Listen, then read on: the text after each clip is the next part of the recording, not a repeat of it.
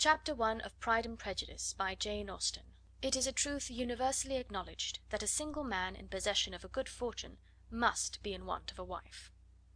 However little known the feelings or views of such a man may be on his first entering a neighbourhood, this truth is so well fixed in the minds of the surrounding families that he is considered the rightful property of some one or other of their daughters. "My dear Mr. Bennet," said his lady to him one day, "have you heard that Netherfield Park is let at last?" Mr. Bennet replied that he had not. "But it is," returned she, "for Mrs. Long has just been here, and she told me all about it." Mr. Bennet made no answer. "Do you not want to know who has taken it?" cried his wife impatiently. "You want to tell me, and I have no objection to hearing it." This was invitation enough. "Why, my dear, you must know. Mrs. Long says that Netherfield is taken by a young man of large fortune from the north of England; that he came down on Monday in a chaise and four to see the place, and was so much delighted with it that he agreed with Mr. Morris immediately; that he is to take possession before Michaelmas, and some of his servants are to be in the house by the end of next week." "What is his name?" "Bingley." "Is he married or single?" "Oh, single, my dear, to be sure. A single man of large fortune, 4,000 or 5,000 a year. What a fine thing for our girls!" "How so? How can it affect them?" "My dear Mr. Bennet," replied his wife, "how can you be so tiresome? You must know that I am thinking of his marrying one of them." "Is that his design in settling here?" "Design? Nonsense! How can you talk so? But it is very likely that he may fall in love with one of them, and therefore you must visit him as soon as he comes."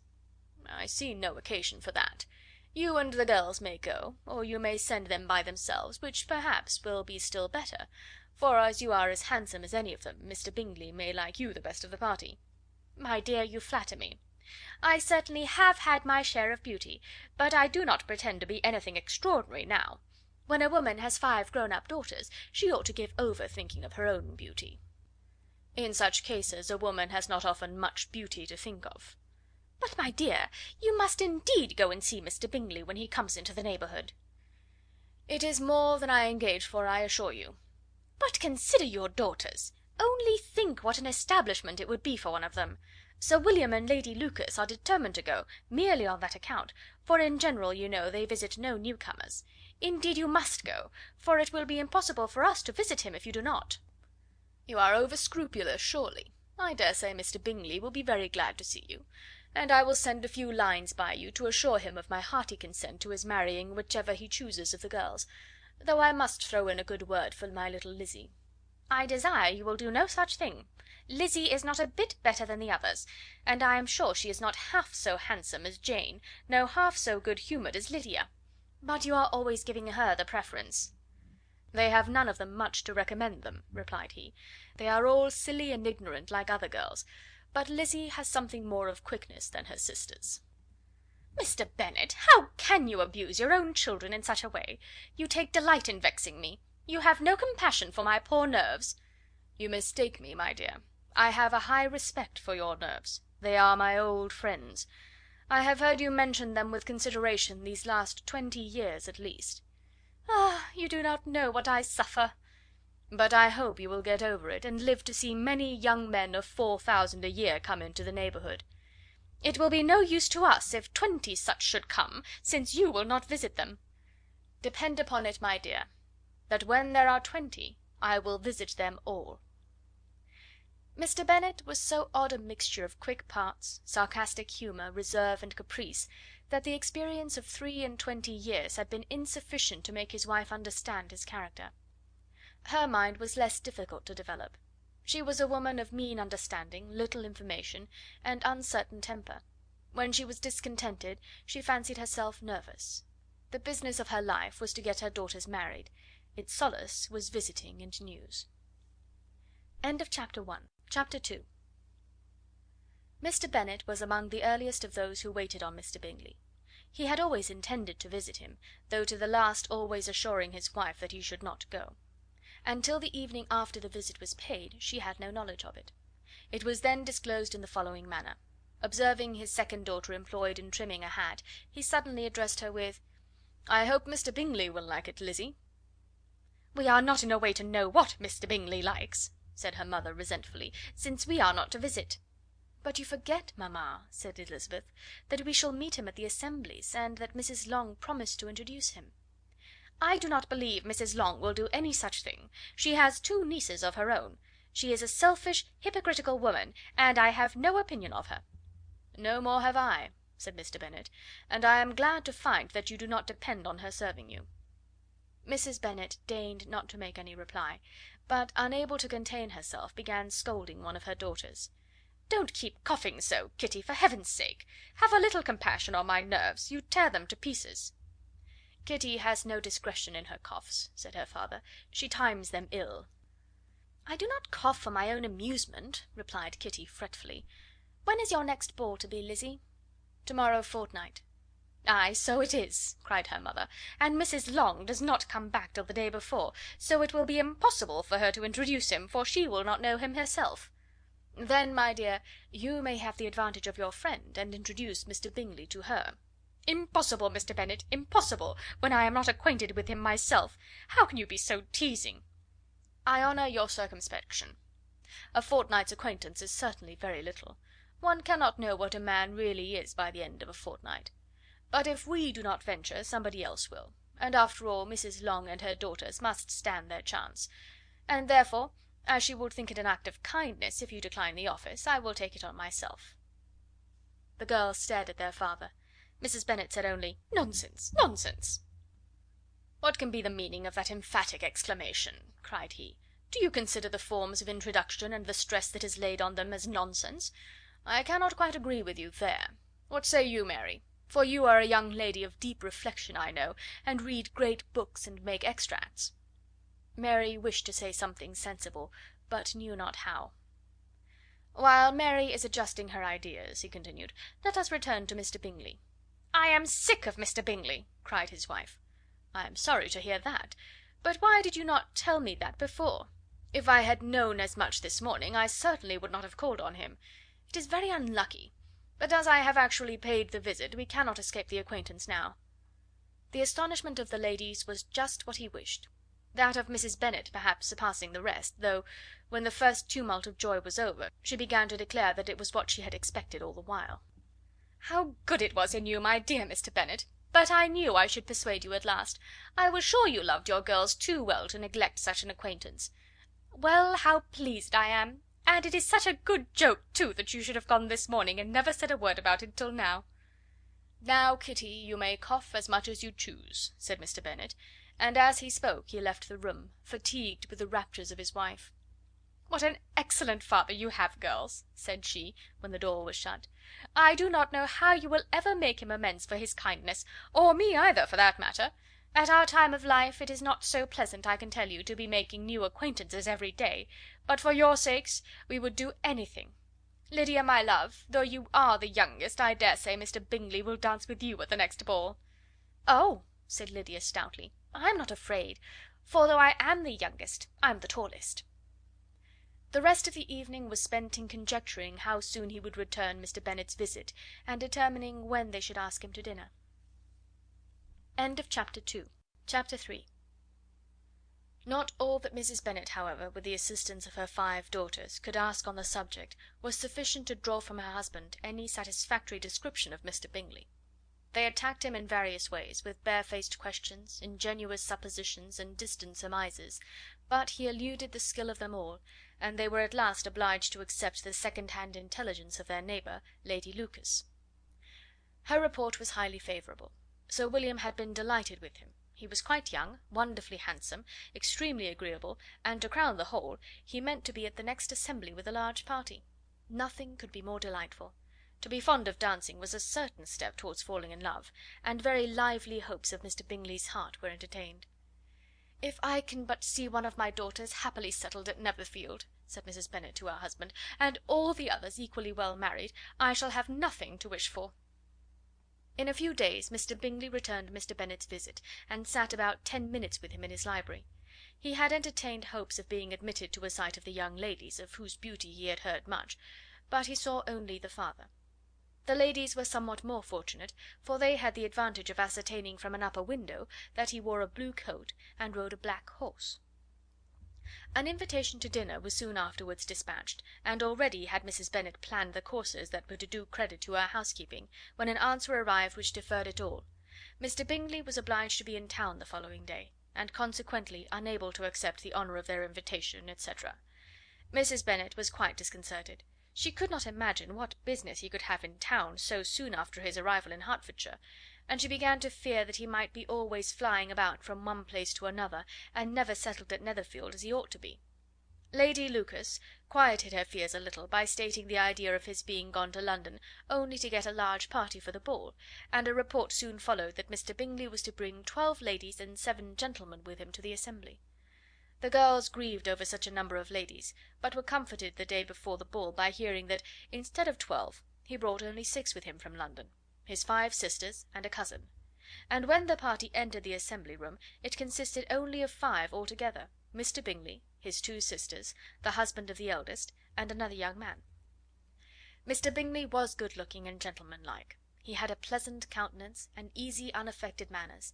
His sisters were fine women, with an air of decided fashion. His brother-in-law, Mr. Hurst, merely looked the gentleman, but his friend Mr. Darcy soon drew the attention of the room by his fine tall person, handsome features, noble mien, and the report which was in general circulation within 5 minutes after his entrance, of his having 10,000 a year.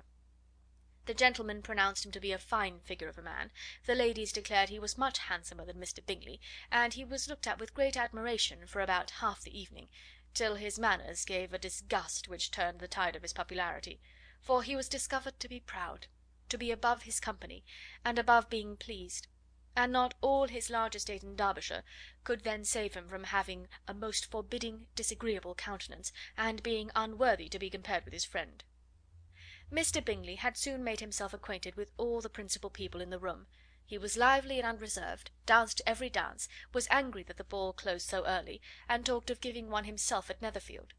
Such amiable qualities must speak for themselves. What a contrast between him and his friend! Mr. Darcy danced only once with Mrs. Hurst, and once with Miss Bingley, declined being introduced to any other lady, and spent the rest of the evening in walking about the room, speaking occasionally to one of his own party. His character was decided. He was the proudest, most disagreeable man in the world, and everybody hoped that he would never come there again. Amongst the most violent against him was Mrs. Bennet, whose dislike of his general behaviour was sharpened into particular resentment by his having slighted one of her daughters. Elizabeth Bennet had been obliged, by the scarcity of gentlemen, to sit down for 2 dances, and during part of that time Mr. Darcy had been standing near enough for her to hear a conversation between him and Mr. Bingley, who came from the dance for a few minutes to press his friend to join it. "Come, Darcy," said he, "I must have you dance. I hate to see you standing about by yourself in this stupid manner. You had much better dance." "I certainly shall not. You know how I detest it, unless I am particularly acquainted with my partner. At such an assembly as this it would be insupportable. Your sisters are engaged, and there is not another woman in the room whom it would not be a punishment to me to stand up with."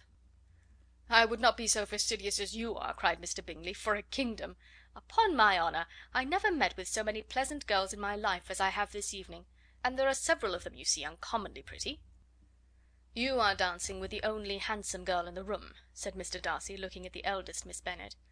"Oh, she is the most beautiful creature I ever beheld. But there is one of her sisters sitting down just behind you, who is very pretty, and I dare say very agreeable. Do let me ask my partner to introduce you." "Which do you mean?"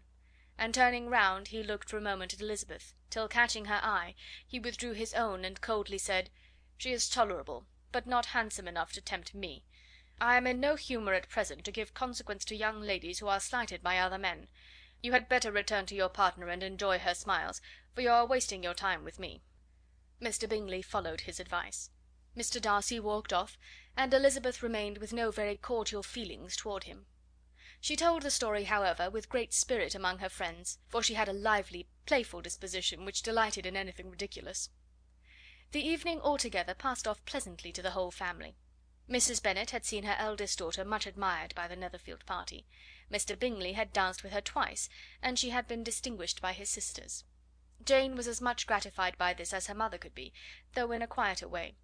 Elizabeth felt Jane's pleasure.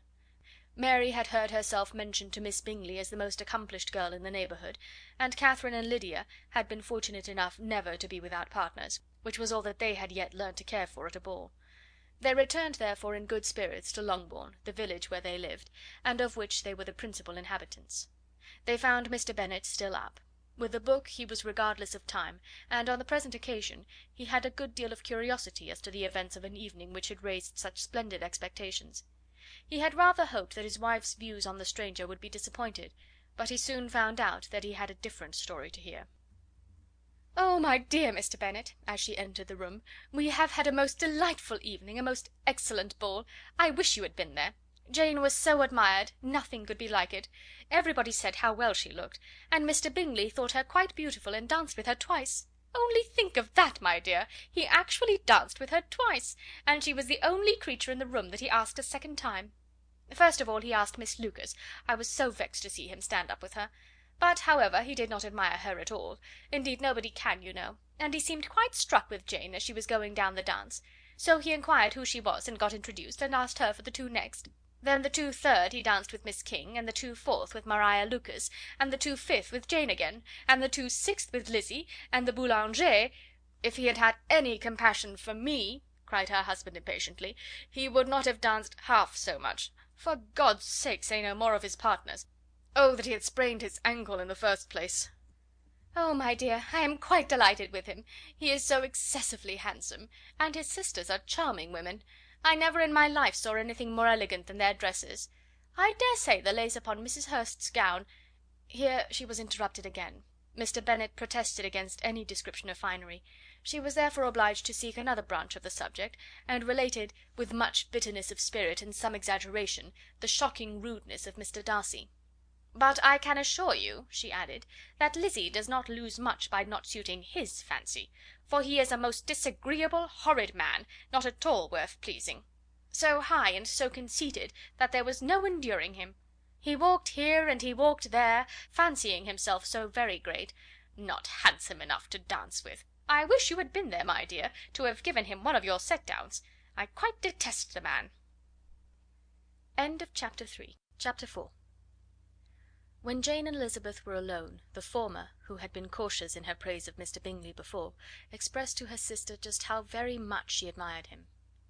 "He is just what a young man ought to be," said she, "sensible, good-humoured, lively, and I never saw such happy manners, so much ease, with such perfect good breeding." "He is also handsome," replied Elizabeth, "which a young man ought likewise to be, if he possibly can. His character is thereby complete." "I was very much flattered by his asking me to dance a second time. I did not expect such a compliment." "Did not you? I did for you. But that is one great difference between us. Compliments always take you by surprise, and me never. What could be more natural than his asking you again? He could not help seeing that you were about 5 times as pretty as every other woman in the room. No thanks to his gallantry for that.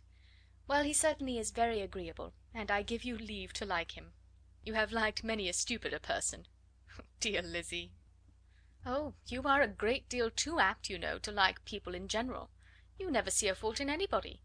All the world are good and agreeable in your eyes. I never heard you speak ill of a human being in your life." "I would not wish to be hasty in censuring any one, but I always speak what I think."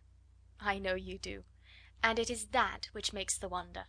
With your good sense, to be so honestly blind to the follies and nonsense of others. Affectation of candour is common enough, one meets with it everywhere, but to be candid without ostentation or design, to take the good of everybody's character and make it still better, and say nothing of the bad, belongs to you alone. And so you like this man's sisters too, do you? Their manners are not equal to his." "Certainly not, at first, but they are very pleasing women when you converse with them. Miss Bingley is to live with her brother and keep his house, and I am much mistaken if we shall not find a very charming neighbour in her." Elizabeth listened in silence, but was not convinced. Their behaviour at the assembly had not been calculated to please in general, and with more quickness of observation and less pliancy of temper than her sister, and with a judgment too unassailed by any attention to herself, she was very little disposed to approve of them. They were, in fact, very fine ladies, not deficient in good humour when they were pleased, nor in the power of making themselves agreeable when they chose it, but proud and conceited. They were rather handsome, had been educated in one of the first private seminaries in town, had a fortune of £20,000, were in the habit of spending more than they ought, and of associating with people of rank, and were therefore in every respect entitled to think well of themselves and meanly of others. They were of a respectable family in the north of England, a circumstance more deeply impressed on their memories than that their brother's fortune and their own had been acquired by trade. Mr. Bingley inherited property to the amount of nearly £100,000 from his father, who had intended to purchase an estate, but did not live to do it. Mr. Bingley intended it likewise, and sometimes made choice of his county; but as he was now provided with a good house and the liberty of a manor, it was doubtful to many of those who best knew the easiness of his temper whether he might not spend the remainder of his days at Netherfield, and leave the next generation to purchase. His sisters were anxious for his having an estate of his own, but though he was now only established as a tenant, Miss Bingley was by no means unwilling to preside at his table, nor was Mrs. Hurst, who had married a man of more fashion than fortune, less disposed to consider his house as her home when it suited her. Mr. Bingley had not been of age 2 years when he was tempted by an accidental recommendation to look at Netherfield House. He did look at it, and into it, for almost half an hour, was pleased with the situation and the principal rooms, satisfied with what the owner said in its praise, and took it immediately. Between him and Darcy there was a very steady friendship, in spite of great opposition of character. Bingley was endeared to Darcy by the easiness, openness, and ductility of his temper, though no disposition could offer a greater contrast to his own, and though with his own he never appeared dissatisfied. On the strength of Darcy's regard Bingley had the firmest reliance, and of his judgment the highest opinion. In understanding, Darcy was the superior. Bingley was by no means deficient, but Darcy was clever. He was at the same time haughty, reserved, and fastidious, and his manners, though well bred, were not inviting. In that respect his friend had greatly the advantage. Bingley was sure of being liked wherever he appeared; Darcy was continually giving offence. The manner in which they spoke of the Meryton assembly was sufficiently characteristic. Bingley had never met with more pleasant people or prettier girls in his life. Everybody had been most kind and attentive to him, there had been no formality, no stiffness; he had soon felt acquainted with all the room, and as to Miss Bennet, he could not conceive an angel more beautiful. Darcy, on the contrary, had seen a collection of people in whom there was little beauty and no fashion, for none of whom he had felt the smallest interest, and from none received either attention or pleasure. Miss Bennet he acknowledged to be pretty, but she smiled too much. Mrs. Hurst and her sister allowed it to be so, but still they admired her and liked her, and pronounced her to be a sweet girl, and one whom they would not object to know more of. Miss Bennet was therefore established as a sweet girl, and their brother felt authorized by such commendation to think of her as he chose. Chapter 5. Within a short walk of Longbourn lived a family with whom the Bennets were particularly intimate. Sir William Lucas had been formerly in trade in Meryton, where he had made a tolerable fortune, and risen to the honour of knighthood by an address to the king during his mayoralty. The distinction had perhaps been felt too strongly; it had given him a disgust to his business, and to his residence in a small market town, and in quitting them both, he had removed with his family to a house about a mile from Meryton, denominated from that period Lucas Lodge, where he could think with pleasure of his own importance, and, unshackled by business, occupy himself solely in being civil to all the world. For though elated by his rank, it did not render him supercilious; on the contrary, he was all attention to everybody. By nature inoffensive, friendly, and obliging, his presentation at St. James had made him courteous. Lady Lucas was a very good kind of woman, not too clever to be a valuable neighbour to Mrs. Bennet. They had several children. The eldest of them, a sensible, intelligent young woman about 27, was Elizabeth's intimate friend. That the Miss Lucases and the Miss Bennets should meet to talk over a ball was absolutely necessary, and the morning after the assembly brought the former to Longbourn to hear and to communicate. "You began the evening well, Charlotte," said Mrs. Bennet, with civil self command, to Miss Lucas. "You were Mr. Bingley's first choice." "Yes, but he seemed to like his second better." "Oh, you mean Jane, I suppose, because he danced with her twice. To be sure, that did seem as if he admired her; indeed, I rather believe he did. I heard something about it, but I hardly know what. Something about Mr. Robinson." "Perhaps you mean what I overheard between him and Mr. Robinson. Did not I mention it to you? Mr. Robinson's asking him how he liked our Meryton assemblies, and whether he did not think there were a great many pretty women in the room, and which he thought the prettiest, and his answering immediately to the last question, 'Oh, the eldest Miss Bennet, beyond a doubt. There cannot be two opinions on that point.'" "Upon my word! Well, that is very decided indeed. That does seem as if but, however, it may all come to nothing, you know." "My overhearings were more to the purpose than yours, Eliza," said Charlotte. "Mr. Darcy is not so well worth listening to as his friend, is he? Poor Eliza! To be only just tolerable! I beg you would not put it into Lizzie's head to be vexed by his ill treatment, for he is such a disagreeable man, that it would be quite a misfortune to be liked by him. Mrs. Long told me last night that he sat close to her for half an hour without once opening his lips." "Are you quite sure, ma'am? Is there not a little mistake?" said Jane. "I certainly saw Mr. Darcy speaking to her." "Ay, because she asked him at last how he liked Netherfield, and he could not help answering her. But she said he seemed quite angry at being spoke to." "Miss Bingley told me," said Jane, "that he never speaks much, unless among his intimate acquaintances. With them he is remarkably agreeable." "I do not believe a word of that, my dear. If he had been so very agreeable, he would have talked to Mrs. Long. But I can guess how it was. Everybody says that he is eat up with pride, and I dare say he had heard somehow that Mrs. Long does not keep a carriage, and had come to the ball in a hack chaise." "I do not mind his not talking to Mrs. Long," said Miss Lucas, "but I wish he had danced with Eliza." "Another time, Lizzie," said her mother, "I would not dance with him, if I were you." "I believe, ma'am, I may safely promise you never to dance with him." "His pride," said Miss Lucas, "does not offend me so much as pride often does, because there is an excuse for it. One cannot wonder that so very fine a young man, with family, fortune, everything in his favour, should think highly of himself. If I may so express it, he has a right to be proud." "That is very true," replied Elizabeth, "that I could easily forgive his pride if he had not mortified mine." "Pride," observed Mary, who piqued herself upon the solidity of her reflections, "is a very common failing, I believe. By all that I have ever read, I am convinced that it is very common indeed, that human nature is particularly prone to it, and that there are very few of us who do not cherish a feeling of self complacency on the score of some quality or other, real or imaginary. Vanity and pride are different things, though the words are often used synonymously. A person may be proud without being vain. Pride relates more to our opinion of ourselves, vanity to what we would have others think of us." "If I were as rich as Mr. Darcy," cried a young Lucas, who came with his sisters, "I should not care how proud I was. I would keep a pack of foxhounds and drink a bottle of wine a day." "Then you would drink a great deal more than you ought," said Mrs. Bennet, "and if I were to see you at it, I should take away your bottle directly." The boy protested that she should not. She continued to declare that she would, and the argument ended only with the visit. Chapter 6. The ladies of Longbourn soon waited on those of Netherfield. The visit was soon returned in due form.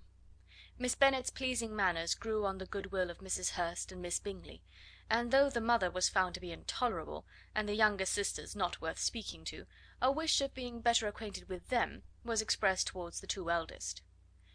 By Jane this attention was received with the greatest pleasure, but Elizabeth still saw superciliousness in their treatment of everybody, hardly excepting even her sister, and could not like them; though their kindness to Jane, such as it was, had a value as arising in all probability from the influence of their brother's admiration. It was generally evident, whenever they met, that he did admire her, and to her it was equally evident that Jane was yielding to the preference which she had begun to entertain for him from the first, and was in a way to be very much in love; but she considered with pleasure that it was not likely to be discovered by the world in general, since Jane united, with great strength of feeling, a composure of temper and a uniform cheerfulness of manner, which would guard her from the suspicions of the impertinent. She mentioned this to her friend Miss Lucas. "It may perhaps be pleasant," replied Charlotte, "to be able to impose on the public in such a case, but it is sometimes a disadvantage to be so very guarded. If a woman conceals her affection with the same skill from the object of it, she may lose the opportunity of fixing him, and it will then be but poor consolation to believe the world equally in the dark. There is so much of gratitude or vanity in almost every attachment, that it is not safe to leave any to itself. We can all begin freely, a slight preference is natural enough, but there are very few of us who have heart enough to be really in love without encouragement. In 9 cases out of 10 a woman had better show more affection than she feels. Bingley likes your sister undoubtedly, but he may never do more than like her if she does not help him on." "But she does help him on, as much as her nature will allow. If I can perceive her regard for him, he must be a simpleton indeed not to discover it too. Remember, Eliza, that he does not know Jane's disposition as you do." "But if a woman is partial to a man, and does not endeavour to conceal it, he must find it out." "Perhaps he must, if he sees enough of her; but though Bingley and Jane meet tolerably often, it is never for many hours together, and as they always see each other in large mixed parties, it is impossible that every moment should be employed in conversing together. Jane should therefore make the most of every half hour in which she can command his attention. When she is secure of him, there will be more leisure for falling in love as much as she chooses." "Your plan is a good one," replied Elizabeth, "where nothing is in question but the desire of being well married, and if I were determined to get a rich husband, or any husband, I dare say I should adopt it. But these are not Jane's feelings. She is not acting by design. As yet she cannot even be certain of the degree of her own regard, nor of its reasonableness. She has known him only a fortnight. She danced 4 dances with him at Meryton, she saw him one morning at his own house, and has since dined with him in company 4 times. This is not quite enough to make her understand his character." "Not as you represent it.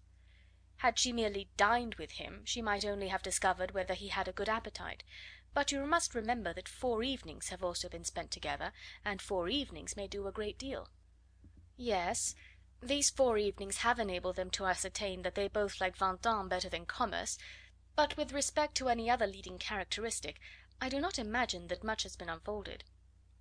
"Well," said Charlotte, "I wish Jane success with all my heart, and if she were married to him to morrow, I should think she had as good a chance of happiness as if she were to be studying his character for a 12-month. Happiness in marriage is entirely a matter of chance. If the dispositions of the parties are ever so well known to each other, or ever so similar beforehand, it does not advance their felicity in the least. They always continue to grow sufficiently unlike afterwards to have their share of vexation, and it is better to know as little as possible of the defects of the person with whom you are to pass your life." "You make me laugh, Charlotte, but it is not sound. You know it is not sound, and that you would never act in this way yourself." Occupied in observing Mr. Bingley's attentions to her sister, Elizabeth was far from suspecting that she was herself becoming an object of some interest in the eyes of his friend. Mr. Darcy had at first scarcely allowed her to be pretty. He had looked at her without admiration at the ball, and when they next met he looked at her only to criticise. But no sooner had he made it clear to himself and his friends that she hardly had a good feature in her face, than he began to find it was rendered uncommonly intelligent by the beautiful expression of her dark eyes. To this discovery succeeded some others equally mortifying. Though he had detected with a critical eye more than one failure of perfect symmetry in her form, he was forced to acknowledge her figure to be light and pleasing, and in spite of his asserting that her manners were not those of the fashionable world, he was caught by their easy playfulness. Of this she was perfectly unaware. To her he was only the man who made himself agreeable nowhere, and who had not thought her handsome enough to dance with. He began to wish to know more of her, and as a step towards conversing with her himself, attended to her conversation with others. His doing so drew her notice. It was at Sir William Lucas's, where a large party were assembled. "What does Mr. Darcy mean," said she to Charlotte, "by listening to my conversation with Colonel Forster?" "That is a question which Mr. Darcy only can answer. But if he does it any more, I shall certainly let him know that I see what he is about. He has a very satirical eye, and if I do not begin by being impertinent myself, I shall soon grow afraid of him." On his approaching them soon afterwards, though without seeming to have any intention of speaking, Miss Lucas defied her friend to mention such a subject to him, which immediately provoking Elizabeth to do it, she turned to him and said: "Did you not think, Mr. Darcy, that I expressed myself uncommonly well just now, when I was teasing Colonel Forster to give us a ball at Meryton?" "With great energy, but it is always a subject which makes a lady energetic." "You are severe on us." "It will be her turn soon to be teased," said Miss Lucas. "I am going to open the instrument, Eliza, and you know what follows." "You are a very strange creature by way of a friend, always wanting me to play and sing before anybody and everybody. If my vanity had taken a musical turn, you would have been invaluable; but as it is, I would really rather not sit down before those who must be in the habit of hearing the very best performers." On Miss Lucas's persevering, however, she added: "Very well, if it must be so, it must." And gravely glancing at Mr. Darcy: "There is a fine old saying, which everybody here is of course familiar with: 'Keep your breath to cool your porridge,' and I shall keep mine to swell my song." Her performance was pleasing, though by no means capital. After a song or two, and before she could reply to the entreaties of several that she should sing again, she was eagerly succeeded at the instrument by her sister Mary, who, having in consequence of being the only plain one in the family worked hard for knowledge and accomplishments, was always impatient for display. Mary had neither genius nor taste, and though vanity had given her application, it had given her likewise a pedantic air and conceited manner, which would have injured a higher degree of excellence than she had reached. Elizabeth, easy and unaffected, had been listened to with much more pleasure, though not playing half so well, and Mary, at the end of a long concerto, was glad to purchase praise and gratitude by Scotch and Irish airs, at the request of her younger sisters, who, with some of the Lucases and 2 or 3 officers, joined eagerly in dancing at one end of the room. Mr. Darcy stood near them in silent indignation at such a mode of passing the evening, to the exclusion of all conversation, and was too much engrossed by his thoughts to perceive that Sir William Lucas was his neighbour, till Sir William thus began: "What a charming amusement for young people this is, Mr. Darcy! There is nothing like dancing after all. I consider it as one of the first refinements of polished society." "Certainly, sir, and it has the advantage also of being in vogue amongst the less polished societies of the world. Every savage can dance." Sir William only smiled. "Your friend performs delightfully," he continued after a pause, on seeing Bingley join the group, "and I doubt not that you are an adept in the science yourself, Mr. Darcy." "You saw me dance at Meryton, I believe, sir?" "Yes, indeed, and received no inconsiderable pleasure from the sight. Do you often dance at St. James's?" "Never, sir." "Do you not think it would be a proper compliment to the place?" "It is a compliment which I never pay to any place, if I can avoid it." "You have a house in town, I conclude?" Mr. Darcy bowed.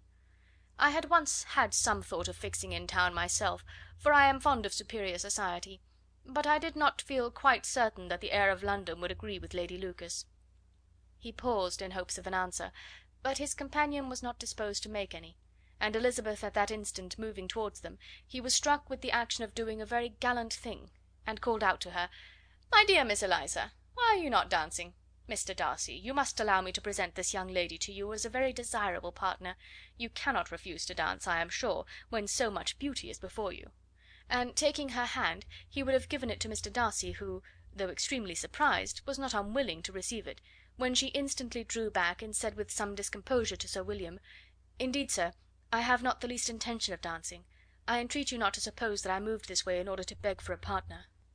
Mr. Darcy, with grave propriety, requested to be allowed the honour of her hand, but in vain. Elizabeth was determined, nor did Sir William at all shake her purpose by his attempt at persuasion. "You excel so much in the dance, Miss Eliza, that it is cruel to deny me the happiness of seeing you; and though this gentleman dislikes the amusement in general, he can have no objection, I am sure, to oblige us for 1/2 hour." "Mr. Darcy is all politeness," said Elizabeth, smiling. "He is indeed, but considering the inducement, my dear Miss Eliza, we cannot wonder at his complaisance, for who would object to such a partner?" Elizabeth looked archly, and turned away. Her resistance had not injured her with the gentleman, and he was thinking of her with some complacency, when thus accosted by Miss Bingley. "I can guess the subject of your reverie." "I should imagine not." "You are considering how insupportable it would be to pass many evenings in this matter, in such society; and indeed I am quite sure of your opinion. I was never more annoyed. The insipidity, and yet the noise; the nothingness, and yet the self importance of all these people. What would I give to hear your strictures on them?" "Your conjecture is totally wrong, I assure you. My mind was more agreeably engaged. I have been meditating on the very great pleasure which a pair of fine eyes in the face of a pretty woman can bestow." Miss Bingley immediately fixed her eyes on his face, and desired he would tell her what lady had the credit of inspiring such reflections. Mr. Darcy replied with great intrepidity: "Miss Elizabeth Bennet." "Miss Elizabeth Bennet!" repeated Miss Bingley. "I am all astonishment. How long has she been such a favourite? And pray, when am I to wish you joy?" "That is exactly the question which I expected you to ask. A lady's imagination is very rapid; it jumps from admiration to love, from love to matrimony, in a moment. I knew you would be wishing me joy." Nay, if you are serious about it, I shall consider the matter as absolutely settled. You will be having a charming mother-in-law indeed, and of course she will always be at Pemberley with you." He listened to her with perfect indifference while she chose to entertain herself in this matter, and as his composure convinced her that all was safe, her wit flowed long. Chapter 7. Mr. Bennet's property consisted almost entirely in an estate of 2,000 a year, which, unfortunately for his daughters, was entailed, in default of heirs male, on a distant relation; and their mother's fortune, though ample for her situation in life, could but ill supply the deficiency of his. Her father had been an attorney in Meryton, and had left her £4,000. She had a sister married to a Mr. Phillips, who had been a clerk to their father and succeeded him in the business, and a brother settled in London in a respectable line of trade. The village of Longbourn was only 1 mile from Meryton, a most convenient distance for the young ladies, who were usually tempted thither 3 or 4 times a week to pay their duty to their aunt and to a milliner's shop just over the way. The 2 youngest of the family, Catherine and Lydia, were particularly frequent in these attentions. Their minds were more vacant than their sisters', and when nothing better offered, a walk to Meryton was necessary to amuse their morning hours and furnish conversation for the evening; and however bare of news the country in general might be, they always contrived to learn some from their aunt. At present, indeed, they were well supplied with both news and happiness by the recent arrival of a militia regiment in the neighbourhood. It was to remain the whole winter, and Meryton was the headquarters. Their visits to Mrs. Phillips were now productive of the most interesting intelligence. Every day added something to their knowledge of the officers' names and connections. Their lodgings were not long a secret, and at length they began to know the officers themselves. Mr. Phillips visited them all, and this opened to his nieces a store of felicity unknown before. They could talk of nothing but officers, and Mr. Bingley's large fortune, the mention of which gave animation to their mother, was worthless in their eyes when opposed to the regimentals of an ensign. After listening one morning to their effusions on this subject, Mr. Bennet coolly observed, "From all that I can collect by your manner of talking, you must be 2 of the silliest girls in the country. I have suspected it some time, but I am now convinced." Catherine was disconcerted and made no answer, but Lydia, with perfect indifference, continued to express her admiration of Captain Carter, and her hope of seeing him in the course of the day, as he was going the next morning to London. "I am astonished, my dear," said Mrs. Bennet, "that you should be so ready to think your own children silly. If I wished to think slightingly of anybody's children, it should not be my own, however. If my children are silly, I must hope to always be sensible of it." "Yes, but as it happens, they are all of them very clever." "This is the only point, I flatter myself, on which we do not agree. I had hoped that our sentiments coincided in every particular, but I must so far differ from you as to think our 2 youngest daughters uncommonly foolish." "My dear Mr. Bennet, you must not expect such girls to have the sense of their father and mother. When they get to our age, I dare say they will not think about officers any more than we do. I remember the time when I liked a red coat myself very well, and indeed so I do still at my heart; and if a smart young colonel, with 5 or 6,000 a year, should want one of my girls, I shall not say nay to him. And I thought Colonel Forster looked very becoming the other night at Sir William's in his regimentals." "Mamma," cried Lydia, "my aunt says that Colonel Forster and Captain Carter do not go so often to Miss Watson's as they did when they first came. She sees them now very often standing in Clark's library." Mrs. Bennet was prevented replying by the entrance of the footman with a note for Miss Bennet. It came from Netherfield, and the servant waited for an answer. Mrs. Bennet's eyes sparkled with pleasure, and she was eagerly calling out, while her daughter read, "Well, Jane, who is it from? What is it about? What does he say? Well, Jane, make haste and tell us. Make haste, my love." "It is from Miss Bingley," said Jane, and then read it aloud. "My dear friend, if you are not so compassionate as to dine to-day with Louisa and me, we shall be in danger of hating each other for the rest of our lives, for a whole day's tete-a-tete between 2 women can never end without a quarrel. Come as soon as you can on receipt of this. My brother and the gentlemen are to dine with the officers. Yours ever, Caroline Bingley." "With the officers!" cried Lydia. "I wonder my aunt did not tell us of that."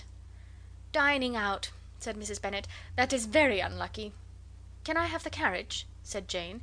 "No, my dear, you had better go on horseback, because it seems likely to rain, and then you must stay all night." "That would be a good scheme," said Elizabeth, "if you were sure that they would not offer to send her home." "Oh, but the gentlemen will have Mr. Bingley's chaise to go to Meryton, and the Hursts have no horses to theirs." "I had much rather go in the coach." "But, my dear, your father cannot spare the horses, I am sure. "They are wanted in the farm, Mr. Bennet, are they not?" They are wanted in the farm much oftener than I can get them." "But if you have got them to day," said Elizabeth, "my mother's purpose will be answered." She did at last extort from her father an acknowledgment that the horses were engaged. Jane was therefore obliged to go on horseback, and her mother attended her to the door with many cheerful prognostics of a bad day. Her hopes were answered. Jane had not been gone long before it rained hard. Her sisters were uneasy for her, but her mother was delighted. The rain continued the whole evening without intermission. Jane certainly could not come back. "This was a lucky idea of mine, indeed," said Mrs. Bennet more than once, as if the credit of making it rain were all her own. Till the next morning, however, she was not aware of all the felicity of her contrivance. Breakfast was scarcely over when a servant from Netherfield brought the following note for Elizabeth: "My dearest Lizzy, I find myself very unwell this morning, which I suppose is to be imputed to my getting wet through yesterday. My kind friends will not hear of my returning till I am better. They insist also on my seeing Mr. Jones, therefore do not be alarmed if you should hear of his having been to me, and, excepting a sore throat and headache, there is not much the matter with me. Yours, etc." "Well, my dear," said Mr. Bennet, when Elizabeth had read the note aloud, "if your daughter should have a dangerous fit of illness, if she should die, it would be a comfort to know that it was all in pursuit of Mr. Bingley, and under your orders." "Oh, I am not afraid of her dying. People do not die of little trifling colds. She will be taken good care of. As long as she stays there, it is all very well. I would go and see her if I could have the carriage." Elizabeth, feeling really anxious, was determined to go to her, though the carriage was not to be had, and as she was no horsewoman, walking was her only alternative. She declared her resolution.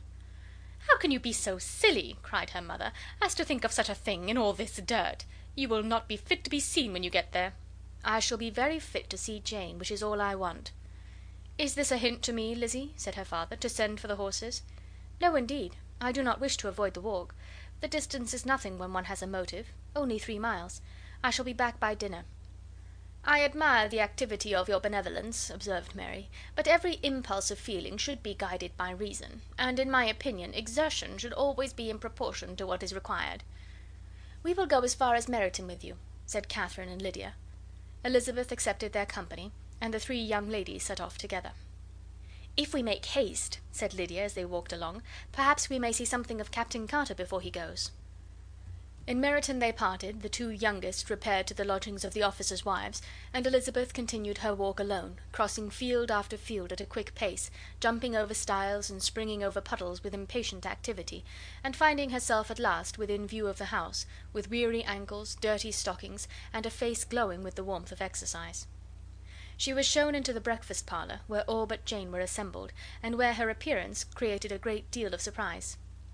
That she should have walked 3 miles so early in the day, in such dirty weather, and by herself, was almost incredible to Mrs. Hurst and Miss Bingley, and Elizabeth was convinced that they held her in contempt for it. She was received, however, very politely by them, and in their brother's manners there was something better than politeness, there was good humour and kindness. Mr. Darcy said very little, and Mr. Hurst nothing at all. The former was divided between admiration of the brilliancy which exercise had given to her complexion, and doubt as to the occasion's justifying her coming so far alone. The latter was thinking only of his breakfast. Her inquiries after his sister were not very favourably answered. Miss Bennet had slept ill, and though up, was very feverish, and not well enough to leave her room. Elizabeth was glad to be taken to her immediately, and Jane, who had only been withheld by the fear of giving alarm or inconvenience from expressing in her note how much she longed for such a visit, was delighted at her entrance. She was not equal, however, to much conversation, and when Miss Bingley left them together, could attempt little beside expressions of gratitude for the extraordinary kindness she was treated with. Elizabeth silently attended her. When breakfast was over they were joined by the sisters, and Elizabeth began to like them herself, when she saw how much affection and solicitude they showed for Jane. The apothecary came, and having examined his patient, said, as might be supposed, that she had caught a violent cold, and that they must endeavour to get the better of it, advised her to return to bed, and promised her some draughts.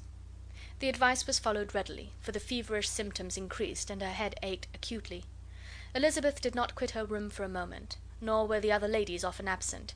The gentlemen being out, they had, in fact, nothing to do elsewhere. When the clock struck 3, Elizabeth felt that she must go, and very unwillingly said so. Miss Bingley offered her the carriage, and she only wanted a little pressing to accept it, when Jane testified such concern in parting with her, that Miss Bingley was obliged to convert the offer of the chaise to an invitation to remain at Netherfield for the present. Elizabeth most thankfully consented, and a servant was dispatched to Longbourn to acquaint the family with her stay, and bring back a supply of clothes. Chapter 8. At 5 o'clock the two ladies retired to dress, and at 6:30 Elizabeth was summoned to dinner. To the civil inquiries which then poured in, and amongst which she had the pleasure of distinguishing the much superior solicitude of Mr. Bingley's, she could not make a very favourable answer. Jane was by no means better. The sisters, on hearing this, repeated 3 or 4 times how much they were grieved, how shocking it was to have a bad cold, and how excessively they disliked being ill themselves; and then thought no more of the matter, and their indifference towards Jane, when not immediately before them, restored Elizabeth to the enjoyment of all her former dislike. Their brother, indeed, was the only one of the party whom she could regard with any complacency. His anxiety for Jane was evident, and his attentions to herself most pleasing, and they prevented her feeling herself so much an intruder as she believed she was considered by the others. She had very little notice from any but him. Miss Bingley was engrossed by Mr. Darcy, her sister scarcely less so, and as for Mr. Hurst, by whom Elizabeth sat, he was an indolent man, who lived only to eat, drink, and play at cards, who, when he found her to prefer a plain dish to a ragout, had nothing to say to her. When dinner was over, she returned directly to Jane, and Miss Bingley began abusing her as soon as she was out of the room. Her manners were pronounced to be very bad indeed, a mixture of pride and impertinence. She had no conversation, no style, no beauty. Mrs. Hurst thought the same, and added, "She has nothing, in short, to recommend her but being an excellent walker. I shall never forget her appearance this morning. She really looked almost wild." "She did indeed, Louisa. I could hardly keep my countenance. Very nonsensical to come at all. Why must she be scampering about the country because her sister had a cold? Her hair, so untidy, so blousy! Yes, and her petticoat, I hope you saw her petticoat, 6 inches deep in mud, I am absolutely certain, and the gown which had been let down to hide it not doing its office." "Your picture may be very exact, Louisa," said Bingley, "but this was all lost upon me. I thought Miss Elizabeth Bennet looked remarkably well when she came into the room this morning. Her dirty petticoat quite escaped my notice." "You observed it, Mr. Darcy, I am sure," said Miss Bingley, "and I am inclined to think that you would not wish to see your sister make such an exhibition." "Certainly not." "To walk 3 miles, or 4 miles, or 5 miles, or whatever it is, above her ankles in dirt, and alone, quite alone! What could she mean by it? It seems to me to show an abominable sort of conceited independence, a most country town indifference to decorum." "It shows an affection for her sister that is very pleasing," said Bingley. "I am afraid, Mr. Darcy," observed Miss Bingley in a half whisper, "that this adventure has rather affected your admiration of her fine eyes." "Not at all," he replied; "they were brightened by the exercise." A short pause followed this speech, and Mrs. Hurst began again. "I have an excessive regard for Miss Jane Bennet. She is really a very sweet girl, and I wish with all my heart she were well settled; but with such a father and mother, and such low connections, I am afraid there is no chance of it." "I think I have heard you say that their uncle is an attorney on Meryton." "Yes, and they have another who lives somewhere near Cheapside." "That is capital," added her sister, and they both laughed heartily. "If they had uncles enough to fill all Cheapside," cried Bingley, "it would not make them one jot less agreeable." "But it must very materially lessen their chance of marrying men of any consideration in the world," replied Darcy.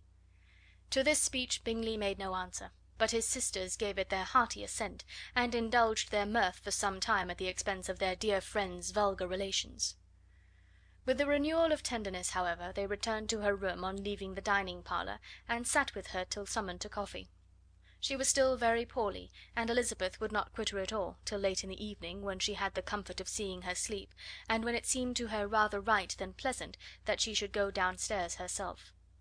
On entering the drawing room she found the whole party at loo, and was immediately invited to join them, but suspecting them to be playing high she declined it, and making her sister the excuse, said she would amuse herself for the short time she could stay below with a book. Mr. Hurst looked at her with astonishment. "Do you prefer reading to cards?" said he. "That is rather singular." "Miss Eliza Bennet," said Miss Bingley, "despises cards. She is a great reader, and has no pleasure in anything else." "I deserve neither such praise nor such censure," cried Elizabeth. "I am not a great reader, and I have pleasure in many things." "In nursing your sister I am sure you have pleasure," said Bingley, "and I hope it will soon be increased by seeing her quite well." Elizabeth thanked him from her heart, and then walked towards the table where a few books were lying. He immediately offered to fetch her others, all that his library afforded. "And I wish my collection were larger for your benefit and my own credit, but I am an idle fellow, and though I have not many, I have more than I have ever looked into." Elizabeth assured him that she could suit herself perfectly with those in the room. "I am astonished," said Miss Bingley, "that my father should have left so small a collection of books. What a delightful library you have at Pemberley, Mr. Darcy!" "It ought to be good," he replied. "It has been the work of many generations." "And then you have added so many to it yourself. You are always buying books." "I cannot comprehend the neglect of a family library in such days as these." "Neglect? I am sure you neglect nothing that can add to the beauties of that noble place. Charles, when you build your house, I wish it may be half as delightful as Pemberley." "I wish it may." "But I would really advise you to make your purchase in that neighbourhood, and take Pemberley for a kind of model. There is not a finer county in England than Derbyshire." "With all my heart. I will buy Pemberley itself if Darcy will sell it." "I am talking of possibilities, Charles." "Upon my word, Caroline, I should think it more possible to get Pemberley by purchase than by imitation."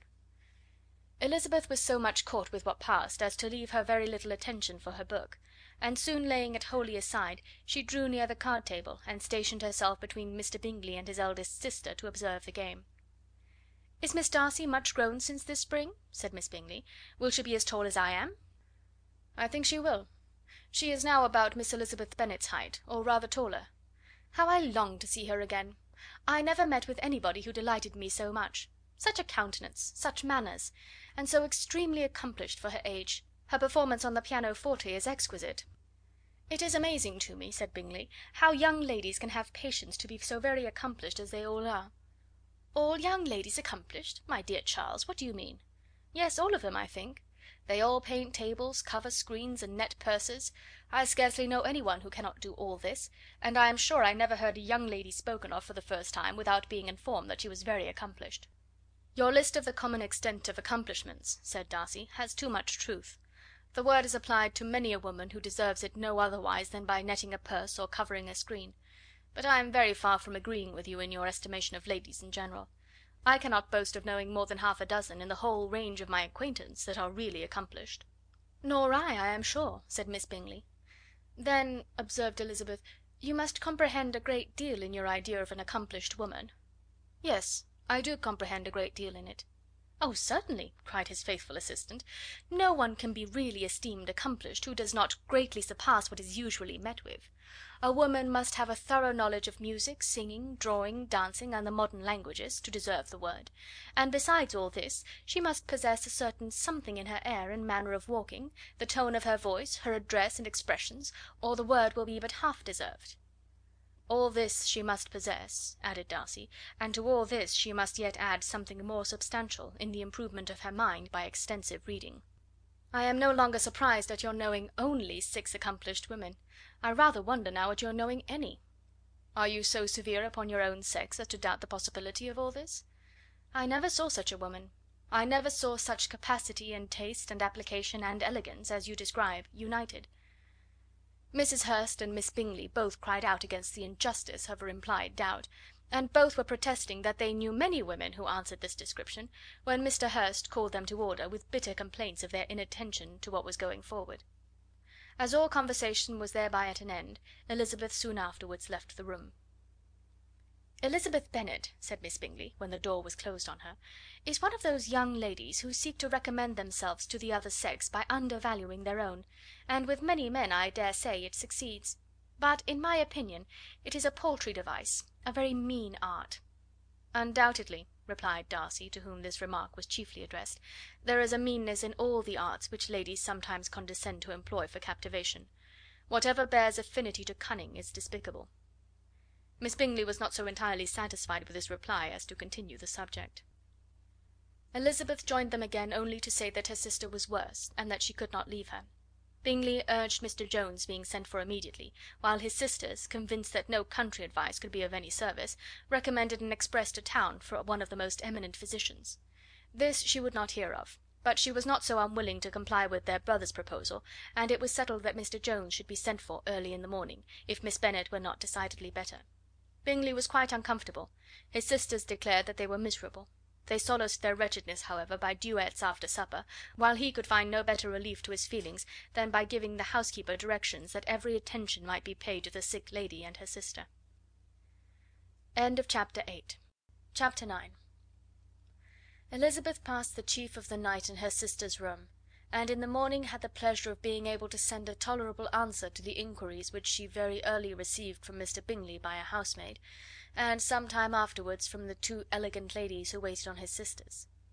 In spite of this amendment, however, she requested to have a note sent to Longbourn, desiring her mother to visit Jane, and form her own judgment of her situation. The note was immediately dispatched, and its contents as quickly complied with. Mrs Bennet, accompanied by her two youngest girls, reached Netherfield soon after the family breakfast. Had she found Jane in any apparent danger, Mrs Bennet would have been very miserable; but being satisfied on seeing her that her illness was not alarming, she had no wish of her recovering immediately, as her restoration to health would probably remove her from Netherfield.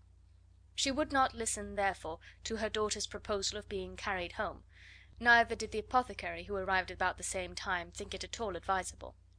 After sitting a little while with Jane, on Miss Bingley's appearance and invitation, the mother and three daughters all attended her into the breakfast parlour.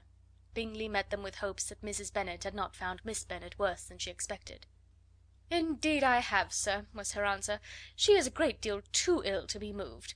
Mr Jones says we must not think of moving her.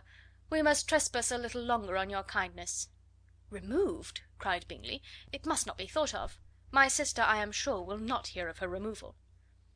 "You may depend upon it, madam," said Miss Bingley with cold civility, "that Miss Bennet will receive every possible attention while she remains with us." Mrs Bennet was profuse in her acknowledgments. "I am sure," she added, "if it was not for such good friends, I do not know what would become of her; for she is very ill indeed, and suffers a vast deal, though with the greatest patience in the world, which is always the way with her, for she has, without exception, the sweetest temper I have ever met with. I often tell my other girls that they are nothing to her. You have a sweet room here, Mr Bingley, and a charming prospect over the gravel walk. I do not know a place in the country that is equal to Netherfield. You will not think of quitting it in a hurry, I hope, though you have but a short lease." "Whatever I do is done in a hurry," replied he, "and therefore, if I should resolve to quit Netherfield, I should probably be off in 5 minutes. At present, however, I consider myself as quite fixed here." "That is exactly what I should have supposed of you," said Elizabeth. "You begin to comprehend me, do you?" cried he, turning towards her. "Oh, yes, I understand you perfectly." "I wish I might take this for a compliment, but to be so easily seen through I am afraid is pitiful." "That is as it happens. It does not follow that a deep, intricate character is more or less estimable than such a one as yours." "Lizzy!" cried her mother, "remember where you are, and do not run on in the wild manner that you are suffered to do at home." "I did not know before," continued Bingley immediately, "that you were a studier of character. It must be an amusing study." "Yes, but the intricate characters are the most amusing. They have at least that advantage." "The country," said Darcy, "can in general supply but a few subjects for such a study. In a country neighbourhood you move in a very confined and unvarying society." "But people themselves alter so much that there is something new to be observed in them for ever." "Yes, indeed!" cried Mrs Bennet, offended by his manner of mentioning a country neighbourhood. "I assure you there is quite as much of that going on in the country as in town." Everybody was surprised, and Darcy, after looking at her for a moment, turned silently away. Mrs Bennet, who fancied she had gained a complete victory over him, continued her triumph. "I cannot see that London has any great advantage over the country, for my part, except the shops and public places. The country is a vast deal pleasanter, is it not, Mr Bingley?" "When I am in the country," he replied, "I never wish to leave it; and when I am in town it is pretty much the same. They have each their advantages, and I can be equally happy in either." "Ay, that is because you have the right disposition; but that gentleman," looking at Darcy, "seemed to think the country was nothing at all." "Indeed, mamma, you are mistaken," said Elizabeth, blushing for her mother. "You quite mistook Mr Darcy. He only meant that there was not such a variety of people to be met with in the country as in the town, which you must acknowledge to be true." "Certainly, my dear. Nobody said there were. But as to not meeting with many people in this neighbourhood, I believe there are few neighbourhoods larger. I know we dine with 24 families." Nothing but concern for Elizabeth could enable Bingley to keep his countenance. His sister was less delicate, and directed her eyes towards Mr. Darcy with a very expressive smile. Elizabeth, for the sake of saying something that might turn her mother's thoughts, now asked her if Charlotte Lucas had been at Longbourn since her coming away. "Yes, she called yesterday with her father. What an agreeable man Sir William is, Mr. Bingley, is not he? So much the man of fashion, so genteel and easy. He had always something good to say to everybody. That is my idea of good breeding. And those persons who fancy themselves very important, and never open their mouths, quite mistake the matter." "Did Charlotte dine with you?" "No, she would go home. I fancy she was wanted about the mince pies. For my part, Mr. Bingley, I always keep servants that can do their own work. My daughters are brought up very differently, but everybody is to judge for themselves, and the Lucases are a very good sort of girls, I assure you. It is a pity they are not handsome. Not that I think Charlotte so very plain, but then she is our particular friend." "She seems a very pleasant young woman." "Oh dear, yes! But you must own she is very plain. Lady Lucas herself has often said so, and envied me Jane's beauty. I do not like to boast of my own child, but to be sure Jane, one does not often see anybody better looking." "It is what everybody says. I do not trust my own partiality. When she was only 15 there was a man at my brother Gardiner's in town so much in love with her that my sister-in-law was sure he would make her an offer before we came away. But, however, he did not. Perhaps he thought her too young. However, he wrote some verses on her, and very pretty they were." "And so ended his affection," said Elizabeth impatiently. "There has been many a one, I fancy, overcome in the same way. I wonder who first discovered the efficacy of poetry in driving away love." "I have been used to consider poetry as the food of love," said Darcy. "Of a fine, stout, healthy love it may. Everything nourishes what is strong already. But if it be only a slight, thin sort of inclination, I am convinced that one good sonnet will starve it entirely away." Darcy only smiled, and the general pause which ensued made Elizabeth tremble lest her mother should be exposing herself again. She longed to speak, but could think of nothing to say, and after a short silence Mrs. Bennet began repeating her thanks to Mr. Bingley for his kindness to Jane, with an apology for troubling him also with Lizzie. Mr. Bingley was unaffectedly civil in his answer, and forced his younger sister to be civil also, and say what the occasion required. She performed her part indeed without much graciousness, but Mrs. Bennet was satisfied, and soon afterwards ordered her carriage. Upon this signal the youngest of her daughters put herself forward. The two girls had been whispering to each other during the whole visit, and the result of it was, that the youngest should tax Mr. Bingley with having promised on his first coming into the country to give a ball at Netherfield. Lydia was a stout, well-grown girl of 15, with a fine complexion and good-humoured countenance, a favourite with her mother, whose affection had brought her into public at an early age. She had high animal spirits, and a sort of natural self-consequence, which the attention of the officers, to whom her uncle's good dinners, and her own easy manners recommended her, had increased into assurance. She was very equal, therefore, to address Mr. Bingley on the subject of the ball, and abruptly reminded him of his promise, adding that it would be the most shameful thing in the world if he did not keep it. His answer to this sudden attack was delightful to their mother's ear. "I am perfectly ready, I assure you, to keep my engagement, and when your sister is recovered you shall, if you please, name the very day of the ball. But you would not wish to be dancing when she is ill?" Lydia declared herself satisfied. "Oh, yes! It would be much better to wait till Jane was well, and by that time most likely Captain Carter would be at Meryton again. And when you have given your ball," she added, "I shall insist on their giving one also. I shall tell Colonel Forster that it will be quite a shame if he does not." Mrs. Bennet and her daughters then departed, and Elizabeth returned instantly to Jane, leaving her own and her relations' behaviour to the remarks of the two ladies and Mr. Darcy; the latter of whom, however, could not be prevailed on to join in their censure of her, in spite of all Miss Bingley's witticisms on fine eyes. Chapter 10.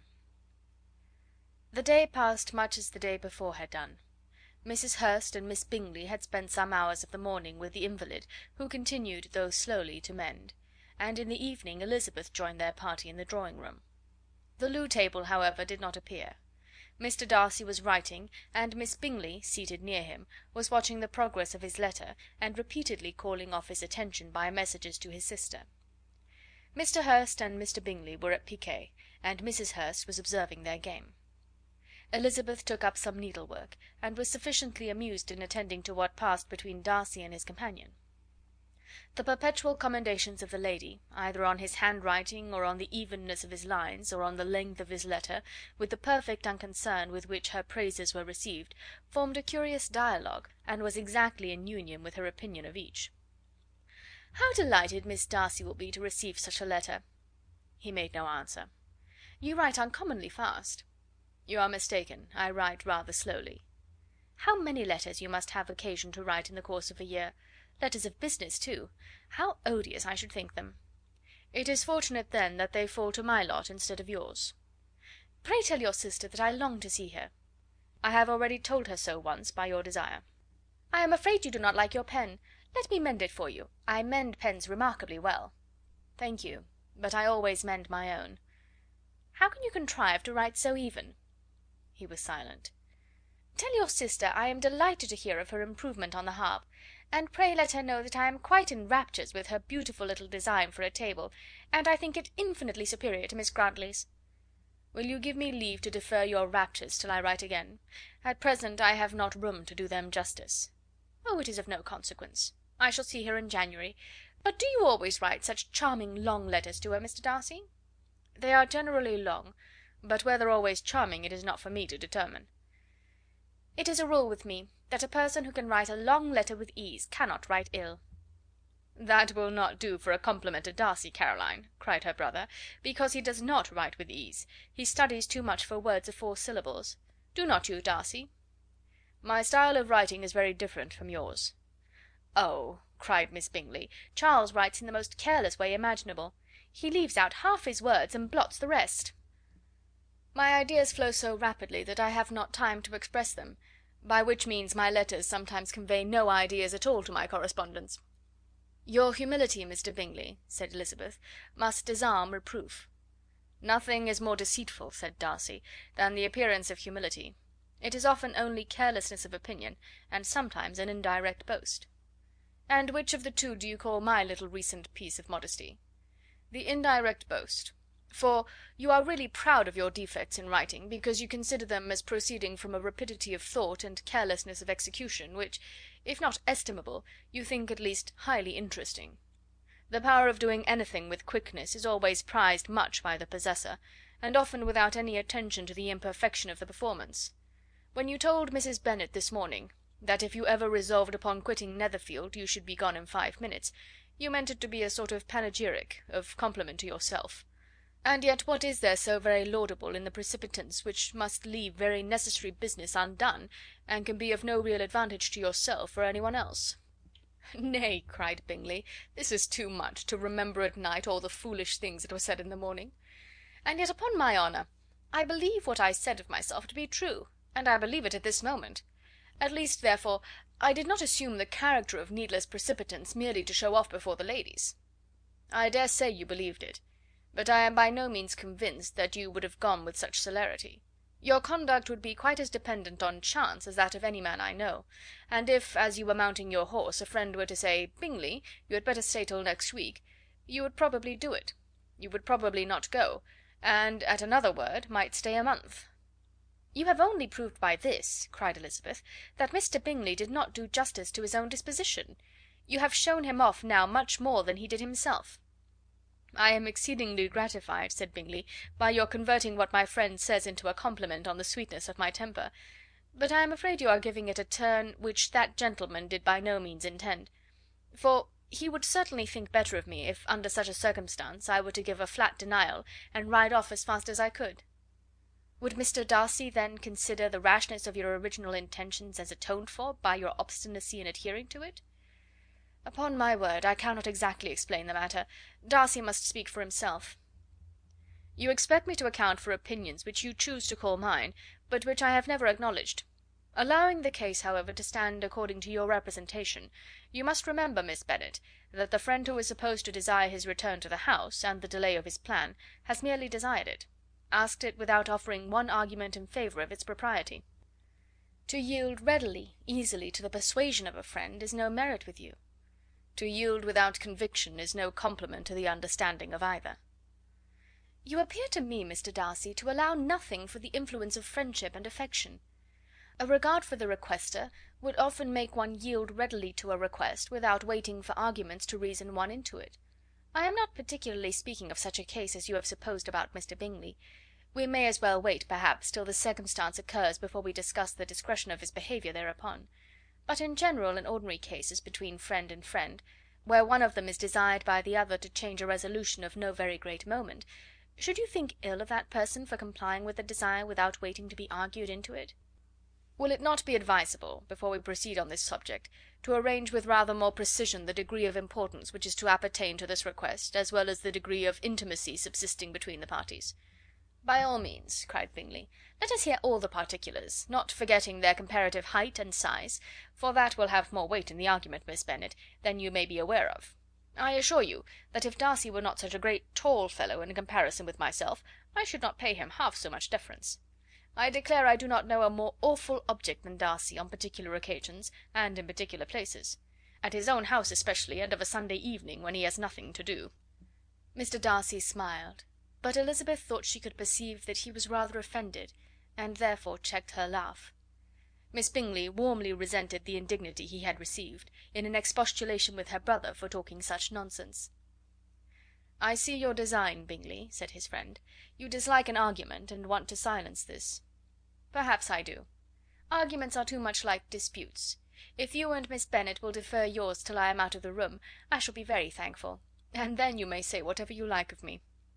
"What you ask," said Elizabeth, "is no sacrifice on my side, and Mr. Darcy had much better finish his letter." Mr. Darcy took her advice, and did finish his letter. When that business was over, he applied to Miss Bingley and Elizabeth for an indulgence of some music. Miss Bingley moved with some alacrity to the pianoforte, and, after a polite request that Elizabeth would lead the way, which the other as politely and more earnestly negatived, she seated herself. Mrs. Hurst sang with her sister, and while they were thus employed, Elizabeth could not help observing, as she turned over some music books that lay on the instrument, how frequently Mr. Darcy's eyes were fixed on her. She hardly knew how to suppose that she could be an object of admiration to so great a man, and yet that he should look at her because he disliked her was still more strange. She could only imagine, however, at last, that she drew his notice because there was something more wrong and reprehensible, according to his ideas of right, than in any other person present. The supposition did not pain her. She liked him too little to care for his approbation.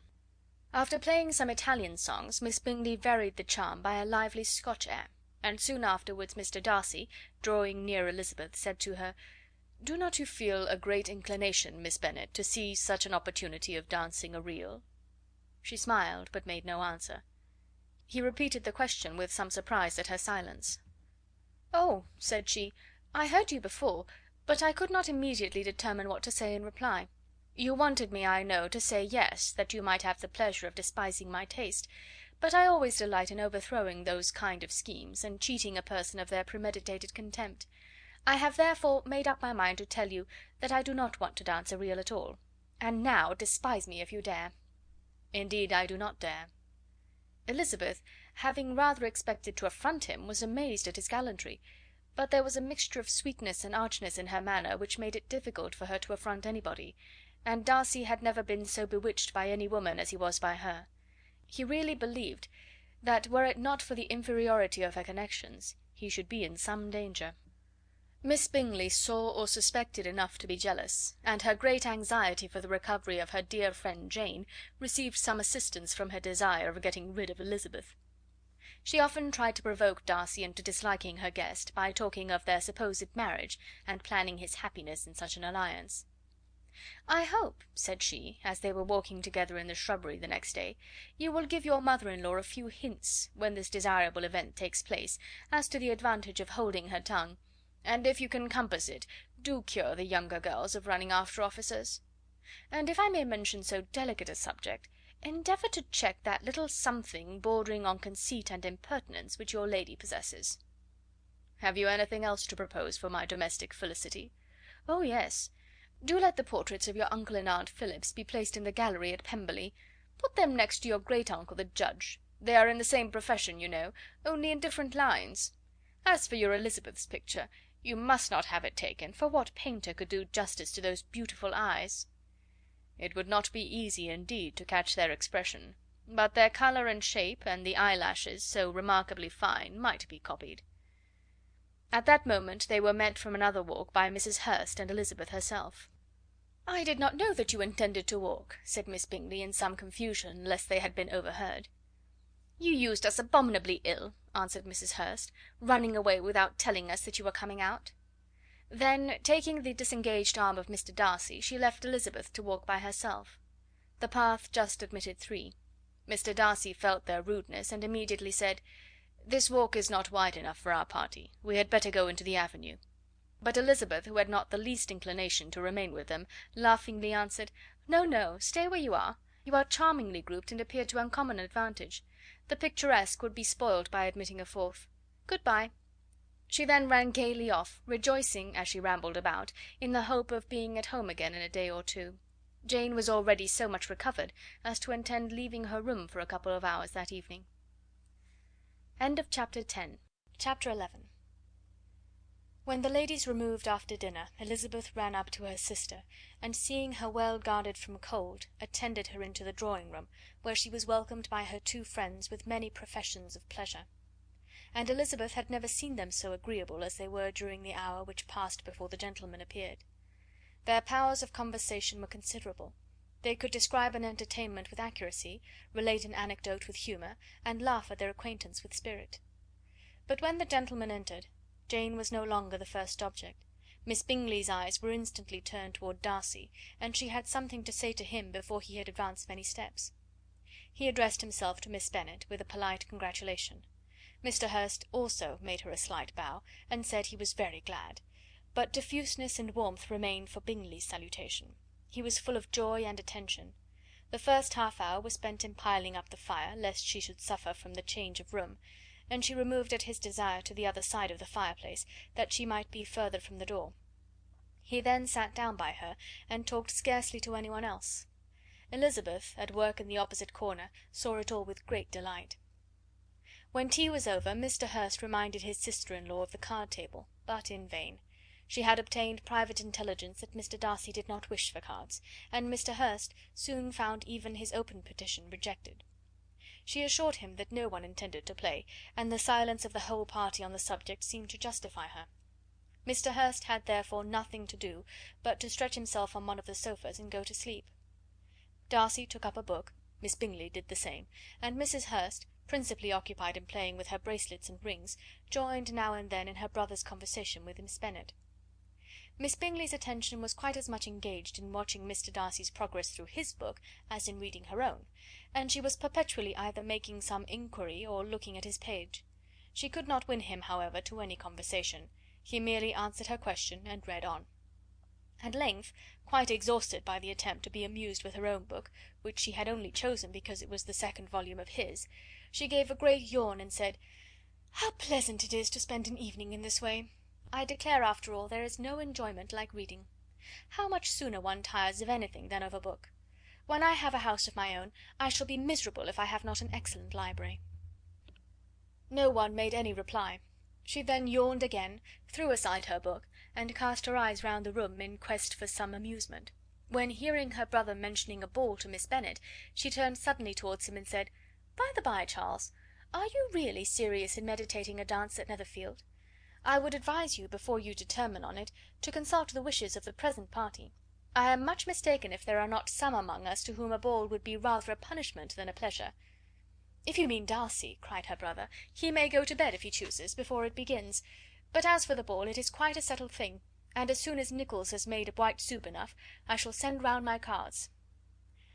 "I should like balls infinitely better," she replied, "if they were carried on in a different manner; but there is something insufferably tedious in the usual process of such a meeting. It would surely be much more rational if conversation instead of dancing were made the order of the day." "Much more rational, my dear Caroline, I dare say, but it would not be near so much like a ball." Miss Bingley made no answer, and soon afterwards she got up and walked about the room. Her figure was elegant, and she walked well, But Darcy, at whom it was all aimed, was still inflexibly studious. In the desperation of her feelings she resolved on one effort more, and turning to Elizabeth, said: "Miss Eliza Bennet, let me persuade you to follow my example and take a turn about the room. I assure you it is very refreshing after sitting so long in one attitude." Elizabeth was surprised, but agreed to it immediately. Miss Bingley succeeded no less in the real object of her civility. Mr. Darcy looked up. He was as much awake to the novelty of attention in that quarter as Elizabeth herself could be, and unconsciously closed his book. He was directly invited to join their party, but he declined it, observing that he could imagine but two motives for their choosing to walk up and down the room together, with either of which motives his joining them would interfere. What could he mean? She was dying to know what could be his meaning, and asked Elizabeth whether she could at all understand him. "Not at all," was her answer; "but depend upon it, he means to be severe on us, and our surest way of disappointing him will be to ask nothing about it." Miss Bingley, however, was incapable of disappointing Mr. Darcy in anything, and persevered therefore in requiring an explanation of his two motives. "I have not the smallest objection to explaining them," said he, as soon as she allowed him to speak. "You either choose this method of passing the evening because you are in each other's confidence, and have secret affairs to discuss, or because you are conscious that your figures appear to the greatest advantage in walking. If the first, I would be completely in your way, and if the second, I can admire you much better as I sit by the fire." "Oh, shocking!" cried Miss Bingley. "I never heard anything so abominable. How shall we punish him for such a speech?" "Nothing so easy, if you have but the inclination," said Elizabeth. "We can all plague and punish one another. Tease him, laugh at him. Intimate as you are, you must know how it is to be done." "But upon my honour I do not. I do assure you that my intimacy has not yet taught me that. Tease calmness of temper and presence of mind? No, no, I feel he may defy us there. And as to laughter, we will not expose ourselves, if you please, by attempting to laugh without a subject. Mr. Darcy may hug himself." "Mr. Darcy is not to be laughed at?" cried Elizabeth. "That is an uncommon advantage, and uncommon I hope it will continue, for it would be a great loss to me to have many such acquaintances. I dearly love a laugh." "Miss Bingley," said he, "has given me credit for more than can be. The wisest and the best of men, nay, the wisest and the best of their actions, may be rendered ridiculous by a person whose first object in life is a joke." "Certainly," replied Elizabeth, "there are such people, but I hope I am not one of them. I hope I never ridicule what is wise or good. Follies and nonsense, whims and inconsistencies, do divert me, I own, and I laugh at them whenever I can; but these, I suppose, are precisely what you are without." "Perhaps that is not possible for any one. But it has been the study of my life to avoid those weaknesses which often expose a strong understanding to ridicule." "Such as vanity and pride?" "Yes, vanity is a weakness indeed; but pride, where there is a real superiority of mind, pride will always be under good resolution." Elizabeth turned away to hide a smile. "Your examination of Mr. Darcy is over, I presume," said Miss Bingley; "and pray what is the result?" "I am perfectly convinced by it that Mr. Darcy has no defect. He owns it to himself without disguise." "No," said Darcy, "I have made no such pretension. I have faults enough, but they are not, I hope, of understanding. My temper I dare not vouch for. It is, I believe, too little yielding, certainly too little for the convenience of the world. I cannot forget the follies and vices of others so soon as I ought, nor their offences against myself. My feelings are not puffed about with every attempt to move them. My temper would perhaps be called resentful. My good opinion, once lost, is lost for ever." "That is a failing indeed," cried Elizabeth.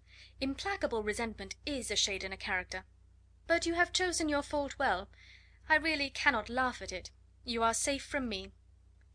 "There is, I believe, in every disposition a tendency to some particular evil, a natural defect which not even the best education can overcome." "And your defect is a propensity to hate everybody." "And yours," he replied with a smile, "is wilfully to misunderstand them." "Do let us have a little music," cried Miss Bingley, tired of a conversation in which she had no share. "Louisa, you will not mind my waking Mr. Hurst?" Her sister made not the slightest objection, and the pianoforte was opened, and Darcy, after a few moments' recollection, was not sorry for it. He began to feel the danger of paying Elizabeth too much attention. Chapter 12. In consequence of an agreement between the sisters, Elizabeth wrote the next morning to her mother to beg that the carriage might be sent for them in the course of the day. But Mrs. Bennet, who had calculated on her daughters remaining at Netherfield till the following Tuesday, which would exactly finish Jane's week, could not bring herself to receive them with pleasure before. Her answer, therefore, was not propitious, at least not to Elizabeth's wishes, for she was impatient to get home. Mrs. Bennet sent them word that they could not possibly have the carriage before Tuesday, and in her postscript it was added that if Mr. Bingley and his sister pressed them to stay longer, she could spare them very well. Against staying longer, however, Elizabeth was positively resolved; nor did she much expect it would be asked, and fearful, on the contrary, as being considered as intruding themselves needlessly long, she urged Jane to borrow Mr. Bingley's carriage immediately, and at length it was settled that their original design of leaving Netherfield that morning should be mentioned, and the request made. The communication excited many professions of concern, and enough was said of wishing them to stay at least until the following day, to work on Jane; until the morrow their going was deferred. Miss Bingley was then sorry that she had proposed the delay, for her jealousy and dislike of one sister much exceeded her affection for the other. The master of the house heard with real sorrow that they were to go so soon, and repeatedly tried to persuade Miss Bennet that it would not be safe for her, that she was not enough recovered, but Jane was firm where she felt herself to be right. To Mr. Darcy it was welcome intelligence. Elizabeth had been at Netherfield long enough. She attracted him more than he liked, and Miss Bingley was uncivil to her, and more teasing than usual to himself. He wisely resolved to be particularly careful that no sign of admiration should now escape him, nothing that could elevate her with the hope of influencing his felicity, sensible that, if such an idea had been suggested, his behaviour during the last day must have material weight in confirming or crushing it. Steady to his purpose, he scarcely spoke 10 words to her through the whole of Saturday, and though they were at one time left by themselves for half an hour, he adhered most conscientiously to his book, and would not even look at her. On Sunday, after morning service, the separation, so agreeable to almost all, took place. Miss Bingley's civility to Elizabeth increased at last very rapidly, as well as her affection for Jane; and when they parted, after assuring the latter of the pleasure it would give her to see her either at Longbourn or Netherfield, and embracing her most tenderly, she even shook hands with the former. Elizabeth took leave of the whole party in the liveliest spirits. They were not welcomed home very cordially by their mother. Mrs. Bennet wondered at their coming, and thought them very wrong to give so much trouble, and was sure Jane would have caught cold again. But their father, though very laconic in his expressions of pleasure, was really glad to see them. He had felt their importance in the family circle. The evening conversation, when they were all assembled, had lost much of its animation, and almost all its sense, by the absence of Jane and Elizabeth. They found Mary, as usual, deep in the study of thorough base and human nature, and had some new extracts to admire, and some new observations of threadbare morality to listen to. Catherine and Lydia had information for them of a different sort. Much had been done, and much had been said in the regiment since the preceding Wednesday. Several of the officers had dined lately with their uncle, a private had been flogged, and it had actually been hinted that Colonel Forster was going to be married. End of chapter 12. Chapter 13. "I hope, my dear," said Mr. Bennet to his wife, as they were at breakfast the next morning, "that you have ordered a good dinner to-day, because I have reason to expect an addition to our family party." "Who do you mean, my dear? I know of nobody that is coming, I am sure, unless Charlotte Lucas should happen to call in, and I am sure my dinners are good enough for her. I do not believe she often sees such at home." "The person of whom I speak is a gentleman and a stranger." Mrs. Bennet's eyes sparkled. "A gentleman and a stranger! It is Mr. Bingley, I am sure. Well, I am sure I shall be extremely glad to see Mr. Bingley. But, good Lord, how unlucky! There is not a bit of fish to be got to-day. Lydia, my love, ring the bell. I must speak to Hill this moment." "It is not Mr. Bingley," said her husband. "It is a person whom I never saw in the whole course of my life." This roused a general astonishment, and he had the pleasure of being eagerly questioned by his wife and his 5 daughters at once. After amusing himself some time with their curiosity, he thus explained: "About a month ago I received this letter, and about a fortnight ago I answered it, for I thought it a cause of some delicacy, and requiring early attention. It is from my cousin Mr. Collins, who, when I am dead, may turn you all out of this house as soon as he pleases." "Oh, my dear," cried his wife, "I cannot bear to hear that mentioned. Pray do not talk of that odious man." I do think it is the hardest thing in the world that your estate should be entailed away from your own children. I am sure if I had been you, I should have tried long ago to do something or other about it." Jane and Elizabeth tried to explain to her the nature of an entail. They had often attempted to do it before, but it was a subject on which Mrs. Bennet was beyond the reach of reason, and she continued to rail bitterly against the cruelty of settling an estate away from a family of 5 daughters in favour of a man whom nobody cared anything about. "It certainly is a most iniquitous affair," said Mr. Bennet, "and nothing can clear Mr. Collins from the guilt of inheriting Longbourn; but if you will listen to his letter, you may perhaps be a little softened by his manner of expressing himself." "No, that I am sure I shall not; and I think it is very impertinent of him to write to you at all, and very hypocritical. I hate such false friends. Why could he not keep on quarrelling with you, as his father did before him?" "Why, indeed? He does seem to have had some filial scruples on that head, as you will hear. Hunsford, near Westerham, Kent, 15th October. Dear Sir, the disagreement subsisting between yourself and my late honoured father always gave me much uneasiness, and since I have had the misfortune to lose him, I have frequently wished to heal the breach, but for some time I was kept back by my own doubts, fearing lest it might seem disrespectful to his memory for me to be on good terms with any one with whom it had always pleased him to be at variance. There, Mrs. Bennet. My mind, however, is now made up on the subject, for having received ordination at Easter, I have been so fortunate as to be distinguished by the patronage of the Right Honourable Lady Catherine de Bourgh, widow of Sir Lewis de Bourgh, whose bounty and beneficence has preferred me to the valuable rectory of this parish, where it shall be my earnest endeavour to demean myself with grateful respect towards her ladyship, and be ever ready to perform those rites and ceremonies which are instituted by the Church of England. As a clergyman, moreover, I feel it my duty to promote and establish the blessing of peace in all families within the reach of my influence, and on these grounds I flatter myself that my present overtures are highly recommendable, and that the circumstance of my being next in the entail of Longbourn estate will be kindly overlooked on your side, and not lead you to reject the offered olive branch. I cannot be otherwise than concerned at being the means of injuring your amiable daughters, and beg leave to apologise for it, as well as to assure you of my readiness to make them every possible amends, but of this hereafter. If you should have no objection to receive me into your house, I propose myself the satisfaction of waiting on you and your family, Monday, November 18th, by 4 o'clock, and shall probably trespass on your hospitality till the Saturday sennight following, which I can do without any inconvenience, as Lady Catherine is far from objecting to my occasional absence on a Sunday, provided that some other clergyman is engaged to do the duty of the day. I remain, dear sir, with respectful compliments to your lady and daughters, your well-wisher and friend, William Collins.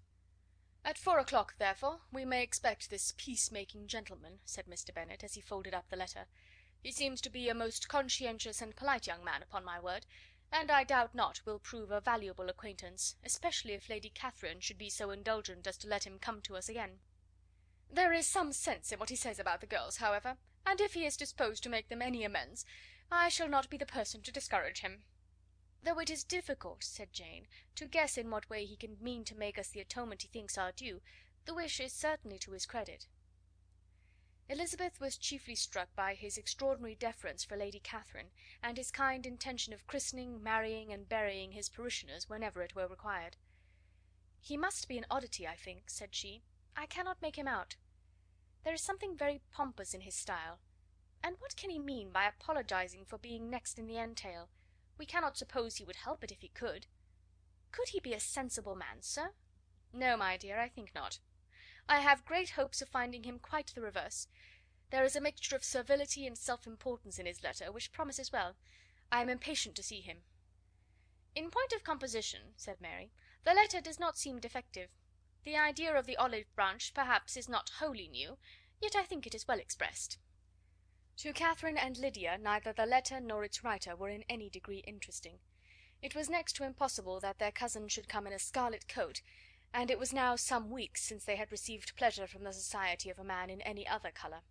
As for their mother, Mr. Collins's letter had done away with much of her ill will, and she was preparing to see him with a degree of composure which astonished her husband and daughters. Mr. Collins was punctual to his time, and was received with great politeness by the whole family. Mr. Bennet, indeed, said little, but the ladies were ready enough to talk, and Mr. Collins seemed neither in need of encouragement nor inclined to be silent himself. He was a tall, heavy looking young man of 25. His air was grave and stately, and his manners were very formal.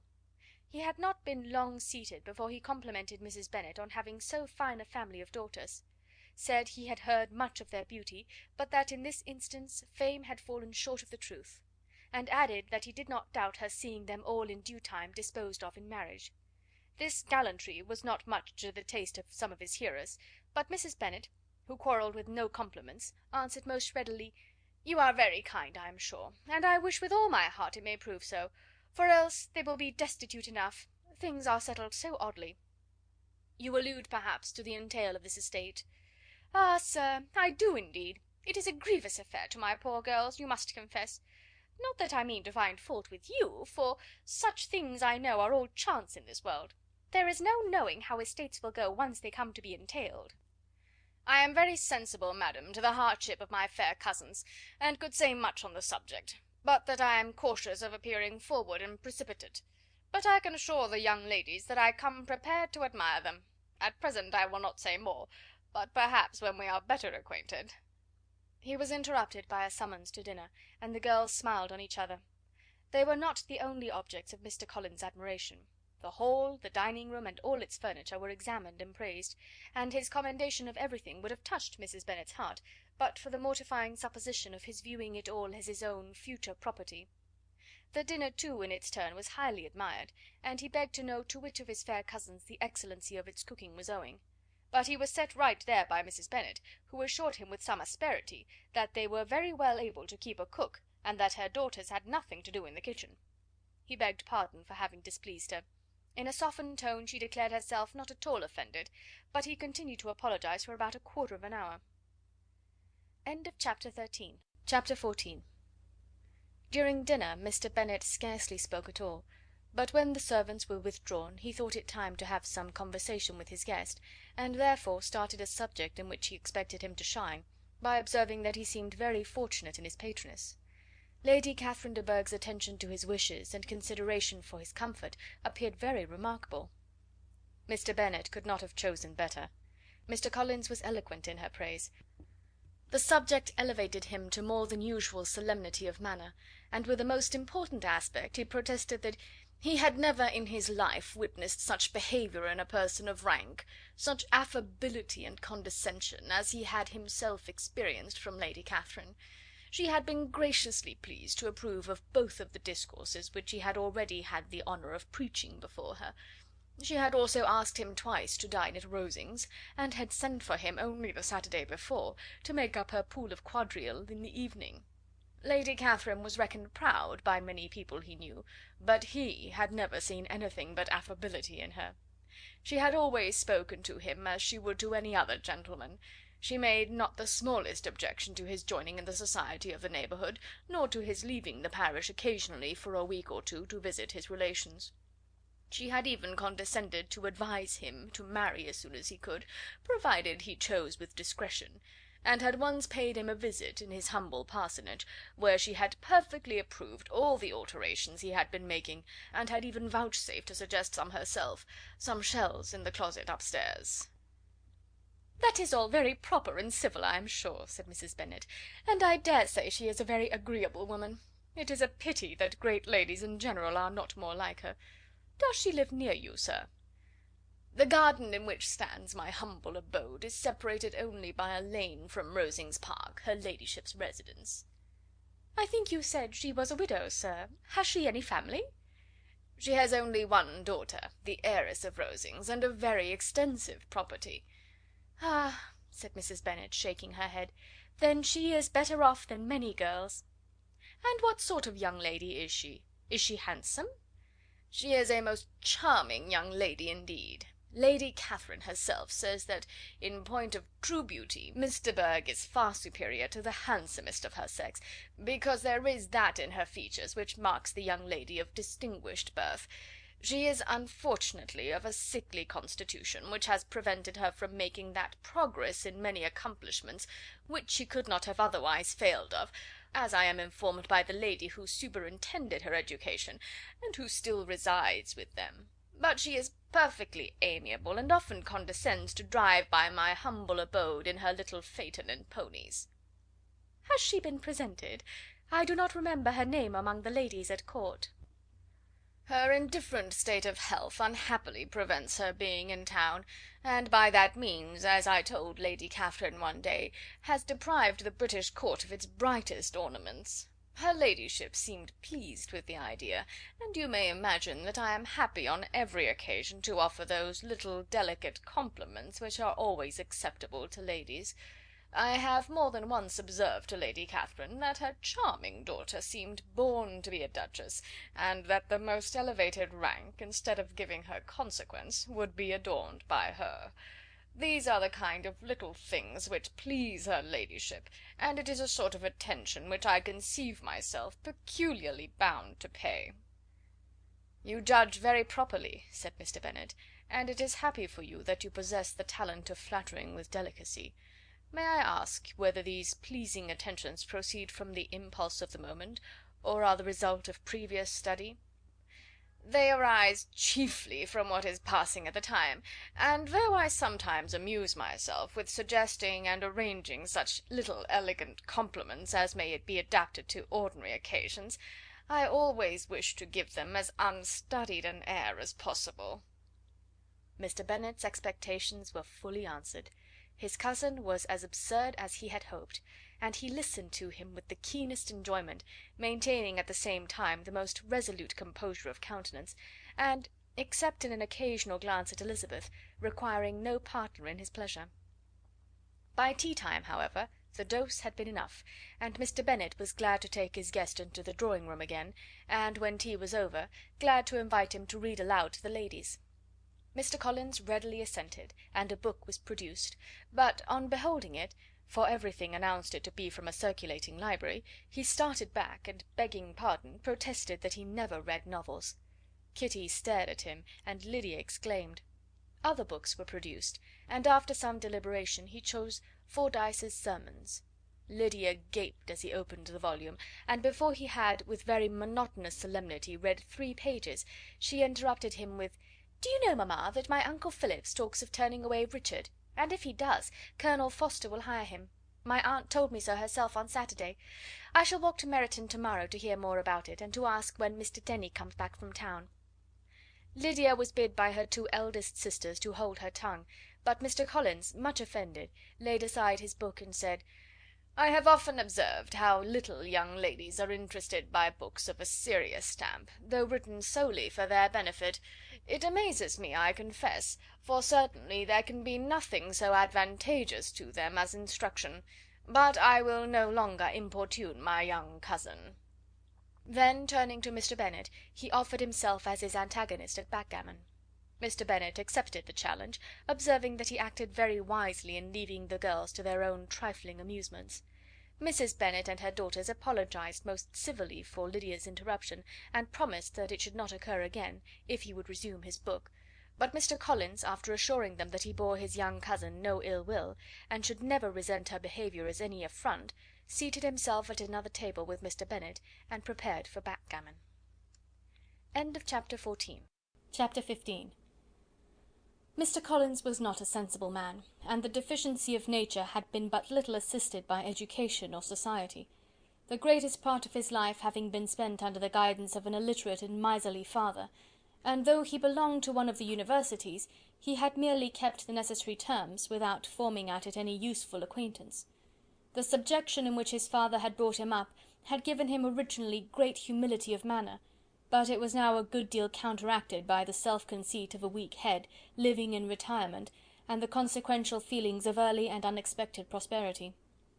A fortunate chance had recommended him to Lady Catherine de Bourgh when the living of Hunsford was vacant, and the respect which he felt for her high rank, and his veneration for her as his patroness, mingling with a very good opinion of himself, of his authority as a clergyman, and his right as a rector, made him altogether a mixture of pride and obsequiousness, self-importance and humility. Having now a good house and a very sufficient income, he intended to marry, and in seeking a reconciliation with the Longbourn family, he had a wife in view, as he meant to choose one of the daughters, if he found them as handsome and amiable as they were represented by common report. This was his plan of amends, of atonement, for inheriting their father's estate, and he thought it an excellent one, full of eligibility and suitableness, and excessively generous and disinterested on his own part. His plan did not vary on seeing them. Miss Bennet's lovely face confirmed his views, and established all his strictest notions of what was due to seniority, and for the first evening she was his settled choice. The next morning, however, made an alteration, for in a quarter of an hour's tete-a-tete with Mrs. Bennet before breakfast, a conversation beginning with his parsonage house, and leading naturally to the avowal of his hopes that a mistress might be found for it at Longbourn, produced from her, amid very complaisant smiles and general encouragement, a caution against the very Jane he had fixed on. As to her younger daughters, she could not take upon her to say, she could not positively answer, but she did not know of any prepossession. Her eldest daughter, she must just mention, she felt it incumbent on her to hint, was likely to be very soon engaged. Mr. Collins had only to change from Jane to Elizabeth, and it was soon done while Mrs. Bennet was stirring the fire. Elizabeth, equal next to Jane in birth and beauty, succeeded her, of course. Mrs. Bennet treasured up the hint, and trusted that she might soon have 2 daughters married, and the man whom she could not bear to speak of the day before was now high in her good graces. Lydia's intention of walking to Meryton was not forgotten. Every sister except Mary agreed to go with her, and Mr. Collins was to attend them, at the request of Mr. Bennet, who was most anxious to get rid of him, and have his library to himself. For thither Mr. Collins had followed him after breakfast, and there he would continue, nominally engaged with one of the largest folios in the collection, but really talking to Mr. Bennet, with little cessation, of his house and garden at Hunsford. Such doings discomposed Mr. Bennet exceedingly. In his library he had been always sure of leisure and tranquillity, and though prepared, as he told Elizabeth, to meet with folly and conceit in every other room of the house, he was used to be free from them there. His civility, therefore, was most prompt in inviting Mr. Collins to join his daughters in their walk, and Mr. Collins, being in fact much better fitted for a walker than a reader, was extremely pleased to close his large book and go. In pompous nothings on his side, and civil assents on that of his cousins, their time passed till they entered Meryton. The attention of the younger ones was then no longer to be gained by him. Their eyes were immediately wandering up in the street in quest of the officers, and nothing less than a very smart bonnet indeed, or a really new muslin in a shop window, could recall them. But the attention of every lady was soon caught by a young man whom they had never seen before, of most gentlemanlike appearance, walking with another officer on the other side of the way. The officer was the very Mr. Denny concerning whose return from London Lydia came to inquire, and he bowed as they passed. All were struck with the stranger's air. All wondered who he could be, and Kitty and Lydia, determined if possible to find out, led the way across the street, under pretence of wanting something in an opposite shop, and fortunately had just gained the pavement when the 2 gentlemen, turning back, had reached the same spot. Mr. Denny addressed them directly, and entreated permission to introduce his friend Mr. Wickham, who had returned with him the day before from town, and he was happy to say had accepted a commission in their corps. This was exactly as it should be, for the young man wanted only regimentals to make him completely charming. His appearance was greatly in his favour. He had all the best part of beauty, a fine countenance, a good figure, and very pleasing address. The introduction was followed up on his side by a happy readiness of conversation, a readiness at the same time perfectly correct and unassuming, and the whole party was still standing and talking together very agreeably, when the sound of horses drew their notice, and Darcy and Bingley were seen riding down the street. On distinguishing the ladies of the group, the 2 gentlemen came directly towards them, and began the usual civilities. Bingley was the principal spokesman, and Miss Bennet the principal object. He was then, he said, on his way to Longbourn on purpose to inquire after her.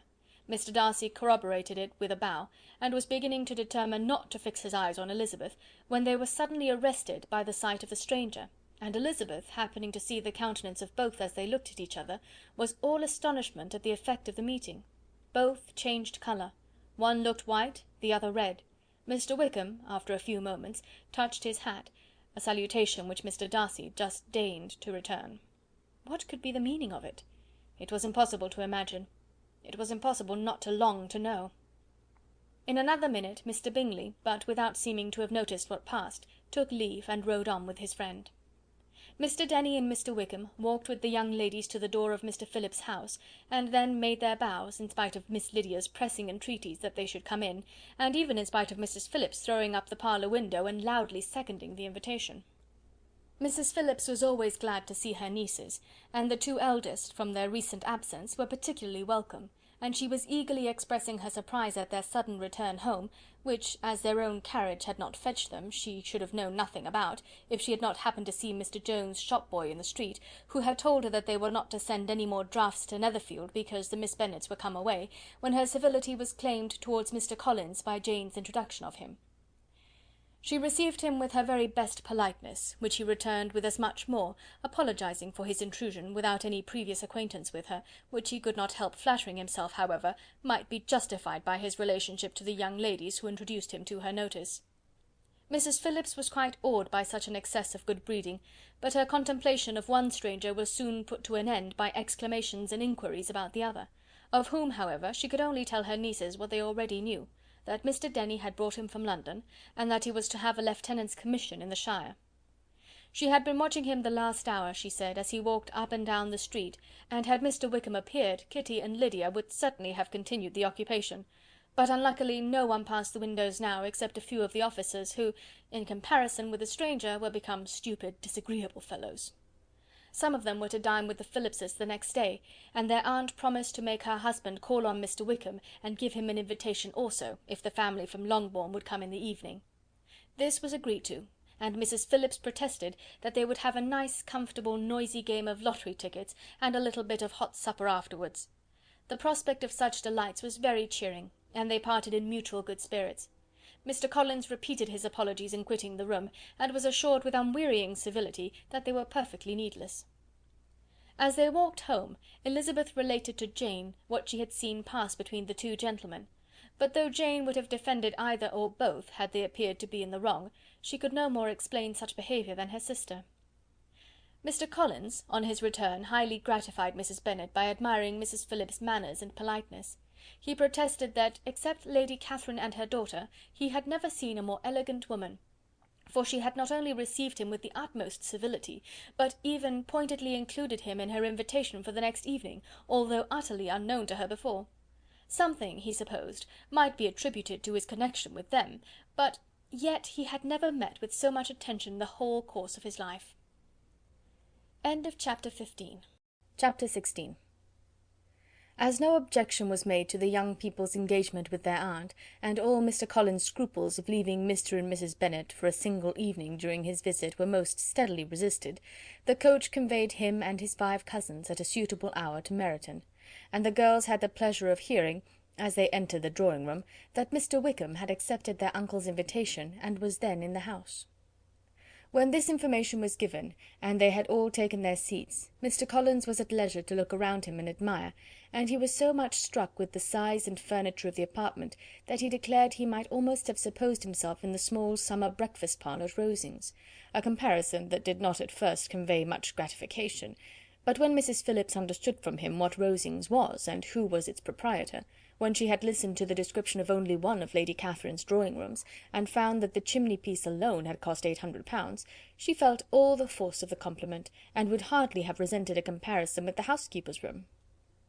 In describing to her all the grandeur of Lady Catherine and her mansion, with occasional digressions in praise of his own humble abode, and the improvements it was receiving, he was happily employed until the gentlemen joined them, and he found in Mrs. Phillips a very attentive listener, whose opinion of his consequence increased with what she heard, and who was resolving to retail it all among her neighbours as soon as she could. To the girls, who could not listen to their cousin, and who had nothing to do but to wish for an instrument, and examine their own indifferent imitations of china on the mantelpiece, the interval of waiting appeared very long.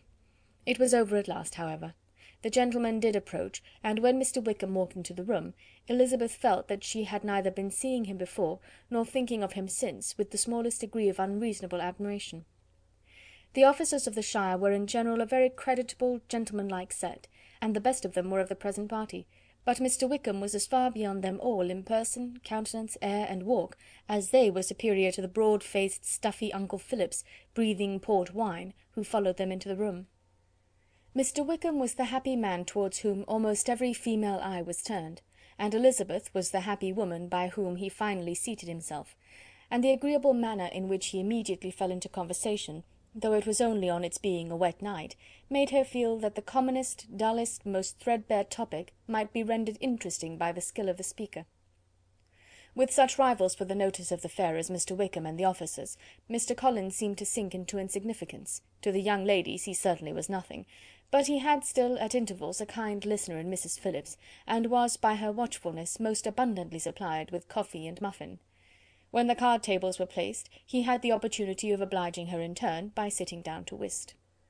"I know little of the game at present," said he, "but I shall be glad to improve myself, for in my situation in life—" Mrs. Phillips was very glad for his compliance, but could not wait for his reason. Mr. Wickham did not play at whist, and with ready delight was he received at the other table between Elizabeth and Lydia. At first there seemed danger of Lydia's engrossing him entirely, for she was a most determined talker, but being likewise extremely fond of lottery tickets, she soon grew too much interested in the game, too eager in making bets and exclaiming after prizes, to have attention for anyone in particular. Allowing for the common demands of the game, Mr. Wickham was therefore at leisure to talk to Elizabeth, and she was very willing to hear him, though what she chiefly wished to hear she could not hope to be told: the history of his acquaintance with Mr. Darcy. She dared not even mention that gentleman. Her curiosity, however, was unexpectedly relieved. Mr. Wickham began the subject himself. He inquired how far Netherfield was from Meryton, and after receiving her answer, asked in a hesitating manner how long Mr. Darcy had been staying there. "About a month," said Elizabeth, and then, unwilling to let the subject drop, added, "He is a man of very large property in Derbyshire, I understand." "Yes," replied Mr. Wickham, "his estate there is a noble one. A clear 10,000 per annum. You could not have met with a person more capable of giving you certain information on that head than myself, for I have been connected with his family in a particular manner from my infancy." Elizabeth could not but look surprised. "You may well be surprised, Miss Bennet, at such an assertion, after seeing, as you probably might, the very cold manner of our meeting yesterday. Are you much acquainted with Mr. Darcy?" "As much as I ever wished to be," cried Elizabeth very warmly. "I have spent 4 days in the same house with him, and I think him very disagreeable." "I have no right to give my opinion," said Wickham, "as to his being agreeable or otherwise. I am not qualified to form one. I have known him too long and too well to be a fair judge. It is impossible for me to be impartial, but I believe your opinion of him would in general astonish, and perhaps you would not express it quite so strongly anywhere else. Here you are in your own family." "Upon my word, I say no more here than I might say in any house in the neighbourhood, except Netherfield. He is not at all liked in Hertfordshire. Everybody is disgusted with his pride. You will not find him more favourably spoken of by any one." "I cannot pretend to be sorry," said Wickham, after a short interruption, "that he or that any man should not be estimated beyond their deserts, but with him, I believe, it does not often happen. The world is blinded by his fortune and consequence, or frightened by his high and imposing manners, and sees him only as he chooses to be seen. I should take him, even on my slight acquaintance, to be an ill-tempered man." Wickham only shook his head. "I wonder," said he, at the next opportunity of speaking, "whether he is likely to be in this country much longer. I do not at all know, but I heard nothing of his going away when I was at Netherfield. I hope your plans in favour of the shire will not be affected by his being in the neighbourhood?" "Oh, no! It is not for me to be driven away by Mr. Darcy. If he wishes to avoid seeing me, he must go. We are not on friendly terms, and it always gives me pain to meet him, but I have no reason for avoiding him, but what I might proclaim before all the world, a sense of a very great ill-usage, and most painful regrets at his being what he is. His father, Miss Bennet, the late Mr. Darcy, was one of the best men that ever breathed, and the truest friend I ever had, and I can never be in company with this Mr. Darcy without being grieved to the soul by 1,000 tender recollections. His behaviour to myself has been scandalous, but I verily believe I could forgive him anything and everything, rather than his disappointing the hopes and disgracing the memory of his father." Elizabeth found the interest of the subject increase, and listened with all her heart, but the delicacy of it prevented further inquiry. Mr. Wickham began to speak on more general topics, Meryton, the neighbourhood, the society, appearing highly pleased with all that he had yet seen, and speaking of the latter with gentle but very intelligible gallantry. "It was the prospect of constant society, and good society," he added, "which was my chief inducement to enter the shire. I knew it to be a most respectable, agreeable corps, and my friend Denny tempted me further by his account of their present quarters, and the very great attentions and excellent acquaintances Meryton had procured them. Society, I own, is necessary to me. I have been a disappointed man, and my spirits will not bear solitude. I must have employment and society. A military life is not what I was intended for, but circumstances have now made it eligible. The Church ought to have been my profession. I was brought up for the Church, and I should at this time have been in possession of a most valuable living, had it pleased the gentleman we were speaking of just now." "Indeed!" "Yes. The late Mr. Darcy bequeathed me the next presentation of the best living in his gift. He was my godfather, and excessively attached to me. I cannot do justice to his kindness. He meant to provide for me amply, and thought he had done it, but when the living fell, it was given elsewhere." "Good heavens!" cried Elizabeth. "But how could that be? How could his will be disregarded? Why did you not seek legal redress?" "There was just such an informality in the terms of the bequest as to give me no hope from law.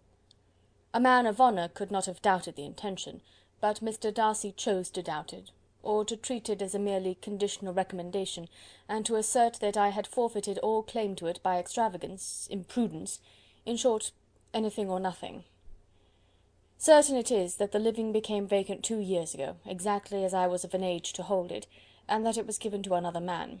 And no less certain is it, that I cannot accuse myself of having really done anything to deserve to lose it. I have a warm, unguarded temper, and I may have spoken my opinion of him and to him too freely. I can recall nothing worse, but the fact is, that we are very different sort of men, and that he hates me." "This is quite shocking. He deserves to be publicly disgraced." "Some time or other he will be, but it shall not be by me. Till I can forget his father, I can never defy or expose him." Elizabeth honoured him for such feelings, and thought him handsomer than ever as he expressed them. "But what," said she after a pause, "can have been his motive? What can have induced him to behave so cruelly?" "A thorough determined dislike of me, a dislike which I cannot but attribute in some measure to jealousy. Had the late Mr. Darcy liked me less, his son might have borne with me better, but his father's uncommon attachment to me irritated him, I believe, very early in life. He had not a temper to bear the sort of competition in which we stood, the sort of preference which was often given to me." "I had not thought Mr. Darcy so bad as this, though I have never liked him. I had not thought so very ill of him. I had supposed him to be despising his fellow creatures in general, but did not suspect him of descending to such malicious revenge, such injustice, such inhumanity as this." After a few minutes' reflection, however, she continued, "I do remember his boasting one day at Netherfield of the implacability of his resentments, of his having an unforgiving temper. His disposition must be dreadful." "I will not trust myself on the subject," replied Wickham. "I can hardly be just to him." Elizabeth was again deep in thought, and after a time exclaimed, "To treat in such a manner the godson, the friend, the favourite of his father!" She could have added, "a young man too, like you, whose very countenance may vouch for your being amiable," but she contented herself with, "and one too, who had probably been his companion from childhood, connected together, as I think you said, in the closest manner. We were born in the same parish, within the same park. The greatest part of our youth was passed together, inmates of the same house, sharing the same amusements, objects of the same parental care. My father began life in the profession which your uncle, Mr. Phillips, appears to do so much credit to, but he gave up everything to be of use to the late Mr. Darcy, and devoted all his time to the care of the Pemberley property. He was most highly esteemed by Mr. Darcy, a most intimate confidential friend. Mr. Darcy often acknowledged himself to be under the greatest obligations to my father's active superintendence, and when, immediately before my father's death, Mr. Darcy gave him a voluntary promise of providing for me, I am convinced that he felt it to be as much a debt of gratitude to him as of his affection to myself." "How strange!" cried Elizabeth. "How abominable! I wonder that the very pride of this Mr. Darcy has not made him just to you. If from no better motive, that he should not have been too proud to be dishonest, for dishonesty I must call it." "It is wonderful," replied Wickham, "for almost all his actions may be traced to pride, and pride had often been his best friend. It has connected him nearer with virtue than with any other feeling. But we are none of us consistent, and in his behaviour to me there were stronger impulses even than pride." "Can such abominable pride as his have ever done him good?" "Yes. It has often led him to be liberal and generous, to give his money freely, to display hospitality, to assist his tenants, and relieve the poor. Family pride and filial pride, for he is very proud of what his father was, have done this. Not to appear to disgrace his family, to degenerate from the popular qualities, or lose the influence of the Pemberley house, is a powerful motive. He has also brotherly pride, which, with some brotherly affection, makes him a very kind and careful guardian of his sister, and you will hear him generally cried up as the most attentive and best of brothers. What sort of girl is Miss Darcy? He shook his head. I wish I could call her amiable. It gives me pain to speak ill of a Darcy, but she is too much like her brother, very, very proud. As a child she was affectionate and pleasing, and extremely fond of me, and I have devoted hours and hours to her amusement, but she is nothing to me now. She is a handsome girl, about 15 or 16, and, I understand, highly accomplished. Since her father's death, her home has been London, where a lady lives with her, and superintends her education.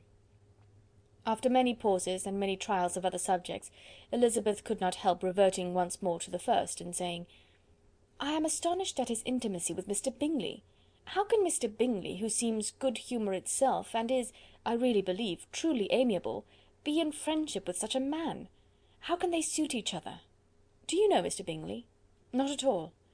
"He is a sweet-tempered, amiable, charming man. He cannot know what Mr. Darcy is." "Probably not. But Mr. Darcy can please where he chooses. He does not want abilities. He can be a conversable companion if he thinks it worth his while.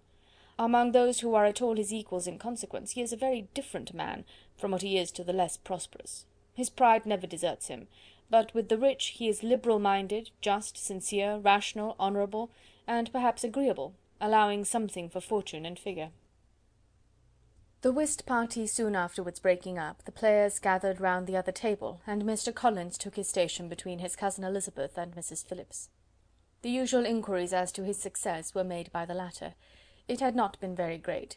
He had lost every point, but when Mrs. Phillips began to express her concern thereupon, he assured her with much earnest gravity that it was not of the least importance, that he considered the money as a mere trifle, and begged that she would not make herself uneasy. "I know very well, madam," said he, "that when persons sit down to a card-table they must take their chances of these things, and happily I am not in such circumstances as to make 5 shillings any object. There are undoubtedly many who could not say the same, but, thanks to Lady Catherine de Bourgh, I am removed far beyond the necessity of regarding little matters." Mr. Wickham's attention was caught, and, after observing Mr. Collins for a few moments, he asked Elizabeth in a low voice whether her relation was very intimately acquainted with the family of de Bourgh. "Lady Catherine de Bourgh," she replied, "has very lately given him a living. I hardly know how Mr. Collins was first introduced to her notice, but he certainly has not known her long. You know, of course, that Lady Catherine de Bourgh and Lady Anne Darcy were sisters, consequently that she is aunt to the present Mr. Darcy." "No, indeed I did not. I knew nothing at all of Lady Catherine's connections. I never heard of her existence till the day before yesterday." "Her daughter, Miss de Bourgh, will have a very large fortune, and it is believed that she and her cousin will unite the 2 estates." This information made Elizabeth smile as she thought of poor Miss Bingley. Vain indeed must be all her attentions, vain and useless her affection for his sister and her praise of himself, if he were already self-destined for another. "Mr. Collins," said she, "speaks highly both of Lady Catherine and her daughter, but from some particulars that he has related of her ladyship, I suspect his gratitude misleads him, and that in spite of her being his patroness, she is an arrogant, conceited woman." "I believe her to be both in a great degree," replied Wickham. "I have not seen her for many years, but I very well remember that I never liked her, and that her manners were dictatorial and insolent. She has the reputation of being remarkably sensible and clever, but I rather believe she derives part of her abilities from her rank and fortune, part from her authoritative manner, and the rest from the pride for her nephew, who chooses that every one connected with him should have an understanding of the first class." Elizabeth allowed that he had given a very rational account of it, and they continued talking together with mutual satisfaction till supper put an end to cards, and gave the rest of the ladies their share of Mr. Wickham's attentions. There could be no conversation in the noise of Mrs. Phillips's supper party, but his manners recommended him to everybody. Whatever he said, was said well, and whatever he did, done gracefully. Elizabeth went away with her head full of him. She could think of nothing but of Mr. Wickham, and of what he had told her, all the way home, but there was not time for her even to mention his name as they went, for neither Lydia nor Mr. Collins were once silent. Lydia talked incessantly of lottery tickets, of the fish she had lost and the fish she had won, and Mr. Collins, in describing the civility of Mr. and Mrs. Phillips, protesting that he did not in the least regard his losses at whist, enumerating all the dishes at supper, and repeatedly fearing that he crowded his cousins, had more to say than he could well manage before the carriage stopped at Longbourn House. Chapter 17. Elizabeth related to Jane the next day what had passed between Mr. Wickham and herself. Jane listened with astonishment and concern. She knew not how to believe that Mr. Darcy could be so unworthy of Mr. Bingley's regard, and yet it was not in her nature to question the veracity of a young man of such amiable appearance as Wickham. The possibility of his having endured such unkindness was enough to interest all her tender feelings, and nothing remained therefore to be done but to think well of them both, to defend the conduct of each, and throw into the account of accident or mistake whatever could not be otherwise explained. "They have both," said she, "been deceived, I dare say, in some way or other, of which we can form no idea. Interested people have perhaps misrepresented each to the other. It is, in short, impossible for us to conjecture the causes or circumstances which may have alienated them, without actual blame on either side." "Very true indeed. And now, my dear Jane, what have you got to say on behalf of the interested people who have probably been concerned in the business? Do clear them too, or we shall be obliged to think ill of somebody." "Laugh as much as you choose, but you will not laugh me out of my opinion. My dearest Lizzy, do but consider in what a disgraceful light it places Mr. Darcy, to be treating his father's favourite in such a manner, one whom his father had promised to provide for. It is impossible. No man of common humanity, no man who had any value for his character, could be capable of it.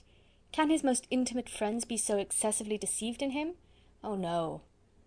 I can much more easily believe Mr. Bingley's being imposed on, than that Mr. Wickham should invent such a history of himself as he gave me last night. Names, facts, everything mentioned without ceremony. If it be not so, let Mr. Darcy contradict it. Besides, there was truth in his looks. It is difficult indeed. It is distressing. One does not know what to think. I beg your pardon, one knows exactly what to think. But Jane could think with certainty on only one point, that Mr. Bingley, if he had been imposed on, would have much to suffer when the affair became public. The two young ladies were summoned from the shrubbery, where this conversation passed, by the arrival of the very persons of whom they had been speaking. Mr. Bingley and his sisters came to give their personal invitation for the long-expected ball at Netherfield, which was fixed for the following Tuesday.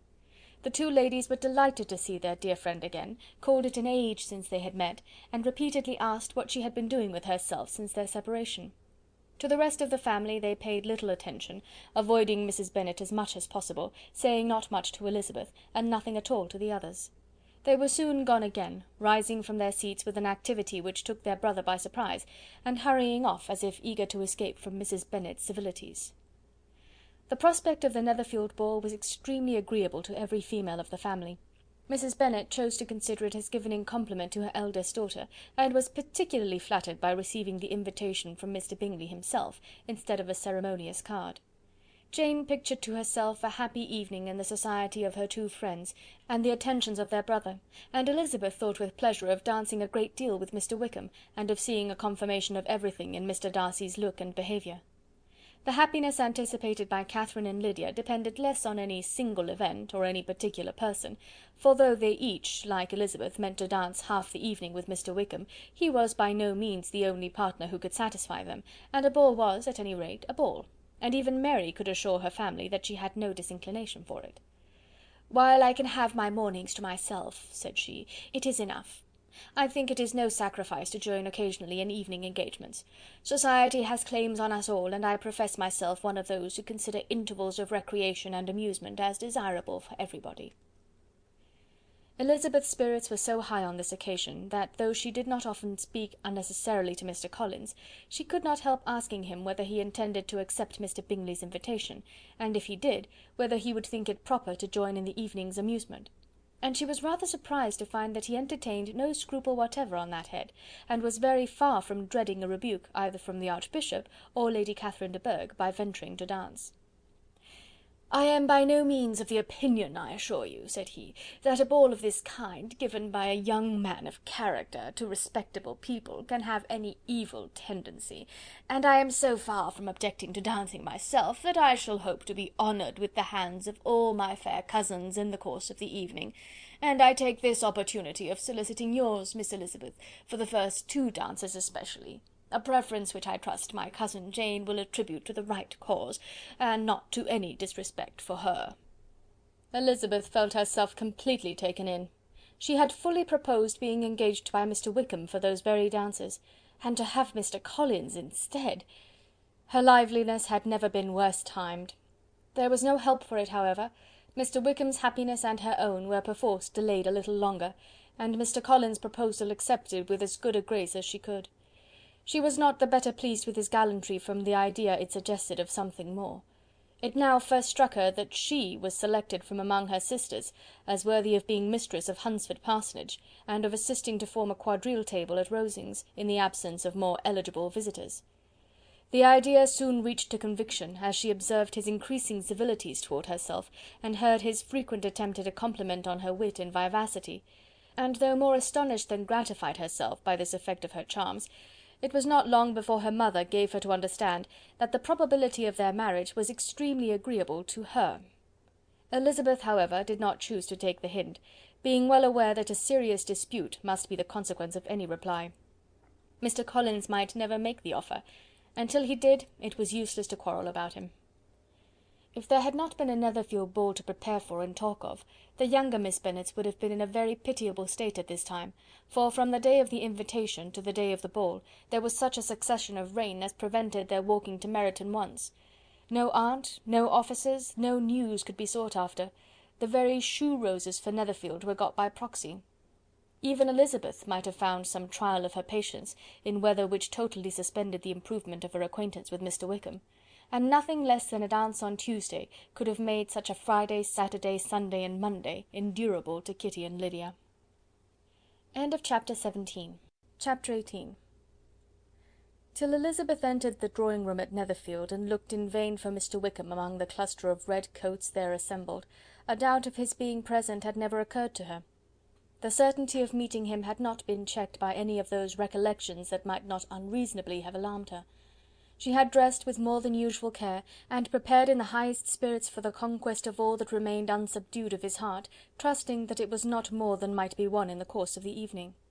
But in an instant arose the dreadful suspicion of his being purposely omitted for Mr. Darcy's pleasure in the Bingleys' invitation to the officers; and though this was not exactly the case, the absolute fact of his absence was pronounced by his friend Denny, to whom Lydia eagerly applied, and who told them that Wickham had been obliged to go to town on business the day before, and was not yet returned; adding with a significant smile, "I do not imagine his business would have called him away just now, if he had not wanted to avoid a certain gentleman here." This part of his intelligence, though unheard by Lydia, was caught by Elizabeth, and as it assured her that Darcy was not less answerable for Wickham's absence than if her first surmise had been just, every feeling of displeasure against the former was so sharpened by immediate disappointment, that she could hardly reply with tolerable civility to the polite inquiries which he directly afterwards approached to make.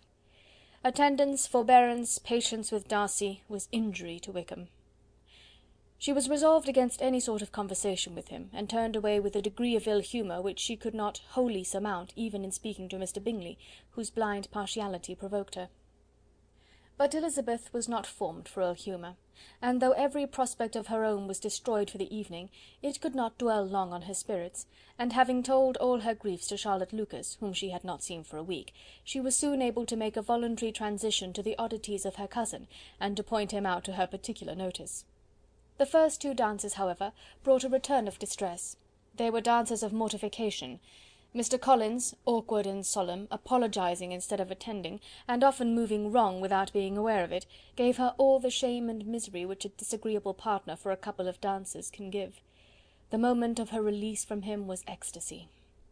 She danced next with an officer, and had the refreshment of talking of Wickham, and of hearing that he was universally liked. When those dances were over, she returned to Charlotte Lucas, and was in conversation with her when she found herself suddenly addressed by Mr. Darcy, who took her so much by surprise in his application for her hand, that, without knowing what she did, she accepted him. He walked away again immediately, and she was left to fret over her own want of presence of mind. Charlotte tried to console her. "I dare say you will find him very agreeable." "Heaven forbid! That would be the greatest misfortune of all. To find a man agreeable whom one is determined to hate. Do not wish me such an evil." When the dancing recommenced, however, and Darcy approached to claim her hand, Charlotte could not help cautioning her in a whisper not to be a simpleton, and allow her fancy for Wickham to make her appear unpleasant in the eyes of a man 10 times his consequence. Elizabeth made no answer, and took her place in the set, amazed at the dignity to which she was arrived in being allowed to stand opposite Mr. Darcy, and reading in her neighbours' looks their equal amazement in beholding it. They stood for some time without speaking a word, and she began to imagine that their silence was to last through the 2 dances, and at first was resolved not to break it, till suddenly, fancying that it would make the greater punishment to her partner to oblige him to talk, she made some slight observation on the dance. He replied, and was again silent. After a pause of some minutes, she addressed him a second time with— "It is your turn to say something now, Mr. Darcy. I talked about the dance, and you ought to make some sort of remark on the size of the room, or the number of couples." He smiled, and assured her that whatever she wished him to say should be said. "Very well, that reply will do for the present. Perhaps by and by I may observe that private balls are much pleasanter than public ones. But now we may be silent." "Do you talk by rule, then, while you are dancing?" "Sometimes. One must speak a little, you know. It would look odd to be entirely silent for half an hour together, and yet, for the advantage of some, conversation ought to be so arranged as that they might have the trouble of saying as little as possible." "Are you consulting your own feelings in the present case, or do you imagine that you are gratifying mine?" "Both," replied Elizabeth archly, "for I have always seen a great similarity in the turn of our minds. We are each of an unsocial, taciturn disposition, unwilling to speak unless we expect to say something that will amaze the whole room, and be handed down to posterity with all the eclat of a proverb." "This is no very striking resemblance of your own character, I am sure," said he. "How near it may be to mine, I cannot pretend to say. You think it a faithful portrait, undoubtedly." "I must not decide on my own performance."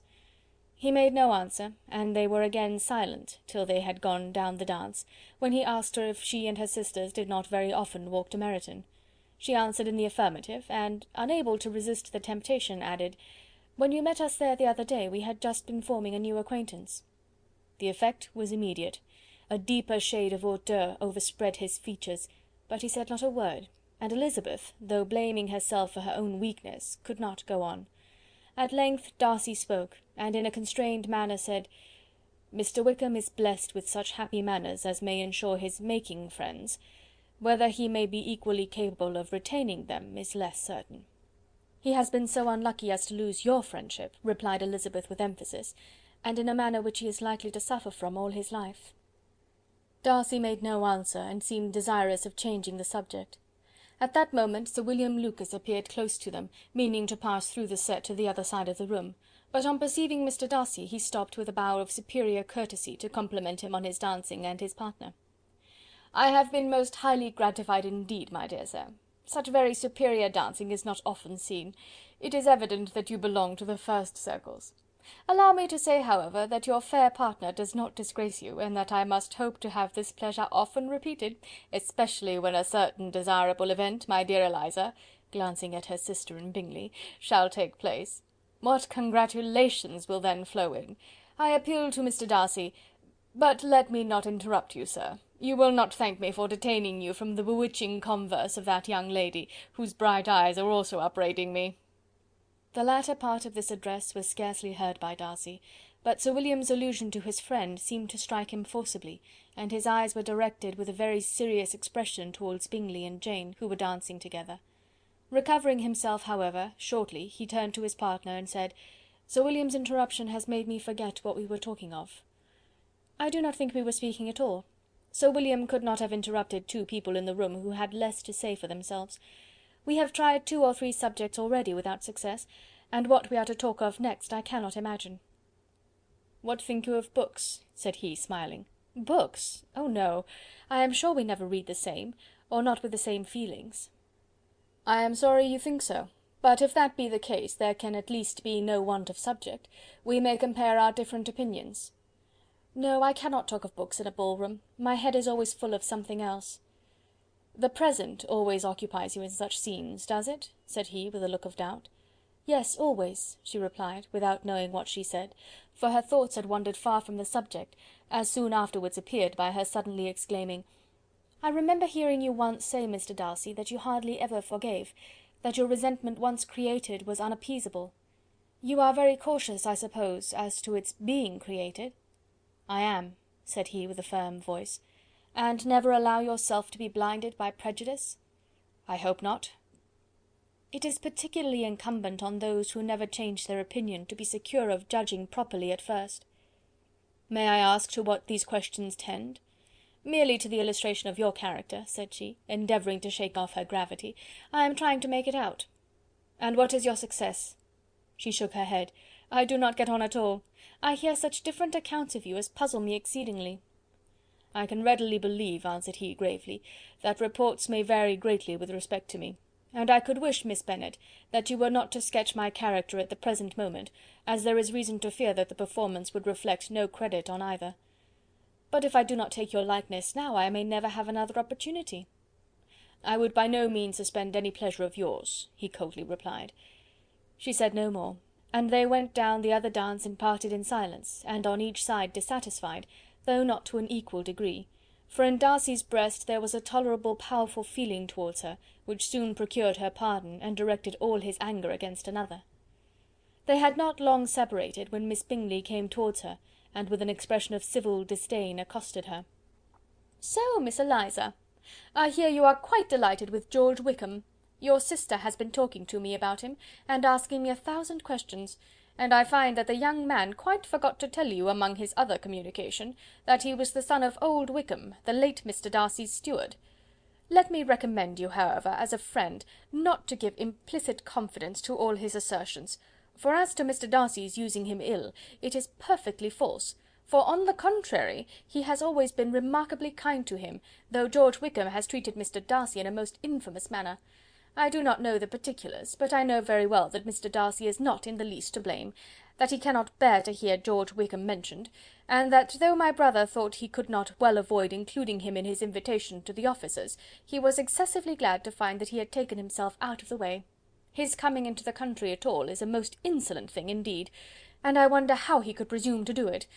I pity you, Miss Eliza, for this discovery of your favourite's guilt, but really, considering his descent, one could not expect much better." "His guilt and his descent appear by your account to be the same," said Elizabeth angrily, "for I have heard you accuse him of nothing worse than of being the son of Mr. Darcy's steward, and of that, I can assure you, he informed me himself." "I beg your pardon," replied Miss Bingley, turning away with a sneer. "Excuse my interference, it was kindly meant." "Insolent girl!" said Elizabeth to herself. "You are much mistaken if you expect to influence me by such a paltry attack as this. I see nothing in it but your own wilful ignorance and the malice of Mr. Darcy." She then sought her eldest sister, who had undertaken to make inquiries on the same subject of Bingley. Jane met her with a smile of such sweet complacency, a glow of such happy expression, as sufficiently marked how well she was satisfied with the occurrences of the evening. Elizabeth instantly read her feelings, and at that moment solicitude for Wickham, resentment against his enemies, and everything else, gave way before the hope of Jane's being in the fairest way for happiness. "I want to know," said she, with a countenance no less smiling than her sister's, "what you have learnt about Mr. Wickham, but perhaps you have been too pleasantly engaged to think of any third person, in which case you may be sure of my pardon." "No," replied Jane, "I have not forgotten him, but I have nothing satisfactory to tell you. Mr. Bingley does not know the whole of his history, and is quite ignorant of the circumstances which have principally offended Mr. Darcy, but he will vouch for the good conduct, the probity and honour of his friend, and is perfectly convinced that Mr. Wickham has deserved much less attention from Mr. Darcy than he has received, and I am sorry to say by his account as well as his sister's, Mr. Wickham is by no means a respectable young man. I am afraid he has been very imprudent, and has deserved to lose Mr. Darcy's regard." "Mr. Bingley does not know Mr. Wickham himself?" "No, he never saw him till the other morning at Meryton." "This account, then, is what he has received from Mr. Darcy. I am satisfied. But what does he say of the living?" "He does not exactly recollect the circumstances, though he has heard them from Mr. Darcy more than once, but he believes that it was left to him conditionally only." "I have not a doubt of Mr. Bingley's sincerity," said Elizabeth warmly, "but you must excuse my not being convinced by assurances only. Mr. Bingley's defence of his friend was a very able one, I dare say, but since he is unacquainted with several parts of the story, and has learnt the rest from that friend himself, I shall venture to still think of both gentlemen as I did before." She then changed the discourse to one more gratifying to each, and on which there could be no difference of sentiment. Elizabeth listened with delight to the happy, though modest hopes which Jane entertained of Mr. Bingley's regard, and said all in her power to heighten her confidence in it.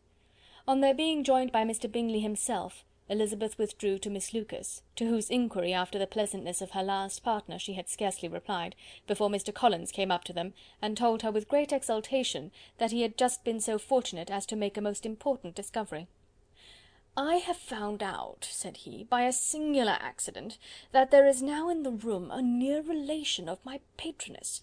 I happened to overhear the gentleman himself mentioning to the young lady who does the honours of the house the names of his cousin Miss de Bourgh, and of her mother, Lady Catherine.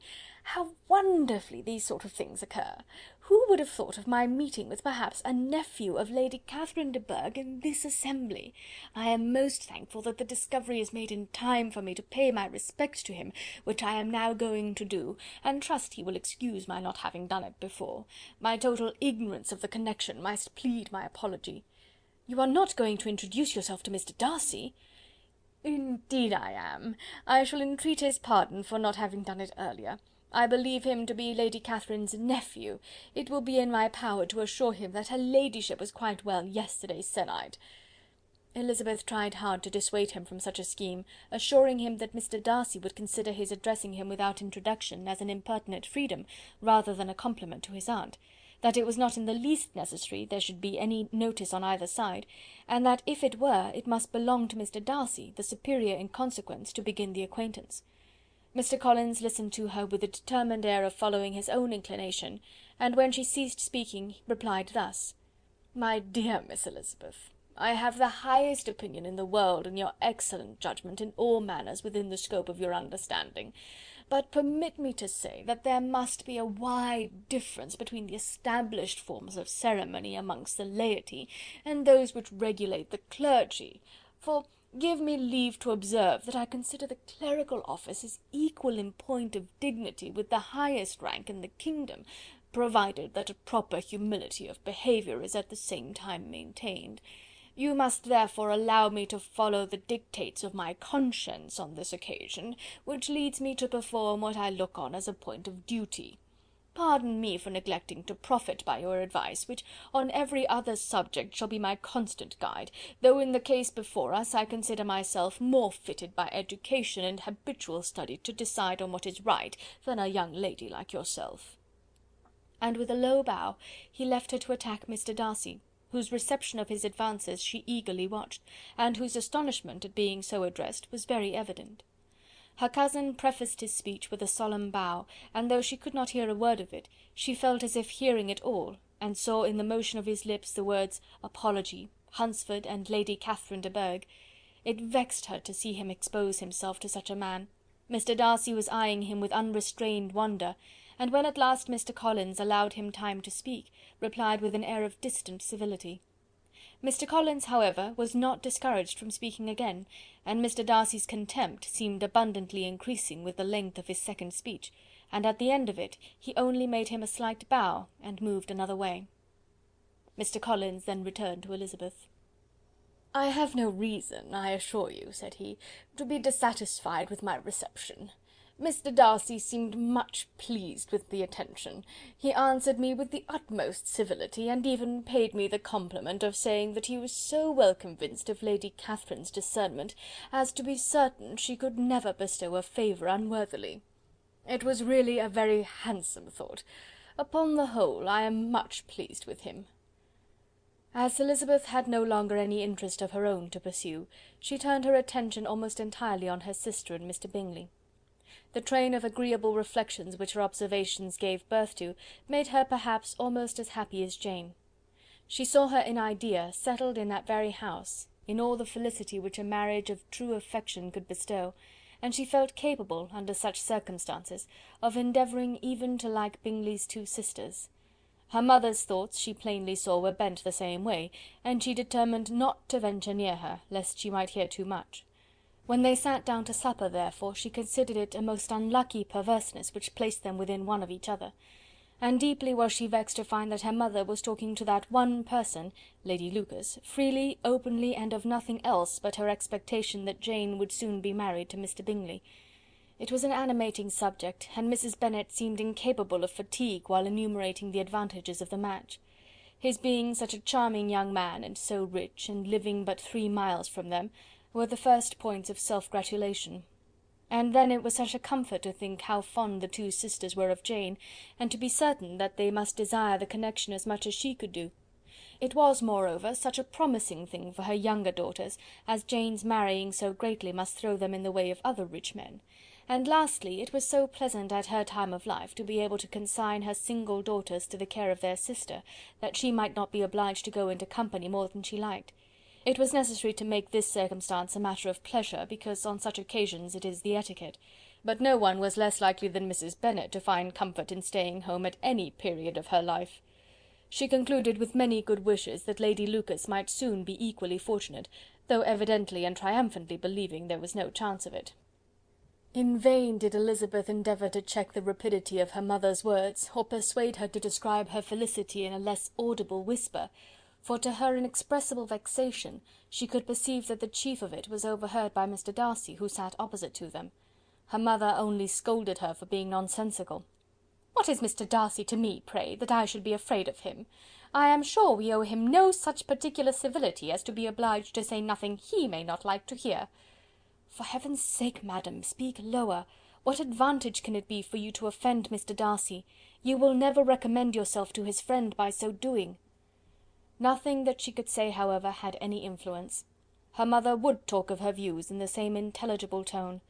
Elizabeth blushed and blushed again with shame and vexation.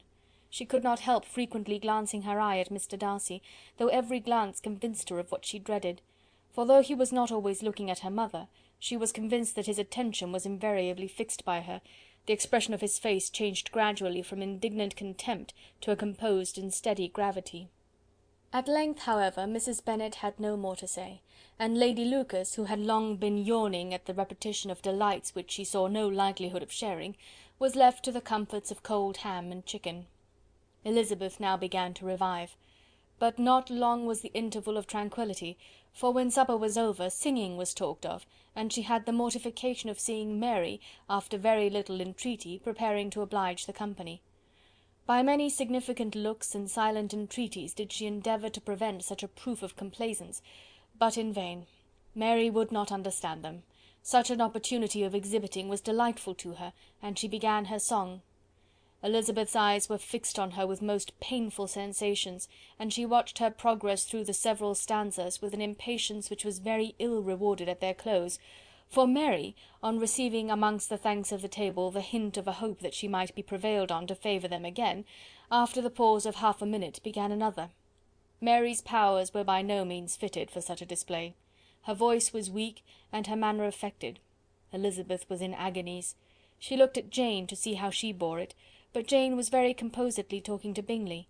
She looked at his two sisters, and saw them making signs of derision at each other, and at Darcy, who continued, however, imperturbably grave. She looked at her father to entreat his interference, lest Mary should be singing all night. He took the hint, and when Mary had finished her second song, said aloud, "That will do extremely well, child. You have delighted us long enough. Let the other young ladies have time to exhibit." Mary, though pretending not to hear, was somewhat disconcerted, and Elizabeth, sorry for her, and sorry for her father's speech, was afraid her anxiety had done no good. Others of the party were now applied to. "If I," said Mr. Collins, "were so fortunate as to be able to sing, I should have great pleasure, I am sure, in obliging the company with an air, for I consider music as a very innocent diversion, and perfectly compatible with the profession of a clergyman. I do not mean, however, to assert that we can be justified in devoting too much of our time to music, for there are certainly other things to be attended to. The rector of a parish has much to do. In the first place, he must make such an agreement for tithes as may be beneficial to himself, and not offensive to his patron. He must write his own sermons, and the time that remains will not be too much for his parish duties, and the care and improvement of his dwelling, which he cannot be excused from making as comfortable as possible. And I do not think it of light importance that he should have attentive and conciliatory manner towards everybody, especially towards those to whom he owes his preferment. I cannot acquit him of that duty, nor could I think well of the man who should omit an occasion of testifying his respect towards anybody connected with the family." And with a bow to Mr. Darcy he concluded his speech, which had been spoken so loud as to be heard by half the room. Many stared, many smiled, but no one looked more amused than Mr. Bennet himself, while his wife seriously commended Mr. Collins for having spoken so sensibly, and observed in a half whisper to Lady Lucas that he was a remarkably clever, good kind of young man. To Elizabeth it appeared that, had her family made an agreement to expose themselves as much as they could during the evening, it would have been impossible for them to play their parts with more spirit or finer success, and happy did she think it for Bingley and her sister that some of the exhibition had escaped his notice, and that his feelings were not of a sort to be much distressed by the folly which he must have witnessed. That his two sisters and Mr. Darcy, however, should have such an opportunity of ridiculing her relations was bad enough, and she could not determine whether the silent contempt of the gentlemen or the insolent smiles of the ladies were more intolerable. The rest of the evening brought her little amusement. She was teased by Mr. Collins, who continued most perseveringly by her side, and though he could not prevail on her to dance with him again, put it out of her power to dance with others. In vain did she entreat him to stand up with somebody else, and offered to introduce him to any young lady in the room. He assured her that as to dancing he was perfectly indifferent to it, that his chief object was by delicate attentions to recommend himself to her, and that he should therefore make a point of remaining close to her the whole evening. There was no arguing upon such a project. She owed her greatest relief to her friend Miss Lucas, who often joined them, and good-naturedly engaged Mr. Collins' conversation to herself. She was at least free from the offence of Mr. Darcy's further notice, though often standing within a very short distance of her, quite disengaged, he never came near enough to speak. She felt it to be the probable consequence of her allusions to Mr. Wickham, and rejoiced in it. The Longbourn party were the last of all the company to depart, and by a manoeuvre of Mrs. Bennet had to wait for their carriage a quarter of an hour after everybody else was gone, which gave them time to see how heartily they were wished away by some of the family. Mrs. Hurst and her sister scarcely opened their mouths, except to complain of fatigue, and were evidently impatient to have the house to themselves. They repulsed every attempt of Mrs. Bennet at conversation, and by so doing threw a languor over the whole party, which was very little relieved by the long speeches of Mr. Collins, who was complimenting Mr. Bingley and his sisters on the elegance of their entertainment, and the hospitality and politeness which had marked their behaviour to their guests. Darcy said nothing at all. Mr. Bennet, in equal silence, was enjoying the scene. Mr. Bingley and Jane were standing together, a little detached from the rest, and talked only to each other. Elizabeth preserved as steady a silence as either Mrs. Hurst or Miss Bingley, and even Lydia was too much fatigued to utter more than the occasional exclamation of "Lord, how tired I am!" accompanied by a violent yawn. When at length they arose to take leave, Mrs. Bennet was most pressingly civil in her hope of seeing the whole family soon at Longbourn, and addressed herself especially to Mr. Bingley, to assure him how happy he would make them by eating a family dinner with them at any time, without the ceremony of a formal invitation. Bingley was all grateful pleasure, and he readily engaged for taking the earliest opportunity of waiting on her, after his return from London, whither he was obliged to go the next day for a short time. Mrs. Bennet was perfectly satisfied, and quitted the house under the delightful persuasion that, allowing for the necessary preparations of settlements, new carriages, and wedding clothes, she should undoubtedly see her daughter settled at Netherfield in the course of 3 or 4 months. Of having another daughter married to Mr. Collins, she thought with equal certainty, and with considerable though not equal pleasure. Elizabeth was the least dear to her of all her children, and though the man and the match were quite good enough for her, the worth of each was eclipsed by Mr. Bingley and Netherfield. Chapter 18. Chapter 19. The next day opened a new scene at Longbourn. Mr. Collins made his declaration in form, having resolved to do it without loss of time, as his leave of absence extended only to the following Saturday, and having no feelings of diffidence to make it distressing to himself even at the moment, he set about it in a very orderly manner, with all the observances, which he supposed a regular part of the business.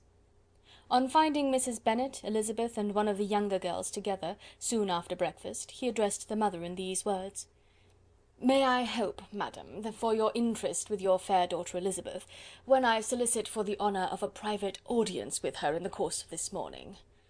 Before Elizabeth had time for anything but a blush of surprise, Mrs. Bennet answered instantly: "Oh dear, yes, certainly.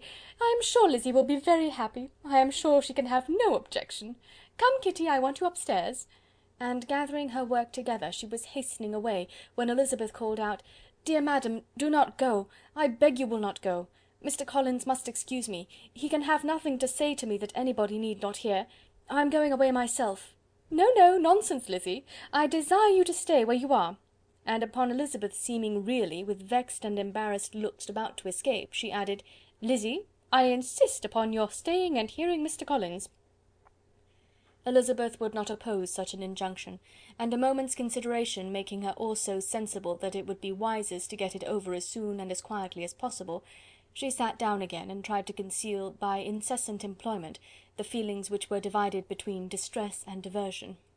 Mrs. Bennet and Kitty walked off, and as soon as they were gone, Mr. Collins began: "Believe me, my dear Miss Elizabeth, that your modesty, so far from doing you any disservice, rather adds to your other perfections. You would have been less amiable in my eyes, had there not been this little unwillingness, but allow me to assure you that I have your respected mother's permission for this address. You can hardly doubt the purport of my discourse, however your natural delicacy may lead you to dissemble. My attentions have been too marked to be mistaken.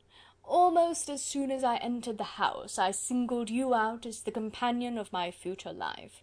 But before I am run away with by my feelings on this subject, perhaps it would be advisable for me to state my reasons for marrying, and moreover for coming into Hertfordshire with the design of selecting a wife, as I certainly did."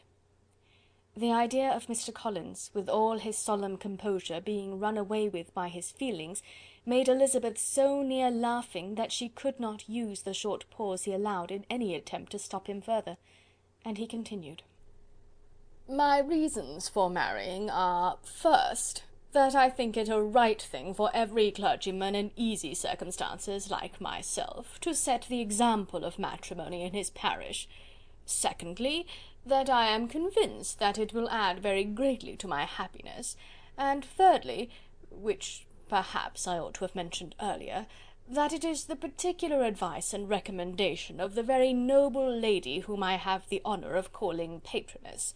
Twice has she condescended to give me her opinion, unasked too, on this subject, and it was but the very Saturday night before I left Hunsford, between our pools at quadrille, while Mrs. Jenkinson was arranging Mr. Berg's footstool, that she said, 'Mr. Collins, you must marry. A clergyman like you must marry. Choose properly. Choose a gentlewoman for my sake, and for your own, let her be an active, useful sort of person, not brought up high, but able to make a small income go a good way. This is my advice. Find such a woman as soon as you can, bring her to Hunsford, and I will visit her. Allow me, by the way, to observe, my fair cousin, that I do not reckon the notice and kindness of Lady Catherine de Bourgh as among the least of the advantages in my power to offer. You will find her manners beyond anything I can describe, and your wit and vivacity, I think, must be acceptable to her, especially when tempered with the silence and respect which her rank will inevitably excite. Thus much for my general intention in favour of matrimony. It remains to be told why my views were directed towards Longbourn instead of my own neighbourhood, where I can assure you there are many amiable young women.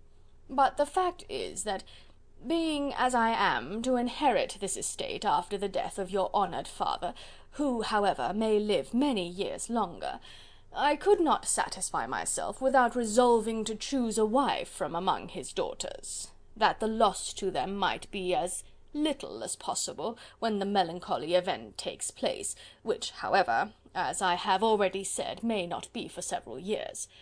This has been my motive, fair cousin, and I flatter myself it will not sink me in your esteem. And now nothing remains for me but to assure you in the most animated language of the violence of my affection. To fortune I am perfectly indifferent, and shall make no demand of that nature on your father, since I am well aware that it could not be complied with, and that £1000 in the 4 per cents, which will not be yours till after your mother's decease, is all that you may ever be entitled to. On that head, therefore, I shall be uniformly silent, and you may assure yourself that no ungenerous reproach shall ever pass my lips when we are married." It was absolutely necessary to interrupt him now. "You are too hasty, sir," she cried. "You forget that I have made no answer. Let me do it without further loss of time. Accept my thanks for the compliment you are paying me. I am very sensible of the honour of your proposals, but it is impossible for me to do otherwise than to decline them." "I am not now to learn," replied Mr. Collins, with a formal wave of the hand, "that it is usual with young ladies to reject the addresses of the man whom they secretly mean to accept, when he first applies for their favour, and that sometimes the refusal is repeated a second or even a third time. I am therefore by no means discouraged by what you have just said, and shall hope to lead you to the altar ere long." "Upon my word, sir," cried Elizabeth, "your hope is a rather extraordinary one after my declaration. I do assure you that I am not one of those young ladies, if such young ladies there are, who are so daring as to risk their happiness on the chance of being asked a second time. I am perfectly serious in my refusal. You could not make me happy, and I am convinced that I am the last woman in the world who could make you so. Nay, were your friend Lady Catherine to know me, I am persuaded she would find me in every respect ill qualified for the situation." "Were it certain that Lady Catherine would think so," said Mr. Collins very gravely, "but I cannot imagine that her ladyship would at all disapprove of you, and you may be certain when I have the honour of seeing her again, I shall speak in the very highest terms of your modesty, economy, and other amiable qualification." "Indeed, Mr. Collins, all praise of me will be unnecessary. You must give me leave to judge for myself, and pay me the compliment of believing what I say. I wish you very happy and very rich, and by refusing your hand, do all in my power to prevent your being otherwise. In making me the offer, you must have satisfied the delicacy of your feelings with regard to my family, and may take possession of Longbourn estate whenever it falls, without any self-reproach. This matter may be considered, therefore, as finally settled." And rising as she thus spoke, she would have quitted the room, had Mr. Collins not thus addressed her. "When I do myself the honour of speaking to you next on the subject, I shall hope to receive a more favourable answer than you have now given me, though I am far from accusing you of cruelty at present, because I know it to be the established custom of your sex to reject a man on the first application, and perhaps you have even now said as much to encourage my suit as would be consistent with the true delicacy of the female character." "Really, Mr. Collins," cried Elizabeth with some warmth, "you puzzle me exceedingly. If what I have hitherto said can appear to you in the form of encouragement, I know not how to express my refusal in such a way as to convince you of its being one."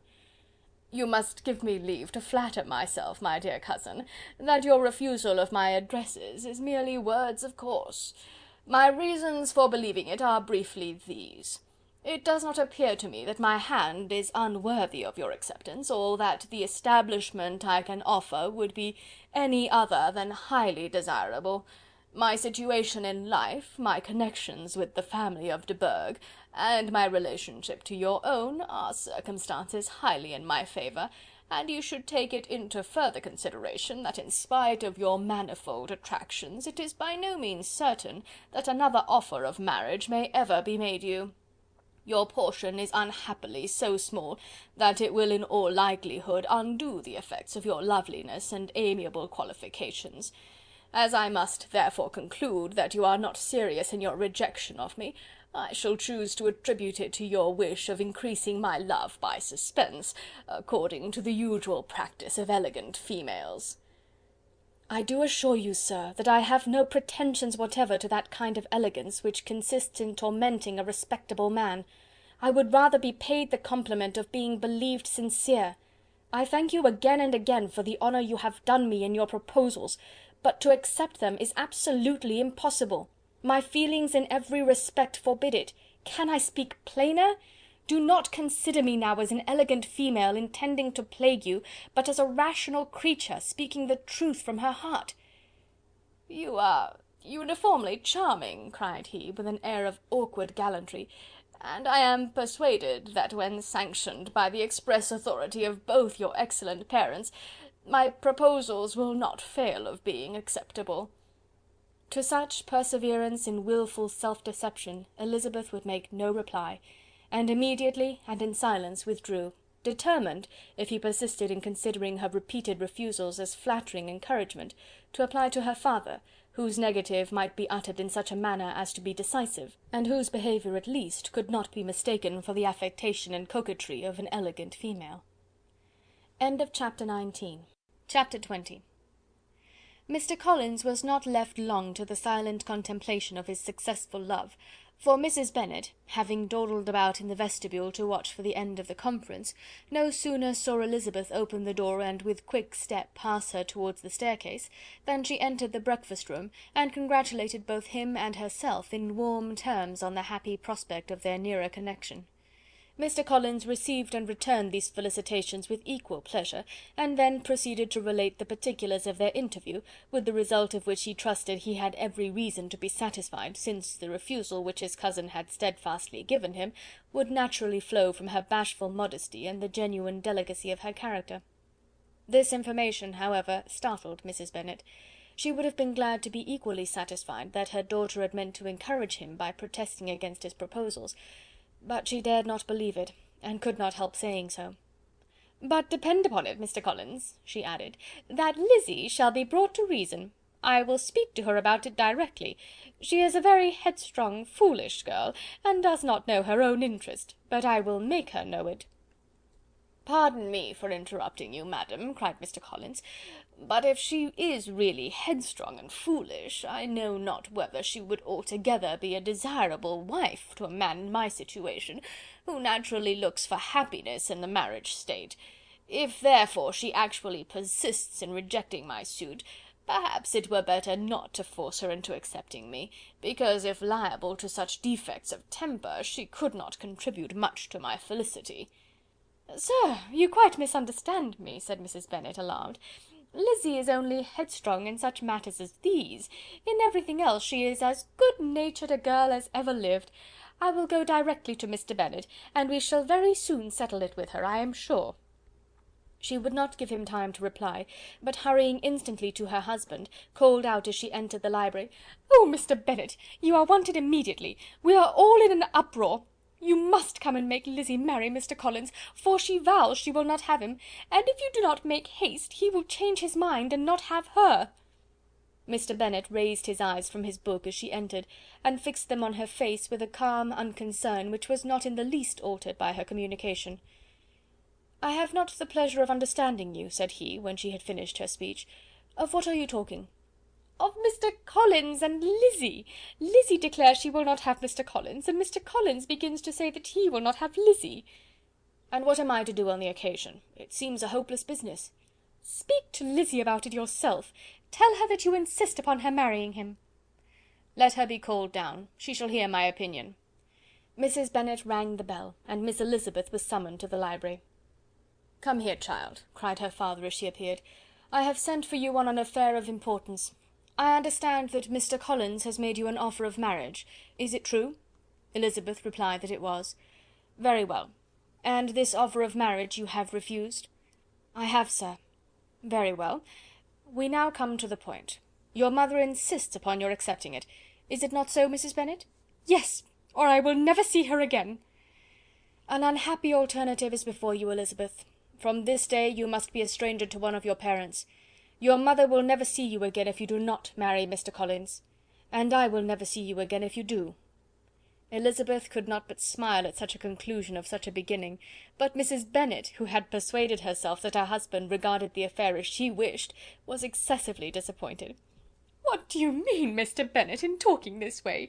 You promised me to insist upon her marrying him." "My dear," replied her husband, "I have two small favours to request. First, that you will allow me the free use of my understanding on the present occasion, and secondly, of my room. I shall be glad to have the library to myself as soon as may be." Not yet, however, in spite of her disappointment in her husband, did Mrs. Bennet give up the point. She talked to Elizabeth again and again, coaxed and threatened her by turns. She endeavoured to secure Jane in her interest, but Jane, with all possible mildness, declined interfering, and Elizabeth, sometimes with real earnestness, and sometimes with playful gaiety, replied to her attacks. Though her manner varied, however, her determination never did. Mr. Collins, meanwhile, was meditating in solitude on what had passed. He thought too well of himself to comprehend on what motives his cousin could refuse him, and though his pride was hurt, he suffered in no other way. His regard for her was quite imaginary, and the possibility of her deserving her mother's reproach prevented his feeling any regret. While the family were in this confusion, Charlotte Lucas came to spend the day with them. She was met in the vestibule by Lydia, who, flying to her, cried in a half-whisper, "I am glad you are come, for there is such fun here! What do you think has happened this morning? Mr. Collins has made an offer to Lizzy, and she will not have him." Charlotte hardly had time to answer before they were joined by Kitty, who came to tell the same news; and no sooner had they entered the breakfast-room, where Mrs. Bennet was alone, than she likewise began on the subject, calling on Miss Lucas for her compassion, and entreating her to persuade her friend Lizzy to comply with the wishes of all her family. "Pray do, my dear Miss Lucas," she added in a melancholy tone, "for nobody is on my side, nobody takes part with me. I am cruelly used, nobody feels for my poor nerves." Charlotte's reply was spared by the entrance of Jane and Elizabeth. "Ay, there she comes," continued Mrs. Bennet, "looking as unconcerned as may be, and caring no more for us than if we were at York, provided she can have her own way. But I tell you, Miss Lizzy, if you take it into your head to go on refusing every offer of marriage in this way, you will never get a husband at all, and I am sure I do not know who is to maintain you when your father is dead. I shall not be able to keep you, and so I warn you. I have done with you from this very day. I told you in the library, you know, that I should never speak to you again, and you will find me as good as my word. I have no pleasure in talking to undutiful children. Not that I have much pleasure, indeed, in talking to anybody. People who suffer as much as I do from nervous complaints can have no great inclination for talking. Nobody can tell what I suffer. But it is always so. Those who do not complain are never pitied." Her daughters listened in silence to this effusion, sensible that any attempt to reason with her or soothe her would only increase the irritation. She talked on, therefore, without interruption from any of them, till they were joined by Mr. Collins, who entered the room with an air more stately than usual, and on perceiving whom, she said to the girls, "Now I do insist upon it, that you, all of you, hold your tongues, and let me and Mr. Collins have a little conversation together." Elizabeth passed quietly out of the room. Jane and Kitty followed, but Lydia stood her ground, determined to hear all she could; and Charlotte, detained first by the civility of Mr. Collins, whose inquiries after herself and all her family were very minute, and then by a little curiosity, satisfied herself with walking to the window and pretending not to hear. In a doleful voice Mrs. Bennet began the projected conversation. "Oh, Mr. Collins!" "My dear madam," replied he, "let us be for ever silent on this point. Far be it from me," he presently continued, in a voice that marked his displeasure, "to resent the behaviour of your daughter. Resignation to inevitable evils is the evil duty of us all, the peculiar duty of a young man who has been so fortunate as I have been in early preferment, and I trust I am resigned. Perhaps not the less so from feeling a doubt of my positive happiness had my fair cousin honoured me with her hand, for I have often observed that resignation is never so perfect as when the blessing denied begins to lose somewhat of its value in our estimation.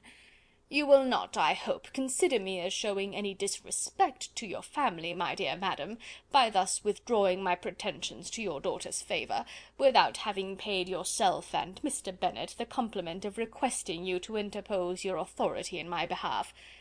My conduct may, I fear, be objectionable in having accepted my dismission from your daughter's lips instead of your own. But we are all liable to error. I have certainly meant well through the whole affair. My object has been to secure an amiable companion for myself, with due consideration for the advantage of all your family, and if my manner has been at all reprehensible, I here beg leave to apologize." Chapter 21. The discussion of Mr. Collins's offer was now nearly at an end, and Elizabeth had only to suffer from the uncomfortable feelings necessarily attending it, and occasionally from some peevish allusions of her mother. As for the gentleman himself, his feelings were chiefly expressed, not by embarrassment or dejection, or by trying to avoid her, but by stiffness of manner and resentful silence. He scarcely ever spoke to her, and the assiduous attentions which he had been so sensible of himself were transferred for the rest of the day to Miss Lucas, whose civility in listening to him was a seasonable relief to them all, and especially to her friend. The morrow produced no abatement to Mrs. Bennet's ill humour or ill health. Mr. Collins was also in the same state of angry pride. Elizabeth had hoped that his resentment might shorten his visit, but his plan did not appear in the least affected by it. He was always to have gone on Saturday, and to Saturday he meant to stay. After breakfast the girls walked to Meryton to inquire if Mr. Wickham were returned, and to lament over his absence from the Netherfield ball. He joined them on their entering the town, and attended them to their aunt's, where his regret and vexation, and the concern of everybody, was well talked over. To Elizabeth, however, he voluntarily acknowledged that the necessity of his absence had been self-imposed. "I found," said he, "as the time drew near, that I had better not meet Mr. Darcy; that to be in the same room, the same party with him for so many hours together, might be more than I could bear, and that scenes might arise unpleasant to more than myself." She highly approved his forbearance, and they had leisure for a full discussion of it, and for all the commendation which they civilly bestowed on each other, as Wickham and another officer walked back with them to Longbourn, and during the walk he particularly attended to her. His accompanying them was a double advantage. She felt all the compliment it offered to herself, and it was most acceptable as an occasion of introducing him to her father and mother. Soon after their return a letter was delivered to Miss Bennet. It came from Netherfield. The envelope contained a sheet of elegant, little, hot-pressed paper, well covered with the lady's fair flowing hand, and Elizabeth saw her sister's countenance change as she read it, and saw her dwelling intently on some particular passages. Jane recollected herself soon, and putting the letter away, tried to join with her usual cheerfulness in the general conversation, but Elizabeth felt an anxiety on the subject which drew off her attention even from Wickham, and no sooner had he and his companion taken leave, than a glance from Jane invited her to follow her upstairs. When they had gained their own room, Jane, taking out the letter, said, "This is from Caroline Bingley. What it contains has surprised me a good deal. The whole party have left Netherfield by this time, and are on their way back to town, and without any intention of coming back again. You shall hear what she says." She then read the first sentence aloud, which comprised the information of their having just resolved to follow their brother to town directly, and of their meaning to dine in Grosvenor Street, where Mr. Hurst had a house. The next was in these words: "I do not pretend to regret anything I shall leave in Hertfordshire, except your society, my dearest friend, but we will hope at some future period to enjoy many returns of that delightful intercourse we have known, and in the meanwhile may lessen the pain of separation by a very frequent and most unreserved correspondence. I depend on you for that." To these high-flown expressions Elizabeth listened with all the insensibility of distrust, and though the suddenness of their removal surprised her, she saw nothing in it really to lament. It was not to be supposed that their absence from Netherfield would prevent Mr. Bingley's being there, and as to the loss of their society, she was persuaded that Jane must cease to regard it in the enjoyment of his. "It is unlucky," said she, after a short pause, "that you should not be able to see your friends before they leave the country. But may we not hope that the period of future happiness to which Miss Bingley looks forward may arrive earlier than she is aware, and that the delightful intercourse you have known as friends will be renewed with yet greater satisfaction as sisters? Mr. Bingley will not be detained in London by them." "Caroline decidedly says that none of the party will return into Hertfordshire this winter. I will read it to you. "When my brother left us yesterday, he imagined that the business which took him to London might be concluded in 3 or 4 days, but as we are certain it cannot be so, and at the same time convinced that when Charles gets to town he will be in no hurry to leave it again, we have determined on following him thither, that he may not be obliged to spend his vacant hours in a comfortless hotel. Many of my acquaintances are already there for the winter. I wish that I could hear that you, my dearest friend, had any intention of making one of the crowd, but of that I despair. I sincerely hope your Christmas in Hertfordshire may abound in the gaieties which that season generally brings, and that your beaux will be so numerous as to prevent your feeling the loss of the 3 of whom we shall deprive you." It is evident by this," added Jane, "that he comes back no more this winter." "It is only evident that Miss Bingley does not mean that he should." "Why will you think so? It must be his own doing. He is his own master. But you do not know all. I will read you the passage which particularly hurts me. I will have no reserves from you. Mr. Darcy is impatient to see his sister, and, to confess the truth, we are scarcely less eager to meet her again. I really do not think Georgiana Darcy has her equal for beauty, elegance, and accomplishments, and the affection she inspires in Louisa and myself is heightened into something still more interesting from the hope we dare entertain of her being hereafter our sister.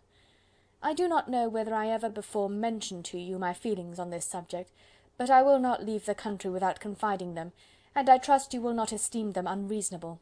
My brother admires her greatly already. He will have frequent opportunity now of seeing her on the most intimate footing. Her relations all wish the connection as much as his own, and a sister's partiality is not misleading me, I think, when I call Charles most capable of engaging any woman's heart. With all these circumstances to favour an attachment, and nothing to prevent it, am I wrong, my dearest Jane, in indulging the hope of an event which will secure the happiness of so many? What do you think of this sentence, my dear Lizzy? Said Jane, as she finished it. Is it not clear enough? Does it not expressly declare that Caroline neither expects nor wishes me to be her sister, that she is perfectly convinced of her brother's indifference, and that, if she suspects the nature of my feelings for him, she means most kindly to put me on my guard? Can there be any other opinion on the subject? Yes, there can, for mine is totally different. Will you hear it? Most willingly. You shall have it in a few words. Miss Bingley sees that her brother is in love with you, and wants him to marry Miss Darcy. She follows him to town in hope of keeping him there, and tries to persuade you that he does not care about you. Jane shook her head.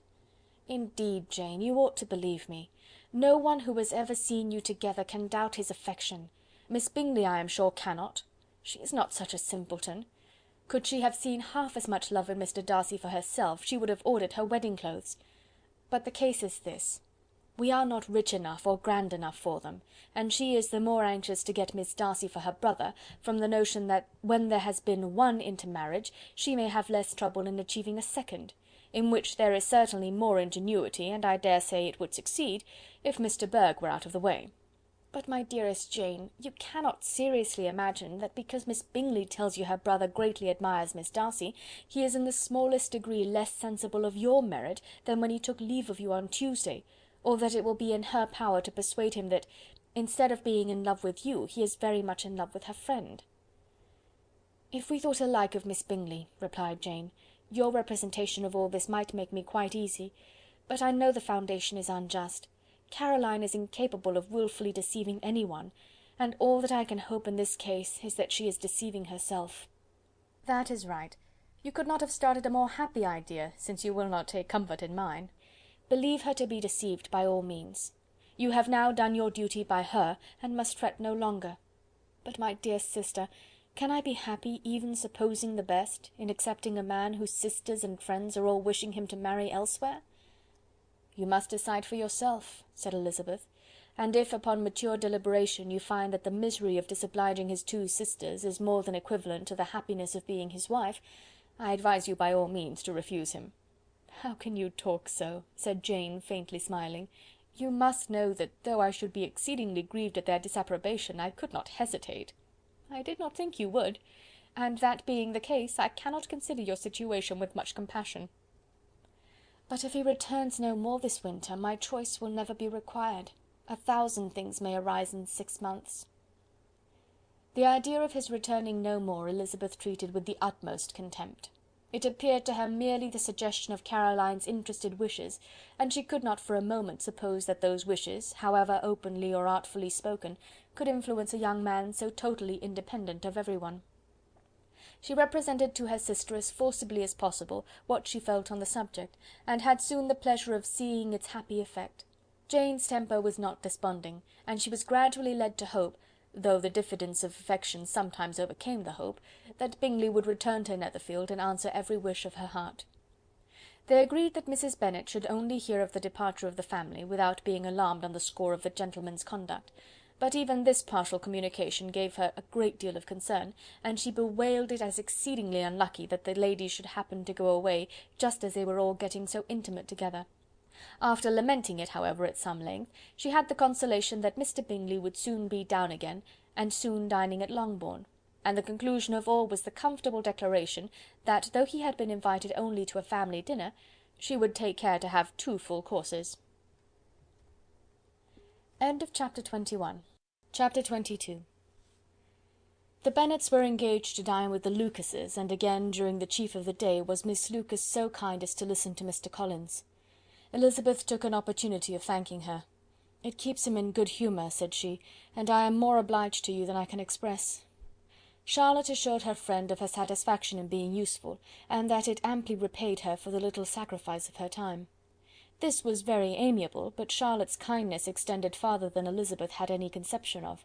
Its object was nothing else than to secure her from any return of Mr. Collins's addresses, by engaging them towards herself. Such was Miss Lucas's scheme, and appearances were so favourable that when they parted at night she would have felt almost secure of success if he had not been to leave Hertfordshire so very soon. But here she did injustice to the fire and independence of his character, for it led him to escape out of Longbourn House the next morning with admirable slyness, and to hasten to Lucas Lodge to throw himself at her feet. He was anxious to avoid the notice of his cousins, from a conviction that if they saw him depart, they could not fail to conjecture his design, and he was not willing to have the attempt known till its success might be known likewise; for though feeling almost secure, and with reason, for Charlotte had been tolerably encouraging, he was Miss Lucas perceived him from an upper window as he walked towards the house, and instantly set out to meet him accidentally in the lane. But little had she dared to hope that so much love and eloquence awaited her there. In as short a time as Mr. Collins's long speeches would allow, everything was settled between them to the satisfaction of both, and as they entered the house, he earnestly entreated her to name the day that was to make him the happiest of men, and though such a solicitation must be waived for the present, the lady felt no inclination to trifle with his happiness. The stupidity with which he was favoured by nature must guard his courtship from any charm that would make a woman wish for its continuance, and Miss Lucas, who accepted him solely from the pure and disinterested desire of an establishment, cared not how soon that establishment were gained. Sir William and Lady Lucas were speedily applied to for their consent, and it was bestowed with a most joyful alacrity. Mr. Collins's present circumstances made it a most eligible match for their daughter, to whom they could give little fortune, and his prospects of future wealth were exceedingly fair. Lady Lucas began directly to calculate, with more interest than the matter had ever excited before, how many years longer Mr. Bennet was likely to live, and Sir William gave it as his decided opinion that whenever Mr. Collins should be in possession of the Longbourn estate, it would be highly expedient that both he and his wife should make their appearance at St. James's. The whole family, in short, were properly overjoyed on the occasion. The younger girls formed hopes of coming out a year or 2 sooner than they might otherwise have done, and the boys were relieved from their apprehension of Charlotte's dying an old maid. Charlotte herself was tolerably composed; she had gained her point, and had time to consider of it. Her reflections were in general satisfactory. Mr. Collins, to be sure, was neither sensible nor agreeable, his society was irksome, and his attachment to her must be imaginary, but still he would be her husband. Without thinking highly either of men or matrimony, marriage had always been her object. It was the only provision for well-educated young women of small fortune, and however uncertain of giving happiness, must be their pleasantest preservative from want. This preservative she had now obtained, and at the age of 27, without having ever been handsome, she felt all the good luck of it. The least agreeable circumstance in the business was the surprise it must occasion to Elizabeth Bennet, whose friendship she valued beyond that of any other person. Elizabeth would wonder and probably would blame her, and though her resolution was not to be shaken, her feelings must be hurt by such a disapprobation. She resolved to give her the information herself, and therefore charged Mr. Collins, when he returned to Longbourn to dinner, to drop no hint of what had passed before any of the family. A promise of secrecy was of course very dutifully given, but it could not be kept without difficulty, for the curiosity excited by his long absence burst forth in such very direct questions on his return as required some ingenuity to evade, and he was at the same time exercising great self-denial, for he was longing to publish his prosperous love. As he was to begin his journey too early on the morrow to see any of the family, the ceremony of leave-taking was performed when the ladies moved for the night, and Mrs. Bennet, with great politeness and cordiality, said how happy they should be to see him at Longbourn again, whenever his engagements might allow him to visit them. "My dear madam," he replied, "this invitation is particularly gratifying, because it is what I have been hoping to receive, and you may be very certain that I shall avail myself of it as soon as possible." They were all astonished, and Mr. Bennet, who could by no means wish for so speedy a return, immediately said, "But is there not danger of Lady Catherine's disapprobation here, my good sir? You had better neglect your relations than run the risk of offending your patroness." "My dear sir," replied Mr. Collins, "I am particularly obliged to you for this friendly caution, and you may depend upon my not taking so material a step without her ladyship's concurrence." "You cannot be too much upon your guard. Risk anything rather than her displeasure; and if you find it likely to be raised by your coming to us again, which I should think exceedingly probable, stay quietly at home, and be satisfied that we shall take no offence."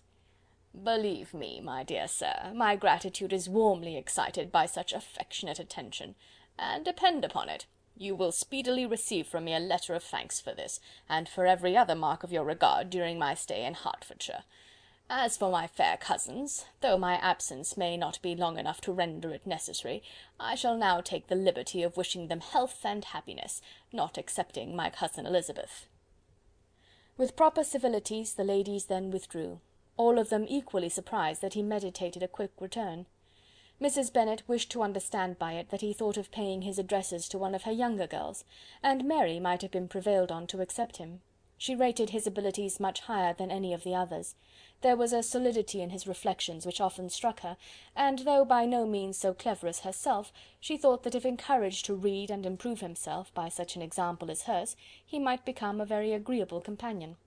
But on the following morning every hope of this kind was done away. Miss Lucas called soon after breakfast, and in a private conference with Elizabeth related the event of the day before. The possibility of Mr. Collins's fancying himself in love with her friend had once occurred to Elizabeth within the last day or two, but that Charlotte could encourage him seemed almost as far from possibility as she could encourage him herself, and her astonishment was consequently so great as to overcome at first the bounds of decorum, and she could not help crying out, "Engaged to Mr. Collins! My dear Charlotte, impossible!" The steady countenance which Miss Lucas had commanded in telling her story gave way to a momentary confusion here on receiving so direct a reproach, though, as it was no more than she expected, she soon regained her composure and calmly replied, "Why should you be surprised, my dear Eliza? Do you think it incredible that Mr. Collins should be able to procure any woman's good opinion, because he was not so happy as to succeed with you?" But Elizabeth had now recollected herself, and making a strong effort for it, was able to assure with tolerable firmness that the prospect of their relationship was highly grateful to her, and that she wished her all imaginable happiness. "I see what you are feeling," replied Charlotte. "You must be surprised, very much surprised, so lately as Mr. Collins was wishing to marry you. But when you have had time to think it over, I hope you will be satisfied with what I have done. I am not romantic, you know, I never was.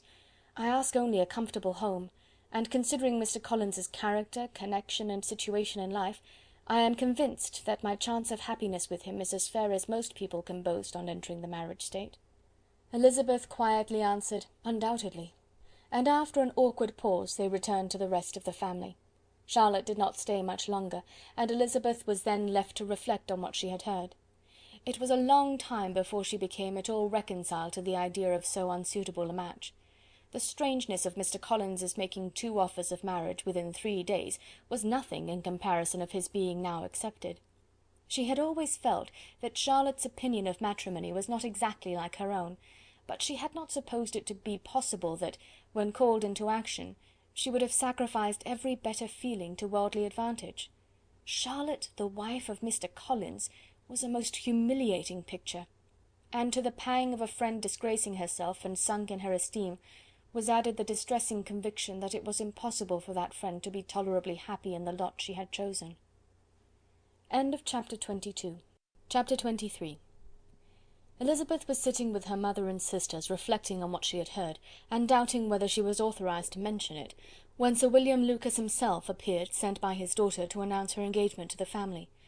With many compliments to them, and much self-gratulation on the prospect of a connection between the two houses, he unfolded the matter to an audience not merely wondering but incredulous, for Mrs. Bennet, with more perseverance than politeness, protested he must be entirely mistaken, and Lydia, always unguarded and often uncivil, boisterously exclaimed, "Good Lord, Sir William, how can you tell such a story? Do not you know that Mr. Collins wants to marry Lizzy?" Nothing less than the complaisance of a courtier could have borne without anger such treatment, but Sir William's good breeding carried him through it all, and though he begged leave to be positive as to the truth of his information, he listened to all their impertinence with the most forbearing courtesy. Elizabeth, feeling it incumbent on her to relieve him from so unpleasant a situation, now put herself forward to confirm his account, by mentioning her prior knowledge of it from Charlotte herself, and endeavoured to put a stop to the exclamations of her mother and sisters by the earnestness of her congratulations to Sir William, in which she was readily joined by Jane, and by making a variety of remarks on the happiness that might be expected from the match, the excellent character of Mr. Collins, and the convenient distance of Hunsford from London. Mrs. Bennet was in fact too much overpowered to say a great deal while Sir William remained, but no sooner had he left them than her feelings found a rapid vent. In the first place, she persisted in disbelieving the whole of the matter. Secondly, she was very sure that Mr. Collins had been taken in. Thirdly, she trusted that they would never be happy together, and fourthly, that the match might be broken off. Two inferences, however, were plainly deduced from the whole.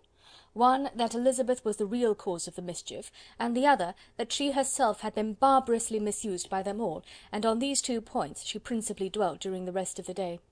Nothing could console and nothing could appease her, nor did that day wear out her resentment. A week elapsed before she could see Elizabeth without scolding her, a month passed before she could speak to Sir William or Lady Lucas without being rude, and many months were gone before she could at all forgive their daughter. Mr. Bennet's emotions were much more tranquil on the occasion, and such as he did experience he pronounced to be of a most agreeable sort, for it gratified him, he said, to discover that Charlotte Lucas, whom he had used to think tolerably sensible, was as foolish as his wife, and more foolish than his daughter. Jane confessed herself a little surprised at the match, but she said less of her astonishment than of her earnest desire for their happiness, nor could Elizabeth persuade her to consider it as improbable. Kitty and Lydia were far from envying Miss Lucas, for Mr. Collins was only a clergyman, and it affected them in no other way than as a piece of news to spread at Meryton. Lady Lucas could not be insensible of triumph on being able to retort on Mrs. Bennet the comfort of having a daughter well married, and she called at Longbourn rather oftener than usual to say how happy she was, though Mrs. Bennet's sour looks and ill-natured remarks might have been enough to drive happiness away. Between Elizabeth and Charlotte there was a restraint which kept them mutually silent on the subject, and Elizabeth felt persuaded that no real confidence could ever subsist between them again. Her disappointment in Charlotte made her turn with fonder regard to her sister, of whose rectitude and delicacy she was sure her opinion could never be shaken, and for whose happiness she grew daily more anxious, as Bingley had now been gone a week, and nothing more was heard of his return. Jane had sent Caroline an early answer to her letter, and was counting the days till she might reasonably hope to hear again. The promised letter of thanks from Mr. Collins arrived on Tuesday, addressed to their father, and written with all the solemnity of gratitude which a 12-month's abode in the family might have prompted. After discharging his conscience on that head, he proceeded to inform them, with many rapturous expressions, of his happiness in having obtained the affection of their amiable neighbour, Miss Lucas, and then explained that it was merely with the view of enjoying her society that he had been so ready to close with their kind wish of seeing him again at Longbourn, whither he hoped to be able to return on Monday fortnight, for Lady Catherine, he added, so heartily approved his marriage, that she wished it to take place as soon as possible, which he trusted would be an unanswerable argument with his amiable Charlotte to name an early day for making him the happiest of men. Mr. Collins' return to Hertfordshire was no longer a matter of pleasure to Mrs. Bennet. On the contrary, she was as much disposed to complain of it as her husband. It was very strange that he should come to Longbourn instead of to Lucas Lodge. It was also very inconvenient and exceedingly troublesome. She hated having visitors in the house while her health was so indifferent, and lovers were of all people the most disagreeable. Such were the gentle murmurs of Mrs. Bennet, and they gave way only to the greater distress of Mr. Bingley's continued absence. Neither Jane nor Elizabeth were comfortable on this subject. Day after day passed away without bringing any other tidings of him than the report which shortly prevailed in Meryton of his coming no more to Netherfield the whole winter, a report which highly incensed Mrs. Bennet, and which she never failed to contradict as a most scandalous falsehood. Even Elizabeth began to fear. Not that Bingley was indifferent, but that his sisters would be successful in keeping him away. Unwilling as she was to admit an idea so destructive of Jane's happiness, and so dishonourable to the stability of her lover, she could not prevent its frequent occurring. The united efforts of his two unfeeling sisters and of his overpowering friend, assisted by the attractions of Miss Darcy and the amusements of London, might be too much, she feared, for the strength of his attachment. As for Jane, her anxiety under this suspense was, of course, more painful than Elizabeth's; but whatever she felt, she was desirous of concealing, and between herself and Elizabeth, therefore, the subject was never alluded to. But as no such delicacy restrained her mother, an hour seldom passed in which she did not talk of Bingley, express her impatience for his arrival, or even require Jane to confess that if he did not come back she would think herself very ill-used. It needed all Jane's steady mildness to bear these attacks with tolerable tranquillity. Mr. Collins returned most punctually on Monday fortnight, but his reception at Longbourn was not quite so gracious as it had been on his first introduction. He was too happy, however, to need much attention, and luckily for the others, the business of love-making relieved them from a great deal of his company. The chief of every day was spent by him at Lucas Lodge, and he sometimes returned to Longbourn only in time to make an apology for his absence before the family went to bed. Mrs. Bennet was really in a most pitiable state. The very mention of anything concerning the match threw her into an agony of ill humour, and wherever she went she was sure of hearing it talked of. The sight of Miss Lucas was odious to her. As her successor in that house, she regarded her with jealous abhorrence. Whenever Charlotte came to see them, she concluded her to be anticipating the hour of possession, and whenever she spoke in a low voice to Mr. Collins, was convinced that they were talking of the Longbourn estate, and resolving to turn herself and her daughters out of the house as soon as Mr. Bennet were dead. She complained bitterly of all this to her husband. "Indeed, Mr. Bennet," said she, "it is very hard to think that Charlotte Lucas should ever be mistress of this house, that I should be forced to make way for her, and live to see her take her place in it." "My dear, do not give way to such gloomy thoughts. Let us hope for better things. Let us flatter ourselves that I may be the survivor." This was not very consoling to Mrs. Bennet, and therefore, instead of making any answer, she went on as before. "I cannot bear to think that they should have all this estate. If it was not for the entail, I should not mind it." "What should not you mind?" "I should not mind anything at all." "Let us be thankful that you are preserved from a state of such insensibility." "I never can be thankful, Mr. Bennet, for anything about the entail. How anyone could have the conscience to entail away an estate from one's own daughters, I cannot understand, and all for the sake of Mr. Collins too. Why should he have it more than anybody else?" "I leave it to yourself to determine," said Mr. Bennet. Chapter 23. Chapter 24. Miss Bingley's letter arrived and put an end to doubt. The very first sentence conveyed the assurance of their being all settled in London for the winter, and concluded with her brother's regret at not having had time to pay his respects to his friends in Hertfordshire before he left the country. Hope was over, entirely over, and when Jane could attend to the rest of the letter, she found little, except the professed affection of the writer, that could give her any comfort. Miss Darcy's praise occupied the chief of it, her many attractions were again dwelt on, and Caroline boasted joyfully of their increasing intimacy, and ventured to predict the accomplishment of the wishes which had been unfolded in her former letter. She wrote also with great pleasure of her brother's being an inmate of Mr. Darcy's house, and mentioned with raptures some plans of the latter with regard to new furniture. Elizabeth, to whom Jane very soon communicated the chief of all this, heard it in silent indignation. Her heart was divided between concern for her sister and resentment against all others. To Caroline's assertion of her brother's being partial to Miss Darcy she paid no credit.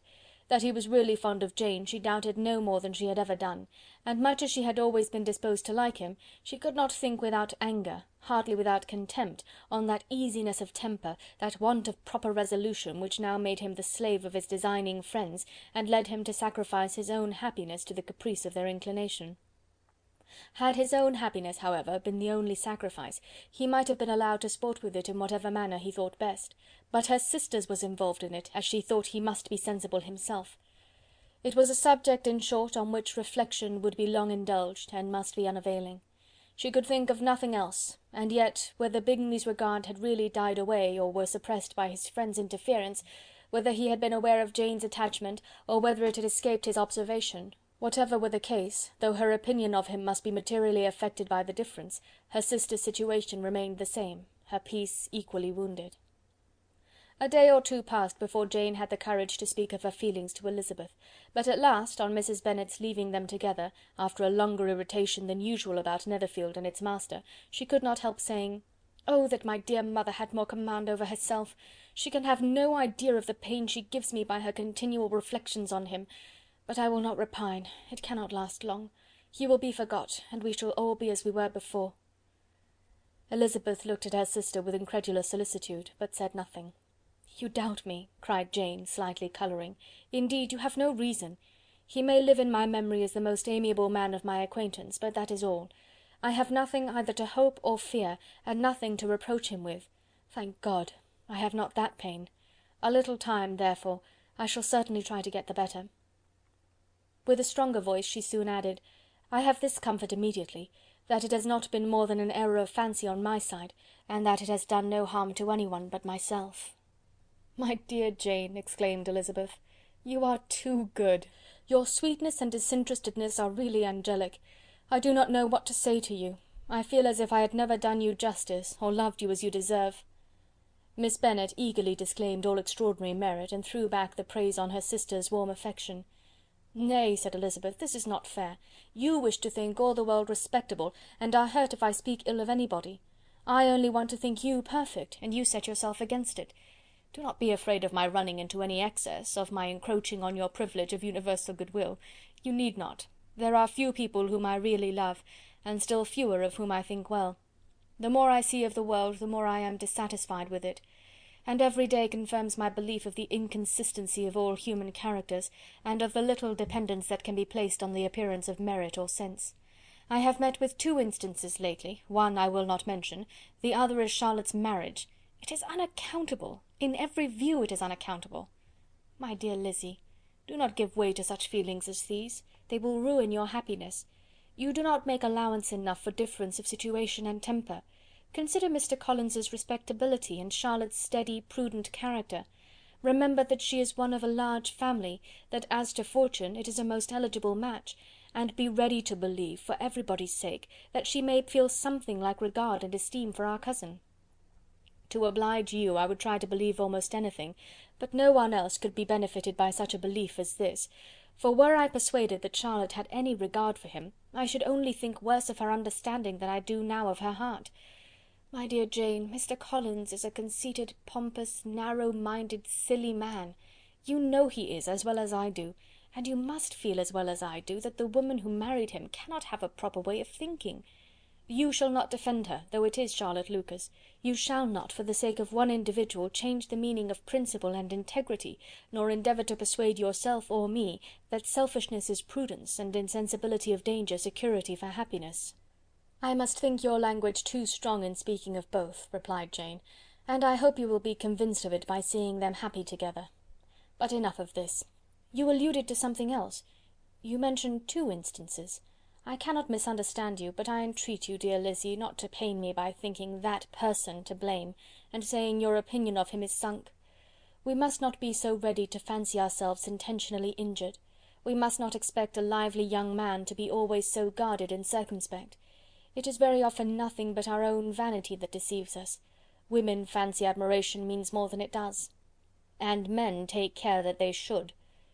If it is designedly done, they cannot be justified, but I have no idea of there being so much design in the world as some persons imagine." "I fear I am far from attributing any part of Mr. Bingley's conduct to design," said Elizabeth, "but without scheming to do wrong, or to make others unhappy, there may be error, and there may be misery. Thoughtlessness, want of attention to other people's feelings, and want of resolution, will do the business." "And do you impute it to either of those?" "Yes, to the last. But if I go on, I shall displease you by saying what I think of persons you esteem. Stop me whilst you can." "You persist, then, in supposing his sisters influence him?" "Yes, in conjunction with his friend." "I cannot believe it. Why should they try to influence him? They can only wish his happiness, and if he is attached to me, no other woman can secure it." "Your first position is false. They may wish many things besides his happiness. They may wish his increase of wealth and consequence. They may wish him to marry a girl who has all the importance of money, great connections, and pride." "Beyond a doubt they do wish him to choose Miss Darcy," replied Jane, "but this may be from better feelings than you are supposing. They have known her much longer than they have known me. No wonder if they love her better. But whatever may be their own wishes, it is very unlikely they should have opposed their brother's. What sister would think herself at liberty to do it, unless there was something very objectionable? If they believed him attached to me, they would not try to part us. If he were so, they could not succeed. By supposing such an affection, you make everybody acting unnaturally and wrong, and me most unhappy. Do not distress me by the idea. I am not ashamed of having been mistaken, or at least it is light. It is nothing in comparison of what I should feel in thinking ill of him or his sisters. Let me take it in the best light, in the light in which it may be understood." Elizabeth could not oppose such a wish, and from this time Mr. Bingley's name was scarcely ever mentioned between them. Mrs. Bennet still continued to wonder and repine at his returning no more, and though a day seldom passed in which Elizabeth did not account for it clearly, there was little chance of her ever considering it with less perplexity. Her daughter endeavoured to convince her of what she did not believe herself, that his attentions to Jane had been merely the effect of a common and transient liking, which ceased when he saw her no more; but though the probability of the statement was admitted at the time, she had the same story to repeat every day. Mrs. Bennet's best comfort was that Mr. Bingley must be down again in the summer. Mr. Bennet treated the matter differently. "So, Lizzy," said he one day, "your sister is crossed in love, I find. I congratulate her. Next to being married, a girl likes to be crossed a little in love now and then. It is something to think of, and it gives her a sort of distinction among her companions. When is your turn to come? You will hardly bear to be long outdone by Jane. Now is your time. Here are officers enough in Meryton to disappoint all the young ladies in the country. Let Wickham be your man. He is a pleasant fellow, and would jilt you creditably." "Thank you, sir, but a less agreeable man would satisfy me. We must not all expect Jane's good fortune." "True," said Mr. Bennet, "but it is a comfort to think that whatever of that kind may befall you, you have an affectionate mother who will make the most of it." Mr. Wickham's society was of material service in dispelling the gloom which the late perverse occurrences had thrown on many of the Longbourn family. They saw him often, and to his other recommendations was now added that of general unreserve. The whole of what Elizabeth had already heard, his claims on Mr. Darcy, and all that he had suffered from him, was now openly acknowledged and publicly canvassed, and everybody was pleased to know how much they had always disliked Mr. Darcy before they had known anything of the matter. Miss Bennet was the only creature who could suppose there might be any extenuating circumstances in the case, unknown to the society of Hertfordshire. Her mild and steady candour always pleaded for allowances, and urged the possibility of mistakes; but by everybody else Mr. Darcy was condemned as the worst of men. Chapter 24. Chapter 25. After a week spent in professions of love and schemes of felicity, Mr. Collins was called from his amiable Charlotte by the arrival of Saturday. The pain of separation, however, might be alleviated on his side by preparations for the reception of his bride, as he had reason to hope that shortly after his return into Hertfordshire the day would be fixed that was to make him the happiest of men. He took leave of his relations at Longbourn with as much solemnity as before, wished his fair cousins health and happiness again, and promised their father another letter of thanks. On the following Monday Mrs. Bennet had the pleasure of receiving her brother and his wife, who came as usual to spend the Christmas at Longbourn. Mr. Gardiner was a sensible, gentlemanlike man, greatly superior to his sister, as well by nature as education. The Netherfield ladies would have had difficulty in believing that a man who lived by trade and within view of his own warehouses could have been so well bred and agreeable. Mrs. Gardiner, who was several years younger than Mrs. Bennet and Mrs. Phillips, was an amiable, intelligent, elegant woman, and a great favourite with all her Longbourn nieces. Between the two eldest and herself especially there subsisted a particular regard. They had frequently been staying with her in town. The first part of Mrs. Gardiner's business on her arrival was to distribute her presents and describe the newest fashions. When this was done, she had a less active part to play. It became her turn to listen. Mrs. Bennet had many grievances to relate, and much to complain of. They had all been very ill used since she last saw her sister. 2 of her girls had been upon the point of marriage, and after all there was nothing in it. "I do not blame Jane," she continued, "for Jane would have got Mr. Bingley if she could. But Lizzy! Oh, sister, it is very hard to think that she might have been Mr. Collins's wife by this time, had it not been for her own perverseness. He made her an offer in this very room, and she refused him. The consequence of it is, that Lady Lucas will have a daughter married before I have, and that the Longbourn estate is just as much entailed as ever. The Lucases are very artful people indeed, sister. They are all for what they can get. I am very sorry to say it of them, but so it is. It makes me very nervous and poorly to be thwarted so in my own family, and to have neighbours who think of themselves before anybody else. However, your coming just at this time is the greatest of comforts, and I am very glad to hear what you tell us of long sleeves." Mrs. Gardiner, to whom the chief of this news had been given before, in the course of Jane and Elizabeth's correspondence with her, made her sister a slight answer, and in compassion to her nieces, turned the conversation. When alone with Elizabeth afterwards, she spoke more on the subject. "It seems likely to have been a desirable match for Jane," said she. "I am sorry it went off. But these things happen so often. A young man, such as you describe Mr. Bingley, so easily falls in love with a pretty girl for a few weeks, and when accident separates them, so easily forgets her, that these sorts of inconsistencies are very frequent." "An excellent consolation in its way," said Elizabeth, "but it will not do for us. We do not suffer by accident. It does not often happen that the interference of friends will persuade a young man of independent fortune to think no more of a girl whom he was violently in love with only a few days before." "But that expression of violently in love is so hackneyed, so doubtful, so indefinite, that it gives me very little idea. It is as often applied to feelings which arise from a half-hour's acquaintance as to a real strong attachment. Pray, how violent was Mr. Bingley's love?" "I never saw a more promising inclination. He was growing quite inattentive to other people, and wholly engrossed by her. Every time they met, it was more decided and remarkable. At his own ball he offended 2 or 3 young ladies by not asking them to dance, and I spoke to him twice myself without receiving an answer. Could there be finer symptoms? Is not general incivility the very essence of love?" "Oh yes, of that kind of love which I suppose him to have felt. Poor Jane! I am sorry for her, because, with her disposition, she may not get over it immediately. It had better have happened to you, Lizzy. You would have laughed yourself out of it sooner. But do you think she would be prevailed upon to go back with us? Change of scene might be of service, and perhaps a little relief from home may be as useful as anything." Elizabeth was exceedingly pleased with this proposal, and felt persuaded of her sister's ready acquiescence. "I hope," added Mrs. Gardiner, "that no consideration with regard to this young man will influence her. We live in so different a part of town, all our connections are so different, and as you well know, we go out so little, that it is very improbable that they should meet at all, unless he really comes to see her." "And that is quite impossible, for he is now in the custody of his friend, and Mr. Darcy would no more suffer him to call on Jane in such a part of London. My dear aunt, how could you think of it? Mr. Darcy may perhaps have heard of such a place as Gracechurch Street, but he would hardly think a month's ablution enough to cleanse him from its impurities, were he once to enter it, and depend upon it, Mr. Bingley never stirs without him."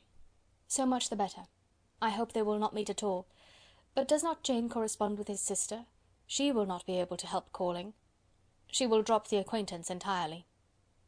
But in spite of the certainty in which Elizabeth affected to place this point, as well as the still more interesting one of Bingley's being withheld from seeing Jane, she felt a solicitude on the subject which convinced her, on examination, that she did not consider it entirely hopeless.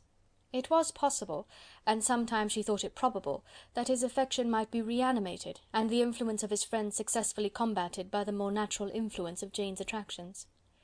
Miss Bennet accepted her aunt's invitation with pleasure, and the Bingleys were no otherwise in her thoughts at the same time than as she hoped by Caroline's not living in the same house with her brother, she might occasionally spend a morning with her without any danger of seeing him.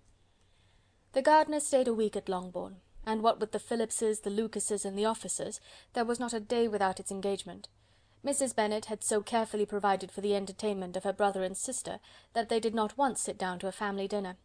When the engagement was for home, some of the officers always made part of it, of which officers Mr. Wickham was sure to be one, and on these occasions Mrs. Gardiner, rendered suspicious by Elizabeth's warm commendation, narrowly observed them both. Without supposing them, from what she saw, to be very seriously in love, their preference of each other was plain enough to make her a little uneasy, and she resolved to speak to Elizabeth on the subject before she left Hertfordshire, and represent to her the imprudence of encouraging such an attachment.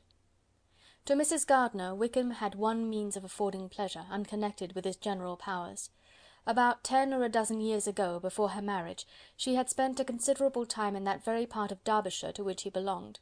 They had, therefore, many acquaintances in common, and though Wickham had been little there since the death of Darcy's father, it was yet in his power to give her fresher intelligence of her former friends than she had been in the way of procuring. Mrs. Gardiner had seen Pemberley, and known the late Mr. Darcy by character perfectly well. Here, consequently, was an inexhaustible subject of discourse, in comparing her recollection of Pemberley with the minute description which Wickham could give, and in bestowing her tribute of praise on the character of its late possessor, she was delighting both him and herself. On being made acquainted with the present Mr. Darcy's treatment of him, she tried to remember some of that gentleman's reputed disposition when quite a lad, which might agree with it, and was confident at last that she recollected having heard Mr. Fitzwilliam Darcy formerly spoken of as a very proud, ill-natured boy. Chapter 25. Chapter 26. Mrs. Gardiner's caution to Elizabeth was punctually and kindly given on the first favourable opportunity of speaking to her alone. After honestly telling her what she thought, she thus went on: "You are too sensible a girl, Lizzy, to fall in love merely because you are warned against it, and therefore I am not afraid of speaking openly. Seriously, I would have you be on your guard. Do not involve yourself, or endeavour to involve him in an affection which the want of fortune would make so very imprudent. I have nothing to say against him. He is a most interesting young man, and if he had the fortune he ought to have, I should think you could not do better. But as it is, you must not let your fancy run away with you. You have sense, and we all expect you to use it. Your father would depend on your resolution and good conduct, I am sure. You must not disappoint your father." "My dear aunt, this is being serious indeed." "Yes, and I hope to engage you to be serious likewise." "Well, then, you need not be under any alarm. I will take care of myself, and of Mr. Wickham too. He shall not be in love with me if I can prevent it." "Elizabeth, you are not serious now." "I beg your pardon, I will try again. At present I am not in love with Mr. Wickham. No, I certainly am not. But he is, beyond all comparison, the most agreeable man I ever saw, and if he becomes really attached to me, I believe it will be better that he should not. I see the imprudence of it. Oh, that abominable Mr. Darcy! My father's opinion of me does me the greatest honour, and I should be miserable to forfeit it. My father, however, is partial to Mr. Wickham. In short, my dear aunt, I should be very sorry to be the means of making any of you unhappy, but since we see every day that where there is affection young people are seldom withheld by immediate want of fortune from entering into engagements with each other, how can I promise to be wiser than so many of my fellow creatures if I am tempted, or how am I even to know that it would be wisdom to resist? All that I can promise you, therefore, is not to be in a hurry. I will not be in a hurry to believe myself his first object. When I am in company with him, I will not be wishing. In short, I will do my best. Perhaps it will be as well if you discourage his coming here so very often. At least, you should not remind your mother of inviting him." "As I did the other day," said Elizabeth with a conscious smile. "Very true. It will be wise in me to refrain from that. But do not imagine that he is always here so often. It is on your account that he has been so frequently invited this week. You know my mother's ideas as to the necessity of constant company for her friends. But really, and upon my honour, I will try to do what I think to be the wisest. And now I hope you are satisfied." Her aunt assured her that she was, and Elizabeth having thanked her for the kindness of her hints, they parted. A wonderful instance of advice being given on such a point without being resented. Mr. Collins returned to Hertfordshire soon after it had been quitted by the Gardiners and Jane, but as he took up his abode with the Lucases, his arrival was no great inconvenience to Mrs. Bennet. His marriage was now fast approaching, and she was at length so far resigned as to think it inevitable, and even repeatedly to say, in an ill-natured tone, that she wished they might be happy. Thursday was to be the wedding day, and on Wednesday Miss Lucas paid her farewell visit, and when she rose to take leave, Elizabeth, ashamed of her mother's ungracious and reluctant good wishes, and sincerely affected herself, accompanied her out of the room. As they went downstairs together, Charlotte said, "I shall depend on hearing from you very often, Eliza." "That you certainly shall. And I have another favour to ask you. Will you come and see me? We shall often meet, I hope, in Hertfordshire. I am not likely to leave Kent for some time. Promise me, therefore, to come to Hunsford." Elizabeth could not refuse, though she foresaw little pleasure in the visit. "My father and Maria are coming to me in March," added Charlotte, "and I hope you will consent to be of the party. Indeed, Eliza, you will be as welcome as either of them." The wedding took place, the bride and bridegroom set off for Kent from the church door, and everybody had as much to say or to hear on the subject as usual. Elizabeth soon heard from her friend, and their correspondence was as regular and frequent as it had ever been. That it should be equally unreserved was impossible. Elizabeth could never address her without feeling that all the comfort of intimacy was over, and though determined not to slacken as a correspondent, it was for the sake of what had been, rather than what was. Charlotte's first letters were received with a good deal of eagerness. There could not but be curiosity to know how she would speak of her new home, how she would like Lady Catherine, and how happy she would dare pronounce herself to be. Though, when the letters were read, Elizabeth felt that Charlotte expressed herself on every point exactly as she might have foreseen. She wrote cheerfully, seemed surrounded with comforts, and mentioned nothing which she could not praise. The house, the furniture, neighbourhood, and roads were all to her taste, and Lady Catherine's behaviour was most friendly and obliging. It was Mr. Collins's picture of Hunsford and Rosings rationally softened, and Elizabeth perceived that she must wait for her own visit there to know the rest. Jane had already written a few lines to her sister to announce their safe arrival in London, and when she wrote again, Elizabeth hoped it would be in her power to say something of the Bingleys. Her impatience for this second letter was as well rewarded as impatience generally is. Jane had been a week in town without either seeing or hearing from Caroline. She accounted for it, however, by supposing that her last letter to her friend from Longbourn had by some accident been lost. "My aunt," she continued, "is going to-morrow into that part of the town, and I shall take the opportunity of calling in Grosvenor Street." She wrote again when the visit was paid, and she had seen Miss Bingley. "I did not think Caroline in spirits," were her words, "but she was very glad to see me, and reproached me for giving her no notice of my coming to London. I was right, therefore, my last letter had never reached her. I inquired after their brother, of course. He was well, but so engaged with Mr. Darcy that they scarcely ever saw him. I found that Miss Darcy was expected to dinner. I wish I could see her. My visit was not long, as Caroline and Mrs. Hurst were going out. I dare say I shall see them soon here." Elizabeth shook her head over this letter. It convinced her that accident only could discover to Mr. Bingley her sister's being in town. 4 weeks passed away, and Jane saw nothing of him. She endeavoured to persuade herself that she did not regret it, but she could no longer be blind to Miss Bingley's inattention. After waiting at home every morning for a fortnight, and inventing every evening a fresh excuse for her, the visitor did at last appear, but the shortness of her stay, and yet more, the alteration of her manner, would allow Jane to deceive herself no longer. The letter which she wrote on this occasion to her sister will prove what she felt. "My dearest Lizzy will, I am sure, be incapable of triumphing in her better judgment at my expense, when I confess myself to have been entirely deceived in Miss Bingley's regard for me.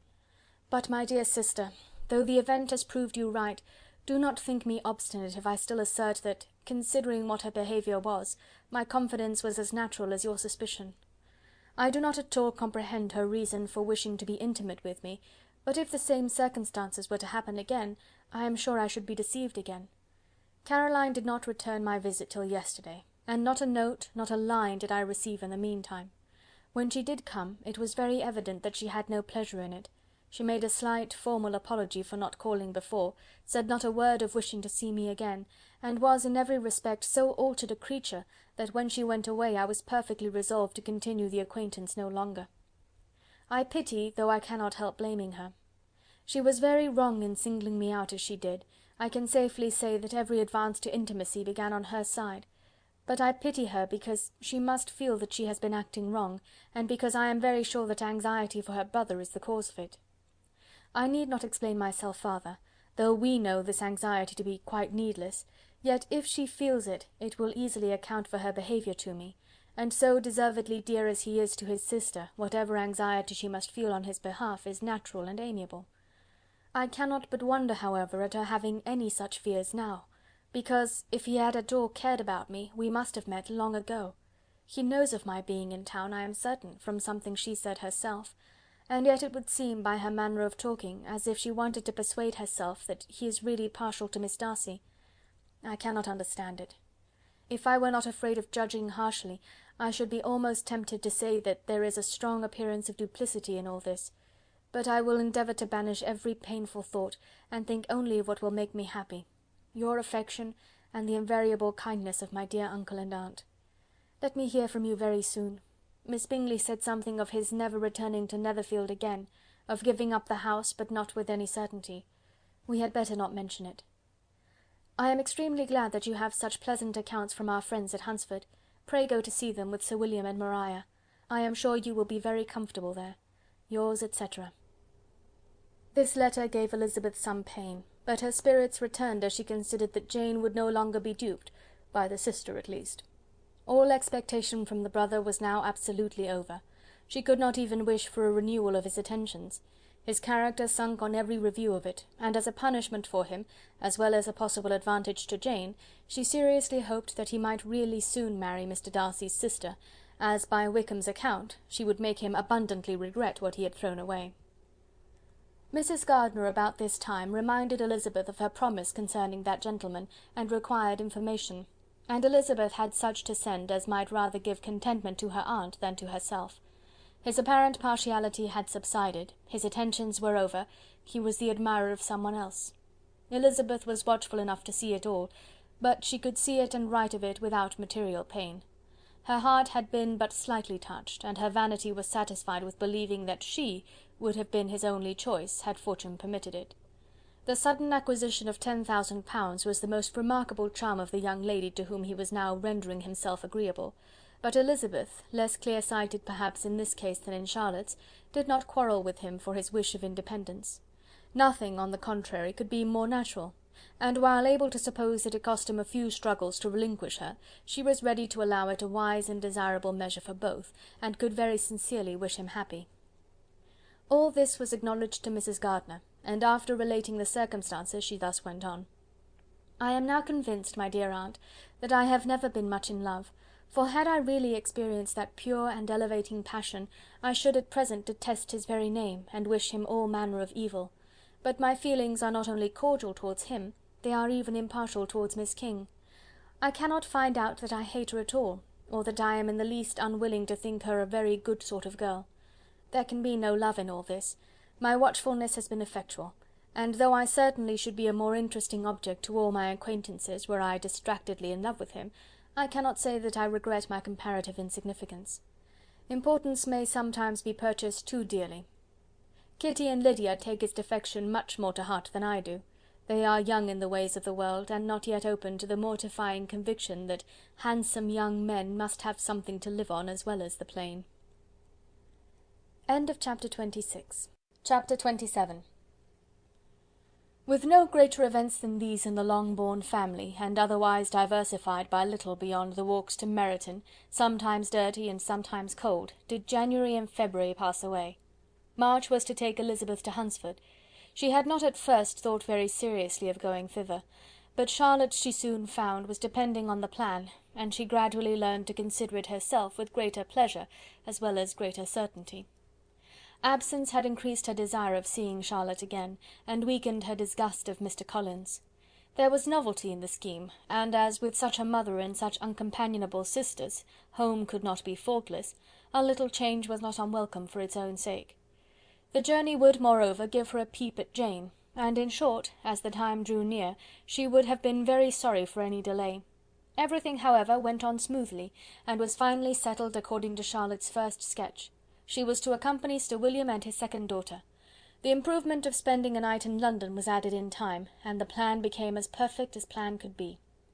The only pain was in leaving her father, who would certainly miss her, and who, when it came to the point, so little liked her going, that he told her to write to him, and almost promised to answer her letter. The farewell between herself and Mr. Wickham was perfectly friendly, on his side even more.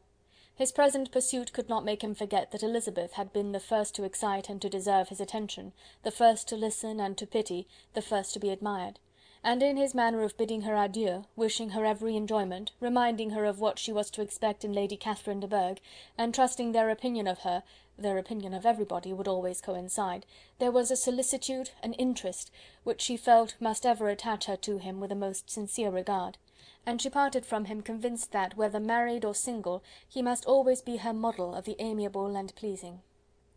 Her fellow travellers the next day were not of a kind to make her think him less agreeable.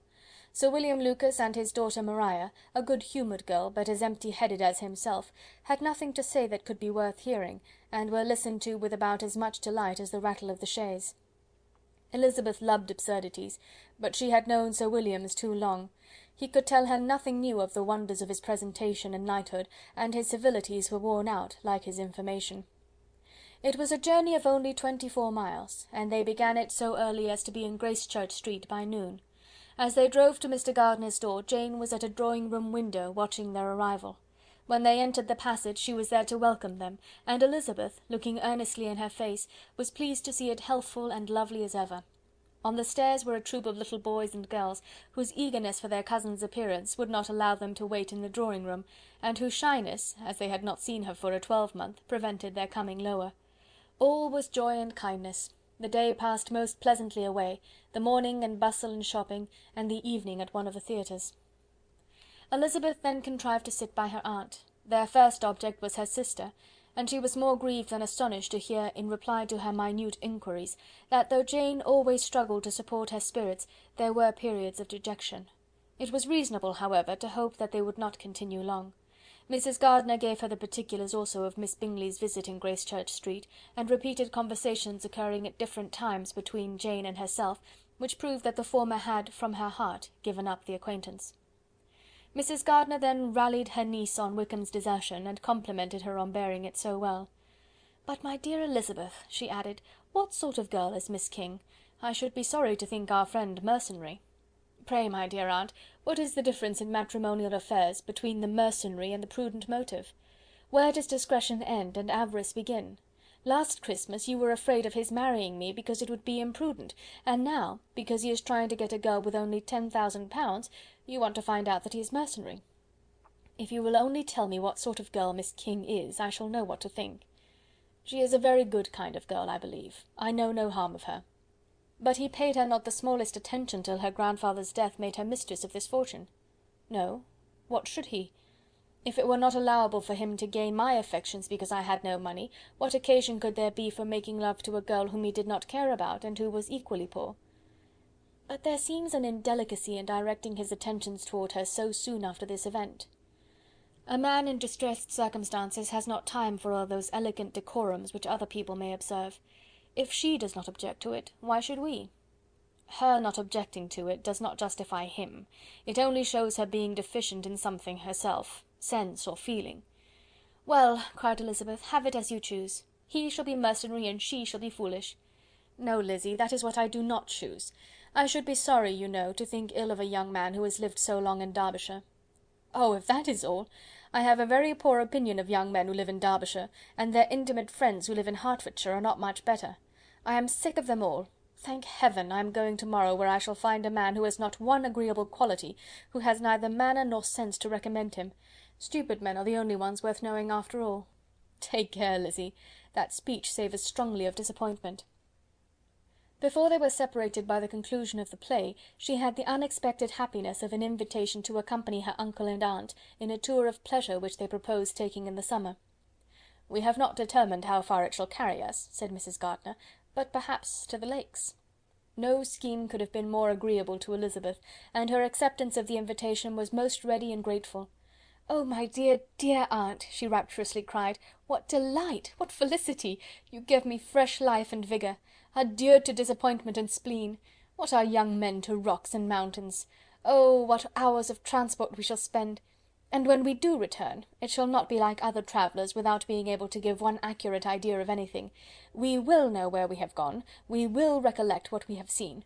Lakes, mountains, and rivers shall not be jumbled together in our imaginations, nor when we attempt to describe any particular scene, will we begin quarrelling about its relative situation. Let our first effusions be less insupportable than those of the generality of travellers." Chapter 27. Chapter 28.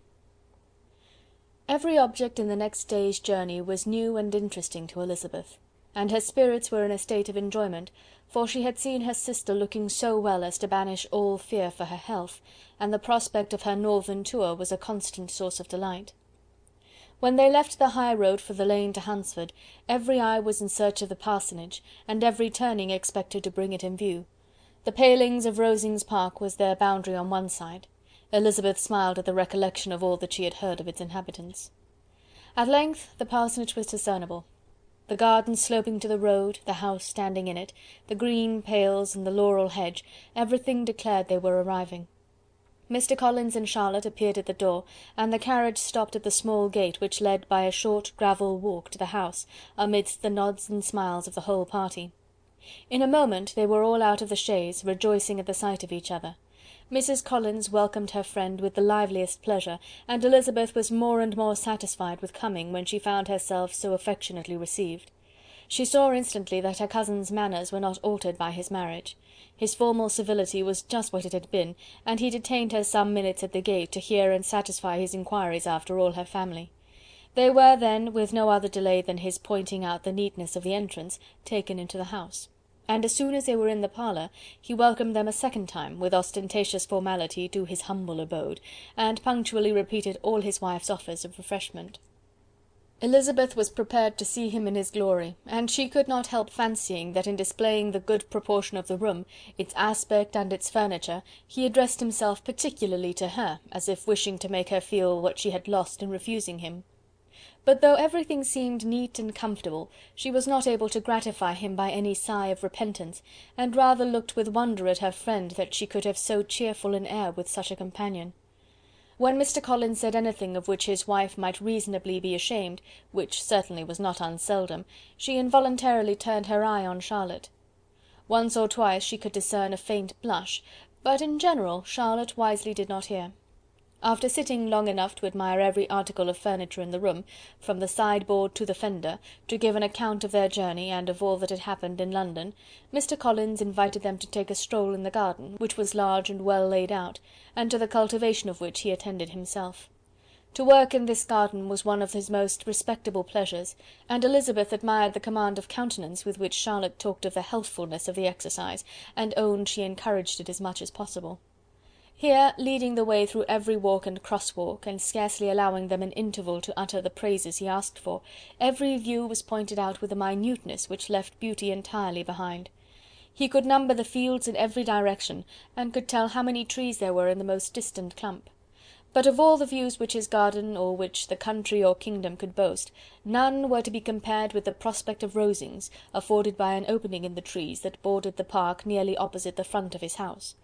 It was a handsome modern building, well situated on rising ground. From his garden Mr. Collins would have led them round his 2 meadows, but the ladies, not having shoes to encounter the remains of a white frost, turned back, and while Sir William accompanied him, Charlotte took her sister and friend over the house, extremely well pleased probably to have the opportunity of showing it without her husband's help. It was rather small, but well built and convenient, and everything was fitted up and arranged with a neatness and consistency of which Elizabeth gave Charlotte all the credit. When Mr. Collins could be forgotten, there was really an air of great comfort throughout, and by Charlotte's evident enjoyment of it, Elizabeth supposed he must be often forgotten. She had already learnt that Lady Catherine was still in the country. It was spoken of again while they were at dinner, when Mr. Collins, joining in, observed: "Yes, Miss Elizabeth, you will have the honour of seeing Lady Catherine de Bourgh on the ensuing Sunday at church, and I need not say you will be delighted with her. She is all affability and condescension, and I doubt not but you will be honoured with some portion of her notice when service is over. I have scarcely any hesitation in saying she will include you and my sister Maria in every invitation with which she honours us during your stay here. Her behaviour to my dear Charlotte is charming. We dine at Rosings twice every week, and are never allowed to walk home. Her ladyship's carriage is regularly ordered for us. I should say one of her ladyship's carriages, for she has several." "Lady Catherine is a very respectable, sensible woman indeed," added Charlotte, "and a most attentive neighbour." "Very true, my dear, that is exactly what I say. She is the sort of woman whom one cannot regard with too much deference." The evening was spent chiefly in talking over Hertfordshire news, and telling again what had already been written, and when it closed, Elizabeth, in the solitude of her chamber, had to meditate upon Charlotte's degree of contentment, to understand her address in guiding, and composure in bearing with, her husband, and to acknowledge that it was all done very well. She also had to anticipate how her visit would pass: the quiet tenor of their usual employments, the vexatious interruptions of Mr. Collins, and the gaieties of their intercourse with Rosings. A lively imagination soon settled it all.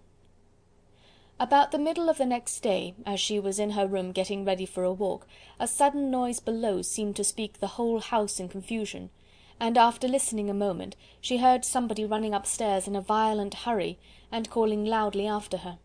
She opened the door and met Maria in the landing-place, who, breathless with agitation, cried out, "Oh, my dear Eliza, pray make haste and come into the dining-room, for there is such a sight to be seen, I will not tell you what it is. Make haste and come down this moment." Elizabeth asked questions in vain. Maria would tell her nothing more, and down they ran into the dining-room, which fronted the lane, in quest of this wonder. It was two ladies stopping in a low phaeton in the garden gate. "And is this all?" cried Elizabeth. "I expected at least that the pigs were got into the garden, and here is nothing but Lady Catherine and her daughter." "La, my dear," said Maria, quite shocked at the mistake, "it is not Lady Catherine. The old lady is Mrs. Jenkinson, who lives with them. The other is Miss de Bourgh. Only look at her! She is quite a little creature.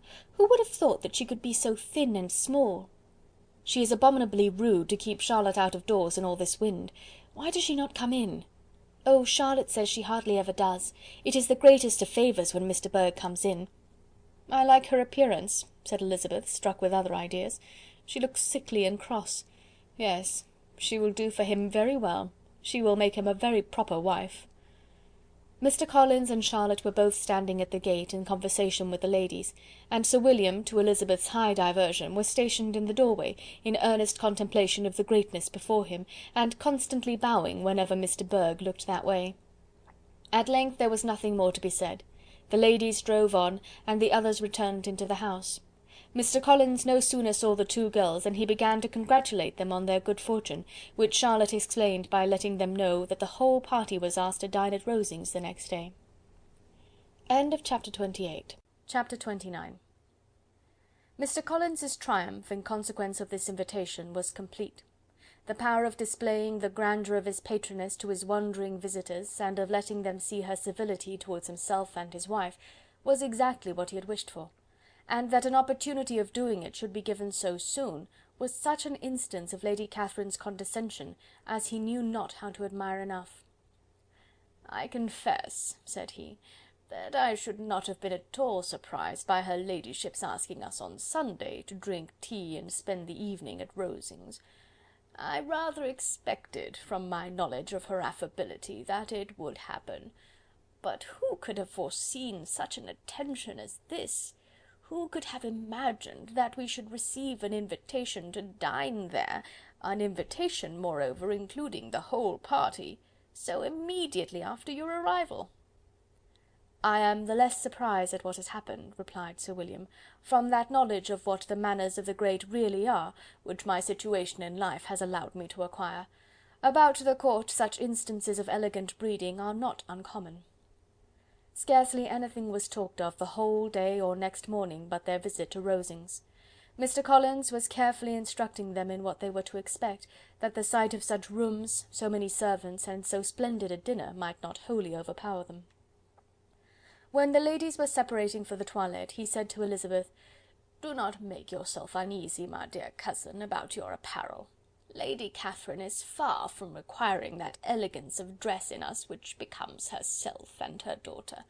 I would advise you merely to put on whatever of your clothes is superior to the rest. There is no occasion for anything more. Lady Catherine will not think the worse of you for being simply dressed. She likes to have the distinction of rank preserved." While they were dressing, he came 2 or 3 times to their different doors, to recommend their being quick, as Lady Catherine very much objected to be kept waiting for her dinner. Such formidable accounts of her ladyship, and her manner of living, quite frightened Maria Lucas, who had been little used to company, and she looked forward to her introduction at Rosings with as much apprehension as her father had done to his presentation at St. James'. As the weather was fine, they had a pleasant walk of about half a mile across the park. Every park has its beauty and its prospects, and Elizabeth saw much to be pleased with, though she could not be in such raptures as Mr. Collins expected the scene to inspire, and was but slightly affected by his enumeration of the windows in front of the house, and his relation of what the glazing altogether had originally cost Sir Louis de Bourgh. When they ascended the steps to the hall, Maria's alarm was every moment increasing, and even Sir William did not look perfectly calm. Elizabeth's courage did not fail her. She had heard nothing of Lady Catherine that spoke her awful from any extraordinary talents or miraculous virtue, and the mere stateliness of money or rank she thought she could witness without trepidation. From the entrance hall, of which Mr. Collins pointed out with a rapturous air the fine proportion and the finished ornaments, they followed the servants through an antechamber to the room where Lady Catherine, her daughter, and Mrs. Jenkinson were sitting. Her ladyship, with great condescension, arose to receive them, and as Mrs. Collins had settled it with her husband that the office of introduction should be hers, it was performed in a proper manner, without any of those apologies and thanks which he would have thought necessary. In spite of having been at St. James's, Sir William was so completely awed by the grandeur surrounding him, that he had but just courage enough to make a very low bow and take his seat without saying a word, and his daughter, frightened almost out of her senses, sat on the edge of her chair, not knowing which way to look. Elizabeth found herself quite equal to the scene, and could observe the three ladies before her composedly. Lady Catherine was a tall, large woman, with strongly marked features, which might once have been handsome. Her air was not conciliating, nor was her manner of receiving them such as to make her visitors forget their inferior rank. She was not rendered formidable by silence, but whatever she said was spoken in so authoritative a tone as marked her self-importance, and brought Mr. Wickham immediately to Elizabeth's mind, and from the observation of the day altogether, she believed Lady Catherine to be exactly what he represented. When, after examining the mother, in whose countenance and deportment she soon found some resemblance of Mr. Darcy, she turned her eyes on the daughter, she could almost have joined in Maria's astonishment at her being so thin and so small. There was neither in figure nor face any likeness between the ladies. Mr. Burgh was pale and sickly, her features, though not plain, were insignificant, and she spoke very little, except in a low voice to Mrs. Jenkinson, in whose appearance there was nothing remarkable, and who was entirely engaged in listening to what she said, and placing a screen in the proper direction before her eyes. After sitting a few minutes, they were all sent to one of the windows to admire the view, Mr. Collins attending them to point out its beauties, and Lady Catherine kindly informing them that it was much better worth looking at in the summer.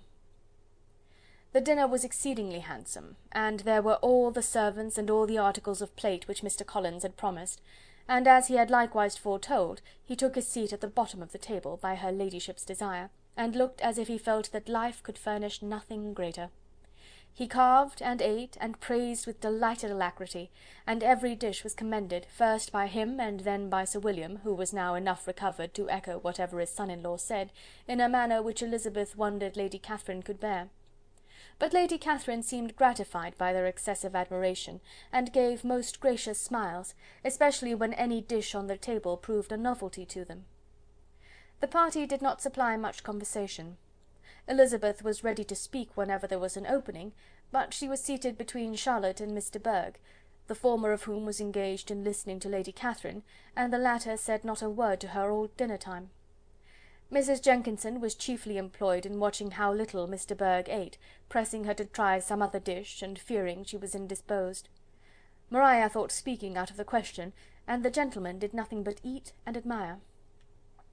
When the ladies returned to the drawing-room, there was little to be done but to hear Lady Catherine talk, which she did without any intermission till coffee came in, delivering her opinion on every subject in so decisive a manner as proved that she was not used to have her judgment controverted.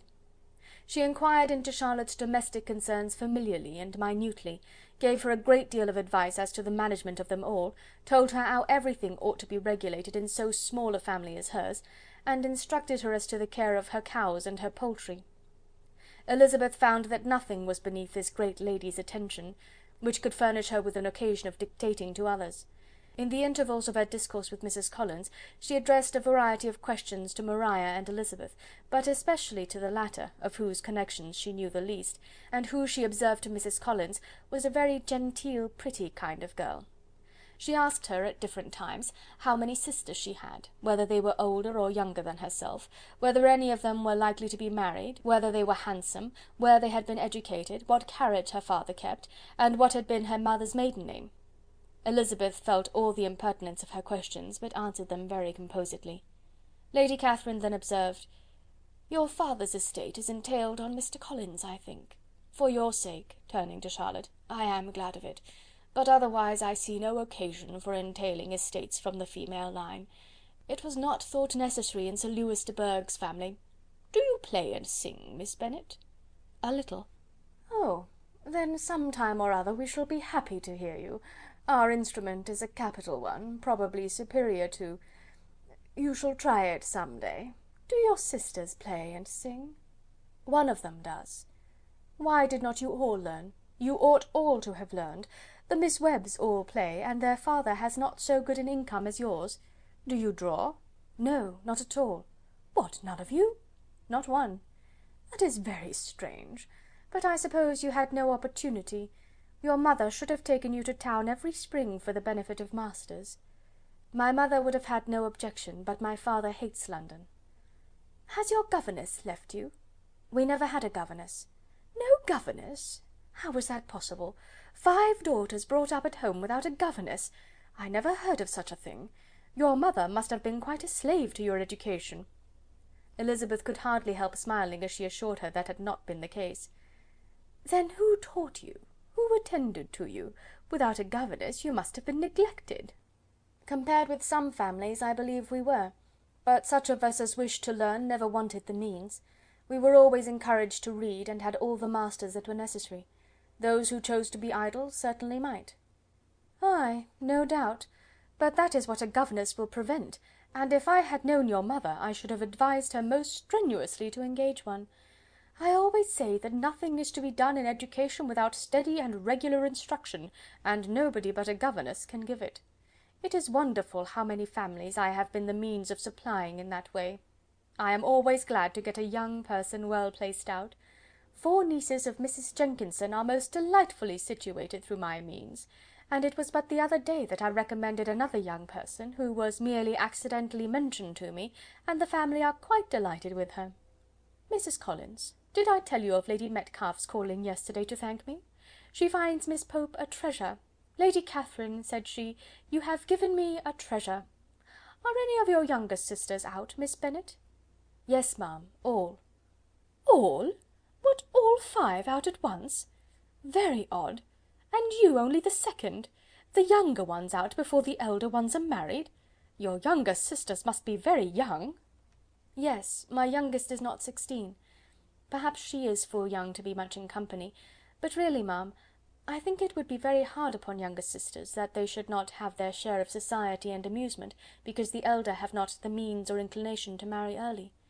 The last born has as good a right to the pleasures of youth as the first, and to be kept back on such a motive, I think it would not be very likely to promote sisterly affection or delicacy of mind." "Upon my word," said her ladyship, "you give your opinion very decidedly for so young a person. Pray, what is your age?"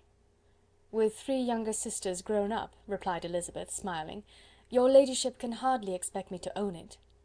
Lady Catherine seemed quite astonished at not receiving a direct answer, and Elizabeth suspected herself to be the first creature who had ever dared to trifle with so much dignified impertinence. "You cannot be more than 20, I am sure, therefore you need not conceal your age." "I am not 21." When the gentlemen had joined them, and tea was over, the card tables were placed. Lady Catherine, Sir William, and Mr. and Mrs. Collins sat down to quadrille, and as Miss de Bourgh chose to play at casino, the 2 girls had the honour of assisting Mrs. Jenkinson to make up her party. Their table was superlatively stupid. Scarcely a syllable was uttered that did not relate to the game, except when Mrs. Jenkinson expressed her fears of Miss de Bourgh's being too hot or too cold, or having too much or too little light. A great deal more passed at the other table. Lady Catherine was generally speaking, stating the mistakes of the 3 others, or relating some anecdote of herself. Mr. Collins was employed in agreeing to everything her ladyship said, thanking her for every fish he won, and apologizing if he thought he won too many. Sir William did not say much. He was storing his memory with anecdotes and noble names.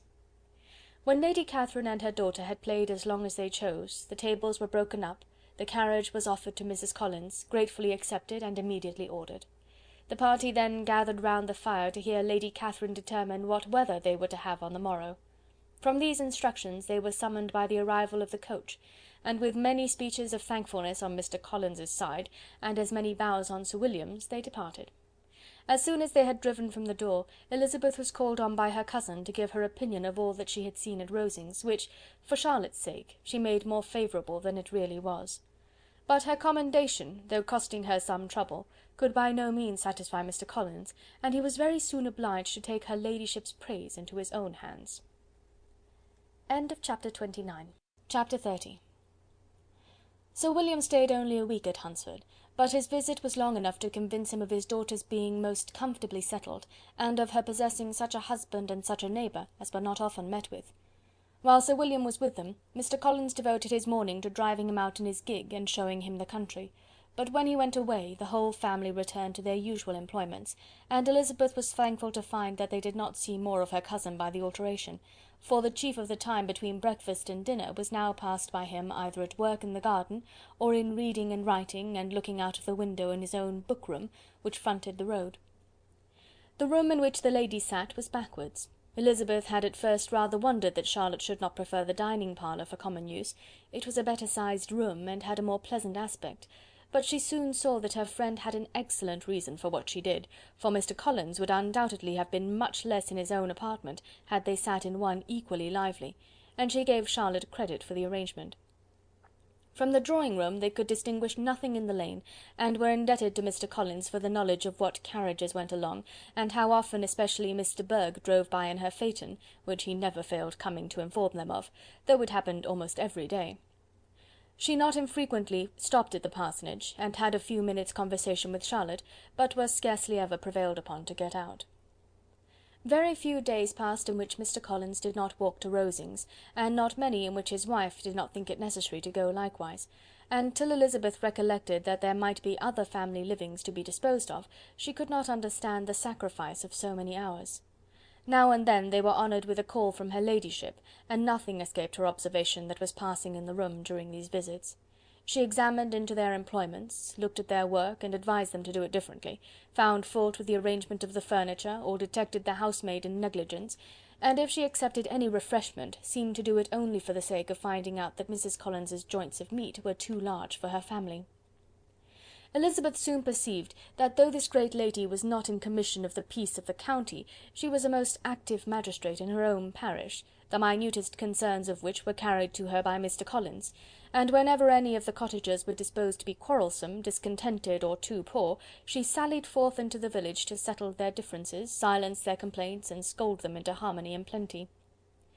The entertainment of dining at Rosings was repeated about twice a week, and allowing for the loss of Sir William, and there being only one card-table in the evening, every such entertainment was the counterpart of the first.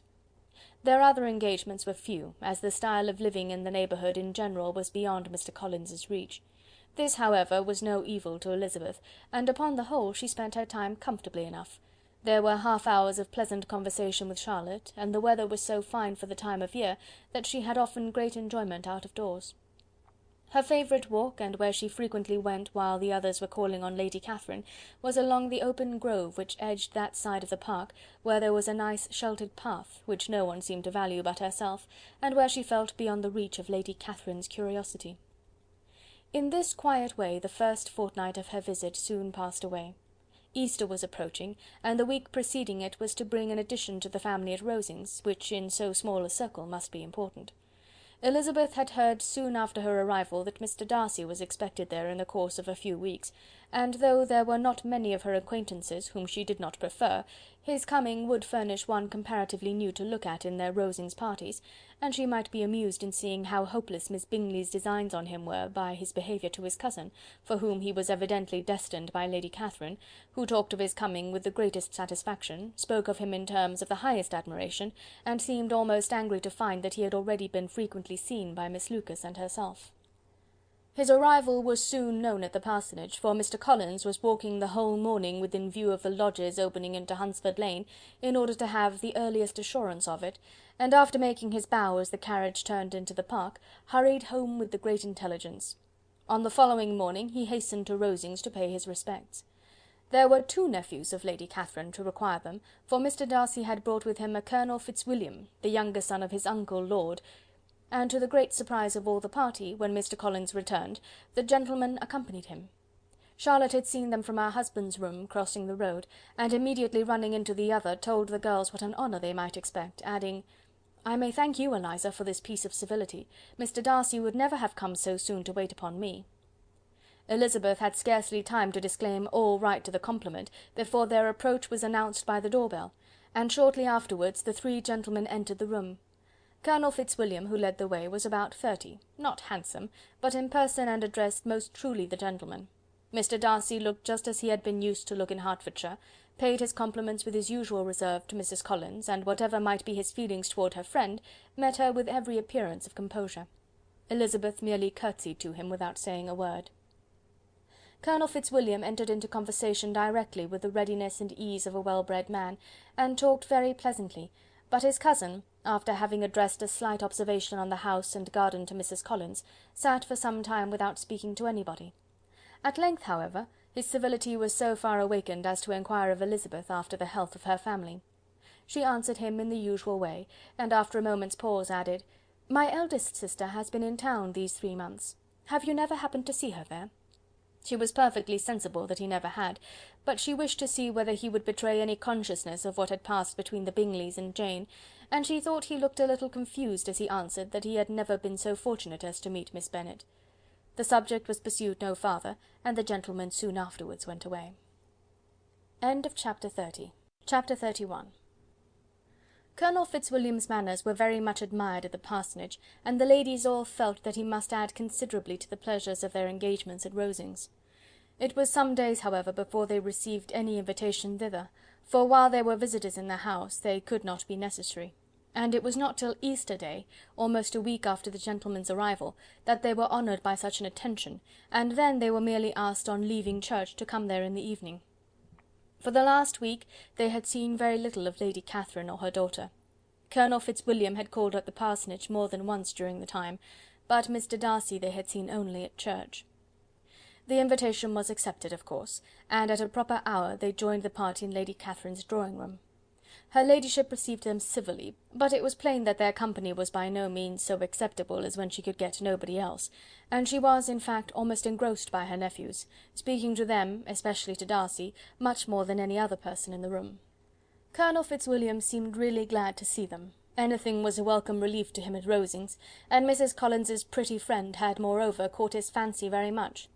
He now seated himself by her, and talked so agreeably of Kent and Hertfordshire, of travelling and staying at home, of new books and music, that Elizabeth had never been half so well entertained in that room before, and they conversed with so much spirit and flow as to draw the attention of Lady Catherine herself as well as of Mr. Darcy. His eyes had been soon and repeatedly turned towards them with a look of curiosity, and that her ladyship after a while shared the feeling was more openly acknowledged, for she did not scruple to call out, "What is it that you are saying, Fitzwilliam? What is it that you are talking of? What are you telling Miss Bennet? Let me hear what it is." "We are speaking of music, madam," said he, when no longer able to avoid a reply. "Of music? Then pray speak aloud. It is of all subjects my delight. I must have my share in the conversation, if you are speaking of music. There are few people in England, I suppose, who have more true enjoyment of music than myself, or a better natural taste. If I had ever learned, I should have been a great proficient, and so would Anne, if her health had allowed her to apply. I am confident that she would have performed delightfully. How does Georgiana get on, Darcy?" Mr. Darcy spoke with affectionate praise of his sister's proficiency. "I am very glad to hear such a good account of her," said Lady Catherine, "and pray tell her from me that she cannot expect to excel if she does not practise a good deal." "I assure you, madam," he replied, "that she does not need such advice. She practises very constantly." "So much the better. It cannot be done too much, and when I next write to her, I shall charge her not to neglect it on any account. I often tell young ladies that no excellence in music is to be acquired without constant practice. I have told Miss Bennet several times that she will never play really well unless she practises more, and though Mrs. Collins has no instrument, she is very welcome, as I have often told her, to come to Rosings every day and play on the pianoforte in Mrs. Jenkinson's room. She would be in nobody's way, you know, in that part of the house." Mr. Darcy looked a little ashamed of his aunt's ill-breeding, and made no answer. When coffee was over, Colonel Fitzwilliam reminded Elizabeth of having promised to play to him, and she sat down directly to the instrument. He drew a chair near her. Lady Catherine listened to half a song, and then talked, as before, to her other nephew, till the latter walked away from her, and making with his usual deliberation towards the pianoforte, stationed himself so as to command a full view of the fair performer's countenance. Elizabeth saw what he was doing, and at the first convenient pause turned to him with an arch smile, and said, "You mean to frighten me, Mr. Darcy, by coming in all this state to hear me? I will not be alarmed, though your sister does play so well. There is a stubbornness about me that can never bear to be frightened at the will of others. My courage always rises at every attempt to intimidate me." "I shall not say you are mistaken," he replied, "because you could not really believe me to entertain any design of alarming you, and I have had the pleasure of your acquaintance long enough to know that you find great enjoyment in occasionally professing opinions which, in fact, are not your own." Elizabeth laughed heartily at this picture of herself, and said to Colonel Fitzwilliam, "Your cousin will give you a very pretty notion of me, and teach you not to believe a word I say. I am particularly unlucky in meeting with a person so able to expose my real character in a part of the world where I had hoped to pass myself off with some degree of credit. Indeed, Mr. Darcy, it is very ungenerous in you to mention all that you knew to my disadvantage in Hertfordshire, and, give me leave to say, very impolitic too, for it is provoking me to retaliate, and such things may come out as will shock your relations to hear." "I am not afraid of you," said he, smilingly. "Pray let me hear what you have to accuse him of," cried Colonel Fitzwilliam. "I should like to know how he behaves among strangers." "You shall hear then, but prepare yourself for something very dreadful. The first time of my ever seeing him in Hertfordshire, you must know, was at a ball, and at this ball, what do you think he did? He danced only 4 dances, though gentlemen were scarce, and to my certain knowledge more than one young lady was sitting down in want of a partner. Mr. Darcy, you cannot deny the fact." "I had not at that time the honour of knowing any lady in the assembly beyond my own party." "True, and nobody can ever be introduced in a ball-room. Well, Colonel Fitzwilliam, what do I play next? My fingers wait your orders." "Perhaps," said Darcy, "I should have judged better, had I sought an introduction, but I am ill qualified to recommend myself to strangers." "Shall we ask your cousin the reason of this?" said Elizabeth, still addressing Colonel Fitzwilliam. "Shall we ask him why a man of sense and education, and who has lived in the world, is ill qualified to recommend himself to strangers?" "I can answer your question," said Fitzwilliam, without applying to him. "It is because he will not give himself the trouble." "I certainly have not the talent which some people possess," said Darcy, "of conversing easily with those I have never seen before. I cannot catch their tone of conversation, or appear interested in their concerns, as I often see done." "My fingers," said Elizabeth, "do not move over this instrument in the masterly manner which I see many women's do. They have not the same force or rapidity, and do not produce the same expression. But then I have always supposed it to be my own fault, because I will not take the trouble of practising. It is not that I do not believe my fingers as capable as any other woman's of superior execution." Darcy smiled and said, "You are perfectly right. You have employed your time much better. No one admitted to the privilege of hearing you can think anything wanting. We neither of us perform to strangers." Here they were interrupted by Lady Catherine, who called out to know what they were talking of. Elizabeth immediately began playing again. Lady Catherine approached, and after listening for a few minutes, said to Darcy, "Miss Bennet would not play at all amiss if she practised more, and could have the advantage of a London master. She has a very good notion of fingering, though her taste is not equal to Anne's.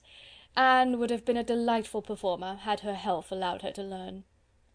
Elizabeth looked at Darcy to see how cordially he assented to his cousin's praise, but neither at that moment, nor at any other, could she discern any symptom of love, and from the whole of his behaviour to Miss de Bourgh she derived this comfort for Miss Bingley, that he might have been just as likely to marry her had she been his relation. Lady Catherine continued her remarks on Elizabeth's performance, mixing them with many instructions on execution and taste. Elizabeth received them with all the forbearance of civility, and at the request of the gentlemen, remained at the instrument till her ladyship's carriage was ready to take them all home. End of chapter 31. Chapter 32. Elizabeth was sitting by herself the next morning, and writing to Jane, while Mrs. Collins and Maria were gone on business into the village, when she was startled by a ring at the door, the certain signal of a visitor. As she had heard no carriage, she thought it not unlikely to be Lady Catherine, and under that apprehension was putting away her half-finished letter, that she might escape all impertinent questions, when the door opened, and to her very great surprise, Mr. Darcy, and Mr. Darcy only, entered the room. He seemed astonished too on finding her alone, and apologized for his intrusion by letting her know that he had understood all the ladies were to be within. They then sat down. and when her inquiries after Rosings were made, seemed in danger of sinking into total silence.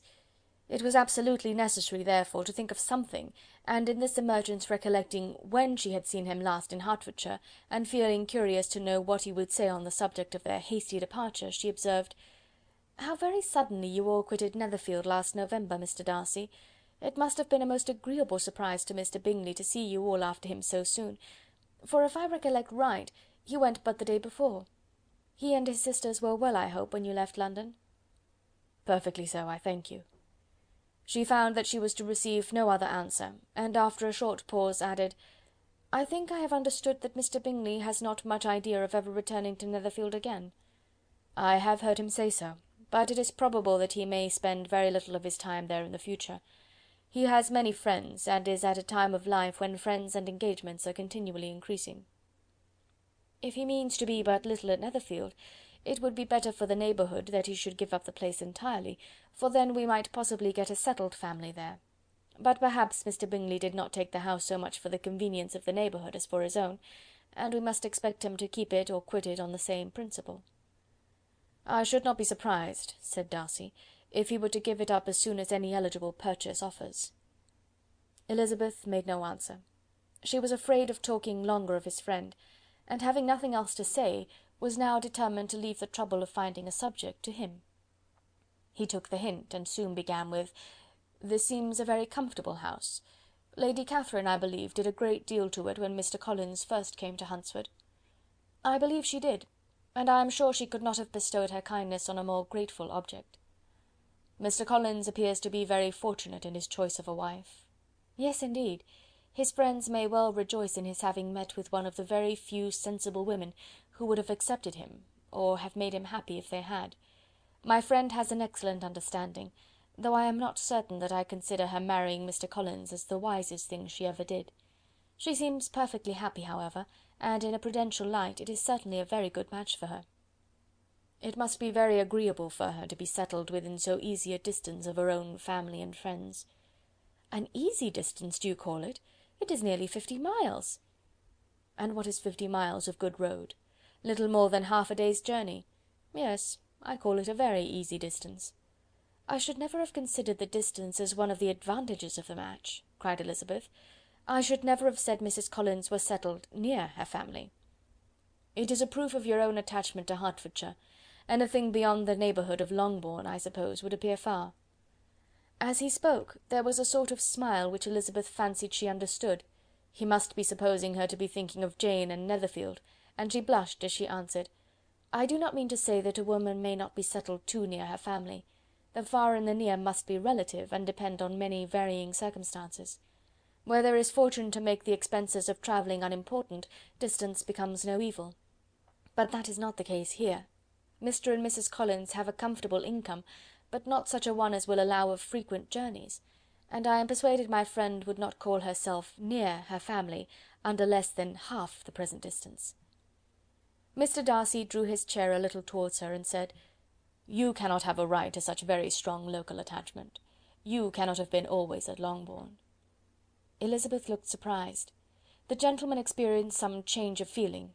He drew back his chair, took a newspaper from the table, and glancing over it, said in a colder voice: "Are you pleased with Kent?"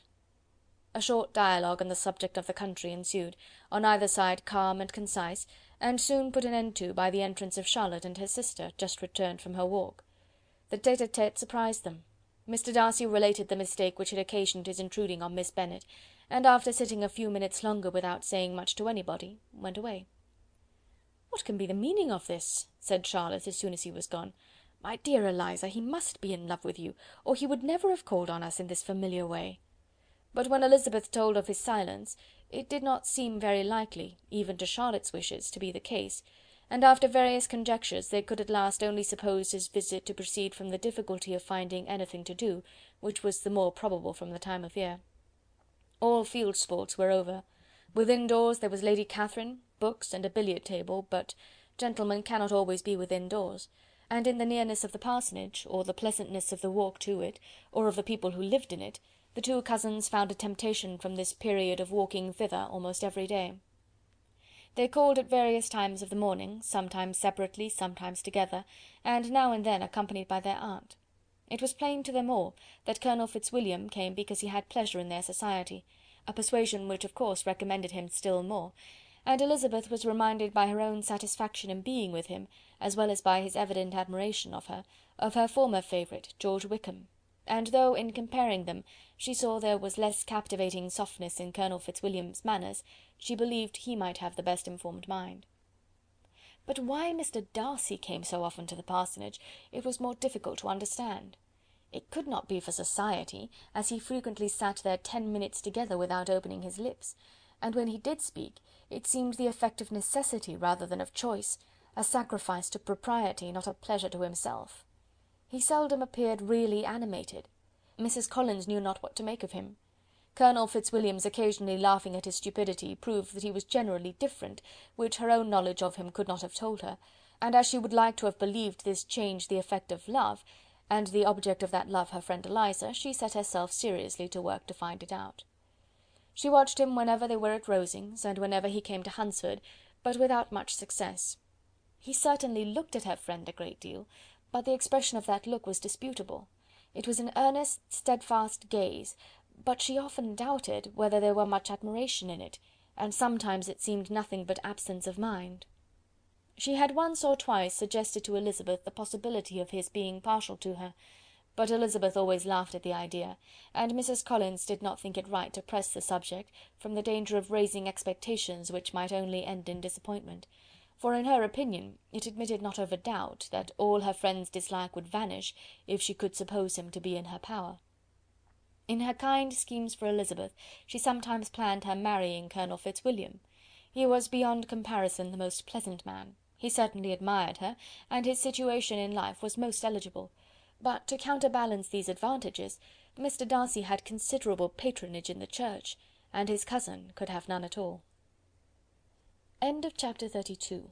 Chapter 33. More than once did Elizabeth, in her rambles within the park, unexpectedly meet Mr. Darcy. She felt all the perverseness of the mischance that should bring him where no one else was brought, and, to prevent its ever happening again, took care to inform him at first that it was a favourite haunt of hers. How it could occur a second time, therefore, was very odd. Yet it did, and even a third.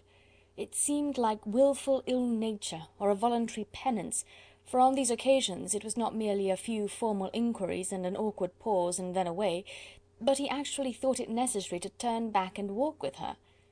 He never said a great deal, nor did she give herself the trouble of talking or of listening much, but it struck her in the course of their third rencontre that he was asking some odd, unconnected questions about her pleasure in being at Hunsford, her love of solitary walks, and her opinion of Mr. and Mrs. Collins's happiness, and that in speaking of Rosings and her not perfectly understanding the house, he seemed to expect that whenever she came into Kent again she would be staying there too. His words seemed to imply it. Could he have Colonel Fitzwilliam in his thoughts? She supposed, if he meant anything, he must mean an allusion to what might arise in that quarter. It distressed her a little, and she was quite glad to find herself at the gate in the pales opposite the parsonage. She was engaged one day as she walked, in perusing Jane's last letter, and dwelling on some passages which proved that Jane had not written in spirits, when, instead of being again surprised by Mr. Darcy, she saw on looking up that Colonel Fitzwilliam was meeting her. Putting away the letter immediately, and forcing a smile, she said, "I did not know before that you ever walked this way." "I have been making the tour of the park," he replied, "as I generally do every year, and intend to close it with a call at the parsonage. Are you going much farther?" "No, I should have turned in a moment." And accordingly she did turn, and they walked towards the parsonage together. "Do you certainly leave Kent on Saturday?" said she. "Yes, if Darcy does not put it off again, but I am at his disposal. He arranges the business just as he pleases." And if not able to please himself in the arrangement, he has at least pleasure in the great power of choice. I do not know anybody who seems more to enjoy the power of doing what he likes than Mr. Darcy. "He likes to have his own way very well," replied Colonel Fitzwilliam, "but so we all do. It is only that he has better means of having it than many others, because he is rich, and many others are poor. I speak feelingly. A younger son, you know, must be inured to self-denial and dependence. In my opinion, the younger son of an earl can know very little of either. Now seriously, what have you ever known of self-denial and dependence? When have you been prevented by want of money from going wherever you chose, or procuring anything you had a fancy for?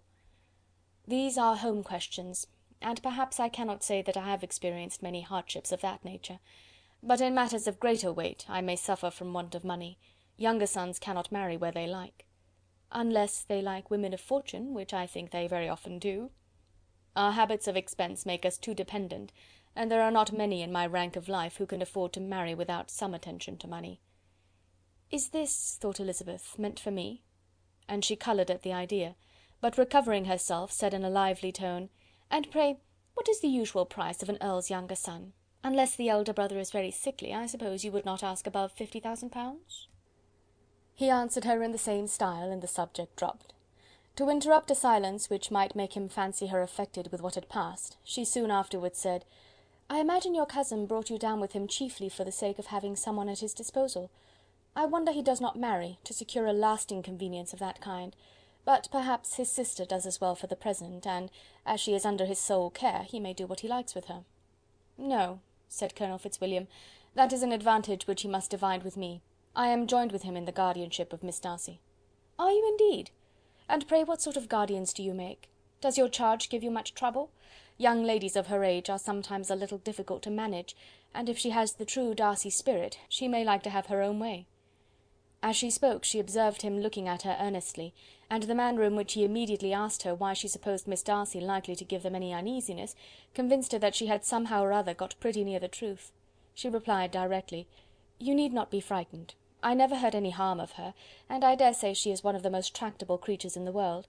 She is a very great favourite with some ladies of my acquaintance, Mrs. Hurst and Miss Bingley.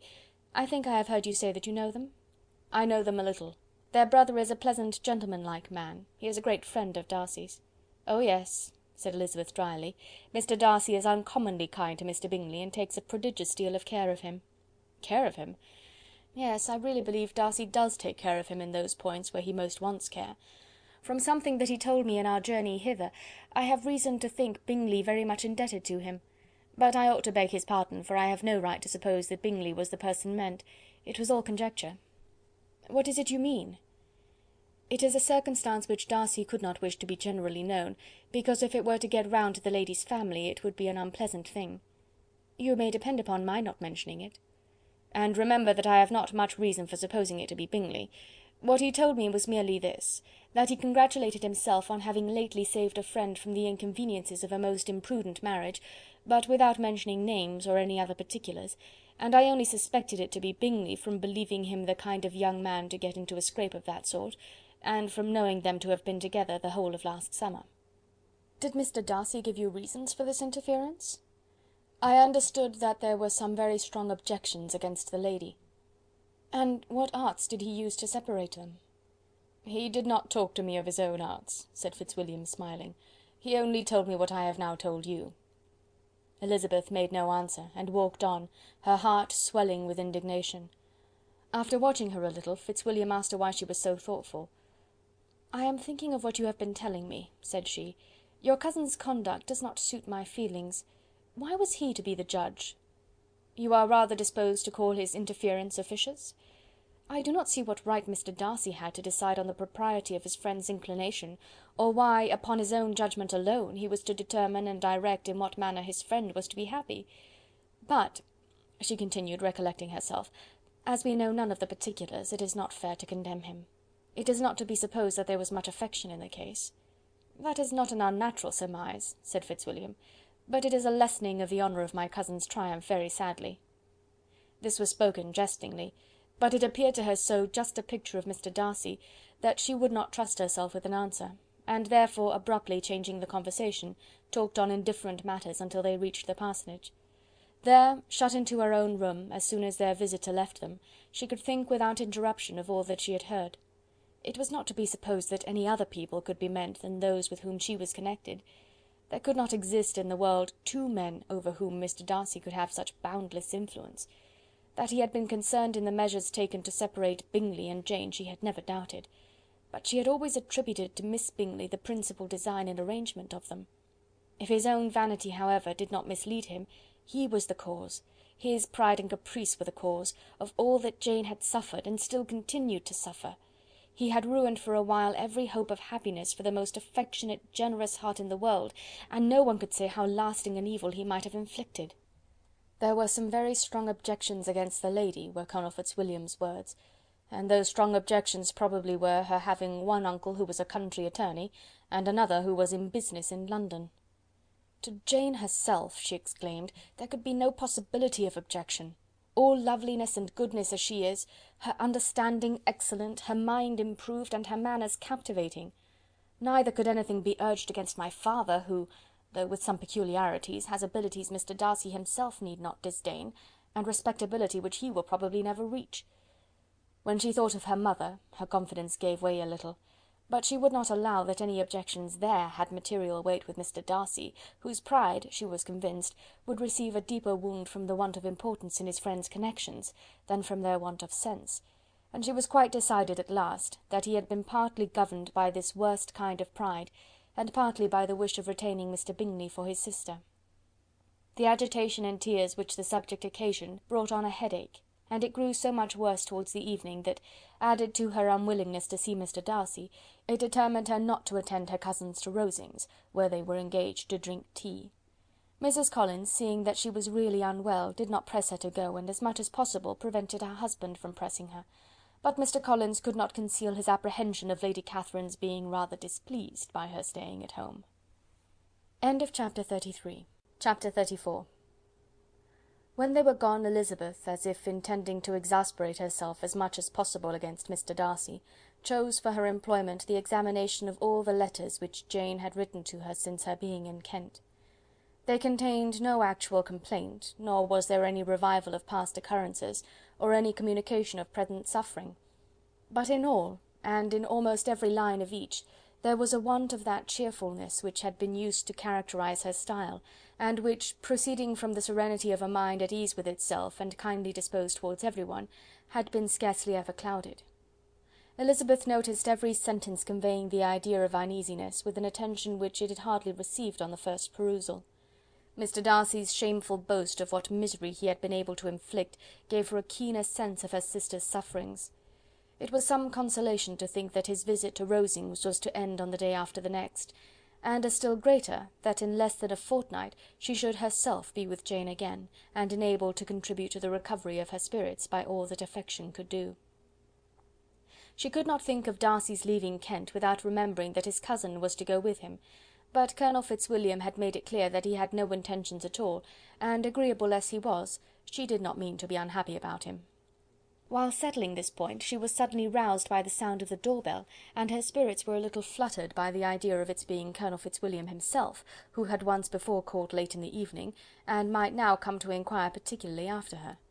But this idea was soon banished, and her spirits were very differently affected, when, to her utter amazement, she saw Mr. Darcy walk into the room. In an hurried manner he immediately began an inquiry after her health, imputing his visit to a wish of hearing that she were better. She answered him with cold civility. He sat down for a few moments, and then, getting up, walked about the room. Elizabeth was surprised, but said not a word. After a silence of several minutes he came towards her in an agitated manner, and thus began: "In vain I have struggled. It will not do. My feelings will not be repressed. You must allow me to tell you how ardently I admire and love you." Elizabeth's astonishment was beyond expression. She stared, coloured, doubted, and was silent. This he considered sufficient encouragement, and the avowal of all that he felt, and had long felt for her, immediately followed. He spoke well, but there were feelings besides those of the heart to be detailed, and he was not more eloquent on the subject of tenderness than of pride.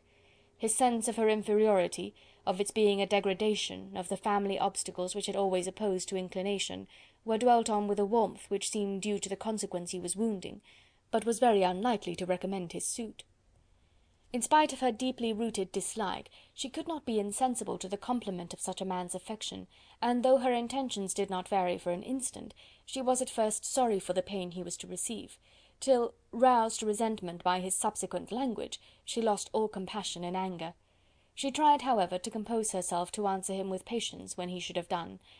He concluded with representing to her the strength of that attachment which, in spite of all his endeavours, he had found impossible to conquer, and with expressing his hope that it would now be rewarded by her acceptance of his hand. As he said this, she could easily see that he had no doubt of a favourable answer. He spoke of apprehension and anxiety, but his countenance expressed real security. Such a circumstance could only exasperate farther, and when he ceased, the colour rose into her cheeks, and she said: "In cases such as these, it is, I believe, the established mode to express a sense of obligation for the sentiments avowed, however unequally they may be returned. It is natural that obligation should be felt, and if I could feel gratitude, I would now thank you. But I cannot. I have never desired your good opinion, and you have certainly bestowed it most unwillingly. I am sorry to have occasioned pain to anyone. It has been most unconsciously done, however, and I hope will be of short duration.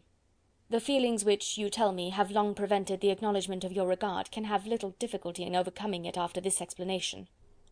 Mr. Darcy, who was leaning against the mantelpiece with his eyes fixed on her face, seemed to catch her words with no less resentment than surprise. His complexion became pale with anger, and the disturbance of his mind was visible in every feature. He was struggling for the appearance of composure, and would not open his lips till he believed himself to have attained it. The pause was to Elizabeth's feelings dreadful. At length, with a voice of forced calmness, he said: "And this is all the reply which I am to have the honour of expecting? I might, perhaps, wish to be informed why, with so little endeavour at civility, I am thus rejected, but it is of small importance." "I might as well inquire," replied she, "why, with so evident a desire of offending and insulting me, you chose to tell me that you liked me against your will, against your reason, and even against your character. Was not this some excuse for incivility if I was uncivil? But I have other provocations. You know I have. Had not my feelings decided against you, had they been indifferent, or had they even been favourable, do you think that any consideration would tempt me to accept the man who has been the means of ruining, perhaps for ever, the happiness of a most beloved sister?" As she pronounced these words, Mr. Darcy changed colour, but the emotion was short, and he listened without attempting to interrupt her, while she continued: "I have every reason in the world to think ill of you. No motive can excuse the unjust and ungenerous part you acted there. You dare not, you cannot deny, that you have been the principal, if not the only means of dividing them from each other, of exposing one to the censure of the world for caprice and instability, and the other to its derision for disappointed hopes, and involving them both in misery of the acutest kind." She paused, and saw with no slight indignation that he was listening with an air which proved him wholly unmoved by any feeling of remorse. He even looked at her with a smile of affected incredulity. "Can you deny that you have done it?" she repeated. With assumed tranquillity he then replied: "I have no wish of denying that I did everything in my power to separate my friend from your sister, or that I rejoice in my success. Towards him I have been kinder than towards myself." Elizabeth disdained the appearance of noticing this civil reflection, but its meaning did not escape, nor was it likely to conciliate her. "It is not merely this affair," she continued, "on which my dislike is founded. Long before it had taken place my opinion of you was decided. Your character was unfolded in the recital which I received many months ago from Mr. Wickham. On this subject what can you have to say? In what imaginary act of friendship can you here defend yourself? Or under what misrepresentation can you here impose upon others?" "You take an eager interest in that gentleman's concerns," said Darcy, in a less tranquil tone, and with a heightened colour. "Who that knows what his misfortunes have been can help feeling an interest in him?" "His misfortunes!" repeated Darcy contemptuously. "Yes, his misfortunes have been great indeed." "And of your infliction," cried Elizabeth with energy. "You have reduced him to his present state of poverty, comparative poverty. You have withheld the advantages which you must know to have been designed for him. You have deprived the best years of his life of that independence which was no less his due than his desert. You have done all this, and yet you can treat the mention of his misfortune with contempt and ridicule." "And this," cried Darcy, as he walked with quick steps across the room, "is your opinion of me? This is the estimation in which you hold me? I thank you for explaining it so fully. My faults, according to this calculation, are heavy indeed. But perhaps," added he, stopping in his walk and turning towards her, "these offences might have been overlooked, had not your pride been hurt by my honest confession of the scruples that had long prevented my forming any serious design.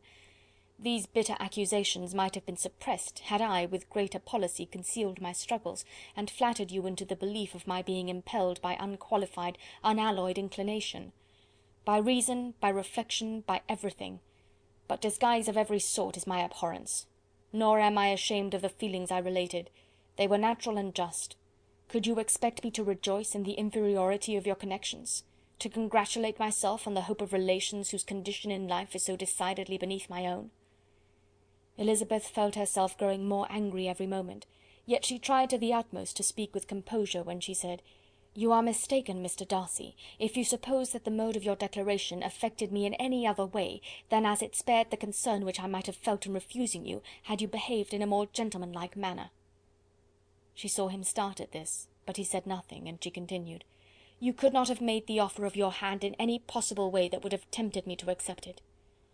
Again his astonishment was obvious, and he looked at her with an expression of mingled incredulity and mortification. She went on, "From the very beginning, from the first moment, I may almost say, of my acquaintance with you, your manners, impressing me with the fullest belief of your arrogance, your conceit, and your selfish disdain of the feelings of others, were such as to form the groundwork of disapprobation on which succeeding events have built so immovable a dislike; and I had not known you a month before I felt that you were the last man in the world whom I could ever be prevailed on to marry." "You have said quite enough, madam. I perfectly comprehend your feelings, and have now only to be ashamed of what my own have been. Forgive me for having taken up so much of your time, and accept my best wishes for your health and happiness." And with these words he hastily left the room, and Elizabeth heard him the next moment open the front door and quit the house. The tumult of her mind was now painfully great. She knew not how to support herself, and from actual weakness sat down and cried for half an hour. Her astonishment, as she reflected on what had passed, was increased by every review of it. That she should receive an offer of marriage from Mr. Darcy! That he should have been in love with her for so many months! So much in love as to wish to marry her in spite of all the objections which had made him prevent his friends marrying her sister, and which must appear at least with equal force in his own case, was almost incredible. It was gratifying to have inspired unconsciously so strong an affection, but his pride, his abominable pride, his shameless avowal of what he had done with respect to Jane, his unpardonable assurance in acknowledging, though he could not justify it, and the unfeeling manner in which he had mentioned Mr. Wickham, his cruelty towards whom he had not attempted to deny, soon overcame the pity which the consideration of his attachment had for a moment excited. She continued in very agitated reflections till the sound of Lady Catherine's carriage made her feel how unequal she was to encounter Charlotte's observation, and hurried her away to her room. Chapter 34. Chapter 35. Elizabeth awoke the next morning to the same thoughts and meditations which had at length closed her eyes. She could not yet recover from the surprise of what had happened. It was impossible to think of anything else, and totally indisposed for employment, she resolved, soon after breakfast, to indulge herself in air and exercise. She was proceeding directly to her favourite walk, when the recollection of Mr. Darcy's sometimes coming there stopped her, and instead of entering the park, she turned up the lane which led farther from the turnpike road. The park paling was still the boundary on one side, and she soon passed one of the gates into the ground. After walking 2 or 3 times along that part of the lane, she was tempted by the pleasantness of the morning to stop at the gates and look into the park. The 5 weeks which she had now passed in Kent had made a great difference in the country, and every day was adding to the verdure of the early trees. She was on the point of continuing her walk, when she caught a glimpse of a gentleman within the sort of grove which edged the park. He was moving that way, and fearful of its being Mr. Darcy, she was directly retreating. But the person who advanced was now near enough to see her, and stepping forward with eagerness, pronounced her name. She had turned away, but on hearing herself called, though in a voice which proved it to be Mr. Darcy, she moved again towards the gate. He had by that time reached it also, and holding out a letter, which she instinctively took, said, with a look of haughty composure, "I have been walking in the grove some time in the hope of meeting you. Will you do me the honour of reading that letter?" And then, with a slight bow, turned again into the plantation, and was soon out of sight. With no expectation of pleasure, but with the strongest curiosity, Elizabeth opened the letter, and to her still increasing wonder, perceived an envelope containing 2 sheets of letter paper, written quite through in a very close hand. The envelope itself was likewise full. Pursuing her way along the lane, she then began it. It was dated from Rosings at 8 o'clock in the morning, and was as follows: "Be not alarmed, madam, on receiving this letter, by the apprehension of its containing any repetitions of those sentiments or renewal of those offers which were last night so disgusting to you. I write without any intention of paining you, or humbling myself, by dwelling on wishes which, for the happiness of both, cannot be too soon forgotten, and the effort which the formation and the perusal of this letter must occasion, should have been spared, had not my character required it to be written and read. You must, therefore, pardon the freedom with which I demand your attention.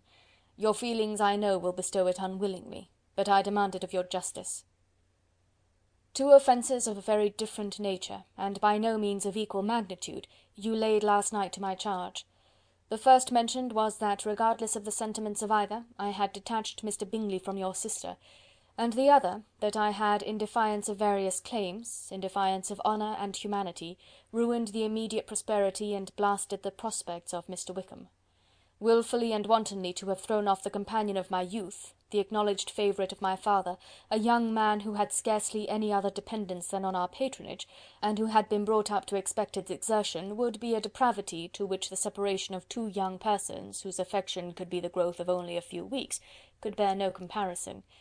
But from the severity of that blame which was last night so liberally bestowed, respecting each circumstance, I shall hope to be in the future secured, when the following account of my actions and their motives has been read.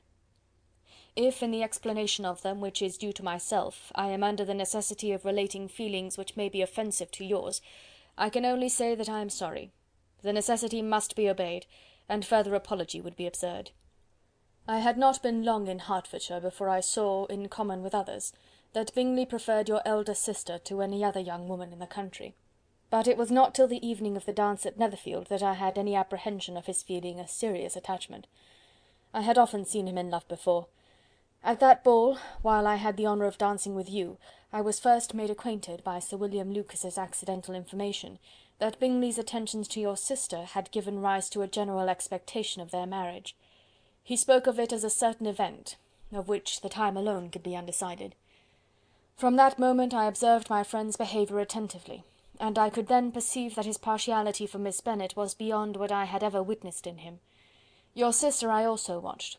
Her look and manners were open, cheerful, and engaging as ever, but without any symptom of peculiar regard, and I remained convinced, from the evening's scrutiny, that though she received his attentions with pleasure, she did not invite them by any participation of sentiment.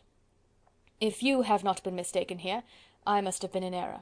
Your superior knowledge of your sister must make the latter probable. If it be so, if I have been misled by such error to inflict pain on her, your resentment has not been unreasonable. But I shall not scruple to assert that the serenity of your sister's countenance and air was such as might have given the most acute observer a conviction that, however amiable her temper, her heart was not likely to be easily touched. That I was desirous of believing her indifferent is certain, but I will venture to say that my investigation and decisions are not usually influenced by my hopes or fears.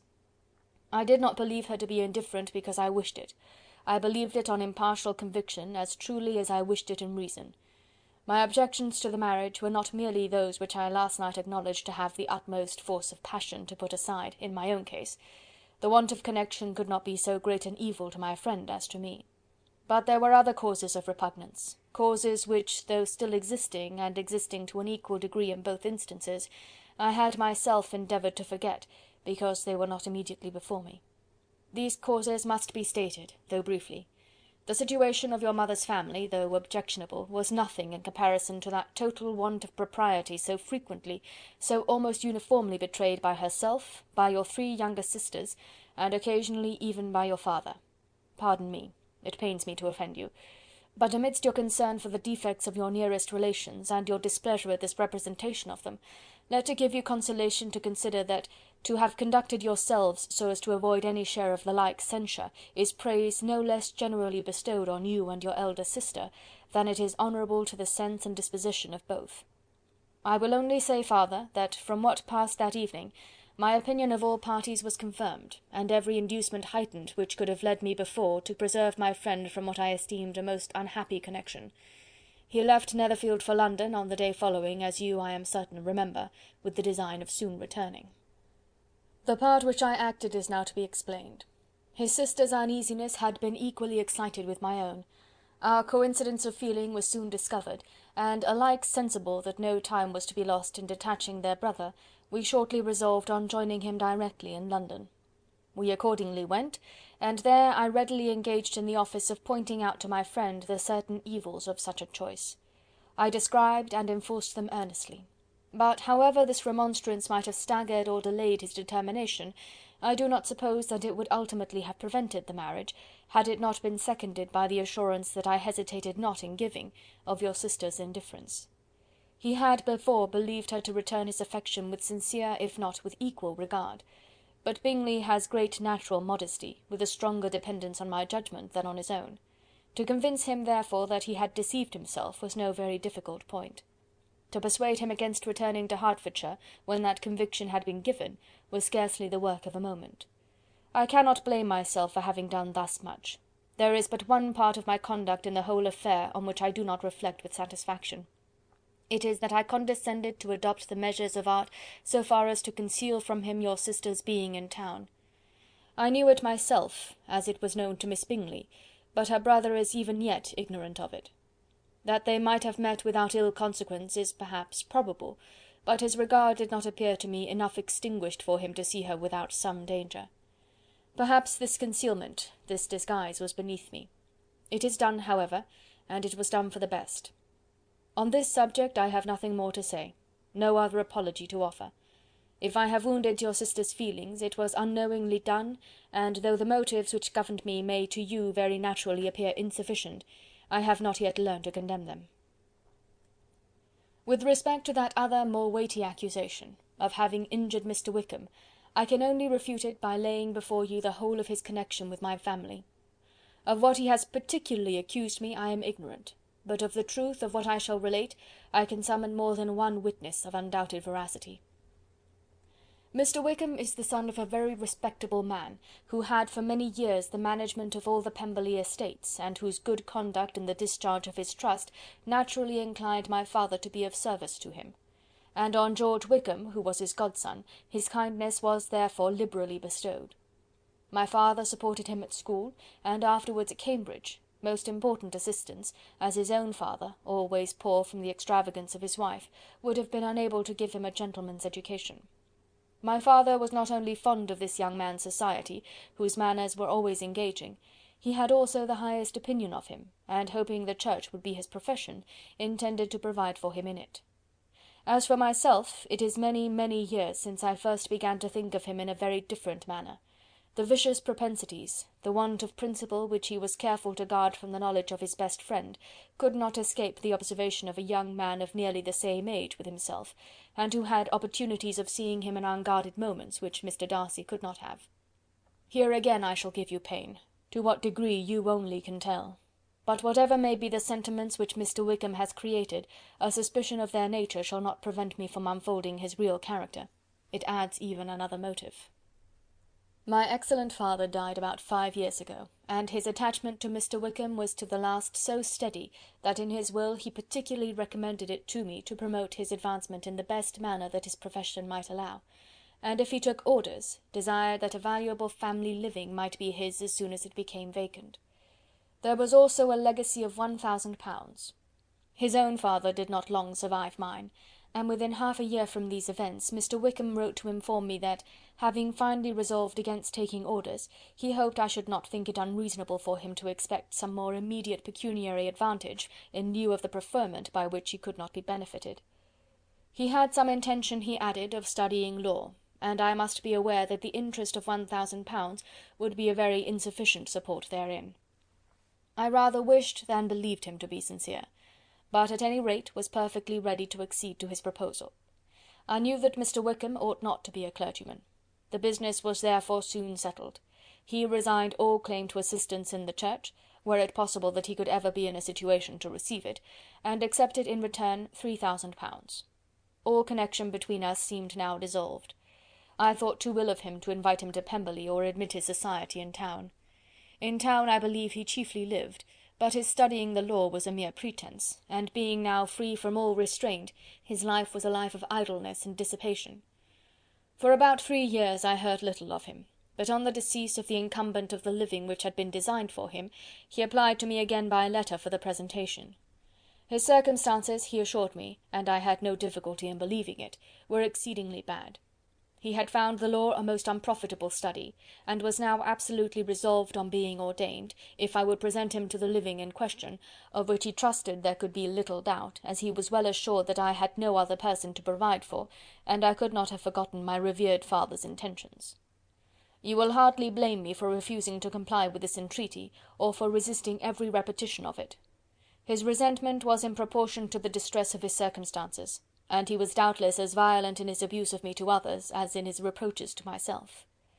After this period every appearance of acquaintance was dropped. How he lived I know not. But last summer he was again most painfully obtruded on my notice. I must now mention a circumstance which I would wish to forget myself, and which no obligation less than the present should induce me to unfold to any human being. Having said thus much, I feel no doubt of your secrecy. My sister, who is more than 10 years my junior, was left to the guardianship of my mother's nephew, Colonel Fitzwilliam, and myself.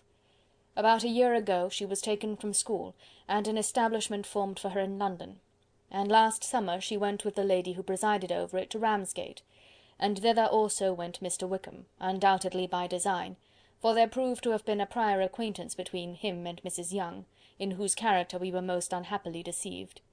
And by her connivance and aid, he so far recommended himself to Georgiana, whose affectionate heart retained a strong impression of his kindness to her as a child, that she was persuaded to believe herself in love, and to consent to an elopement. She was then but 15, which must be her excuse, and after stating her imprudence, I am happy to add, that I owed the knowledge of it to herself.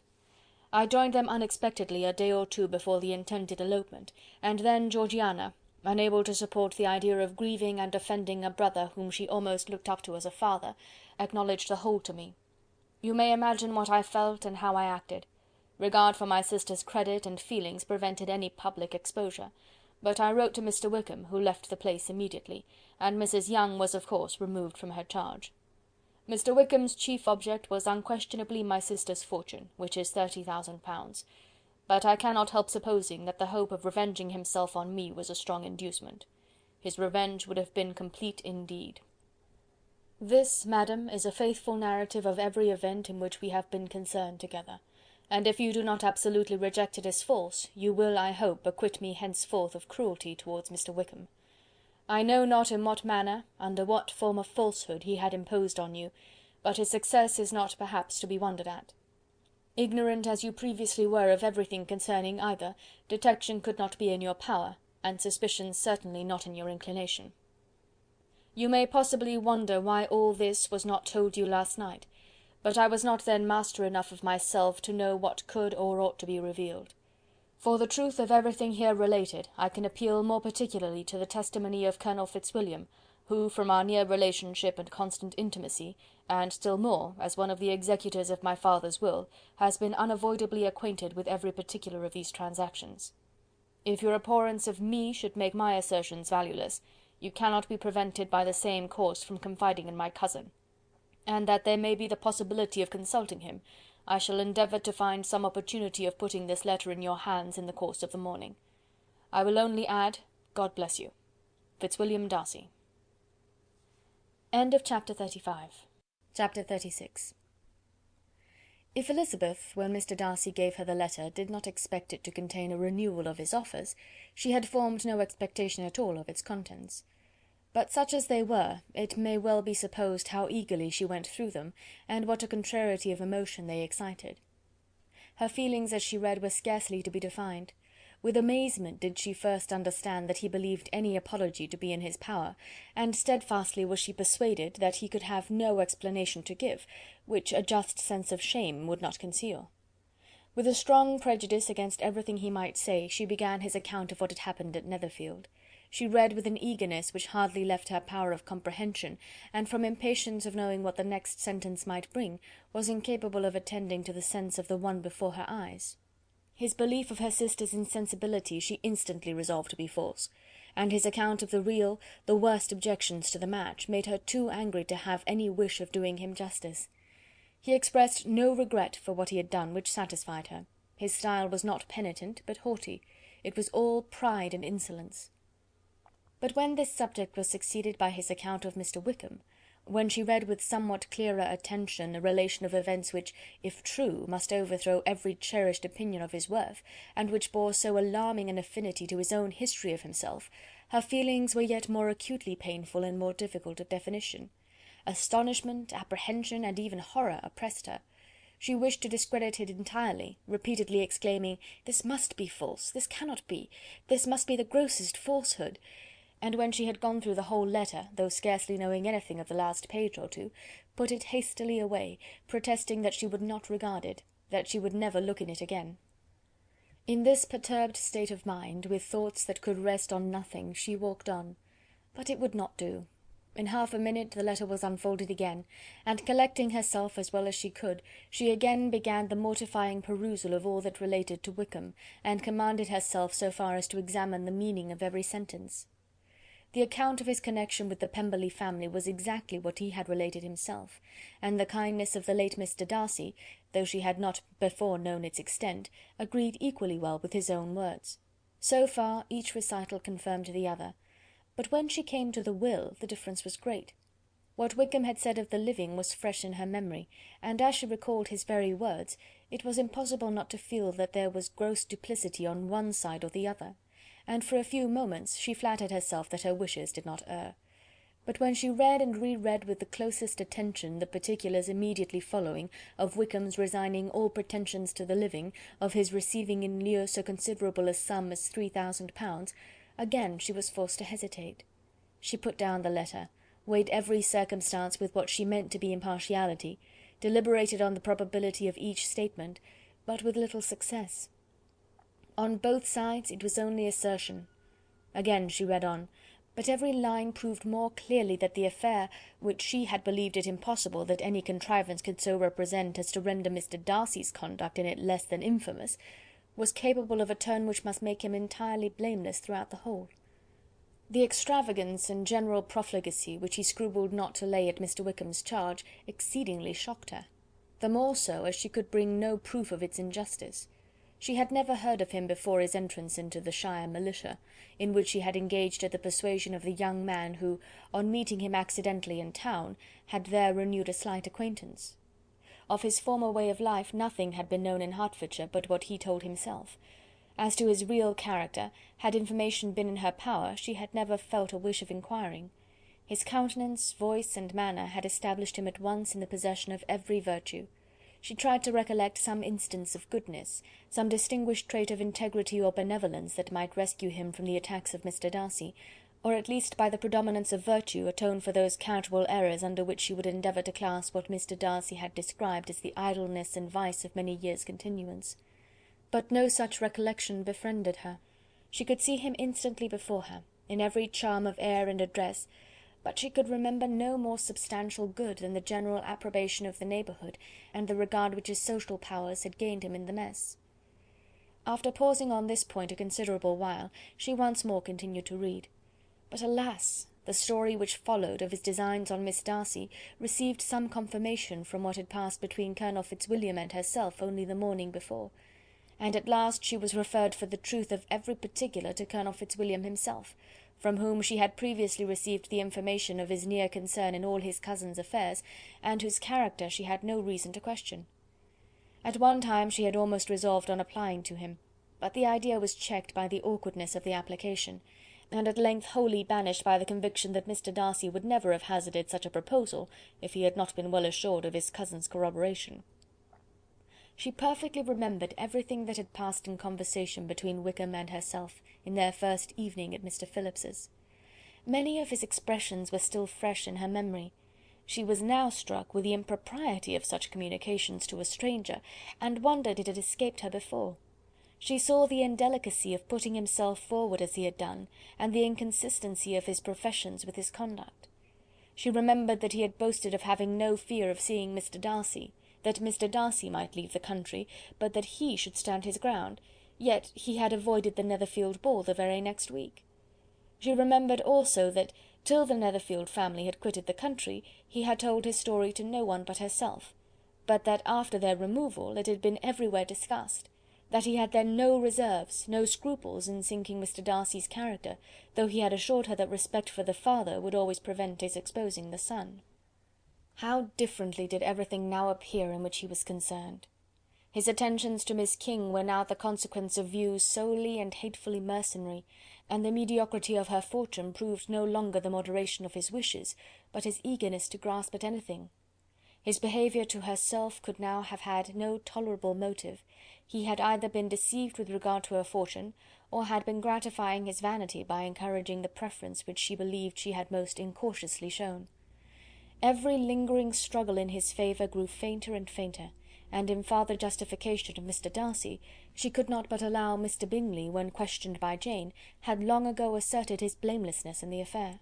That proud and repulsive as were his manners, she had never, in the whole course of their acquaintance, an acquaintance which had latterly brought them much together, and given her a sort of intimacy with his ways, seen anything that betrayed him to be unprincipled or unjust, anything that spoke him of irreligious or immoral habits; that among his own connections he was esteemed and valued; that even Wickham had allowed him merit as a brother, and that she had often heard him speak so affectionately of his sister as to prove him capable of some amiable feeling; that, had his actions been what Mr. Wickham represented them, so gross a violation of everything right could hardly have been concealed from the world, and that friendship between a person capable of it and such an amiable man as Mr. Bingley was incomprehensible. She grew absolutely ashamed of herself. Of neither Darcy nor Wickham could she think without feeling she had been blind, partial, prejudiced, absurd. "How despicably I have acted!" she cried. "I, who have prided myself on my discernment, I, who have valued myself on my abilities, who have often disdained the generous candour of my sister, and gratified my vanity in useless or blameable mistrust. How humiliating is this discovery! Yet how just a humiliation! Had I been in love, I could not have been more wretchedly blind; but vanity, not love, has been my folly. Pleased with the preference of one, and offended by the neglect of the other on the very beginning of our acquaintance, I have courted prepossession and ignorance, and driven reason away where either were concerned. Till this moment I never knew myself." From herself to Jane, from Jane to Bingley, her thoughts were in a line which soon brought to her recollection that Mr. Darcy's explanation there had appeared very insufficient, and she read it again. Widely different was the effect of a second perusal. How could she deny that credit to his assertions in one instance, which she had been obliged to give in the other? He declared himself to be totally unsuspicious of her sister's attachment, and she could not help remembering what Charlotte's own opinion had always been. Neither could she deny the justice of his description of Jane. She felt that Jane's feelings, though fervent, were little displayed, and that there was a constant complacency in her air and manner not often united with great sensibility. When she came to that part of the letter in which her family were mentioned in terms of such mortifying yet merited reproach, her sense of shame was severe. The justice of the charge struck her too forcibly for denial, and the circumstances to which he particularly alluded as having passed at the Netherfield ball, and as confirming all his first disapprobation, could not have made a stronger impression on his mind than on hers. The compliment to herself and her sister was not unfelt. It soothed, but it could not console her for the contempt which had thus been self-attracted by the rest of her family, and as she considered that Jane's disappointment had in fact been the work of her nearest relations, and reflected how materially the credit of both must be hurt by such impropriety of conduct, she felt depressed beyond anything she had ever known before. After wandering along the lane for 2 hours, giving way to every variety of thought, reconsidering events, determining probabilities, and reconciling herself as well as she could to a change so sudden and so important, fatigue and a recollection of her long absence made her at length return home, and she entered the house with the wish of appearing cheerful as usual, and the resolution of repressing such reflections as must make her unfit for conversation. She was immediately told that the 2 gentlemen from Rosings had each called during her absence, Mr. Darcy only for a few minutes to take leave, but that Colonel Fitzwilliam had been sitting with them at least an hour, hoping for her return, and almost resolving to walk after her till she could be found. Elizabeth could but just affect concern in missing him. She really rejoiced at it. Colonel Fitzwilliam was no longer an object. She could think only of her letter. End of chapter 36. Chapter 37. The two gentlemen left Rosings the next morning, and Mr. Collins, having been in waiting near the lodges to make them his parting obeisance, was able to bring home the pleasing intelligence of their appearing in very good health, and in as tolerable spirits as could be expected after the melancholy scene so lately gone through at Rosings. To Rosings he then hastened to console Lady Catherine and her daughter, and on his return brought back, with great satisfaction, a message from her ladyship, importing that she felt herself so dull as to make her very desirous of having them all to dine with her. Elizabeth could not see Lady Catherine without recollecting that, had she chosen it, she might by this time have been presented to her as her future niece, nor could she think without a smile of what her ladyship's indignation would have been. What would she have said, how would she have behaved, were questions with which she amused herself. Their first subject was the diminution of the Rosings party. "I assure you I feel it exceedingly," said Lady Catherine. "I believe no one feels the loss of friends so much as I do, but I am particularly attached to these young men, and know them to be so attached to me.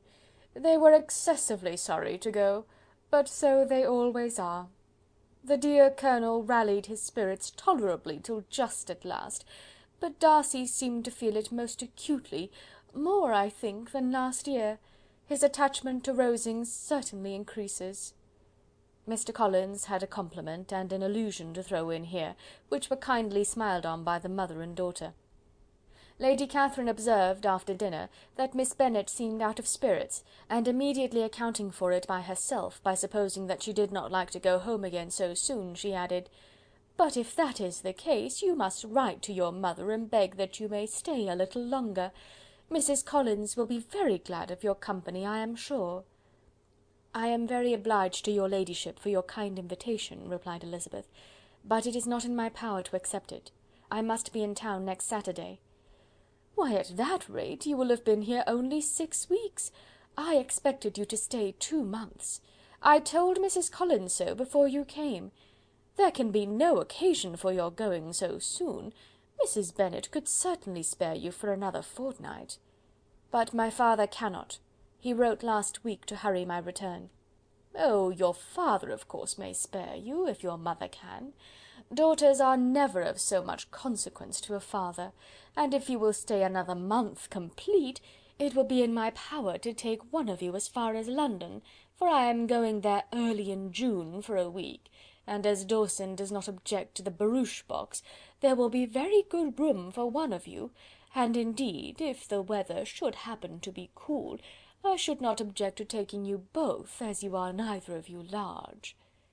"You are all kindness, madam, but I believe we must abide by our original plan." Lady Catherine seemed resigned. "Mrs. Collins, you must send a servant with them. You know I always speak my mind, and I cannot bear the idea of 2 young women travelling post by themselves. It is highly improper. You must contrive to send somebody. I have the greatest dislike in the world to that sort of thing. Young women should always be properly guarded and attended, according to their situation in life. When my niece Georgiana went to Ramsgate last summer, I made a point of her having 2 men-servants go with her. Miss Darcy, the daughter of Mr. Darcy of Pemberley, and Lady Anne, could not have appeared with propriety in a different manner. I am excessively attentive to all those things. You must send John with the young ladies, Mrs. Collins. I am glad it occurred to me to mention it, for it would really be discreditable to you to let them go alone." "My uncle is to send a servant for us." "Oh, your uncle! He keeps a manservant, does he? I am very glad you have somebody who thinks of these things. Where shall you change horses? Oh, Bromley, of course. If you mention my name at the bell, you will be attended to." Lady Catherine had many other questions to ask respecting their journey, and as she did not answer them all herself, attention was necessary, which Elizabeth believed to be lucky for her, or with a mind so occupied she might have forgotten where she was. Reflection must be reserved for solitary hours. Whenever she was alone, she gave way to it as the greatest relief, and not a day went by without a solitary walk, in which she might indulge in all the delight of unpleasant recollections. Mr. Darcy's letter she was in a fair way of soon knowing by heart. She studied every sentence, and her feelings towards its writer were at times widely different. When she remembered the style of his address, she was still full of indignation, but when she considered how unjustly she had condemned and upbraided him, her anger was turned against herself, and his disappointed feelings became the object of compassion. His attachment excited gratitude, his general character respect, but she could not approve him, nor could she for a moment repent her refusal, or feel the slightest inclination ever to see him again. In her own past behaviour there was a constant source of vexation and regret, and in the unhappy defects of her family a subject of yet heavier chagrin. They were hopeless of remedy. Her father, contented with laughing at them, would never exert himself to restrain the wild giddiness of his youngest daughters, and her mother, with manners so far from right herself, was entirely insensible of the evil. Elizabeth had frequently united with Jane in an endeavour to check the imprudence of Catherine and Lydia, but while they were supported by their mother's indulgence, what chance could there be of improvement? Catherine, weak-spirited, irritable, and completely under Lydia's guidance, had always been affronted by their advice, and Lydia, self-willed and careless, would scarcely give them a hearing. They were ignorant, idle, and vain.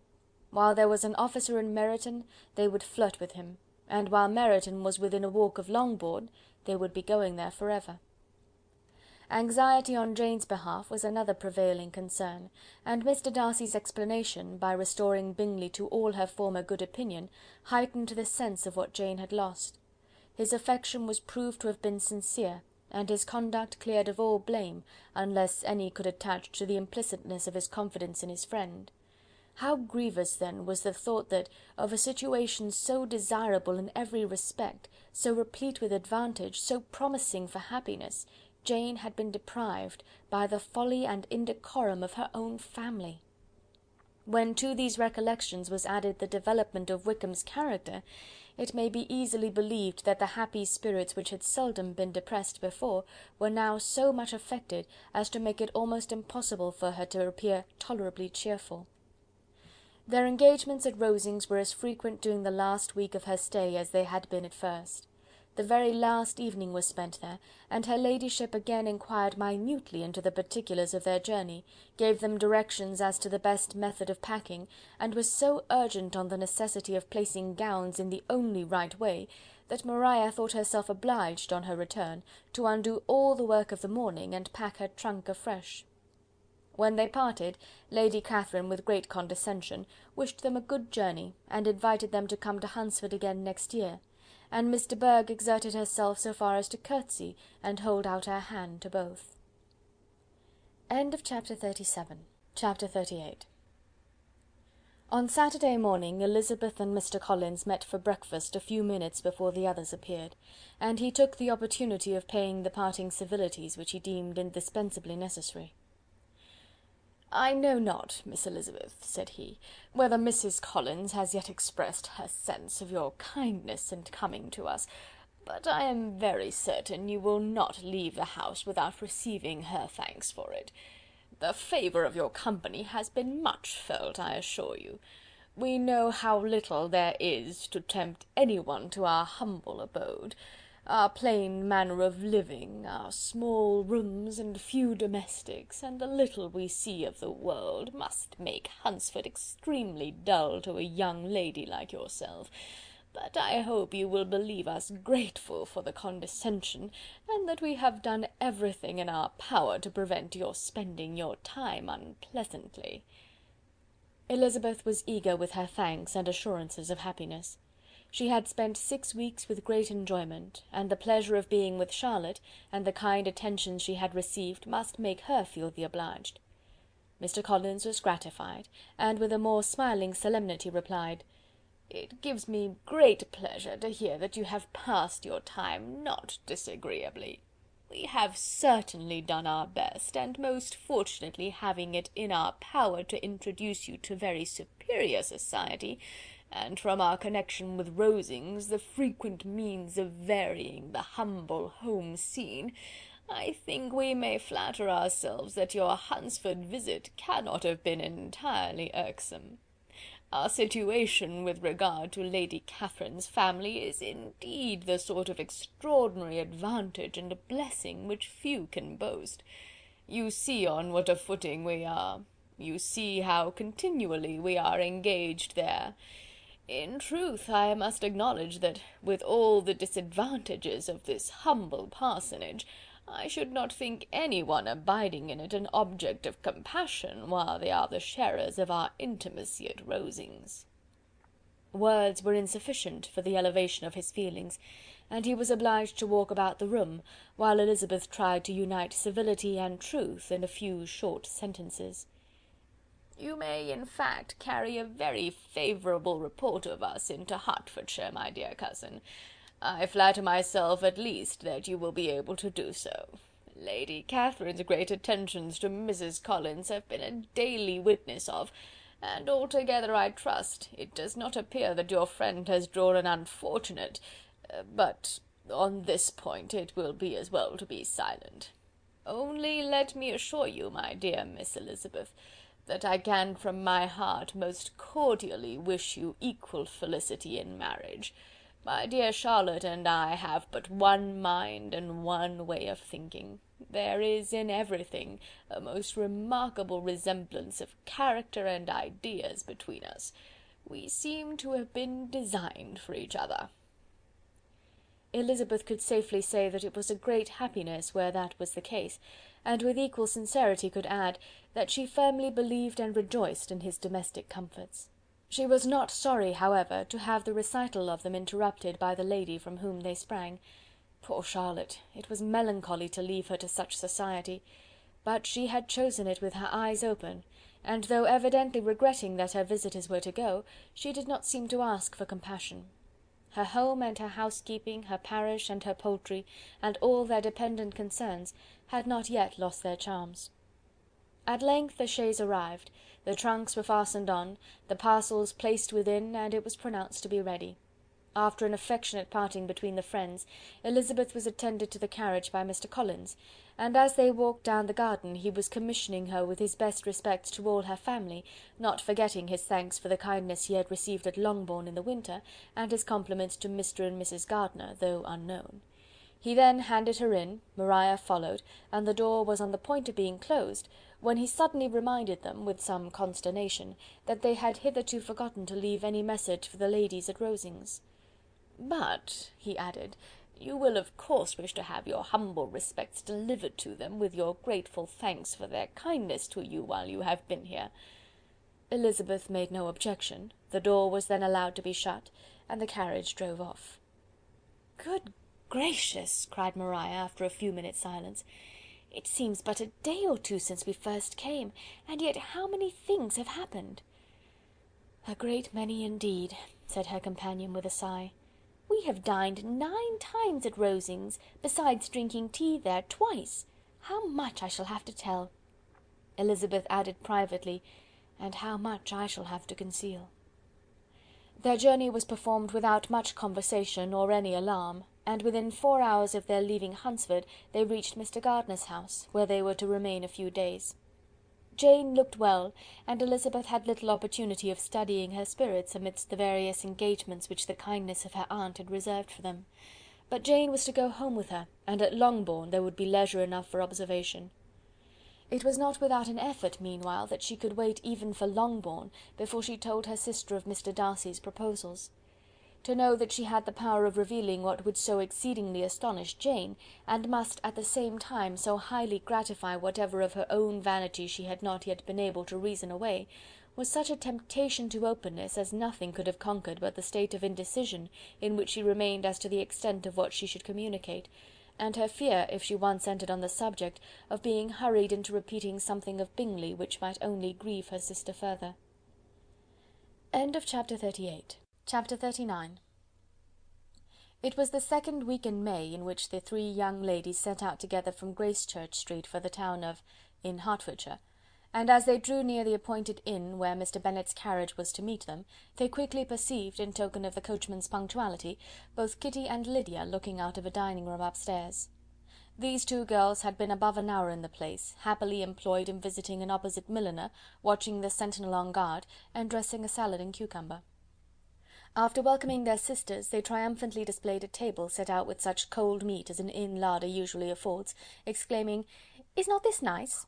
Is not this an agreeable surprise?" "And we mean to treat you all," added Lydia, "but you must lend us the money, for we have just spent ours at the shop out there." Then, showing her purchases, "Look here, I have bought this bonnet. I do not think it is very pretty, but I thought I might as well buy it as not.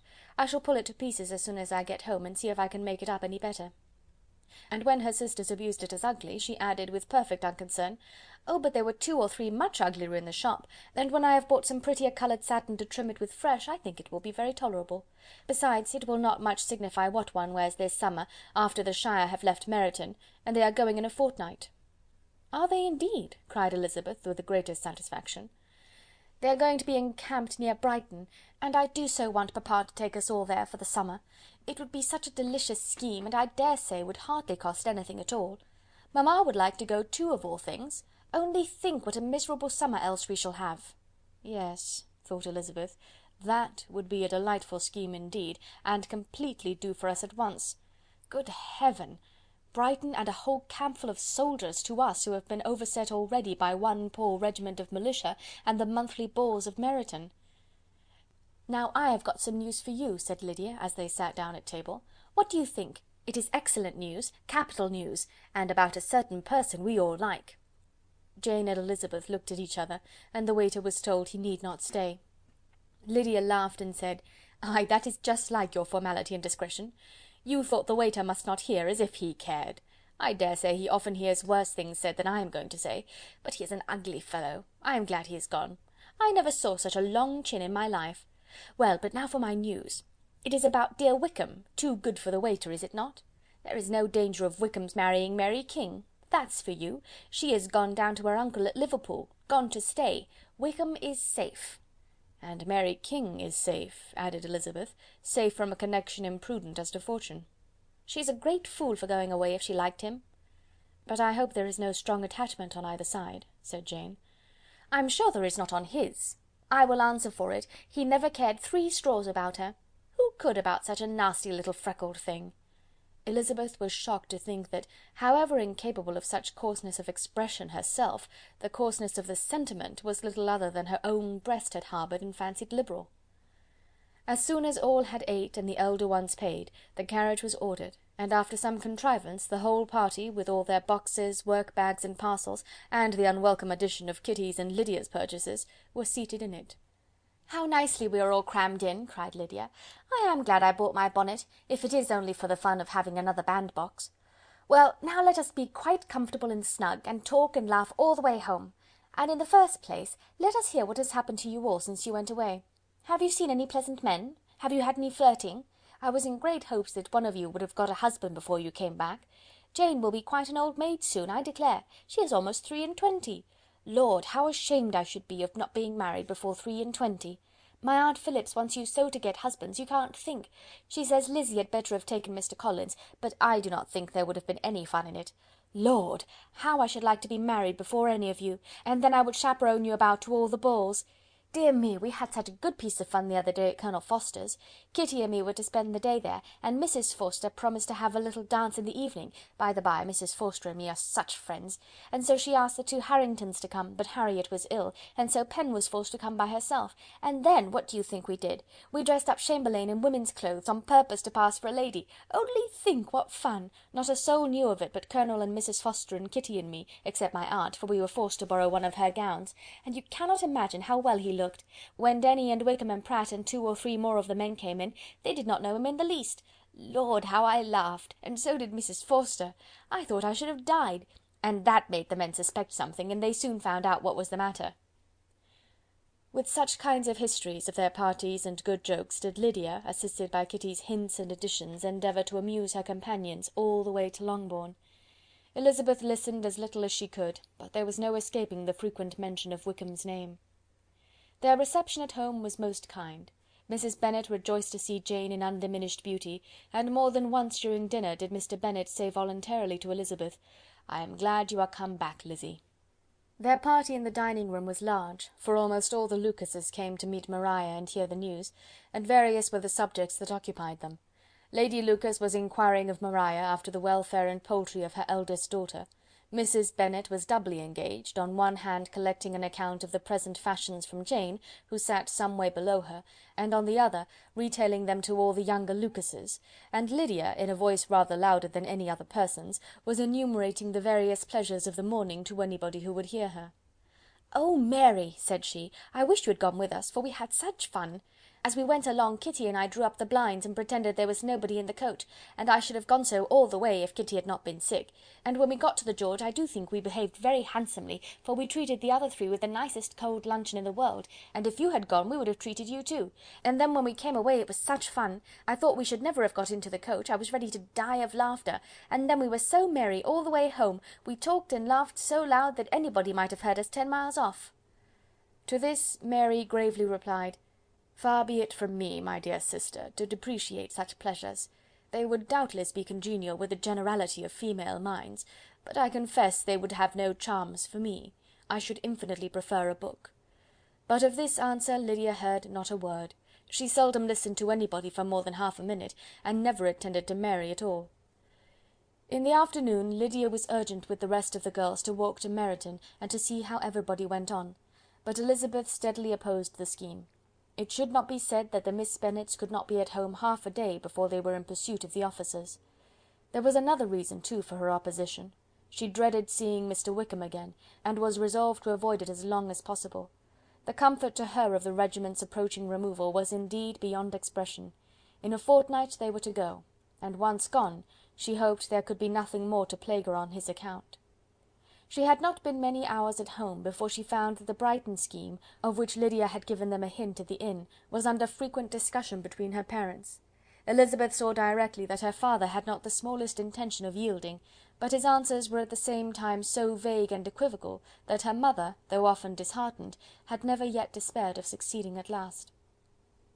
Chapter 39. Chapter 40.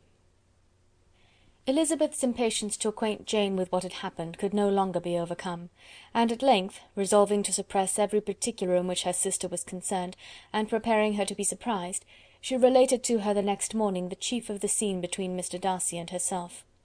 Miss Bennet's astonishment was soon lessened by the strong sisterly partiality which made any admiration of Elizabeth appear perfectly natural, and all surprise was shortly lost in other feelings. She was sorry that Mr. Darcy should have delivered his sentiments in a manner so little suited to recommend them, but still more was she grieved for the unhappiness which her sister's refusal must have given him. "His being so sure of succeeding was wrong," said she, "and certainly ought not to have appeared, but consider how much it must increase his disappointment." "Indeed," replied Elizabeth, "I am heartily sorry for him, but he has other feelings, which will probably soon drive away his regard for me. You do not blame me, however, for refusing him?" "Blame you? Oh, no." "But you blame me for having spoken so warmly of Wickham?" "No, I do not know that you were wrong in saying what you did." "But you will know it when I tell you what happened the very next day." She then spoke of the letter, repeating the whole of its contents as far as they concerned George Wickham. What a stroke was this for poor Jane, who would willingly have gone through the world without believing that so much wickedness existed in the whole race of mankind as were here collected in one individual. Nor was Darcy's vindication, though grateful to her feelings, capable of consoling her for such discovery. Most earnestly did she labour to prove the probability of error, and seek to clear the one without involving the other. "This will not do," said Elizabeth. "You will never be able to make both of them good for anything. Take your choice, but you must be satisfied with only one. There is but such a quantity of merit between them, just enough to make one good sort of man, and of late it has been shifting about pretty much. For my part, I am inclined to believe it all Darcy's, but you shall do as you choose." It was some time, however, before a smile could be extorted from Jane. "I do not know when I have been more shocked," said she. "Wickham so very bad? It is almost past belief. And poor Mr. Darcy! Dear Lizzy, only consider what he must have suffered. Such a disappointment, and with the knowledge of your ill opinion too, and having to relate such a thing of his sister. It is really too distressing. I am sure you must feel it so." "Oh, no, my regret and compassion are all done away by seeing you so full of both. I know you will do him such ample justice, that I am growing every moment more unconcerned and indifferent. Your profusion makes me saving, and if you lament over him much longer, my heart will be as light as a feather." "Poor Wickham! There is such an expression of goodness in his countenance, such an openness and gentleness in his manner." "There certainly was some great mismanagement in the education of those two young men. One has got all the goodness, and the other all the appearance of it." "I never thought Mr. Darcy so deficient in the appearance of it as you used to do." "And yet I meant to be uncommonly clever in taking so decided a dislike to him without any reason. It is such a spur to one's genius, such an opening for wit, to have a dislike of that kind. One may be continually abusive without saying anything just, but one cannot always be laughing at a man without now and then stumbling on something witty. Lizzy, when you first read that letter, I am sure you could not treat the matter as you do now." "Indeed I could not. I was uncomfortable enough, I may say unhappy, and with no one to speak to about what I felt, no Jane to comfort me and say that I had not been so very weak and vain and nonsensical as I knew I had. Oh, how I wanted you! How unfortunate that you should have used such very strong expressions in speaking of Wickham to Mr. Darcy, for now they do appear wholly undeserved." "Certainly. But the misfortune of speaking with bitterness is a most natural consequence of the prejudices I have been encouraging." "There is one point on which I want your advice. I want to be told whether I ought or ought not to make our acquaintances in general understand Wickham's character." Miss Bennet paused a little, and then replied, "Surely there can be no occasion for exposing him so dreadfully. What is your opinion?" "That it ought not to be attempted. Mr. Darcy has not authorized me to make his communication public.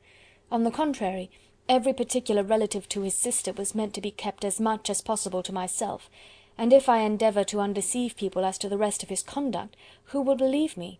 The general prejudice against Mr. Darcy is so violent, that it would be the death of half the good people in Meryton to attempt to place him in an amiable light. I am not equal to it.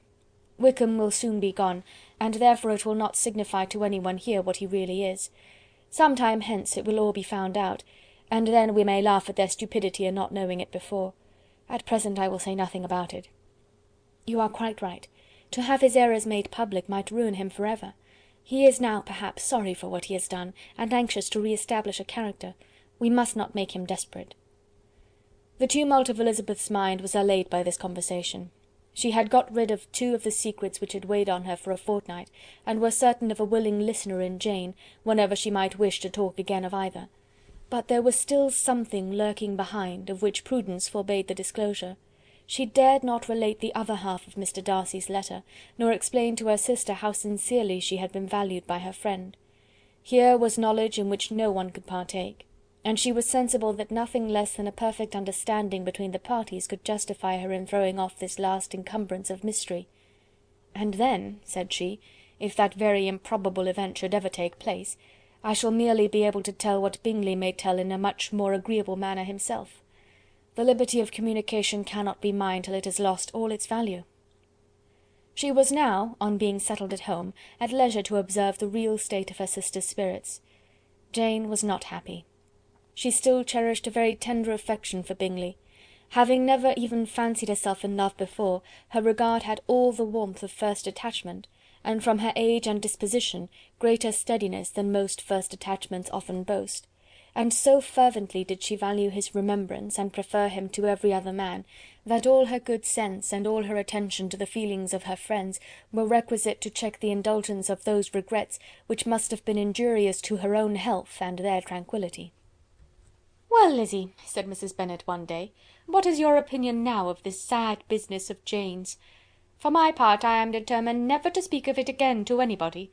I told my sister Philip so the other day. But I cannot find out that Jane saw anything of him in London. Well, he is a very undeserving young man, and I do not suppose there's the least chance in the world of her ever getting him now.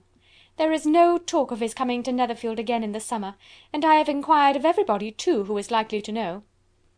"I do not believe he will ever live at Netherfield any more." "Oh, well, it is just as he chooses. Nobody wants him to come, though I shall always say he used my daughter extremely ill, and if I was her, I would not have put up with it. Well, my comfort is, I am sure Jane will die of a broken heart, and then he will be sorry for what he has done." But as Elizabeth should not receive comfort from any such expectation, she made no answer. "Well, Lizzy," continued her mother soon afterwards, "and so the Collinses live very comfortable, do they? Well, well, I only hope it will last. And what sort of table do they keep? Charlotte is an excellent manager, I dare say. If she is half as sharp as her mother, she is saving enough. There is nothing extravagant in their housekeeping, I dare say." "No, nothing at all." "A great deal of good management, depend upon it. Yes, yes, they will take care not to outrun their income. They will never be distressed for money. Well, much good may it do them. And so, I suppose, they often talk of having Longbourn when your father is dead. They look upon it as quite their own, I dare say, whenever that happens." "It was a subject which they could not mention before me." "No, it would have been strange if they had. But I make no doubt they often talk of it between themselves. Well, if they can be easy with an estate that is not lawfully their own, so much the better. I should be ashamed of having one that was only entailed on me." Chapter 41. The first week of their return was soon gone. The second began. It was the last of the regiment's stay at Meryton, and all the young ladies in the neighbourhood were drooping apace. The dejection was almost universal. The elder Miss Bennets alone were still able to eat, drink, and sleep, and pursue the usual course of their employments. Very frequently they were reproached for this insensibility by Kitty and Lydia, whose own misery was extreme, and who could not comprehend such hard-heartedness in any of the family. "Good Heaven! What is to become of us? What are we to do?" they would often exclaim in the bitterness of woe. "How can you be smiling so, Lizzy?" Their affectionate mother shared all of their grief. She remembered what she had herself endured on a similar occasion 25 years ago. "I am sure," said she, "I cried for 2 days together when Colonel Miller's regiment went away. I thought I should have broken my heart." "I am sure I shall break mine," said Lydia. "If one could but go to Brighton," observed Mrs. Bennet. "Oh yes, if one could but go to Brighton, but papa is so disagreeable. A little sea bathing would set me up for ever." "And my aunt Phillips is sure it would do me a great deal of good," added Kitty. Such were the kind of lamentations resounding perpetually through Longbourn House. Elizabeth tried to be diverted by them, but all sense of pleasure was lost in shame.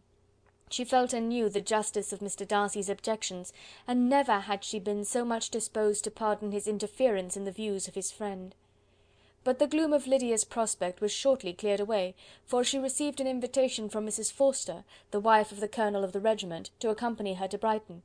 This invaluable friend was a very young woman, and very lately married. A resemblance in good humour and good spirits had recommended her and Lydia to each other, and out of their 3 months' acquaintance they had been intimate too. The rapture of Lydia on this occasion, her adoration of Mrs. Forster, the delight of Mrs. Bennet, and the mortification of Kitty, are scarcely to be described.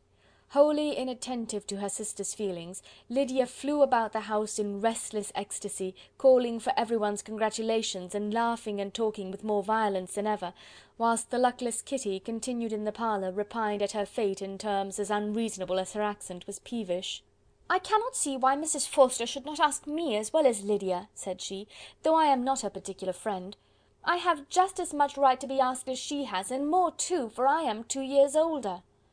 In vain did Elizabeth attempt to make her reasonable, and Jane to make her resigned.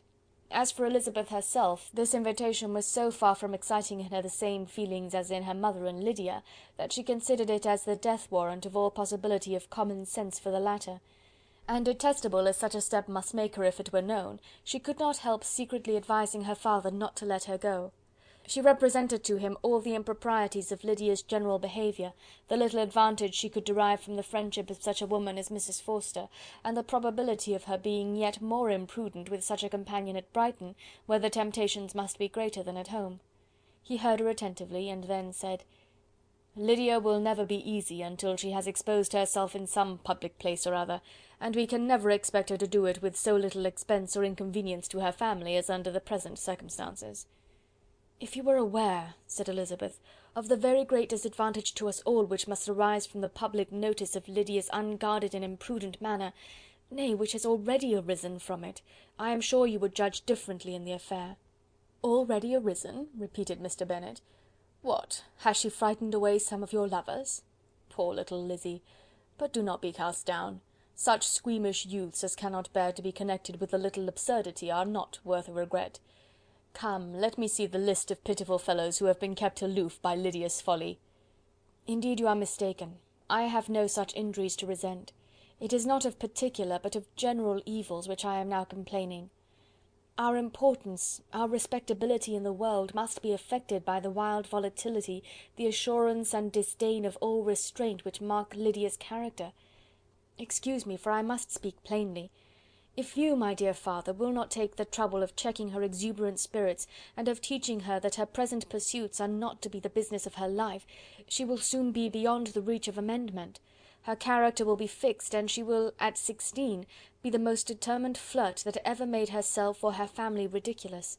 A flirt, too, in the worst and meanest degree of flirtation, without any attraction beyond youth and a tolerable person, and from the ignorance and emptiness of her mind, wholly unable to ward off any portion of that universal contempt which her rage for admiration will excite.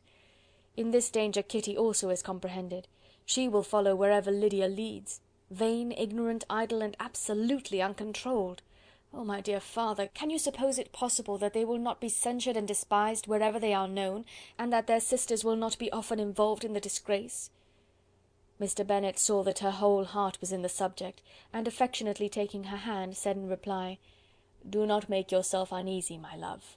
Wherever you and Jane are known, you must be respected and valued, and you will not appear to less advantage for having a couple of, or I may say 3, very silly sisters. We shall have no peace at Longbourn if Lydia does not go to Brighton. Let her go then. Colonel Forster is a sensible man, and will keep her out of any real mischief. And she is luckily too poor to be an object of prey to anybody. At Brighton she will be of less importance even as a common flirt than she has been here. The officers will find women better worth their notice. Let us hope, therefore, that her being there may teach her her own insignificance. At any rate, she cannot grow many degrees worse without authorizing us to lock her up for the rest of her life." With this answer Elizabeth was forced to be content, but her own opinion continued the same, and she left him disappointed and sorry. It was not in her nature, however, to increase her vexations by dwelling on them.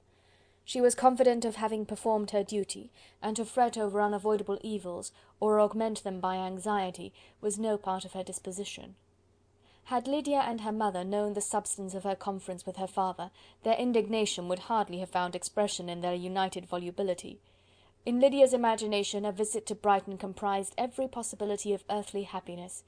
She saw, with the creative eye of fancy, the streets of that gay bathing place covered with officers.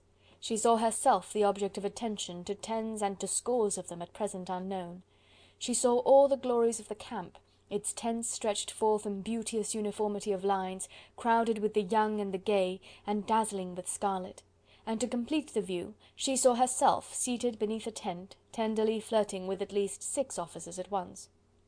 Had she known her sister sought to tear her from such prospects and such realities as these, what would have been her sensations? They could have been understood only by her mother, who might have felt nearly the same. Lydia's going to Brighton was all that consoled her for her melancholy conviction of her husband's never intending to go there himself. But they were entirely ignorant of what had passed, and their raptures continued with little intermission to the very day of Lydia's leaving home. Elizabeth was now to see Mr. Wickham for the last time. Having been frequently in company with him since her return, agitation was pretty well over, the agitations of formal partiality entirely so. She had even learnt to detect, in the very gentleness which had at first delighted her, an affectation and a sameness to disgust and weary. In his present behaviour to herself, moreover, she had a fresh source of displeasure, for the inclination he soon testified of renewing those attentions which had marked the early part of their acquaintance could only serve, after what had since passed, to provoke her. She lost all concern for him in finding herself thus selected as the object of such idle and frivolous gallantry, and while she steadily repressed it, could not but feel the reproof contained in his believing that, however long and for whatever cause his attentions had been withdrawn, her vanity would be gratified, and her preference secured at any time by their renewal. On the very last day of the regiment's remaining at Meryton, he dined, with other of the officers, at Longbourn, and so little was Elizabeth disposed to part from him in good humour, that on his making some inquiry as to the manner in which her time had passed at Hunsford, she mentioned Colonel Fitzwilliam's and Mr. Darcy's having both spent 3 weeks at Rosings, and asked him if he was acquainted with the former. He looked surprised, displeased, alarmed, but with a moment's recollection and a returning smile replied that he had formerly seen him often, and after observing that he was a very gentlemanlike man, asked her how she liked him. Her answer was warmly in his favour. With an air of indifference he soon afterwards added, "How long did you say he was at Rosings?" "Nearly 3 weeks." "And you saw him frequently?" "Yes, almost every day." "His manners are very different from his cousin's." "Yes, very different. But I think Mr. Darcy improves upon acquaintance." "Indeed!" cried Mr. Wickham, with a look which did not escape her. "And pray, may I ask—" but checking himself, he added in a gayer tone, "is it in address that he improves? Has he deigned to add aught of civility to his ordinary style? For I dare not hope," he continued in a lower and more serious tone, "that he is improved in essentials." "Oh no," said Elizabeth. "In essentials, I believe, he is very much what he ever was." While she spoke, Wickham looked as if scarcely knowing whether to rejoice over her words, or to distrust their meaning. There was a something in her countenance which made him listen with an apprehensive and anxious attention, while she added, "When I said that he improved on acquaintance, I did not mean that his mind or his manners were in a state of improvement, but that, from knowing him better, his disposition was better understood." Wickham's alarm now appeared in a heightened complexion and agitated look. For a few minutes he was silent, till, shaking off his embarrassment, he turned to her again, and said in the gentlest of accents, "You, who so well know my feelings towards Mr. Darcy, will readily comprehend how sincerely I must rejoice that he is wise enough to assume even the appearance of what is right. His pride in that direction may be of service, if not to himself, to many others, for it must only deter him from such foul misconduct as I have suffered by. I only fear that the sort of cautiousness to which you, I imagine, have been alluding, is merely adopted on his visits to his aunt, of whose good opinion and judgment he stands much in awe. His fear of her has always operated, I know, when they were together, and a good deal is to be imputed to his wish of forwarding the match with Miss de Bourgh, which I am certain he has very much at heart." Elizabeth could not repress a smile at this, but she answered only by a slight inclination of the head. She saw that he wanted to engage her on the old subject of his grievances, and she was in no humour to indulge him. The rest of the evening passed with the appearance, on his side, of usual cheerfulness, but with no further attempt to distinguish Elizabeth, and they parted at last with mutual civility, and possibly a mutual desire of never meeting again. When the party broke up, Lydia returned with Mrs. Forster to Meryton, from whence they were to set out early the next morning. The separation between her and her family was rather noisy than pathetic. Kitty was the only one who shed tears, but she did weep from vexation and envy. Mrs. Bennet was diffuse in her good wishes for the felicity of her daughter, and impressive in her injunctions that she should not miss the opportunity of enjoying herself as much as possible, advice which there was every reason to believe would be well attended to; and in the clamorous happiness of Lydia herself in bidding farewell, the more gentle adieus of her sisters were uttered without being heard. Chapter 41. Chapter 42. Had Elizabeth's opinion been all drawn from her own family, she could not have formed a very pleasing opinion of conjugal felicity or domestic comfort. Her father, captivated by youth and beauty, and that appearance of good humour which youth and beauty generally give, had married a woman whose weak understanding and a liberal mind had very early in their marriage put an end to all real affection for her. Respect, esteem, and confidence had vanished for ever, and all his views of domestic happiness were overthrown. But Mr. Bennet was not of a disposition to seek comfort for the disappointment which his own imprudence had brought on, in any of those pleasures which too often console the unfortunate for their folly or their vice. He was fond of the country and of books, and from these tastes had arisen his principal enjoyments. To his wife he was very little otherwise indebted than as her ignorance and folly had contributed to his amusement. This is not the sort of happiness which a man would in general wish to owe to his wife, but where other powers of entertainment are wanting, the true philosopher will derive benefit from such as are given. Elizabeth, however, had never been blind to the impropriety of her father's behaviour as a husband. She had always seen it with pain, but respecting his abilities, and grateful for his affectionate treatment of herself, she endeavoured to forget what she could not overlook, and to banish from her thoughts that continual breach of conjugal obligation and decorum which, in exposing his wife to the contempt of her own children, was so highly reprehensible. But she had never felt so strongly as now the disadvantages which must attend the children of so unsuitable a marriage, nor ever been so fully aware of the evils arising from so ill-judged a direction of talents, talents which, rightly used, might at least have preserved the respectability of his daughters, even if incapable of enlarging the mind of his wife. When Elizabeth had rejoiced over Wickham's departure, she found little other cause for satisfaction in the loss of the regiment.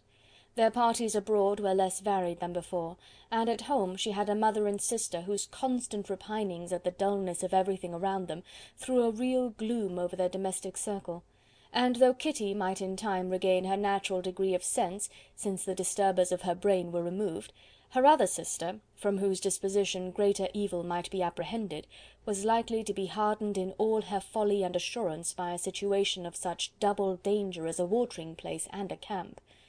Upon the whole, therefore, she found what has been sometimes found before, that an event to which she had been looking with impatient desire did not, in taking place, bring all the satisfaction she had promised herself.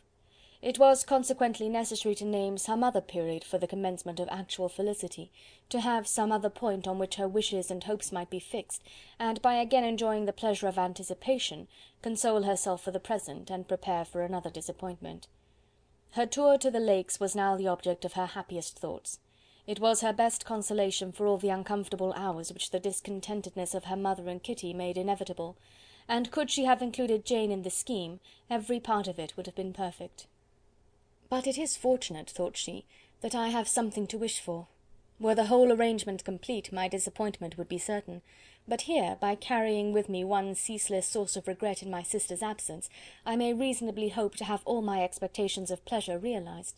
A scheme of which every part promises delight can never be successful, and general disappointment is only warded off by the defence of some little peculiar vexation."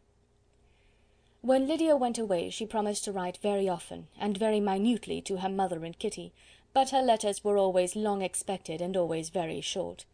Those to her mother contained little else than that they were just returned from the library, where such and such officers had attended them, and where she had seen such beautiful ornaments as made her quite wild; that she had a new gown, or a new parasol, which she would have described more fully, but was obliged to leave off in a violent hurry, as Mrs. Forster called her, and they were going off to the camp; and from her correspondence with her sister, there was still less to be learnt, for her letters to Kitty, though rather longer, were much too full of lines under the words to be made public.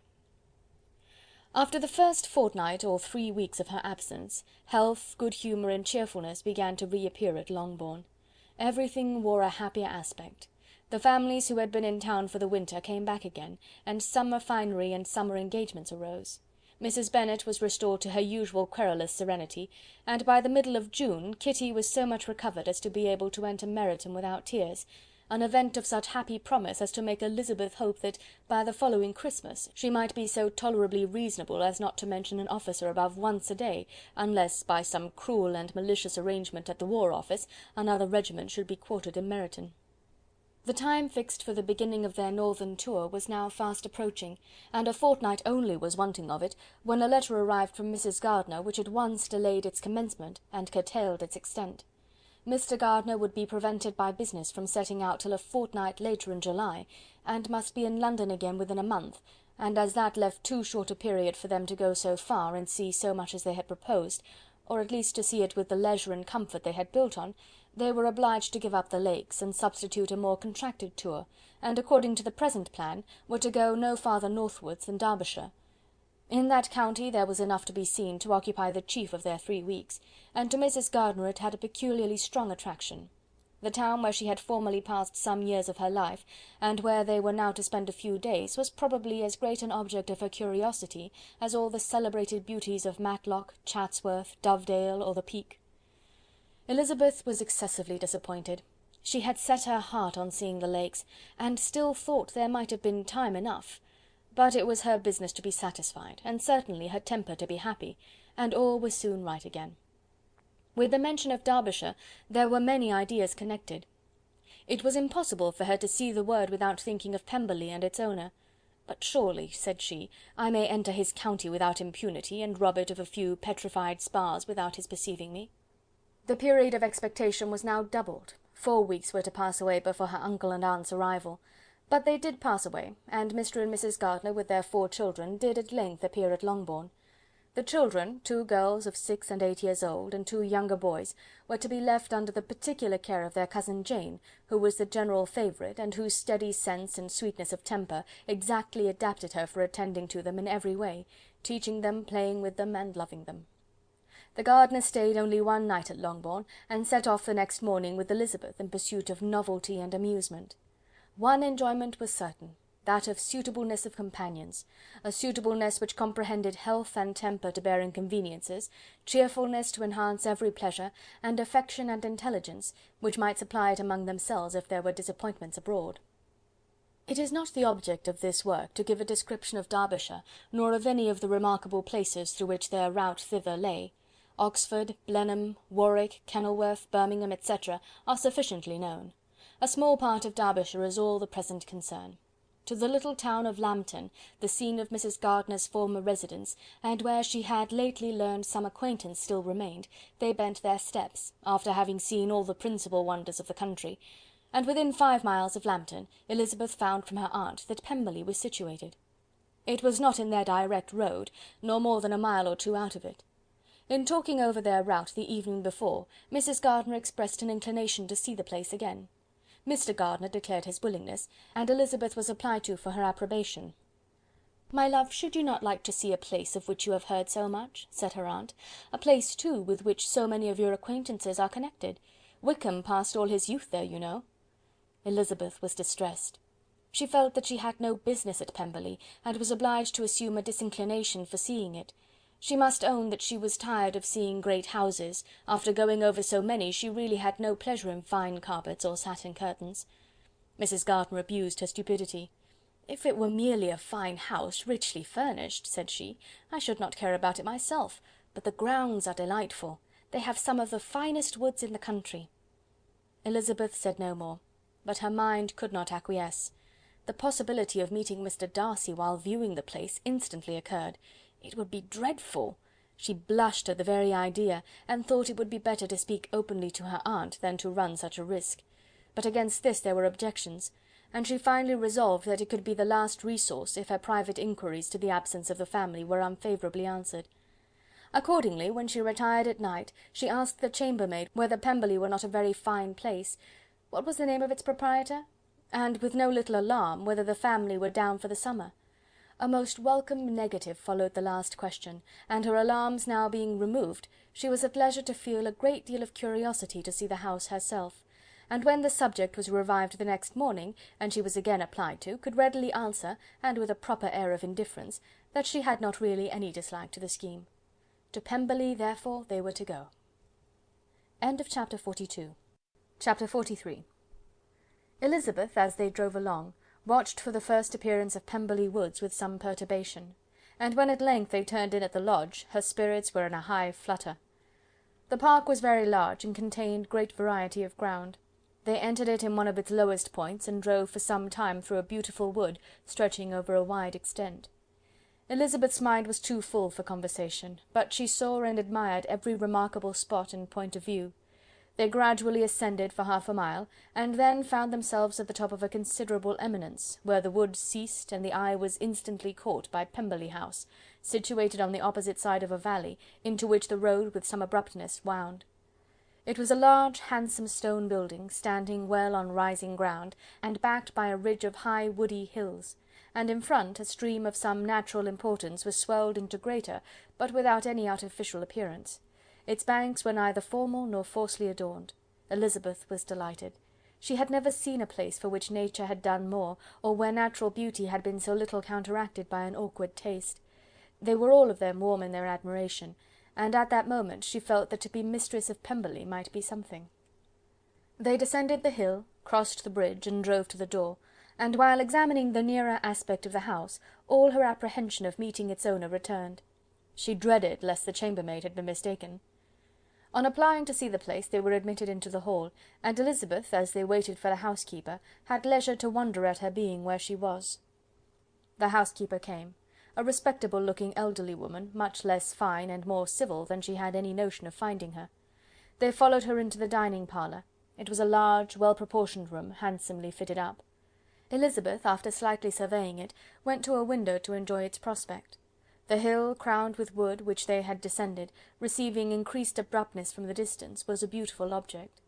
Every disposition of the ground was good, and she looked on the whole scene, the river, the trees scattered on its banks, and the winding of the valley, as far as she could trace it, with delight. As they passed into other rooms, these objects were taking different positions, but from every window there were beauties to be seen. The rooms were lofty and handsome, and their furniture suitable to the fortune of its proprietor, but Elizabeth saw, with admiration of his taste, that it was neither gaudy nor uselessly fine, with less splendour and more real elegance than the furniture of Rosings. "And of this place," thought she, "I might have been mistress. With these rooms I might now have been familiarly acquainted. Instead of viewing them as a stranger, I might have rejoiced in them as my own, and welcomed to them as visitors my uncle and aunt. But no," recollecting herself, "that could never be. My uncle and aunt would have been lost to me. I should not have been allowed to invite them." This was a lucky recollection. It saved her from something very like regret. She longed to inquire of the housekeeper whether her master was really absent, but had not the courage for it. At length, however, the question was asked by her uncle, and she turned away with alarm, while Mrs. Reynolds replied that he was, adding, "But we expect him to-morrow, with a large party of friends." How rejoiced was Elizabeth that their own journey had not by any circumstance been delayed a day! Her aunt now called her to look at a picture. She approached and saw the likeness of Mr. Wickham, suspended amongst several other miniatures, over the mantelpiece. Her aunt asked her smilingly how she liked it. The housekeeper came forward and told them it was a picture of a young gentleman, the son of her late master's steward, who had been brought up by him at his own expense. "He is now gone into the army," she added, "but I am afraid he has turned out very wild." Mrs. Gardiner looked at her niece with a smile, but Elizabeth could not return it. "And that," said Mrs. Reynolds, pointing to another of the miniatures, "is my master, and very like him. It was drawn at the same time as the other, about 8 years ago." "I have heard much of your master's fine person," said Mrs. Gardiner, looking at the picture. "It is a handsome face.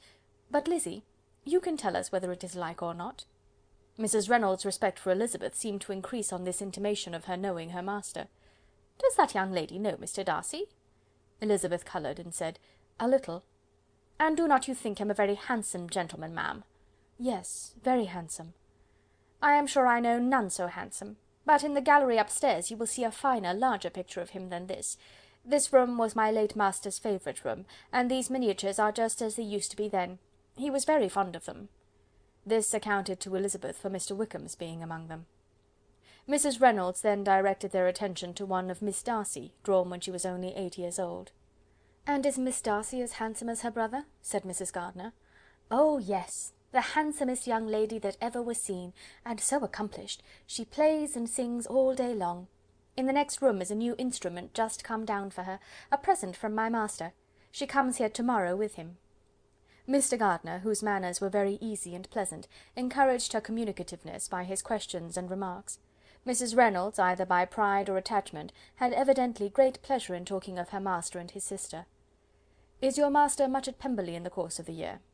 "Not so much as I could wish, sir, but I dare say he may spend half his time here, and Miss Darcy is always down for the summer months." "Except," thought Elizabeth, "when she goes to Ramsgate." "If your master would marry, you might see more of him." "Yes, sir, but I do not know when that will be. I do not know who is good enough for him." Mr. and Mrs. Gardiner smiled. Elizabeth could not help saying, "It is very much to his credit, I am sure, that you should think so." "I say no more than the truth, and everybody will say that knows him," replied the other. Elizabeth thought this was going pretty far, and she listened with increasing astonishment as the housekeeper added, "I have never known a cross word from him in my life, and I have known him ever since he was 4 years old." This was praise, of all others most extraordinary, most opposite to her ideas. That he was not a good-tempered man had been her firmest opinion. Her keenest attention was awakened. She longed to hear more, and was grateful to her uncle for saying, "There are several people of whom so much can be said. You are lucky in having such a master." "Yes, sir, I know I am. If I were to go through the world, I could not meet with a better. But I have always observed that they who are good-natured when children are good-natured when they grow up, and he was always the sweetest-tempered, most generous-hearted boy in the world." Elizabeth almost stared at her. "Can this be Mr. Darcy?" thought she. "His father was an excellent man," said Mrs. Gardiner. "Yes, ma'am, that he was indeed, and his son will be just like him, just as affable to the poor." Elizabeth listened, wondered, doubted, and was impatient for more. Mrs. Reynolds could interest her on no other point.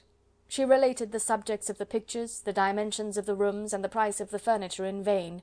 Mr. Gardiner, highly amused by the kind of family prejudice to which he attributed her excessive commendation of her master, soon led again to the subject, and she dwelt with energy on his many merits as they proceeded together up the great staircase. "He is the best landlord and the best master," said she, "that ever lived. Not like the wild young men nowadays, who think of nothing but themselves. There is not one of his tenants or servants but will give him a good name.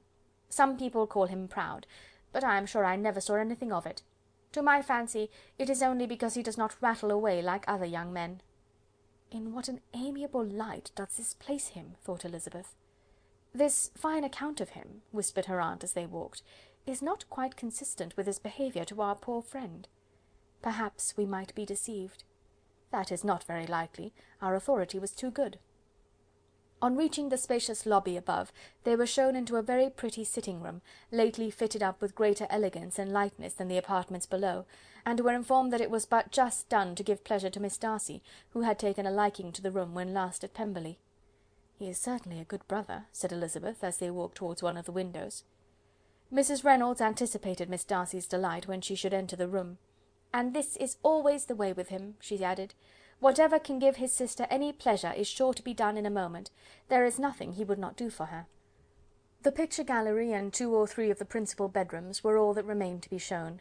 In the former were many good paintings, but Elizabeth knew nothing of the art, and from such as had already been visible below, she had willingly turned to look at some drawings of Miss Darcy's, in crayons, whose subjects were usually more interesting and also more intelligible. In the gallery there were many family portraits, but they could have little to fix the attention of a stranger. Elizabeth walked in quest of the only face whose features would be known to her. At last it arrested her, and she beheld a striking resemblance to Mr. Darcy, with such a smile over the face as she remembered to have sometimes seen when he looked at her. She stood several minutes before the picture, in earnest contemplation, and returned to it again before they quitted the gallery. Mrs. Reynolds informed them that it had been taken in his father's lifetime. There was certainly at this moment, in Elizabeth's mind, a more gentle sensation towards the original than she had ever felt at the height of their acquaintance. The commendation bestowed on him by Mrs. Reynolds was of no trifling nature. What praise is more valuable than the praise of an intelligent servant? As a brother, a landlord, a master, she considered how many people's happiness were in his guardianship. How much of pleasure or pain was it in his power to bestow? How much of good or evil must be done by him? Every idea that had been brought forward by the housekeeper was favourable to his character, and as she stood before the canvas on which he was represented, and fixed his eyes upon herself, she thought of his regard with a deeper sentiment of gratitude than it had ever raised before. She remembered its warmth, and softened its impropriety of expression. When all of the house that was open to general inspection had been seen, they returned downstairs, and taking leave of the housekeeper, were consigned over to the gardener, who met them at the hall door. As they walked across the hall towards the river, Elizabeth turned back to look again. Her uncle and aunt stopped also, and while the former was conjecturing as to the date of the building, the owner of it himself suddenly came forward from the road, which led behind it to the stables. They were within 20 yards of each other, and so abrupt was his appearance that it was impossible to avoid his sight. Their eyes instantly met, and the cheeks of both were overspread with the deepest blush. He absolutely started, and for a moment seemed immovable from surprise, but shortly recovering himself, advanced towards the party and spoke to Elizabeth, if not in terms of perfect composure, at least of perfect civility. She had instinctively turned away, but stopping on his approach, received his compliments with an embarrassment impossible to be overcome. Had his first appearance, or his resemblance to the picture they had just been examining, been insufficient to assure the other two that they now saw Mr. Darcy, the gardener's expression of surprise, on beholding his master, must immediately have told it. They stood a little aloof while he was talking to their niece, who, astonished and confused, scarcely dared lift her eyes to his face, and knew not what answer she returned to his civil inquiries after her family. Amazed at the alteration of his manner since they last parted, every sentence that he uttered was increasing her embarrassment, and every idea of the impropriety of her being found there recurring to her mind, the few minutes in which they continued were some of the most uncomfortable in her life. Nor did he seem much more at ease. When he spoke, his accent had none of its usual sedateness, and he repeated his inquiries as to the time of her having left Longbourn, and of her having stayed in Derbyshire so often, and in so hurried a way, as plainly spoke the distraction of his thoughts. At length every idea seemed to fail him, and after standing a few moments without saying a word, he suddenly recollected himself, and took leave. The others then joined her, and expressed admiration of his figure, but Elizabeth heard not a word, and wholly engrossed by her own feelings, followed them in silence. She was overpowered by shame and vexation. Her coming there was the most unfortunate, the most ill-judged thing in the world. How strange it must appear to him! In what a disgraceful light might it not strike so vain a man! It might seem as if she had purposely thrown herself in his way again. Oh, why did she come?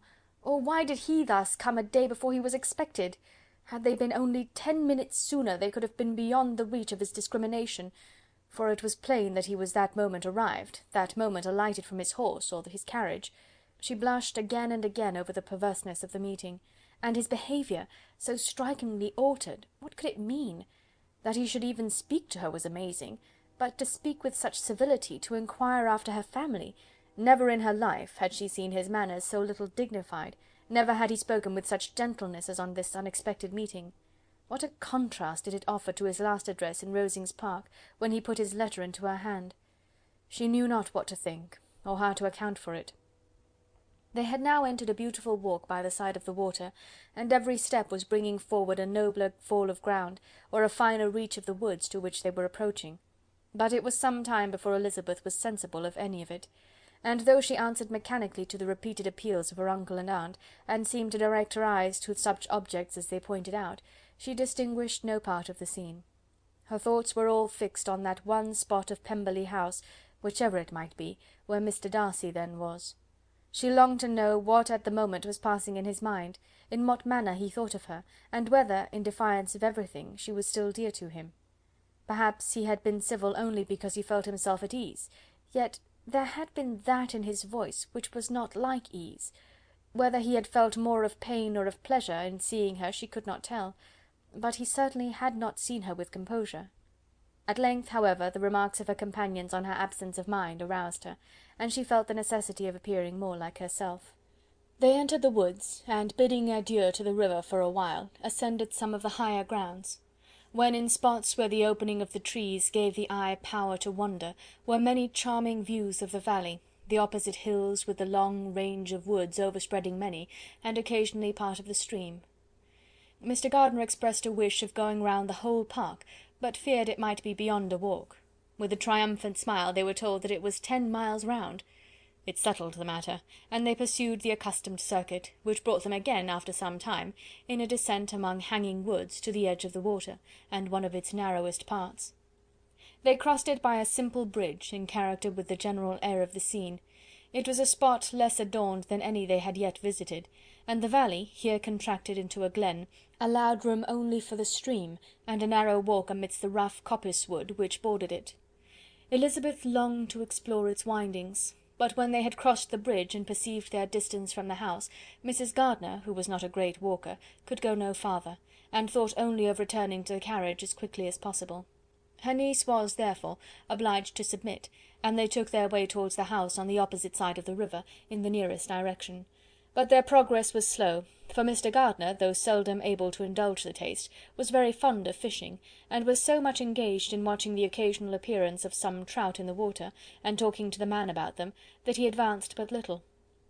Whilst wandering on in this slow manner, they were again surprised, and Elizabeth's astonishment was quite equal to what it had been at first, by the sight of Mr. Darcy approaching them, and at no great distance. The walk here being less sheltered than on the other side, allowed them to see him before they met. Elizabeth, however astonished, was at least more prepared for an interview than before, and resolved to appear and to speak with calmness, if he really intended to meet them. For a few moments, indeed, she felt that he would probably strike into some other path. The idea lasted while a turning in the walk concealed him from their view. The turning past, he was immediately before them. With a glance she saw that he had lost none of his recent civility, and to imitate his politeness she began, as they met, to admire the beauty of the place. But she had not got beyond the words "delightful" and "charming," when some unlucky recollections obtruded, and she fancied that praise of Pemberley from her might be mischievously construed. Her colour changed, and she said no more. Mrs. Gardiner was standing a little behind, and on her pausing, he asked her if she would do him the honour of introducing him to her friends. This was a stroke of civility for which she was quite unprepared, and she could hardly suppress a smile at his being now seeking the acquaintance of some of those very people against whom his pride had revolted in his offer to herself. What will be his surprise, thought she, when he knows who they are? He takes them now for people of fashion. The introduction, however, was immediately made, and as she named their relationship to herself, she stole a sly look at him, to see how he bore it, and was not without the expectation of his decamping as fast as he could from such disgraceful companions. That he was surprised by the connection was evident. He sustained it, however, with fortitude, and so far from going away, turned his back with them, and entered into conversation with Mr. Gardiner. Elizabeth could not but be pleased, could not but triumph. It was consoling that he should know she had some relations for whom there was no need to blush. She listened most attentively to all that passed between them, and gloried in every expression, every sentence of her uncle, which marked his intelligence, his taste, or his good manners. The conversation soon turned upon fishing, and she heard Mr. Darcy invite him, with the greatest civility, to fish there as often as he chose while he continued in the neighbourhood, offering at the same time to supply him with fishing tackle, and pointing out those parts of the stream where there was usually most sport. Mrs. Gardiner, who was walking arm in arm with Elizabeth, gave her a look of expressive wonder. Elizabeth said nothing, but it gratified her exceedingly. The compliment must be all for herself. The astonishment, however, was extreme, and continually was she repeating, "Why is he so altered? From what can it proceed? It cannot be for me, it cannot be for my sake that his manners are thus softened. My reproofs at Hunsford could not work such a change as this. It is impossible that he should still love me." After walking some time in this way, the two ladies in front, the two gentlemen behind, on resuming their places, after descending to the brink of the river, for the better inspection of some curious water plant, there chanced to be a little alteration. It originated in Mrs. Gardiner, who, fatigued by the exercise of the morning, found Elizabeth's arm inadequate to her support, and consequently preferred her husband's. Mr. Darcy took her place by her niece, and they walked on together. After a short silence, the lady first spoke. She wished him to know that she had been assured of his absence before she came to the place, and accordingly began by observing that his arrival had been very unexpected, "for your housekeeper," she added, "informed us that you would certainly not be here till to-morrow, and indeed, before we left Bakewell, we understood that you were not immediately expected in the country." He acknowledged the truth of it all, and said that business with his steward had occasioned his coming forward a few hours before the rest of the party with whom he had been travelling. "They will join me early to-morrow," he continued, "and among them are some who will claim an acquaintance with you, Mr. Bingley and his sisters." Elizabeth answered only by a slight bow. Her thoughts were instantly driven back to the time when Mr. Bingley's name had been the last mentioned between them, and if she might judge by his complexion, his mind was not very differently engaged. "There is also one other person in the party," he continued after a pause, "who more particularly wishes to be known to you. Will you allow me, or do I ask too much, to introduce my sister to your acquaintance during your stay at Lambton?" The surprise of such an application was great indeed. It was too great for her to know in what manner she acceded to it. She immediately felt that whatever desire Miss Darcy might have of being acquainted with her must be the work of her brother, and without looking farther, it was satisfactory. It was gratifying to know that his resentment had not made him think really ill of her. They now walked on in silence, each of them deep in thought. Elizabeth was not comfortable. That was impossible, but she was flattered and pleased. His wish of introducing his sister to her was a compliment of the highest kind. They soon outstripped the others, and when they had reached the carriage, Mr. and Mrs. Gardiner were half a quarter of a mile behind. He then asked her to walk into the house, but she declared herself not tired, and they stood together on the lawn. At such a time much might have been said, and silence was very awkward. She wanted to talk, but there seemed to be an embargo on every subject. At last she recollected that she had been travelling, and they talked of Matlock and Dovedale with great perseverance. Yet time and her aunt moved slowly, and her patience and her ideas were nearly worn out before the tete-a-tete was over. On Mr. and Mrs. Gardiner's coming up, they were all pressed to go into the house and take some refreshment, but this was declined, and they parted on each side with utmost politeness. Mr. Darcy handed the ladies into the carriage, and when it drove off, Elizabeth saw him walking slowly towards the house.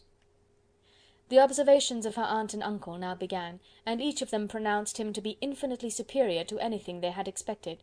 "He is perfectly well behaved, polite and unassuming," said her uncle. "There is something a little stately in him, to be sure," replied her aunt, "but it is confined to his air, and is not unbecoming. I can now say with his housekeeper, that though some people may call him proud, I have seen nothing of it. I was never more surprised by his behaviour to us. It was more than civil, it was really attentive, and there was no necessity for such attention. His acquaintance with Elizabeth was very trifling." "To be sure, Lizzy," said her aunt, "he is not so handsome as Wickham, or rather, he has not Wickham's countenance, for his features are perfectly good. But how came you to tell me that he was so disagreeable?" Elizabeth excused herself as well as she could, said that she had liked him better when they had met in Kent than before, and that she had never seen him so pleasant as this morning. "But perhaps he may be a little whimsical in his civilities," replied her uncle. "Your great men often are, and therefore I shall not take him at his word, as he might change his mind another day and warn me off his grounds."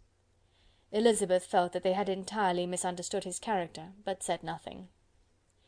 "From what we have seen of him," continued Mrs. Gardiner, "I really should not have thought that he could have behaved in so cruel a way by anybody as he has done by poor Wickham. He has not an ill-natured look. On the contrary, there is something pleasing about his mouth when he speaks, and there is something of dignity in his countenance that would not give one an unfavourable idea of his heart. But, to be sure, the good lady who showed us his house did give him a most flaming character. I could hardly help laughing aloud sometimes. But he is a liberal master, I suppose, and that, in the eye of a servant, comprehends every virtue." Elizabeth here felt herself called on to say something in vindication of his behaviour to Wickham, and therefore gave them to understand, in as guarded a manner as she could, that, by what she had heard from his relations in Kent, his actions were capable of a very different construction, and that his character was by no means so faulty, nor Wickham's so amiable, as they had been considered in Hertfordshire. In confirmation of this, she related the particulars of all the pecuniary transactions in which they had been connected, without actually naming her authority, but stating it to be such as might be relied on. Mrs. Gardiner was surprised and concerned, but as they were now approaching the scene of her former pleasures, every idea gave way to the charm of recollection, and she was too much engaged in pointing out to her husband all the interesting spots in its environs to think of anything else. Fatigued as she had been by the morning's walk, they had no sooner dined than she set off again in quest of her former acquaintance, and the evening was spent in the satisfactions of an intercourse renewed after many years' discontinuance. The occurrences of the day were too full of interest to leave Elizabeth much attention for any of these new friends, and she could do nothing but think, and think with wonder, of Mr. Darcy's civility, and above all, of his wishing her to be acquainted with his sister. Chapter 43. Chapter 44. Elizabeth had settled it that Mr. Darcy would bring his sister to visit her the very day after her reaching Pemberley, and was consequently resolved not to be out of sight of the inn the whole of that morning. But her conclusion was false, for on the very morning after their arrival at Lambton these visitors came. They had been walking about the place with some of their new friends, and were just returning to the inn to dress themselves for dining with the same family, when the sound of a carriage drew them to a window, and they saw a gentleman and a lady in a curricle driving up the street. Elizabeth, immediately recognising the livery, guessed what it meant, and imparted no small degree of her surprise to her relations by acquainting them with the honour which she expected. Her uncle and aunt were all amazement, and the embarrassment of her manner as she spoke, joined to the circumstance itself and many of the circumstances of the preceding day, opened to them a new idea on the business. Nothing had ever suggested it before, but they felt that there was no other way of accounting for such attentions from such a quarter than by supposing a partiality for their niece. While these newly born notions were passing in their heads, the perturbation of Elizabeth's feelings was at every moment increasing. She was quite amazed at her own discomposure, but amongst other causes of disquiet, she dreaded lest the partiality of the brother should have said too much in her favour, and more than commonly anxious to please, she naturally suspected that every power of pleasing would fail her. She retreated from the window, fearful of being seen, and as she walked up and down the room, endeavouring to compose herself, saw such looks of inquiring surprise in her uncle and aunt as made everything worse. Miss Darcy and her brother appeared, and this formidable introduction took place. With astonishment did Elizabeth see that her new acquaintance was at least as much embarrassed as herself. Since her being at Lambton, she had heard that Miss Darcy was exceedingly proud, but the observation of a very few minutes convinced her that she was only exceedingly shy. She found it difficult to obtain even a word from her beyond a monosyllable. Miss Darcy was tall, and on a larger scale than Elizabeth, and, though little more than 16, her figure was formed, and her appearance womanly and graceful. She was less handsome than her brother, but there was sense and good humour in her face, and her manners were perfectly unassuming and gentle. Elizabeth, who had expected to find in her as acute and unembarrassed an observer as ever Mr. Darcy had been, was much relieved by discerning such different feelings. They had not been long together before Mr. Darcy told her that Bingley was also coming to wait on her, and she had barely time to express her satisfaction and prepare for such a visitor, when Bingley's quick step was heard on the stairs, and in a moment he entered the room. All Elizabeth's anger against him had been long done away, but had she still felt any, it could hardly have stood its ground against the unaffected cordiality with which he expressed himself on seeing her again. He inquired in a friendly though general way after her family, and looked and spoke with the same good-humoured ease that he had ever done. To Mr. and Mrs. Gardiner he was scarcely a less interesting personage than to herself. They had long wished to see him. The whole party before them, indeed, excited a lively attention. The suspicions which had just arisen of Mr. Darcy and their niece directed their observation towards each with an earnest though guarded inquiry, and they soon drew from those inquiries the full conviction that one of them at least knew what it was to love. Of the lady's sensations they remained a little in doubt, but that the gentleman was overflowing with admiration was evident enough. Elizabeth on her side had much to do. She wanted to ascertain the feelings of each of her visitors. She wanted to compose her own, and to make herself agreeable to all, and in the latter object, where she feared most to fail, she was most sure of success, for those to whom she endeavoured to give pleasure were prepossessed in her favour. Bingley was ready, Georgiana was eager, and Darcy determined to be pleased. In seeing Bingley her thoughts naturally flew to her sister, and oh, how ardently did she long to know whether any of his were directed in a like manner. Sometimes she could fancy that he talked less than on former occasions, and once or twice pleased herself with the notion that, as he looked at her, he was trying to trace a resemblance. But though this might be imaginary, she could not be deceived as to his behaviour to Miss Darcy, who had been set up as a rival to Jane. No look appeared on either side that spoke particular regard. Nothing occurred between them that could justify the hopes of his sister. On this point she was soon satisfied, and 2 or 3 little circumstances occurred ere they parted, which, in her anxious interpretation, denoted a recollection of Jane not untinctured by tenderness, and a wish of saying more that might lead to the mention of her, had he dared. He observed to her, at a moment when the others were talking together, and in a tone which had something of real regret, that it was a very long time since he had had the pleasure of seeing her, and before she could reply, he added, "It is above 8 months. We have not met since the 26th of November, when we were all dancing together at Netherfield."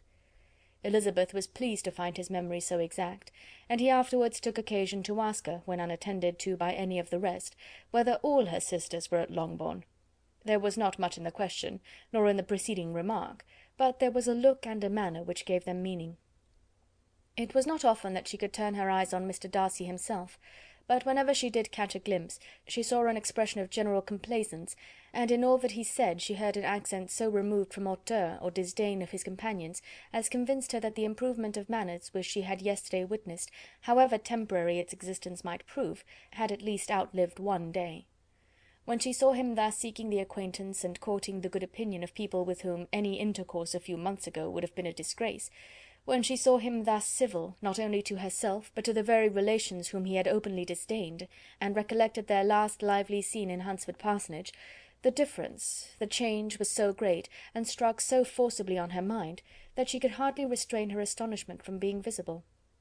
Never, even in the company of his dear friends at Netherfield, or his dignified relations at Rosings, had she seen him so desirous to please, so free from self-consequence or unbending reserve, as now, when no importance could result from the success of his endeavours, and when even the acquaintance of those to whom his attentions were addressed would draw down the ridicule and censure of the ladies both of Netherfield and Rosings.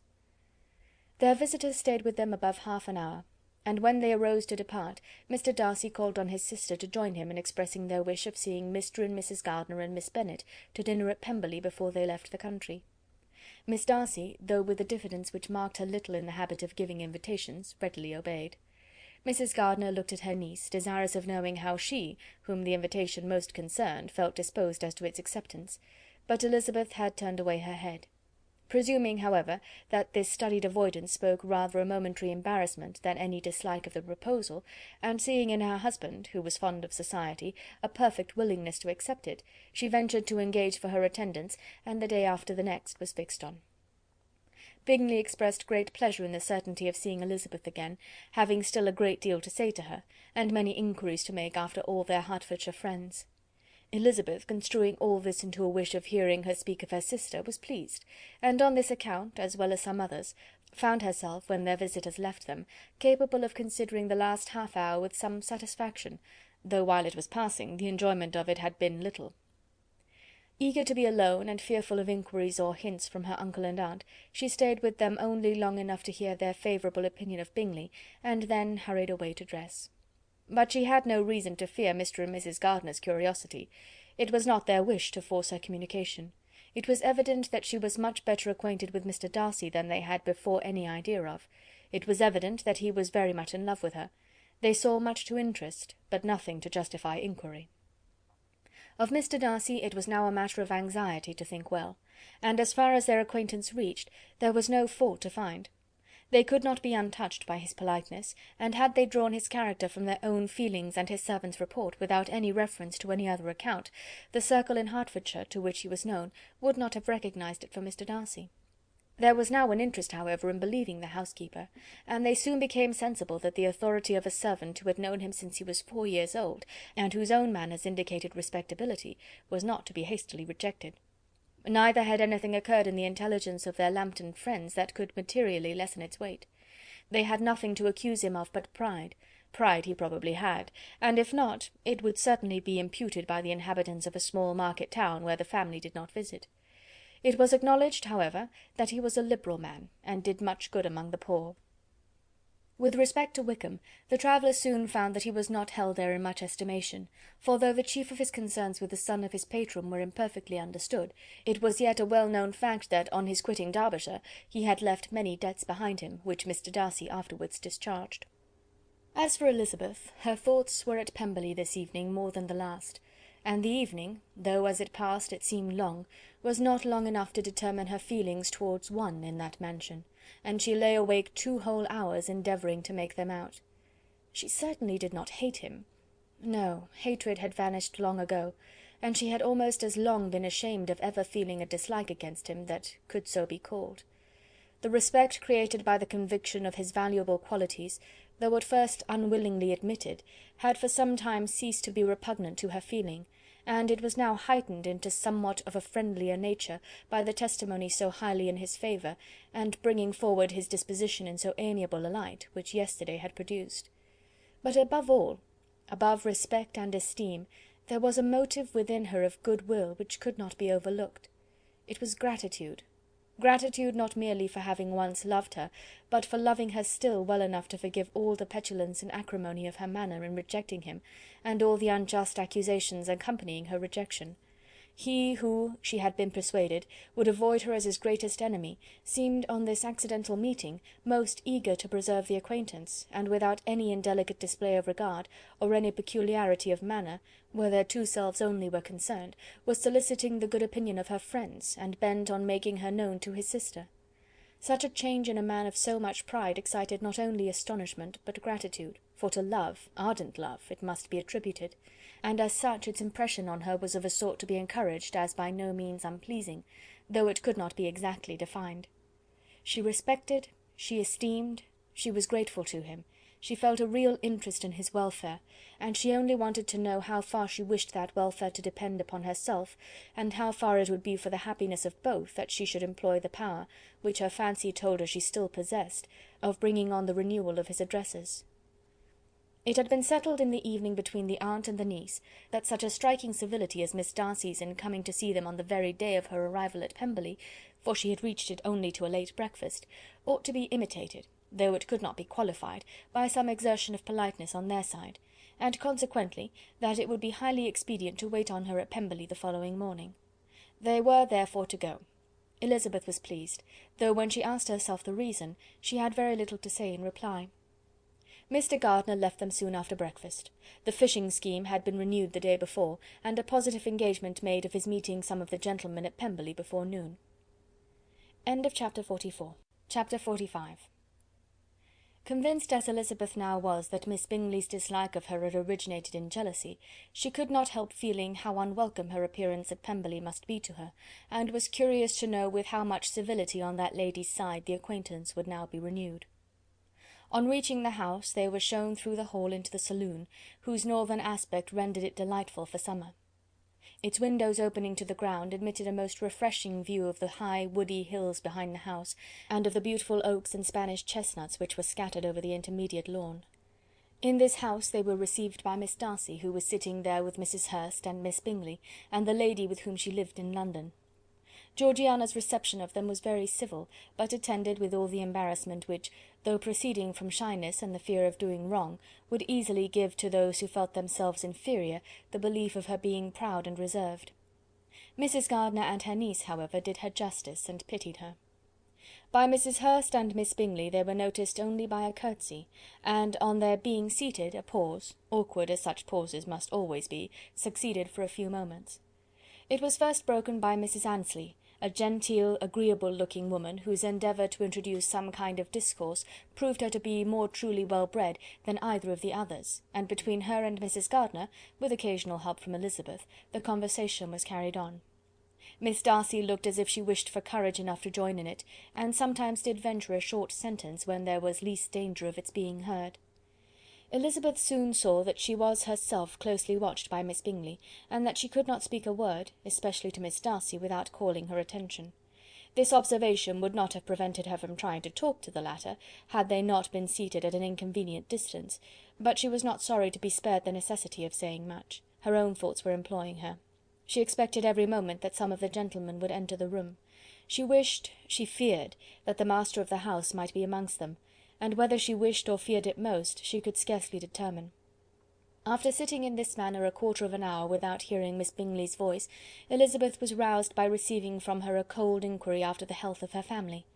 She answered with equal indifference and brevity, and the others said no more. The next variation which their visit afforded was produced by the entrance of servants with cold meat, cake, and a variety of all the finest fruits in season, but this did not take place till after many a significant look and smile from Mrs. Annesley to Miss Darcy had been given, to remind her of her post. There was now employment for the whole party, for though they could not all talk, they could all eat, and the beautiful pyramids of grapes, nectarines, and peaches soon collected them around the table. While thus engaged, Elizabeth had a fair opportunity of deciding whether she most feared or wished for the appearance of Mr. Darcy, by the feelings which prevailed on his entering the room, and then, though but a moment before she had believed her wishes to predominate, she began to regret that he came. He had been some time with Mr. Gardiner, who, with 2 or 3 other gentlemen from the house, was engaged by the river, and had left him only on learning that the ladies of the family intended a visit to Georgiana that morning. No sooner did he appear than Elizabeth wisely resolved to be perfectly easy and unembarrassed, a resolution the more necessary to be made, but perhaps not the more easily kept, because she saw that the suspicions of the whole party were awakened against them, and that there was scarcely an eye which did not watch his behaviour when he first came into the room. In no countenance was attentive curiosity so strongly marked as in Miss Bingley's, in spite of the smiles which overspread her face whenever she spoke to one of its objects, for jealousy had not yet made her desperate, and her attentions to Mr. Darcy were by no means over. Miss Darcy, on her brother's entrance, exerted herself much more to talk, and Elizabeth saw that he was anxious for his sister and herself to get acquainted, and forwarded as much as possible every attempt at conversation on either side. Miss Bingley saw all this likewise, and in the imprudence of anger took the first opportunity of saying, with sneering civility, "Pray, Miss Eliza, are not the shire militia removed from Meryton? They must be a great loss to your family." In Darcy's presence she dared not mention Wickham's name, but Elizabeth instantly comprehended that he was uppermost in her thoughts, and the various recollections connected with him gave her a moment's distress, but exerting herself vigorously to repel the ill-natured attack, she presently answered the question in a tolerably detached tone. While she spoke, an involuntary glance showed her Darcy, with a heightened complexion, earnestly looking at her, and his sister, overcome with confusion, and unable to lift up her eyes. Had Miss Bingley known what pain she was then giving her beloved friend, she undoubtedly would have refrained from the hint, but she had merely intended to discompose Elizabeth by bringing forward the idea of a man to whom she believed her partial, to make her betray a sensibility which might injure her in Darcy's opinion, and perhaps to remind the latter of all the follies and absurdities by which some part of her family were connected with that corps. Not a syllable had ever reached her of Miss Darcy's meditated elopement. To no creature had it been revealed, where secrecy was possible, except to Elizabeth, and from all Bingley's connections her brother was particularly anxious to conceal it, from the very wish which Elizabeth had long ago attributed to him of their becoming hereafter her own. He had certainly formed such a plan, and without meaning that it should affect his endeavour to separate him from Miss Bennet, it is probable that it might add something to his lively concern for the welfare of his friend. Elizabeth's collected behaviour, however, soon quieted his emotion, and as Miss Bingley, vexed and disappointed, dared not approach nearer to Wickham, Georgiana also recovered in time, though not enough to be able to speak any more. Her brother, whose eyes she feared to meet, scarcely recollected her interest in the affair, and the very circumstance which had been designed to turn his thoughts from Elizabeth seemed to have fixed them on her more and more cheerfully. Their visit did not continue long after the question and answer above mentioned, and while Mr. Darcy was attending them to their carriage, Miss Bingley was venting her feelings and criticisms on Elizabeth's person, behaviour, and dress. But Georgiana would not join her. Her brother's recommendation was enough to ensure her favour. His judgment could not err. And he had spoken in such terms of Elizabeth as to leave Georgiana without the power of finding her otherwise than lovely and amiable. When Darcy returned to the saloon, Miss Bingley could not help repeating to him some part of what she had been saying to his sister. "How very ill Miss Eliza Bennet looks this morning, Mr. Darcy," she cried. "I never in my life saw any one so much altered as she is since the winter. She is grown so brown and coarse. Louisa and I were agreeing that we should not have known her again." However little Mr. Darcy might have liked such an address, he contented himself with coolly replying that he perceived no other alteration than her being rather tanned, no miraculous consequence of travelling in the summer. "For my own part," she rejoined, "I must confess that I never could see any beauty in her. Her face is too thin, her complexion has no brilliancy, and her features are not at all handsome. Her nose wants character, there is nothing marked in its lines. Her teeth are tolerable, but not out of the common way, and as for her eyes, which have sometimes been called so fine, I could never see anything extraordinary in them. They have a sharp, shrewish look, which I do not like at all, and in her air altogether there is a self-sufficiency without fashion, which is intolerable."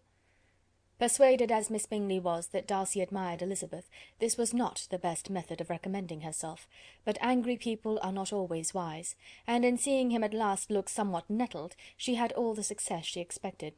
He was resolutely silent, however, and from a determination of making him speak, she continued. "I remember, when we first knew her in Hertfordshire, how amazed we all were to find that she was a reputed beauty, and I particularly recollect your saying one night, after they had been dining at Netherfield, 'She a beauty! I would as soon call her mother a wit.' But afterwards she seemed to improve on you, and I believe you thought her rather pretty at one time." "Yes," replied Darcy, who could contain himself no longer, "but that was only when I first saw her, for it is many months since I have considered her as one of the handsomest women of my acquaintance." He then went away, and Miss Bingley was left to all the satisfaction of having forced him to say what gave no one any pain but herself. Mrs. Gardiner and Elizabeth talked of all that had occurred during their visit, as they returned, except what had particularly interested them both. The look and behaviour of everybody they had seen were discussed, except of the person who had mostly engaged their attention. They talked of his sister, his friends, his house, his fruit, of everything but himself. Yet Elizabeth was longing to know what Mrs. Gardiner thought of him, and Mrs. Gardiner would have been highly gratified by her niece's beginning the subject. End of chapter 45. Chapter 46. Elizabeth had been a good deal disappointed in not finding a letter from Jane on their first arrival at Lambton, and this disappointment had been renewed on each of the mornings that had now been spent there. but on the third her repining was over, and her sister justified by the receipt of 2 letters from her at once, on one of which was marked that it had been missent elsewhere. Elizabeth was not surprised at it, as Jane had written the direction remarkably ill. They had just been preparing to walk as the letters came in, and her uncle and aunt, leaving her to enjoy them in quiet, set off by themselves. The one missent must first be attended to. It had been written 5 days ago. The beginning contained an account of all their little parties and engagements, with such news as the country afforded, but the latter half, which was dated a day later, and written in evident agitation, gave more important intelligence. It was to this effect: "Since writing the above, dearest Lizzy, something has occurred of a most unexpected and serious nature, but I am afraid of alarming you. Be assured that we are all well. What I have to say relates to poor Lydia. An express came at 12 last night, just as we were all gone to bed, from Colonel Forster, to inform us that she was gone off to Scotland with one of his officers. To own the truth, with Wickham. Imagine our surprise. To Kitty, however, it does not seem so wholly unexpected. I am very, very sorry. So imprudent a match on both sides. But I am willing to hope the best, and that his character has been misunderstood. Thoughtless and indiscreet, I can easily believe him, but this step, and let us rejoice over it, marks nothing bad at heart. His choice is disinterested at least, for he must know my father can give her nothing. Our poor mother is sadly grieved. My father bears it better. How thankful am I that we never let them know what has been said against him. We must forget it ourselves. They were off Saturday night about 12, as is conjectured, but were not missed till yesterday morning at 8. The express was sent off directly. My dear Lizzy, they must have passed within 10 miles of us. Colonel Forster gives us reason to expect him here soon. Lydia left a few lines for his wife, informing her of their intention. I must conclude, for I cannot be long from my poor mother. I am afraid you will not be able to make it out, but I hardly know what I have written."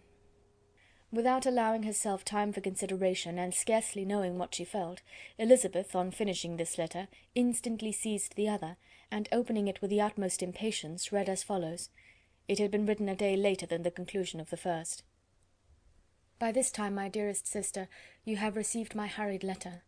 I wish this may be more intelligible, but, though not confined for time, my head is so bewildered that I cannot answer for being coherent.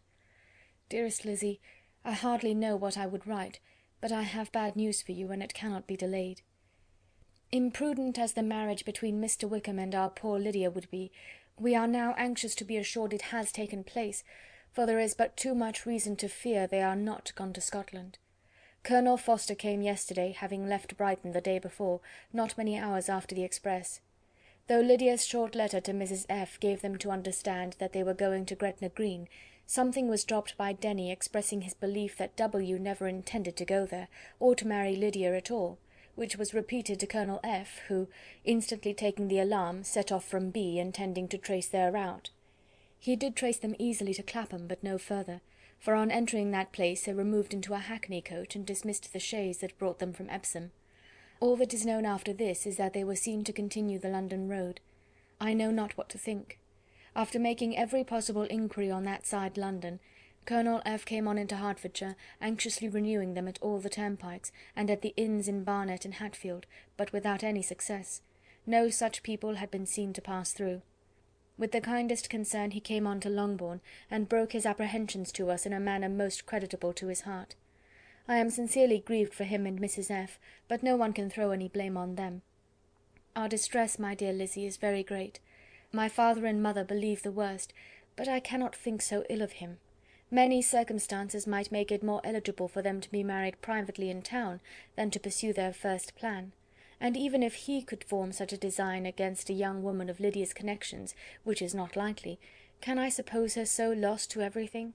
Impossible. I grieve to find, however, that Colonel F. is not disposed to depend upon their marriage. He shook his head when I expressed my hopes, and said he feared W. was not a man to be trusted. My poor mother is really ill, and keeps her room.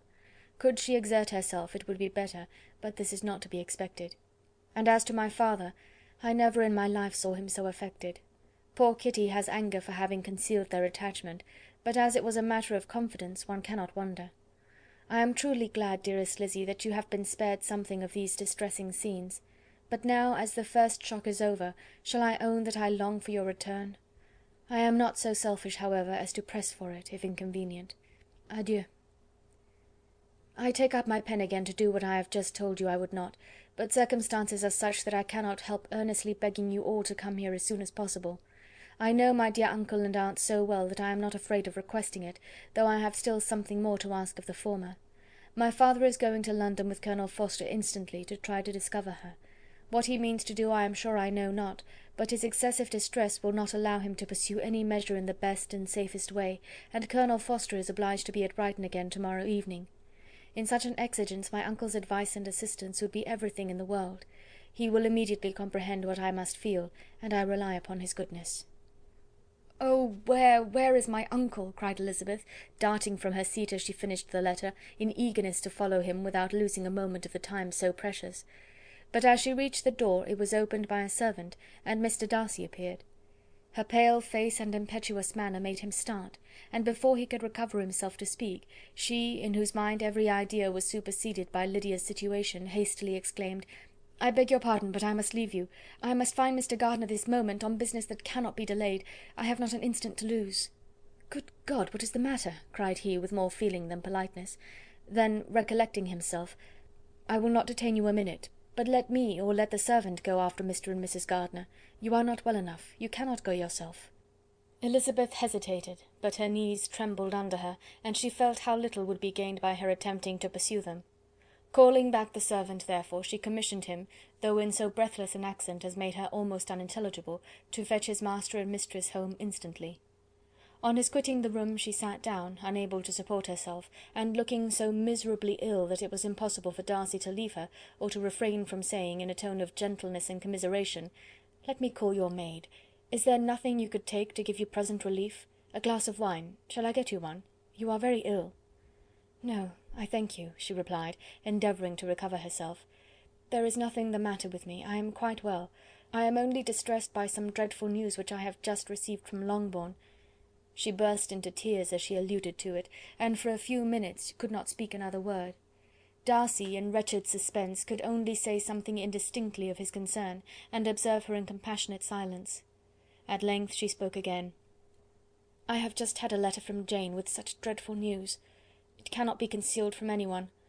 My younger sister has left all her friends, has eloped, has thrown herself into the power of Mr. Wickham. They are gone off together from Brighton. You know him too well to doubt the rest. She has no money, no connections, nothing that can tempt him to... She is lost for ever." Darcy was fixed in astonishment. "When I consider," she added in a yet more agitated voice, "that I might have prevented it, I who knew what he was. Had I but explained some part of it only, some part of what I learned, to my own family, had his character been known, this could not have happened. But it is all too late now." "I am grieved indeed," cried Darcy. "Grieved, shocked. But is it certain, absolutely certain?" "Oh, yes. They left Brighton together on Sunday night, and were traced almost to London, but not beyond. They are certainly not gone to Scotland." "And what has been done, what has been attempted to recover her?" "My father is gone to London, and Jane has ridden to beg my uncle's immediate assistance, and we shall be off, I hope, in half an hour. But nothing can be done. I know very well that nothing can be done. How is such a man to be worked on? How are they even to be discovered? I have not the smallest hope. It is every way horrible." Darcy shook his head in silent acquiescence. "When my eyes were opened to his real character, oh, had I known what I ought, what I dared to do! But I knew not, I was afraid of doing too much. Wretched, wretched mistake!" Darcy made no answer. He seemed scarcely to hear her, and was walking up and down the room in earnest meditation, his brow contracted, his air gloomy. Elizabeth soon observed, and instantly understood it. Her power was sinking. Everything must sink under such a proof of family weakness, such an assurance of the deepest disgrace. She could neither wonder nor condemn, but the belief of his self-conquest brought nothing consolatory to her bosom, afforded no palliation of her distress. It was, on the contrary, exactly calculated to make her understand her own wishes, and never had she so honestly felt that she could have loved him as now, when all love must be vain. But self, though it would intrude, could not engross her. Lydia, The humiliation, the misery she was bringing on them all, soon swallowed up every private care, and covering her face with her handkerchief, Elizabeth was soon lost to everything else, and after a pause of several minutes, was only recalled to a sense of her situation by the voice of her companion, who, in a manner which, though it spoke compassion, spoke likewise restraint, said: "I am afraid you have been long desiring my absence, nor have I anything to plead in excuse of my stay, but real though unavailing concern. Would to heaven that anything could be either said or done on my part that might offer consolation to such distress. But I will not torment you with vain wishes, which may seem purposely to ask for your thanks. This unfortunate affair will, I fear, prevent my sister's having the pleasure of seeing you at Pemberley to-day. Oh yes, be so kind as to apologise for us to Miss Darcy. Say that urgent business calls us home immediately. Conceal the unhappy truth as long as it is possible. I know it cannot be long."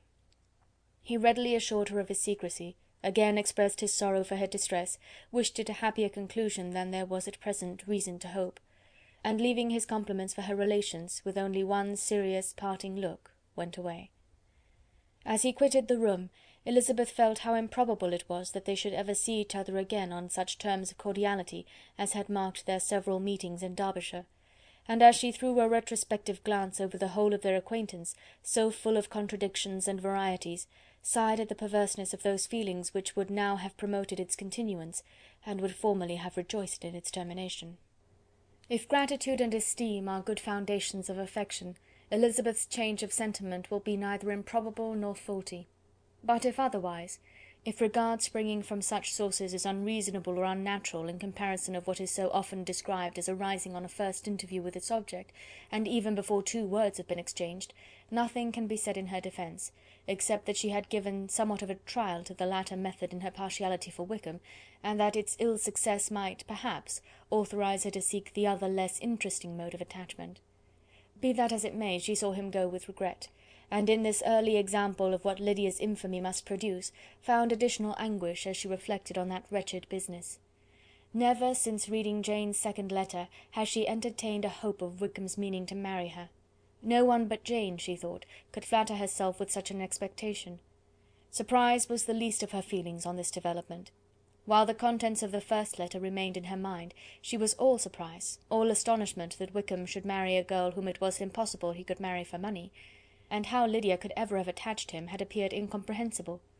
But now it was all too natural. For such an attachment as this she might have sufficient charms, and though she did not suppose Lydia to be deliberately engaging in an elopement without the intention of marriage, she had no difficulty in believing that neither her virtue nor her understanding would preserve her from falling an easy prey. She had never perceived, while the regiment was in Hertfordshire, that Lydia had any partiality for him, but she was convinced that Lydia wanted only encouragement to attach herself to anybody. Sometimes one officer, sometimes another, had been her favourite, as their attentions raised them in her opinion. Her affections had continually been fluctuating, but never without an object. The mischief of neglect and mistaken indulgence towards such a girl, oh, how acutely did she now feel it! She was wild to be at home, to hear, to see, to be upon the spot to share with Jane in the cares that must now fall wholly upon her in a family so deranged. A father absent, a mother incapable of exertion and requiring constant attendance, and though almost persuaded that nothing could be done for Lydia, her uncle's interference seemed of the utmost importance, and till he entered the room her impatience was severe. Mr. and Mrs. Gardiner had hurried back in alarm, supposing by the servant's account that their niece was suddenly taken ill, but satisfying them instantly on that head, she eagerly communicated the cause of their summons, reading the 2 letters aloud, and dwelling on the postscript of the last with trembling energy. Though Lydia had never been a favourite with them, Mr. and Mrs. Gardiner could not be but deeply afflicted. Not Lydia only, but all were concerned in it, and after the first exclamations of surprise and horror, Mr. Gardiner promised every assistance in his power. Elizabeth, though expecting no less, thanked him with tears of gratitude, and all 3 being actuated by one spirit, everything relating to their journey was speedily settled. They were to be off as soon as possible. "But what is to be done about Pemberley?" cried Mrs. Gardiner. "John told us Mr. Darcy was here when you sent for us. Was it so?" "Yes, and I told him we should not be able to keep our engagement. That is all settled." "What is all settled?" repeated the other as she ran into her room to prepare. "And are they upon such terms as for her to disclose the real truth? Oh, that I knew how it was!" But wishes were vain. or at least could only serve to amuse her in the hurry and confusion of the following hour. Had Elizabeth been at leisure to be idle, she would have remained certain that all employment was impossible to one so wretched as herself. But she had her share of busyness as well as her aunt, and amongst the rest there were notes to be written to all their friends at Lambton, with false excuses for their sudden departure. An hour, however, saw the whole completed, and Mr. Gardiner meanwhile having settled his account at the inn, nothing remained to be done but to go, and Elizabeth, after all the misery of the morning, found herself, in a shorter space of time than she could have supposed, seated in the carriage and on the road to Longbourn. Chapter 46. Chapter 47. "I have been thinking it over again, Elizabeth," said her uncle, as they drove from the town, "and really, upon serious consideration, I am much more inclined than I was to judge as your eldest sister does on the matter. It appears to me so very unlikely that any young man should form such a design against a girl who is by no means unprotected or friendless, and who is actually staying in his colonel's family, that I am strongly inclined to hope the best. Could he expect that her friends would not step forward? Could he expect to be noticed again by the regiment, after such an affront to Colonel Forster? His temptation is not adequate to the risk." "Do you really think so?" cried Elizabeth, brightening up for a moment. "Upon my word," said Mrs. Gardiner, "I begin to be of your uncle's opinion. It is really too great a violation of decency, honour, and interest for him to be guilty of. I cannot think so very ill of Wickham. Can you yourself, Lizzy, so wholly give him up as to believe him capable of it?" "Not, perhaps, of neglecting his own interest, but of every other neglect I can believe him capable, if indeed it should be so. But I dare not hope it. Why should they not go on to Scotland, if that had been the case?" "In the first place," replied Mr. Gardiner, "there is no absolute proof that they are not gone to Scotland." "Oh, but their removing from the chaise into a hackney coach is such a presumption! And besides, no traces of them were to be found on the Barnet road." "Well then, supposing them to be in London. They may be there, though for the purpose of concealment, for no more exceptional purpose. It is not likely that money should be very abundant on either side, and it might strike them that they could be more economically, though less expeditiously married in London than in Scotland." "But why all this secrecy? Why any fear of detection? Why must their marriage be private? Oh, no, no, this is not likely. His most particular friend, you see by Jane's account, was persuaded of his never intending to marry her. Wickham will never marry a woman without some money. He cannot afford it. And what claims has Lydia, what attraction has she beyond youth, health, and good humour, that could make him, for her sake, forego every chance of benefiting himself by marrying well? As to what restraint the apprehensions of disgrace in the corps might throw on a dishonourable elopement with her, I am not able to judge, for I know nothing of the effects that such a step might produce. But as to your other objection, I am afraid it will hardly hold good. Lydia has no brothers to step forward, and he might imagine from my father's behaviour, from his indolence and the little attention he has ever seemed to give to what was going forward in his family, that he would do as little, and think as little about it, as any father could do in such a matter. But can you think that Lydia is so lost to everything but love of him as to consent to live with him on any terms other than marriage?" "It does seem, and it is most shocking indeed," replied Elizabeth, with tears in her eyes, "that a sister's sense of decency and virtue in such a point should admit of doubt. But really I know not what to say. Perhaps I am not doing her justice, but she is very young. She has never been taught to think on serious subjects, and for the last half year, nay, for a twelvemonth, she has been given up to nothing but amusement and vanity. She has been allowed to dispose of her time in the most idle and frivolous manner, and to adopt any opinions that came in her way. Since the Shire were first quartered in Meryton, nothing but love, flirtation, and officers have been in her head. She has been doing everything in her power by thinking and talking on the subject, to give greater, what shall I call it, susceptibility to her feelings, which are naturally lively enough. And we all know that Wickham has every charm of person and address that can captivate a woman." "But you see that Jane," said her aunt, "does not think so very ill of Wickham as to believe him capable of the attempt." "Of whom does Jane ever think ill? And who is there, whatever might be their former conduct, that she would think capable of such an attempt, till it were proved against them? But Jane knows, as well as I do, what Wickham really is. We both know that he has been profligate in every sense of the word, that he has neither integrity nor honour, that he is as false and deceitful as he is insinuating." "And you really know all this?" cried Mrs. Gardiner, whose curiosity as to the mode of her intelligence was all alive. "I do indeed," replied Elizabeth, colouring. "I told you the other day of his infamous behaviour to Mr. Darcy, and you yourself, when last at Longbourn, heard in what manner he spoke of the man who had behaved with such forbearance and liberality towards him. And there are other circumstances which I am not at liberty, which it is not worth while to relate. But his lies about the whole Pemberley family are endless. From what he said of Miss Darcy, I was thoroughly prepared to see a proud, reserved, disagreeable girl, yet he knew to the contrary himself. He must know that she was as amiable and unpretending as we have found her." "But does Lydia know nothing of this? Can she be ignorant of what you and Jane seem so well to understand?" "Oh, yes. That is the worst of all. Till I was in Kent, and saw so much of both Mr. Darcy and his relation, Colonel Fitzwilliam, I was ignorant of the truth myself. And when I returned home, the Shire was to leave Meryton in a week or fortnight's time. As that was the case, neither Jane, to whom I related the whole, nor I, thought it necessary to make our knowledge public; for of what use could it apparently be to anyone, that the good opinion which all the neighbourhood had of him should then be overthrown? And even if it was settled that Lydia should go with Mrs. Forster, the necessity of opening her eyes to his character never occurred to me. That she could be in any danger from the deception never entered my head. That such a consequence as this could ensue, you may easily believe, was far enough from my thoughts." "When they all removed to Brighton, therefore, you had no reason, I suppose, to believe them fond of each other?"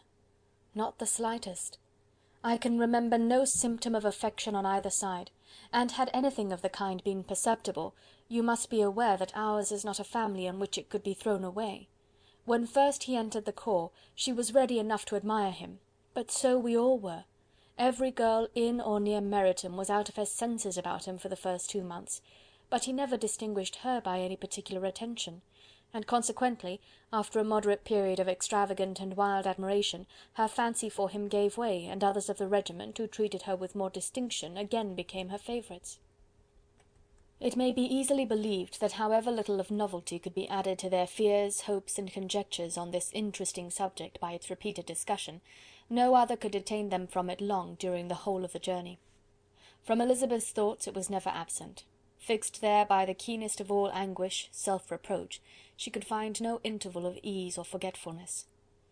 They travelled as expeditiously as possible, and sleeping one night on the road, reached Longbourn by dinner-time the next day. It was a comfort to Elizabeth to consider that Jane could not have been wearied by long expectations. The little Gardiners, attracted by the sight of a chaise, were standing on the steps of the house as they entered the paddock, and when the carriage drove up to the door, the joyful surprise that lighted up their faces and displayed itself over their whole bodies in a variety of capers and frisks was the first pleasing earnest of their welcome. Elizabeth jumped out, and after giving each of them a hasty kiss, hurried into the vestibule, where Jane, who came running down from her mother's apartment, immediately met her. Elizabeth, as she affectionately embraced her, whilst tears filled the eyes of both, lost not a moment in asking whether anything had been heard of the fugitives. "Not yet," replied Jane, "but now that my dear uncle is come, I hope everything will be well. Is my father in town?" "Yes, he went on Tuesday, as I wrote you word." "And have you heard from him often?" "We have heard only twice. He wrote me a few lines on Wednesday to say that he had arrived in safety, and to give me his directions, which I particularly begged him to do. He merely added that he should not write again till he had something of importance to mention." "And my mother, how is she? How are you all?" "My mother is tolerably well, I trust, though her spirits are greatly shaken. She is upstairs, and will have great satisfaction in seeing you all. She does not yet leave her dressing-room. Mary and Kitty, thank heaven, are quite well." "But you, how are you?" cried Elizabeth. "You look pale. How much you must have gone through!" Her sister, however, assured her of her being perfectly well, and their conversation, which had been passing while Mr. and Mrs. Gardiner were engaged with their children, was now put an end to by the approach of the whole party. Jane ran to her uncle and aunt, and welcomed and thanked them both, with alternate smiles and tears. When they were all in the dining-room, the questions which Elizabeth had already asked were of course repeated by the others, and they soon found that Jane had no intelligence to give. The sanguine hope of good, however, which the benevolence of her heart suggested, had not yet deserted her. She still expected that it would all end well, and that every morning would bring some letter, either from Lydia or her father, to explain their proceedings, and perhaps announce their marriage. Mrs. Bennet, to whose apartment they all repaired after a few minutes' conversation together, received them exactly as might be expected, with tears and lamentations of regret, invectives against the villainous conduct of Wickham, and complaints of her own sufferings and ill usage, blaming everybody but the person to whose ill-judging indulgence the errors of her daughter must principally be owing. "If I had been able," said she, "to carry my point in going to Brighton with all my family, this would not have happened. But poor dear Lydia had nobody to take care of her. Why did the Forsters ever let her go out of their sight? I am sure there was some great neglect or other on their side, for she is not the kind of girl to do such a thing if she had been well looked after. I always thought they were unfit to have the charge of her, but I was overruled, as I always am. Poor dear child! And now here's Mr. Bennet gone away, and I know he will fight Wickham, wherever he meets him, and then he will be killed, and what is to become of us all? The Collinses will turn us out before he is cold in his grave, and if you are not kind to us, brother, I do not know what we shall do." They all exclaimed against such terrific ideas, and Mr. Gardiner, after general assurances of his affection for her and all her family, told her that he meant to be in London the very next day, and would assist Mr. Bennet in every endeavour for recovering Lydia. "Do not give way to useless alarm," added he. "Though it is right to be prepared for the worst, there is no occasion to look on it as certain. It is not quite a week since they left Brighton. In a few days more we may gain some news of them. Until we know that they are not married, and have no design of marrying, do not let us give the matter over as lost. As soon as I get to town I shall go to my brother, and make him come home with me to Gracechurch Street, and then we may consult together as to what is to be done." "Oh, my dear brother," replied Mrs. Bennet, "that is exactly what I could most wish for. And now do, when you get to town, find them out, wherever they may be, and if they are not married already, make them marry. And as for wedding clothes, do not let them wait for that, but tell Lydia she shall have as much money as she chooses to buy them, after they are married. And above all, keep Mr. Bennet from fighting. Tell him what a dreadful state I am in, that I am frighted out of my wits, and have such tremblings, such flutterings all over me, such spasms in my side, and pains in my head, and such beatings at heart, that I can get no rest by night nor by day. And tell my dear Lydia not to give any directions about her clothes till she has seen me, for she does not know which are the best warehouses. Oh, brother, how kind you are! I know you will contrive it all." But Mr. Gardiner, though he assured her again of his earnest endeavours in the cause, could not avoid recommending moderation to her, as well in her hopes as her fear; and after talking with her in this manner till dinner was on the table, they all left her to vent her feelings on the housekeeper, who attended in the absence of her daughters. Though her brother and sister were persuaded that there was no real occasion for such a seclusion from the family, they did not attempt to oppose it, for they knew that she had not prudence enough to hold her tongue before the servants while they waited at table, and judged it better that one only of the household, and the one whom they could most trust, should comprehend all her fears and solicitude on the subject. In the dining-room they were soon joined by Mary and Kitty, who had been too busily engaged in their separate apartments to make their appearance before. One came from her books, and the other from her toilette. The faces of both, however, were tolerably calm, and no change was visible in either, except that the loss of her favourite sister, or the anger which she had herself incurred in this business, had given more of fretfulness than usual to the accents of Kitty. As for Mary, she was mistress enough of herself to whisper to Elizabeth, with a countenance of grave reflection, soon after they were seated at table, "This is a most unfortunate affair, and will probably be much talked of. But we must stem the tide of malice, and pour into the wounded bosoms of each other the balm of sisterly consolation." Then, perceiving in Elizabeth no inclination of replying, she added, "Unhappy as the event must be for Lydia, we may draw from it this useful lesson, that loss of virtue in a female is irretrievable, that one false step involves her in endless ruin, that her reputation is no less brittle than it is beautiful, and that she cannot be too much guarded in her behaviour towards the undeserving of the other sex." Elizabeth lifted up her eyes in amazement, but was too much oppressed to make any reply. Mary, however, continued to console herself with such kind of moral extractions from the evil before them. In the afternoon the two elder Miss Bennets were able to be for half an hour by themselves, and Elizabeth instantly availed herself of the opportunity of making any inquiries which Jane was equally eager to satisfy. After joining in general lamentations over the dreadful sequel of this event, which Elizabeth considered as all but certain, and Miss Bennet could not assert to be wholly impossible, the former continued the subject by saying, But tell me all and everything about it which I have not already heard. Give me further particulars. What did Colonel Forster say? Had they no apprehension of anything before the elopement took place? They must have seen them together for ever. Colonel Forster did own that he had often suspected some partiality, especially on Lydia's side, but nothing to give him any alarm. I am so grieved for him. His behaviour was attentive and kind to the utmost. He was coming to us in order to assure us of his concern before he had any idea of their not being gone to Scotland. When that apprehension first got abroad, it hastened his journey. And was Denny convinced that Wickham would not marry? Did he know of their intending to go off? Had Colonel Forster seen Denny himself? Yes. But when questioned by him, Denny denied knowing anything of their plans, and would not give his real opinion about it. He did not repeat his persuasion of their not marrying, and from that, I am inclined to hope, he might have been misunderstood before. And till Colonel Forster came himself, not one of you entertained a doubt, I suppose, of their really being married? How was it possible that such an idea should enter our brains?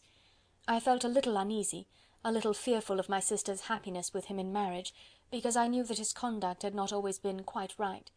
My father and mother knew nothing of that. They only felt how imprudent a match it must be.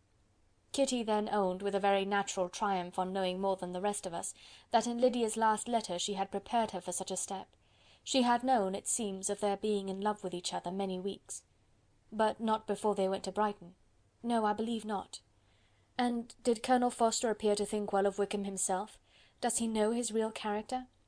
I must confess that he did not speak so well of Wickham as he formerly did. He believed him to be imprudent and extravagant, and since this sad affair has taken place, it is said that he left Meryton greatly in debt, but I hope this may be false. Oh, Jane! Had we been less secret, had we told what we knew of him, this could not have happened. Perhaps it would have been better, replied her sister, but to expose the former faults of any person without knowing what their present feelings were seemed unjustifiable. We acted with the best intentions.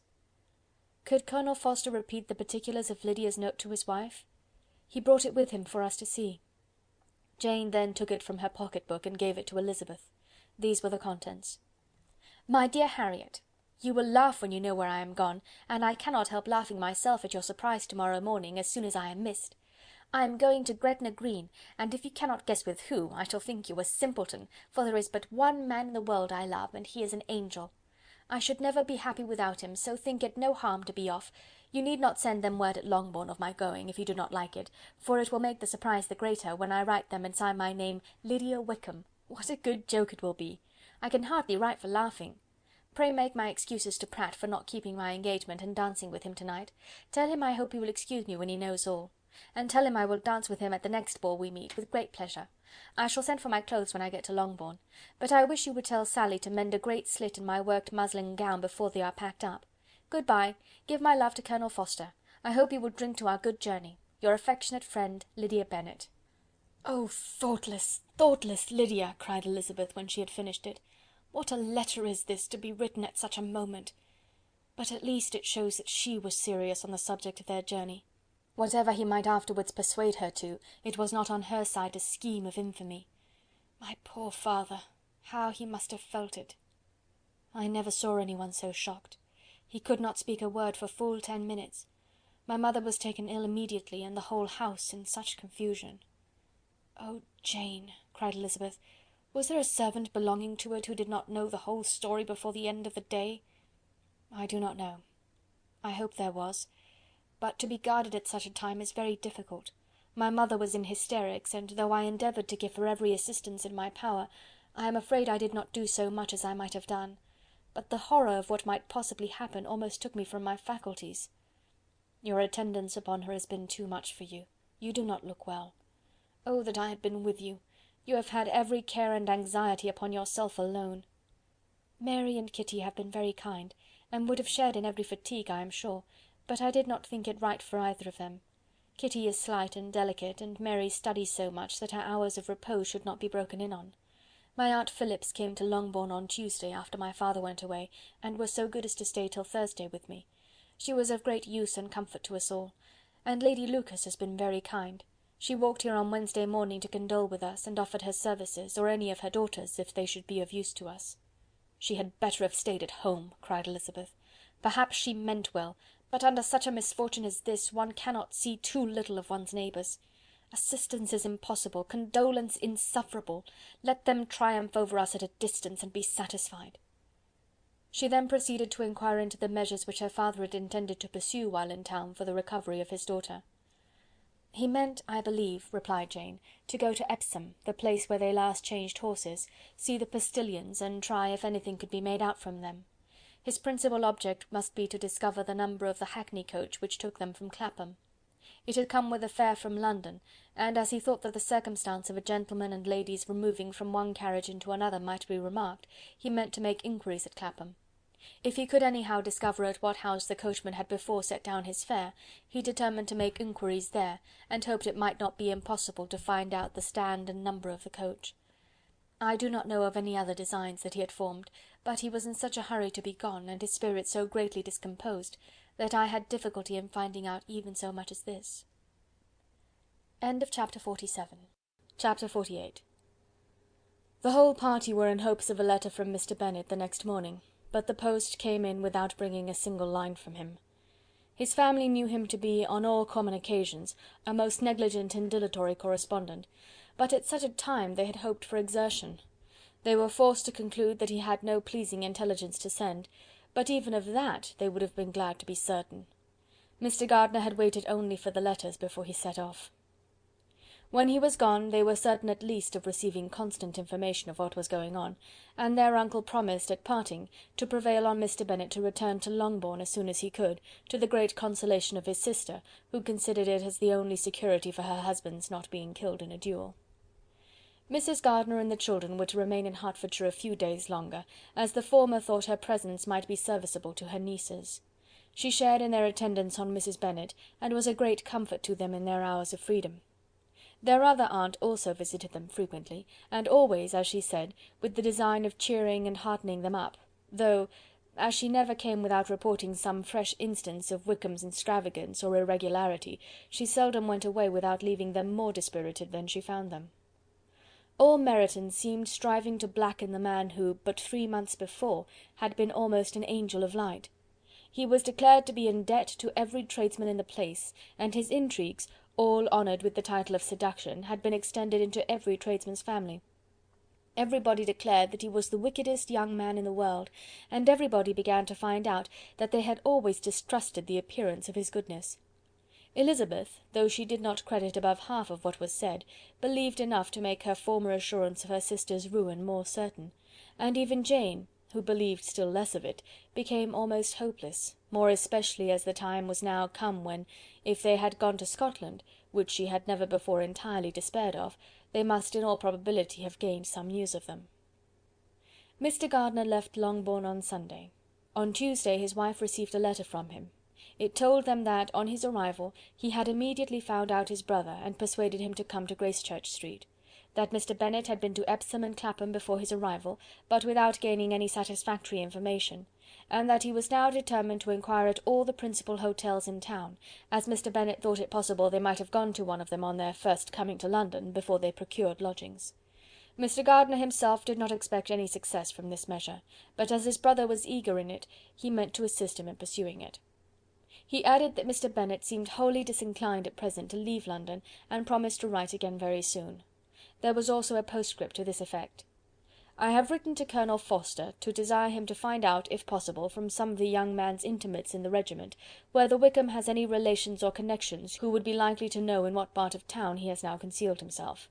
If there were any one that one could apply to with a probability of gaining such a clue as that, it might be of essential consequence.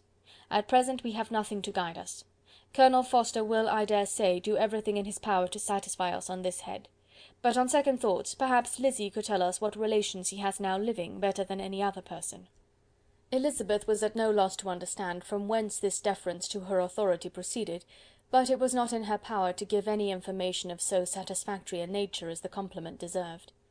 She had never heard of his having had any relations, except a father and mother, both of whom had been dead many years. It was possible, however, that some of his companions in the shire might be able to give more information, and though she was not very sanguine in expecting it, the application was a something to look forward to. Every day at Longbourn was now a day of anxiety, but the most anxious part of each was when the post was expected. The arrival of letters was the grand object of every morning's impatience. Through letters, whatever of good or bad was to be told would be communicated, and every succeeding day was expected to bring some news of importance.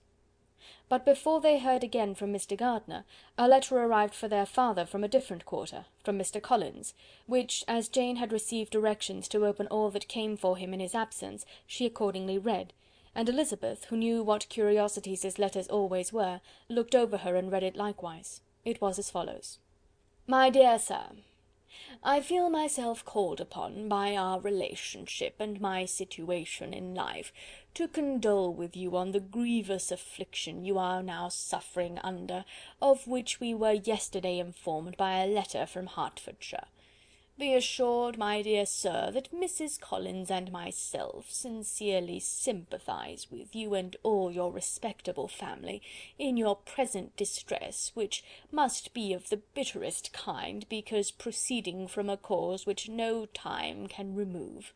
No arguments shall be wanting on my part that can alleviate so severe a misfortune, or that may comfort you under a circumstance that must be of all others the most afflicting to a parent's mind. The death of your daughter would have been a blessing in comparison to this, and it is the more to be lamented, because there is reason to suppose, as my dear Charlotte informs me, that this licentiousness of behaviour in your daughter has proceeded from a faulty degree of indulgence, though at the same time, for the consolation of yourself and Mrs. Bennet, I am inclined to think that her own disposition must be naturally bad, or she could not be guilty of such an enormity at so early an age. Howsoever that may be, you are grievously to be pitied, in which opinion I am not only joined by Mrs. Collins, but likewise by Lady Catherine and her daughter, to whom I have related the affair. They agree with me in apprehending that this false step in one daughter will be injurious to the fortunes of all the others. For who, as Lady Catherine herself condescendingly says, will connect themselves with such a family? And this consideration leads me moreover to reflect, with augmented satisfaction, on a certain event of last November, for had it been otherwise, I must have been involved in all your sorrow and disgrace. Let me then advise you, dear sir, to console yourself as much as possible, to throw off your unworthy child from your affection for ever, and leave her to reap the fruits of her own heinous offence. I am, dear sir, etc., etc." Mr. Gardiner did not write again till he had received an answer from Colonel Forster, and then he had nothing of a pleasant nature to send.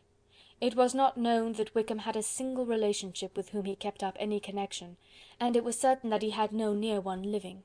His former acquaintances had been numerous, but since he had been in the militia it did not appear that he was on terms of particular friendship with any of them. There was no one, therefore, who could be pointed out as likely to give any news of him, and in the wretched state of his own finances there was a very powerful motive for secrecy, in addition to his fear of discovery by Lydia's relations, for it had just transpired that he had left gaming debts behind him to a very considerable amount. Colonel Forster believed that more than £1,000 would be necessary to clear his expenses at Brighton. He owed a good deal in town, but his debts of honour were still more formidable. Mr. Gardiner did not attempt to conceal these particulars from the Longbourn family. Jane heard them with horror. "A gamester!" she cried. "This is wholly unexpected. I had not an idea of it." Mr. Gardiner added in his letter that they might expect to see their father at home on the following day, which was Saturday. Rendered spiritless by the ill success of all their endeavours, he had yielded to his brother-in-law's entreaty that he would return to his family, and leave it to him to do whatever occasion might suggest to be advisable for continuing their pursuit.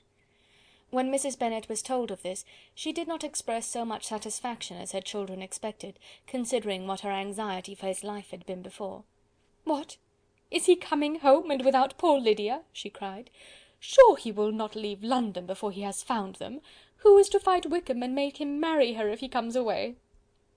As Mrs. Gardiner began to wish to be at home, it was settled that she and the children should go to London at the same time that Mr. Bennet came from it.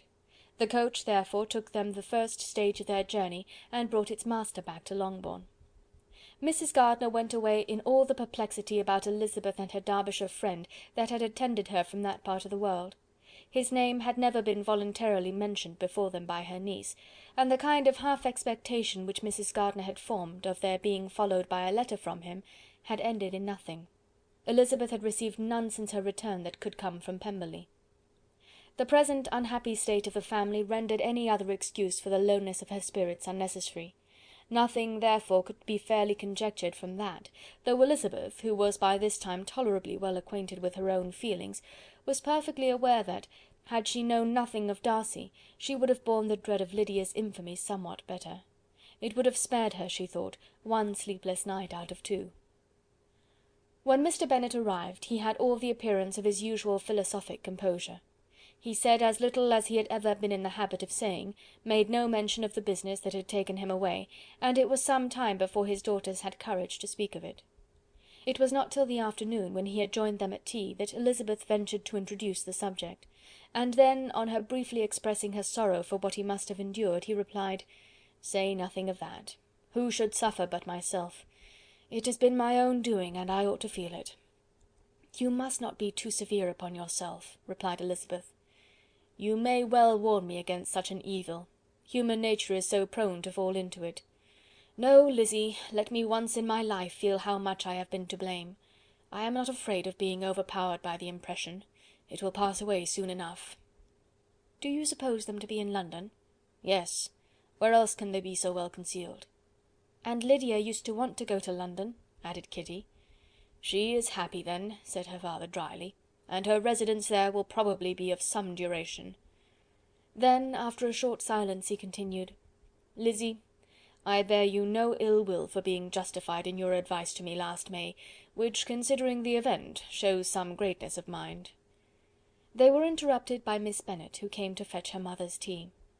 "This is a parade," he cried, "which does one good. It gives such an elegance to misfortune.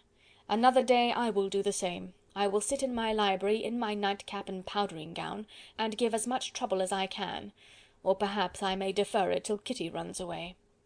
"I am not going to run away, papa," said Kitty fretfully. "If I should ever go to Brighton, I would behave better than Lydia." "You go to Brighton! I would not trust you so near it as Eastbourne for £50. No, Kitty, I have at last learnt to be cautious, and you will feel the effects of it. No officer is ever to enter into my house again, nor even to pass through the village. Balls will be absolutely prohibited, unless you stand up with one of your sisters, and you are never to stir out of doors till you can prove that you have spent 10 minutes of every day in a rational manner." Kitty, who took all these threats in a serious light, began to cry.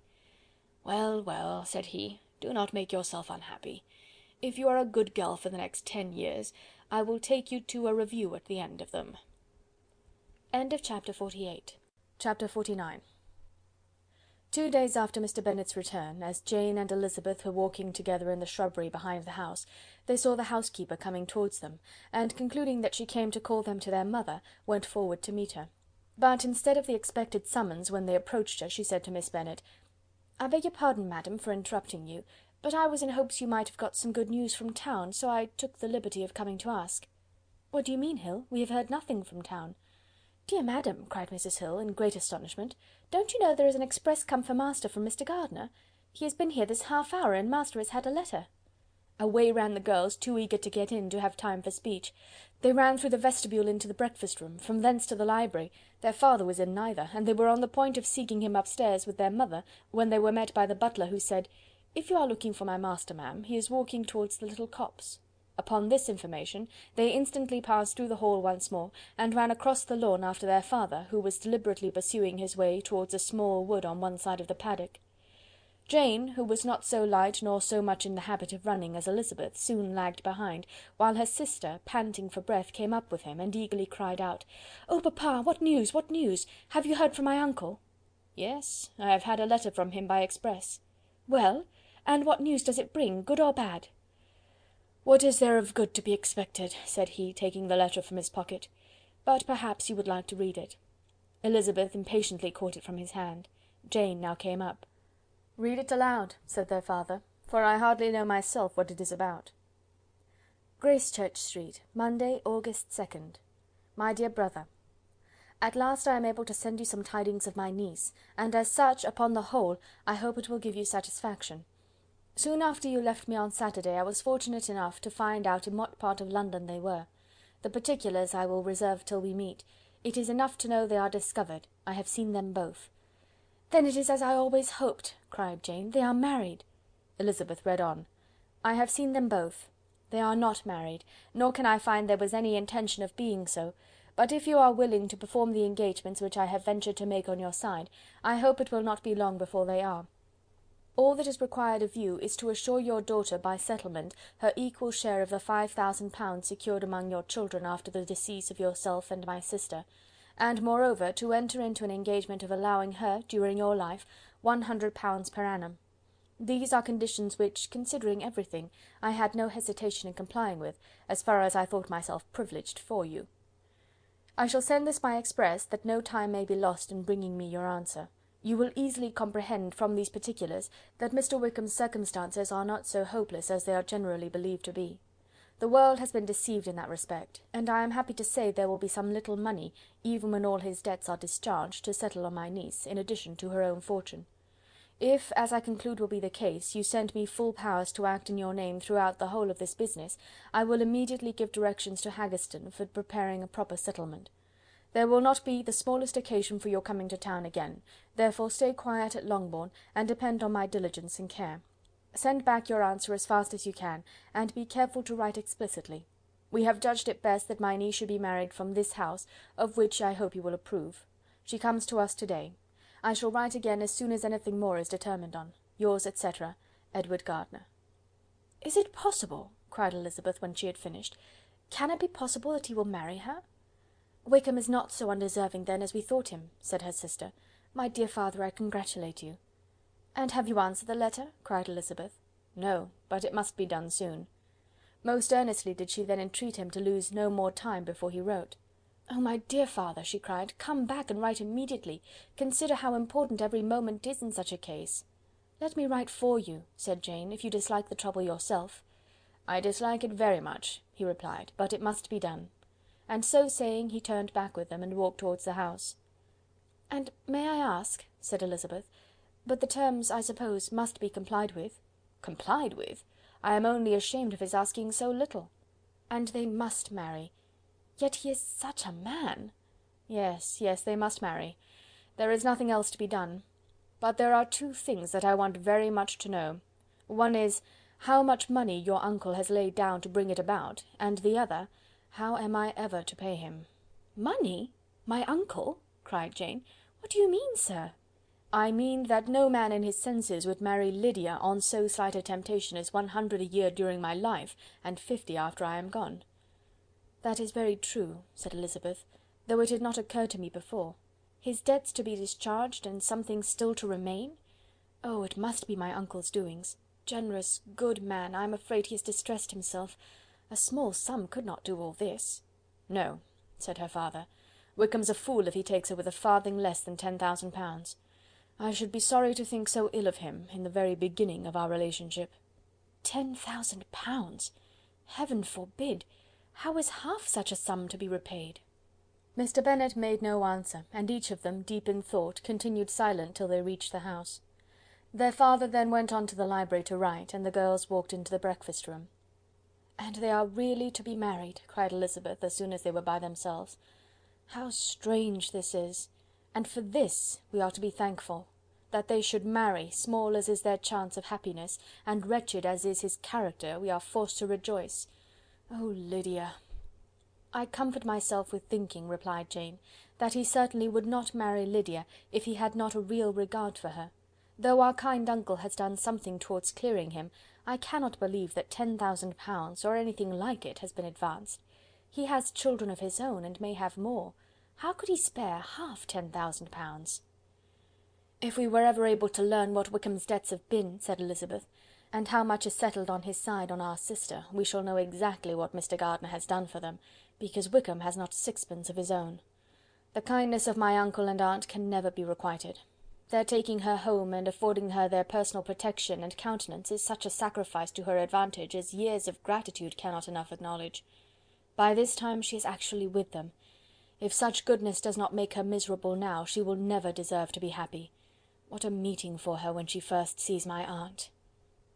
"We must endeavour to forget all that has passed on either side," said Jane. "I hope and trust they will yet be happy. His consenting to marry her is a proof, I will believe, that he is come to a right way of thinking. Their mutual affection will steady them, and I flatter myself they will settle so quietly and live in so rational a manner as may in time make their past imprudence forgotten." "Their conduct has been such," replied Elizabeth, "as neither you nor I nor anybody can ever forget. It is useless to talk of it." It now occurred to the girls that their mother was in all likelihood perfectly ignorant of what had happened. They went to the library, therefore, and asked their father whether he would not wish them to make it known to her. He was writing, and without raising his head, coolly replied, "Just as you please." "May we take my uncle's letter to read to her?" "Take whatever you like and get away." Elizabeth took the letter from his writing table, and they went upstairs together. Mary and Kitty were both with Mrs. Bennet. One communication would, therefore, do for all. After a slight preparation for good news, the letter was read aloud. Mrs. Bennet could hardly contain herself. As soon as Jane had read Mr. Gardiner's hope of Lydia's being soon married, her joy burst forth, and every following sentence added to its exuberance. She was now in an irritation as violent from delight as she had ever been fidgety from alarm and vexation. To know that her daughter would be married was enough. She was disturbed by no fear for her felicity, nor humbled by any remembrance of her misconduct. "My dear, dear Lydia," she cried, "this is delightful indeed! She will be married, I shall see her again. She will be married at 16. My good, kind brother, I knew how it would be. I knew he would manage everything. How I long to see her, and to see dear Wickham too! But the clothes, the wedding clothes! I will write to my sister Gardiner about them directly. Lizzy, my dear, run down to your father and ask him how much he will give her. Stay, stay, I will go myself. Ring the bell, Kitty, for Hill. I will put on my things in a moment. My dear, dear Lydia, how merry we shall be together when we meet!" Her eldest daughter endeavoured to give some relief to the violence of these transports by leading her thoughts to the obligations which Mr. Gardiner's behaviour had laid them all under. "For we must attribute this happy conclusion," she added, "in a great measure to his kindness. We are persuaded that he has pledged himself to assist Mr. Wickham with money." "Well," cried her mother, "it is all very right. Who should do it but her own uncle? If he had not had a family of his own, I and my children must have had all his money, you know, and it is the first time we have ever had anything from him, except a few presents.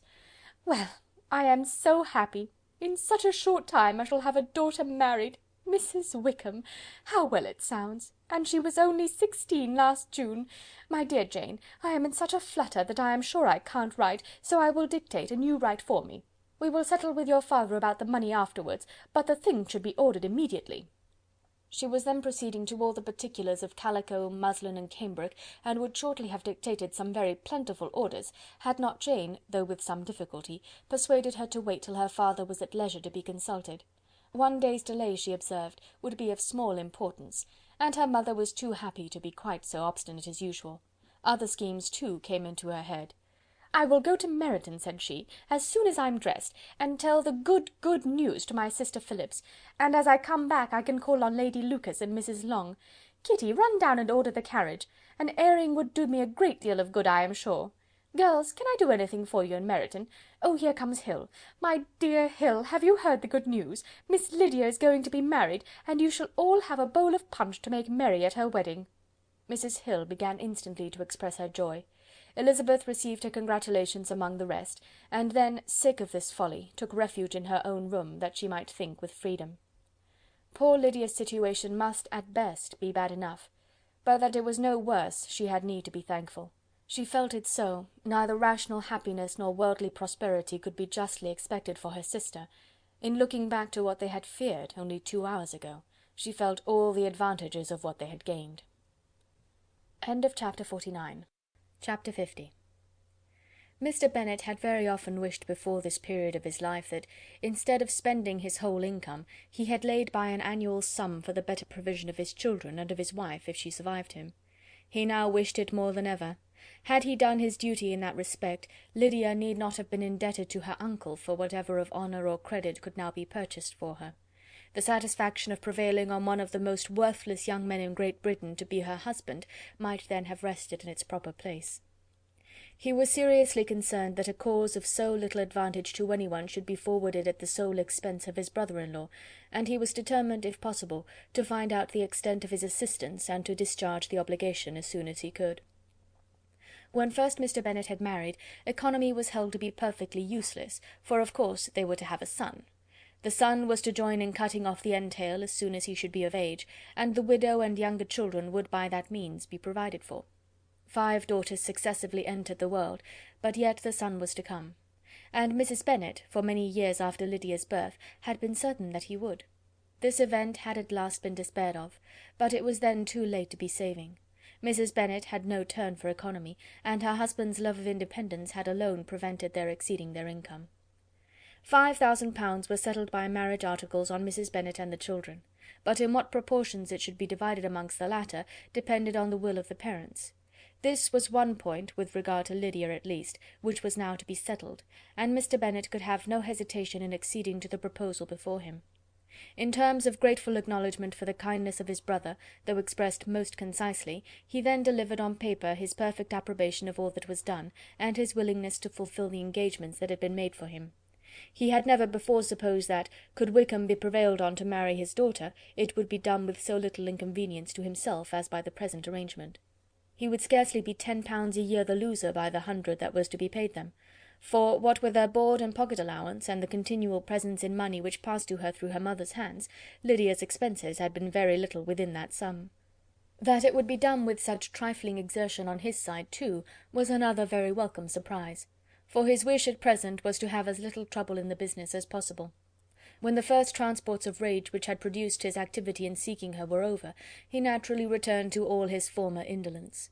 His letter was soon dispatched, for, though dilatory in undertaking business, he was quick in its execution. He begged to know further particulars of what he was indebted to his brother, but was too angry with Lydia to send any message to her.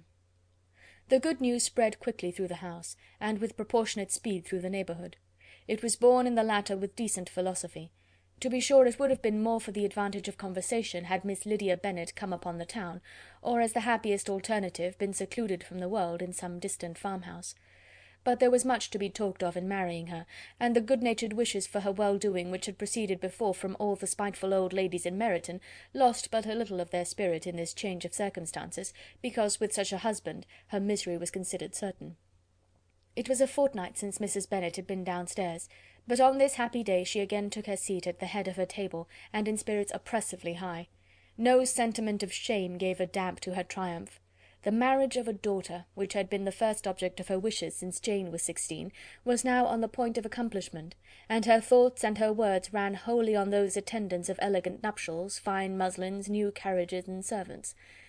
She was busily searching through the neighbourhood for a proper situation for her daughter, and, without knowing or considering what their income might be, rejected many as deficient in size and importance. "Hay Park might do," said she, "if the Gouldings could quit it, or the great house at Stoke, if the drawing-room were larger. But Ashworth is too far off. I could not bear to have her 10 miles from me. And as for Pulvis Lodge, the attics are dreadful." Her husband allowed her to talk on without interruption while the servants remained. But when they had withdrawn, he said to her, "Mrs. Bennet, before you take any or all of these houses for your son and daughter, let us come to a right understanding. Into one house in this neighbourhood they shall never have admittance. I will not encourage the impudence of either by receiving them at Longbourn." A long dispute followed this declaration, but Mr. Bennet was firm. It soon led to another, and Mrs. Bennet found with amazement and horror that her husband would not advance a guinea to buy clothes for his daughter. He protested that she should receive from him no mark of affection whatever on the occasion. Mrs. Bennet could hardly comprehend it. That his anger could be carried to such a point of inconceivable resentment as to refuse his daughter a privilege without which her marriage would scarcely seem valid, exceeded all she could believe possible. She was more alive to the disgrace which her want of new clothes must reflect on her daughter's nuptials, than to any sense of shame at her eloping and living with Wickham a fortnight before they took place.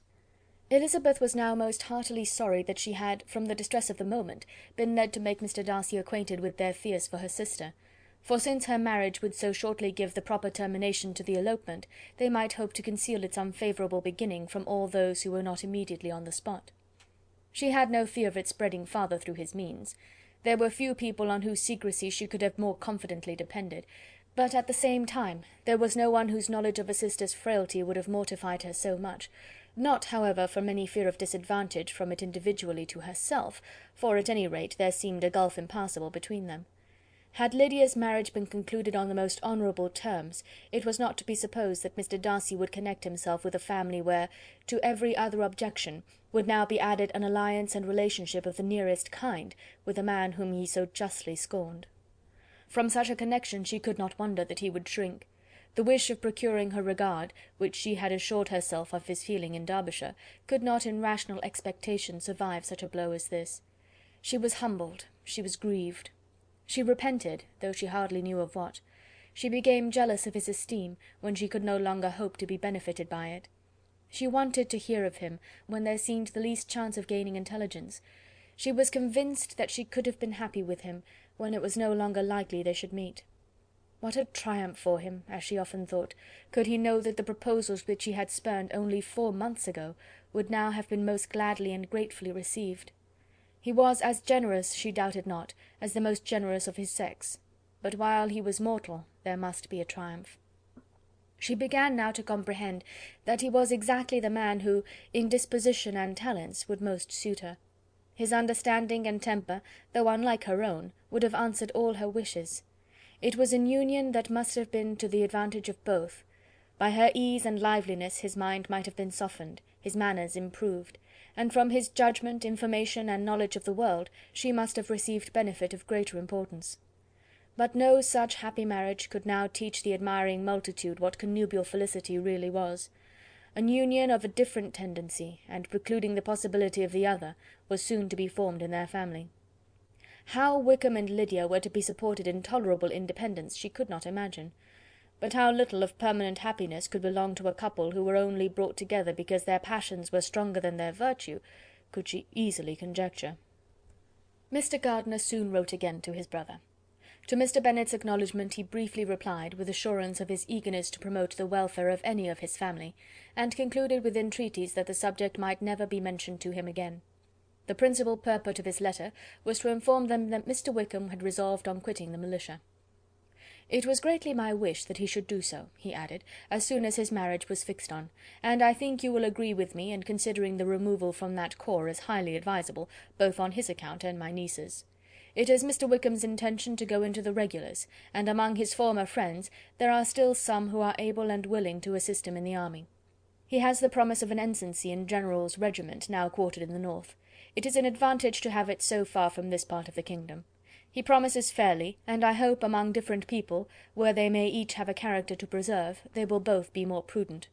I have written to Colonel Forster to inform him of our present arrangements, and to request that he will satisfy the various creditors of Mr. Wickham in and near Brighton, with assurances of speedy payment, for which I have pledged myself. And will you give yourself the trouble of carrying similar assurances to his creditors in Meryton, of whom I shall subjoin a list according to his information?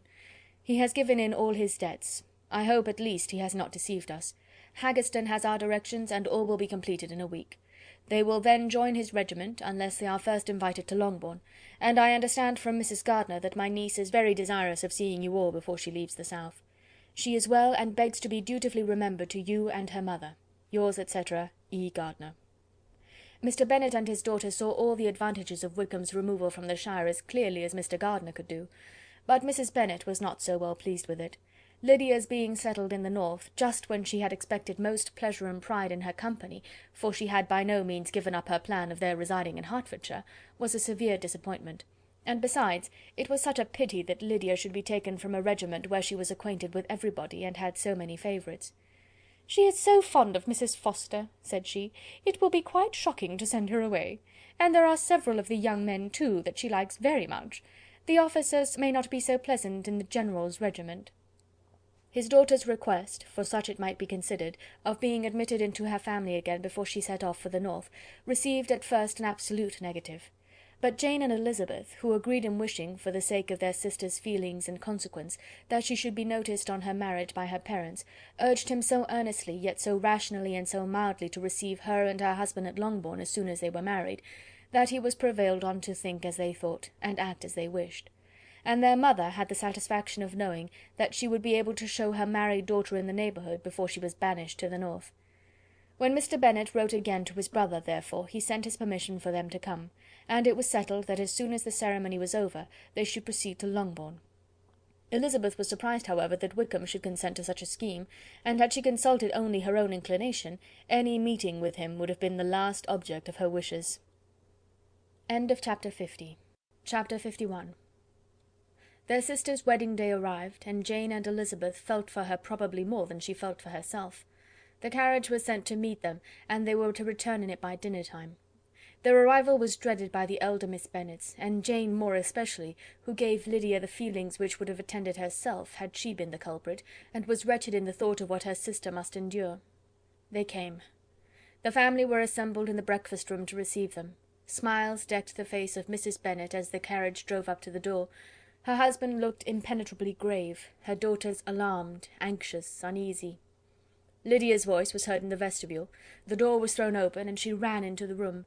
Her mother stepped forwards, embraced her and welcomed her with rapture, gave her hand with an affectionate smile to Wickham, who followed his lady, and wished them joy with an alacrity which showed no doubt of their happiness.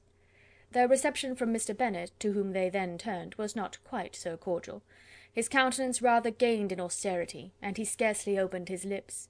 The easy assurance of the young couple, indeed, was enough to provoke him. Elizabeth was disgusted, and even Miss Bennet was shocked. Lydia was Lydia still, untamed, unabashed, wild, noisy, and fearless.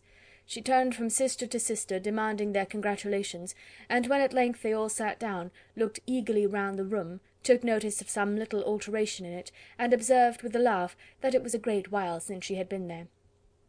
Wickham was not at all more distressed than herself, but his manners were always so pleasing, that had his character and his marriage been exactly what they ought, his smiles and his easy address, while he claimed their relationship, would have delighted them all. Elizabeth had not before believed him quite equal to such assurance, but she sat down, resolving within herself to draw no limits in future to the impudence of an impudent man. She blushed, and Jane blushed, but the cheeks of the two who caused their confusion suffered no variation of colour. There was no want of discourse. The bride and her mother could neither of them talk fast enough, and Wickham, who happened to sit near Elizabeth, began inquiring after his acquaintance in that neighbourhood, with a good-humoured ease which she felt very unable to equal in her replies. They seemed each of them to have the happiest memories in the world. Nothing of the past was recollected with pain, and Lydia led voluntarily to subjects which her sisters would not have alluded to for the world. "Only think of its being 3 months," she cried, "since I went away! It seems but a fortnight, I declare, and yet there have been things enough happened in the time. Good gracious! When I went away I am sure I had no more idea of being married till I came back again, though I thought it would be very good fun if I was." Her father lifted up his eyes. Jane was distressed. Elizabeth looked expressively at Lydia, but she, who never heard nor saw anything of which she chose to be insensible, gaily continued, "Oh, mamma! Do the people hereabouts know I am married to-day? I was afraid they might not, and we overtook William Golding in his curricle, so I was determined he should know it, and so I let down the side-glass next to him, and took off my glove and let my hand just rest upon the window-frame, so that he might see the ring, and then I bowed and smiled like anything." Elizabeth could bear it no longer. She got up and ran out of the room, and returned no more till she heard them passing through the hall to the dining-parlour.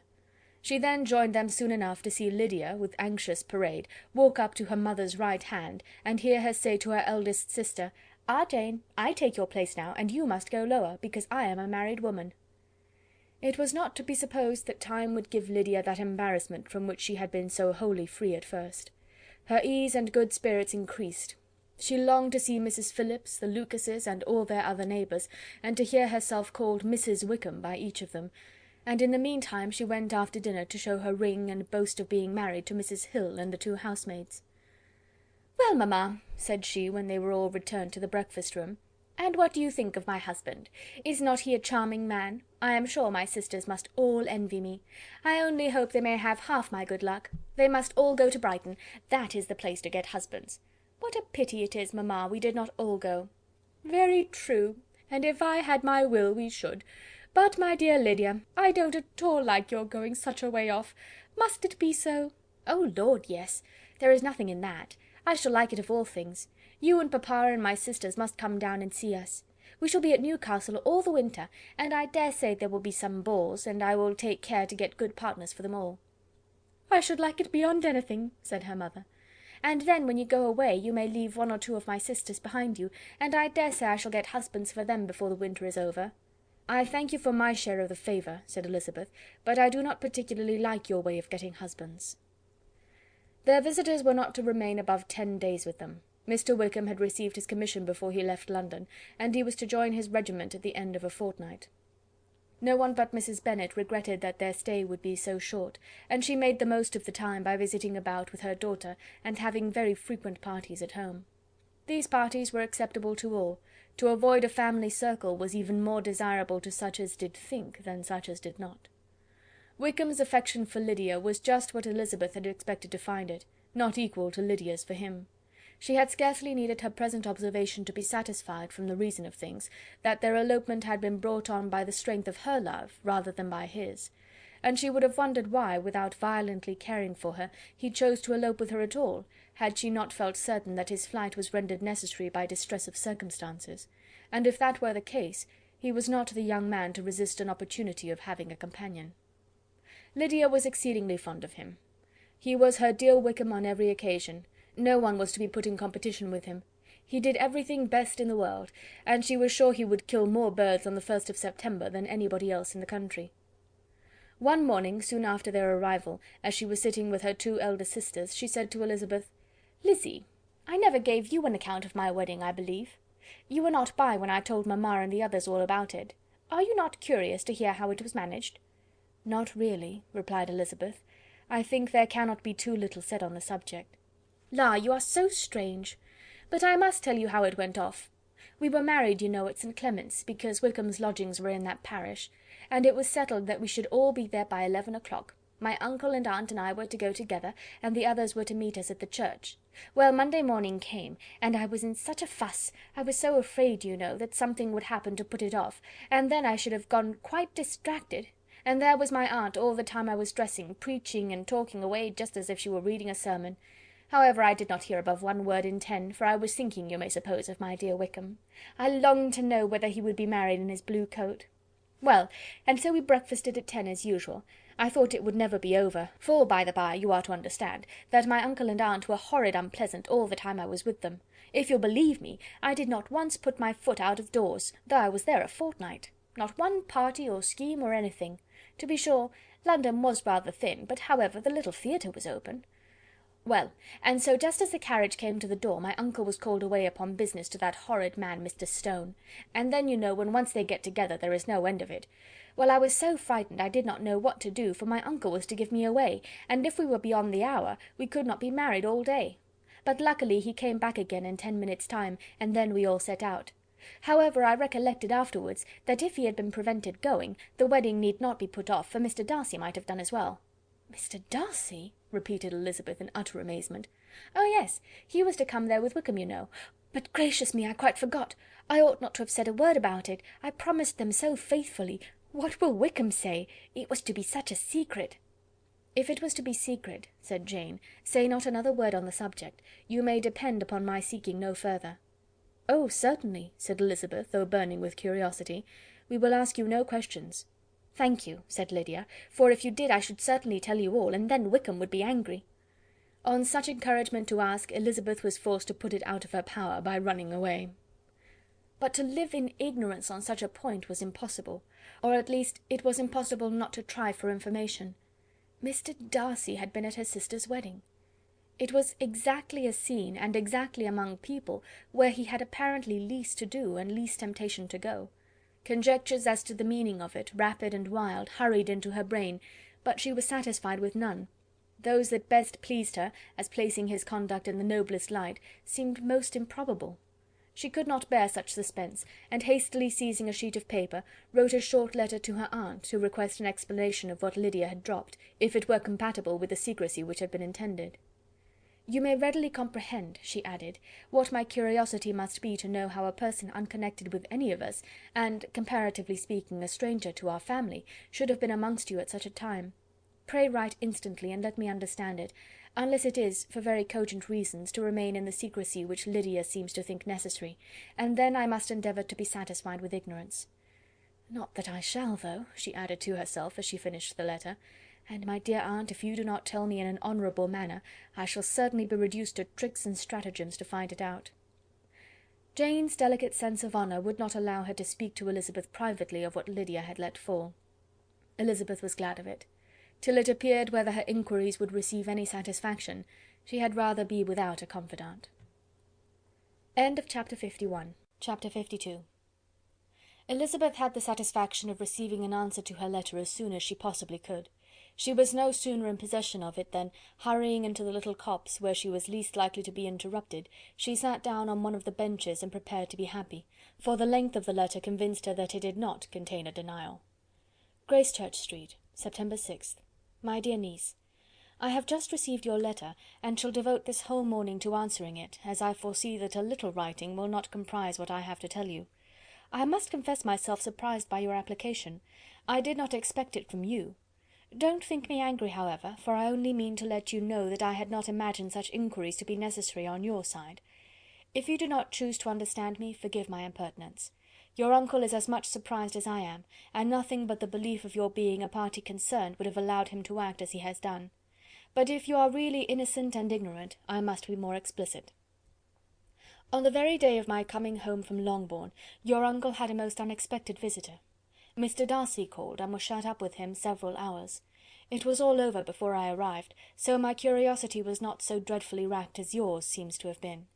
He came to tell Mr. Gardiner that he had found out where your sister and Mr. Wickham were, and that he had seen and talked with them both, Wickham repeatedly, Lydia once. From what I can collect, he left Derbyshire only one day after ourselves, and came to town with the resolution of hunting for them. The motive professed was his conviction of its being owing to himself that Wickham's worthlessness had not been so well known as to make it impossible for any young woman of character to love or confide in him. He generously imputed the whole of his mistaken pride, and confessed that he had before thought it beneath him to lay his private actions open to the world. His character was to speak for itself. He called it therefore his duty to step forward and endeavour to remedy an evil which had been brought on by himself. If he had another motive, I am sure it would never disgrace him. He had been some days in town before he was able to discover them, but he had something to direct his search, which was more than we had, and the consciousness of this was another reason for his resolving to follow us. There is a lady, it seems, a Mrs. Young, who was some time ago governess to Miss Darcy, and was dismissed from her charge on some cause of disapprobation, though he did not say what. She then took a large house in Edward Street, and has since maintained herself by letting lodgings. This Mrs. Young was, he knew, intimately acquainted with Wickham, and he went to her for intelligence of him as soon as he got to town. But it was 2 or 3 days before he could get from her what he wanted. She would not betray her trust, I suppose, without bribery and corruption, for she really did know where her friend was to be found. Wickham indeed had gone to her on their first arrival in London, and had she been able to receive them into her house, they would have taken up their abode with her. At length, however, our kind friend procured the wished-for direction. They were in Street. He saw Wickham, and afterwards insisted on seeing Lydia. His first object with her, he acknowledged, had been to persuade her to quit her present disgraceful situation, and return to her friends as soon as they could be prevailed on to receive her, offering his assistance as far as it would go.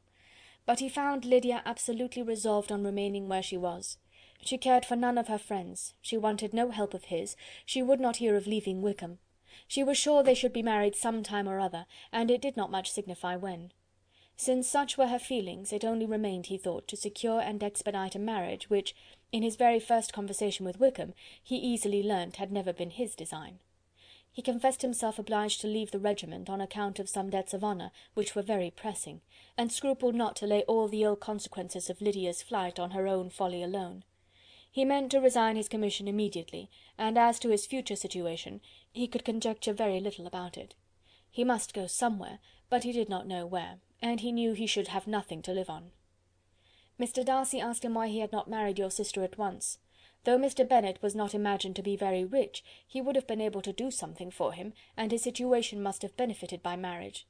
but he found, in reply to this question, that Wickham still cherished the hope of more effectually making his fortune by marriage in some other country. Under such circumstances, however, he was not likely to be proof against the temptation of immediate relief. They met several times, for there was much to be discussed. Wickham, of course, wanted more than he could get, but at length was reduced to be reasonable.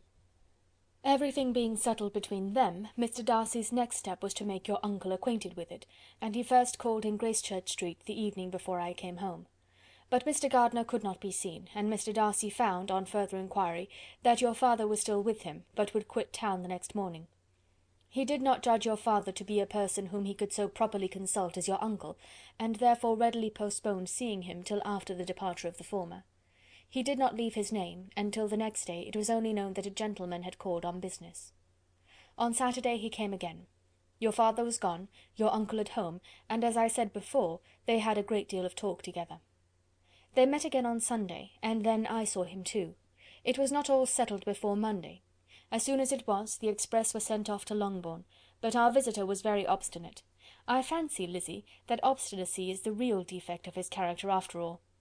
He has been accused of many faults at different times, but this is the true one. Nothing was to be done that he did not do himself, though I am sure, and I do not speak it to be thanked, therefore say nothing about it, your uncle would most readily have settled the whole. They battled it together for a long time, which was more than either the gentleman or lady concerned in it deserved, but at last your uncle was forced to yield, and instead of being allowed to be of use to his niece, was forced to put up with only having the probable credit of it, which went sorely against the grain, and I really believe your letter this morning gave him great pleasure, because it required an explanation that would rob him of his borrowed feathers, and give the praise where it was due. But, Lizzy, this must go no farther than yourself, or Jane at most. You know pretty well, I suppose, what has been done for the young people. His debts are to be paid, amounting, I believe, to considerably more than £1,000, another 1,000 in addition to her own settled upon her, and his commission purchased. The reason why all this was to be done by him alone was such as I have given above. It was owing to him, to his reserve and want of proper consideration, that Wickham's character had been so misunderstood, and consequently that he had been received and noticed as he was.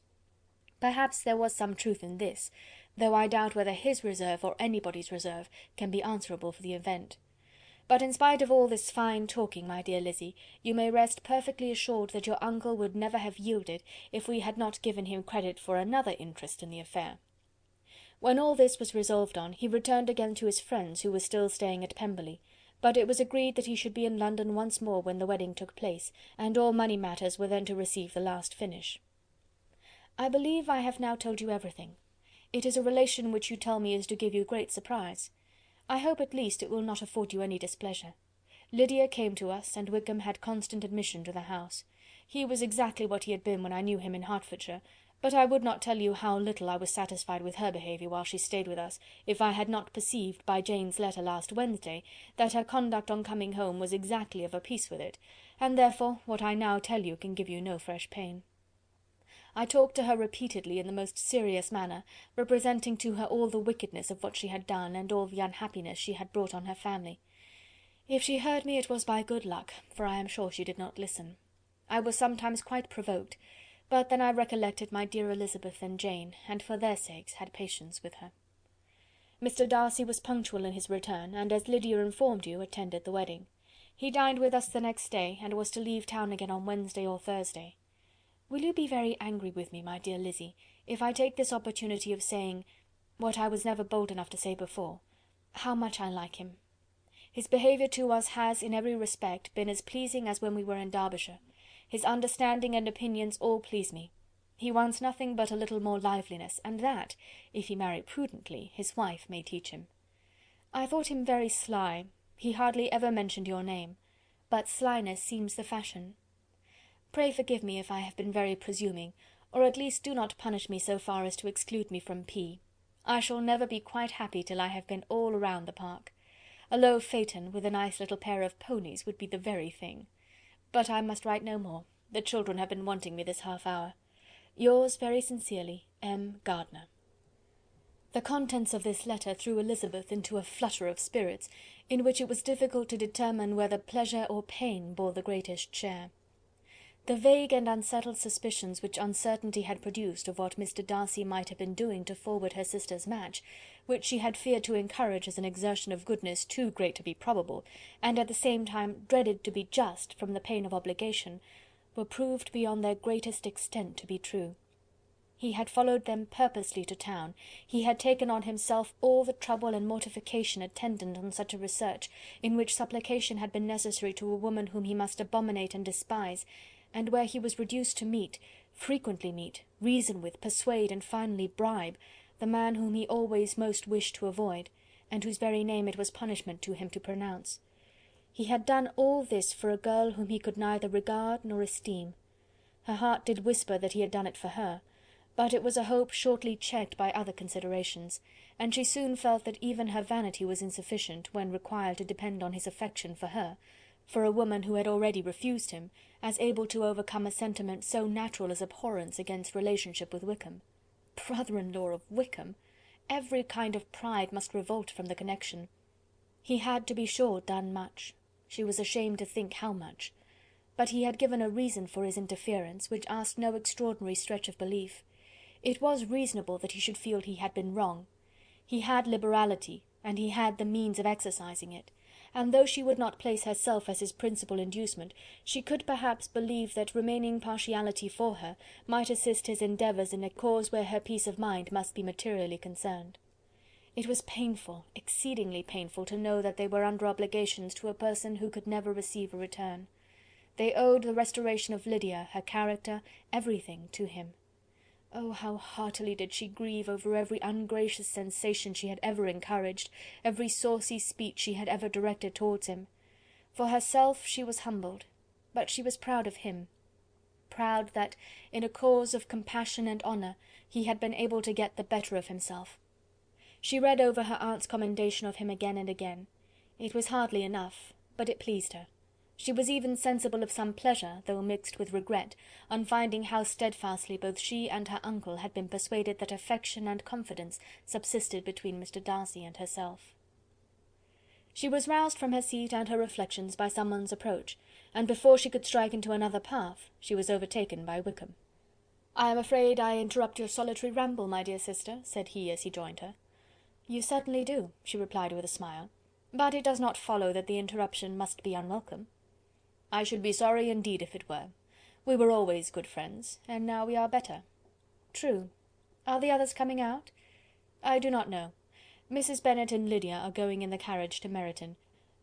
And so, my dear sister, I find from our uncle and aunt that you have actually seen Pemberley."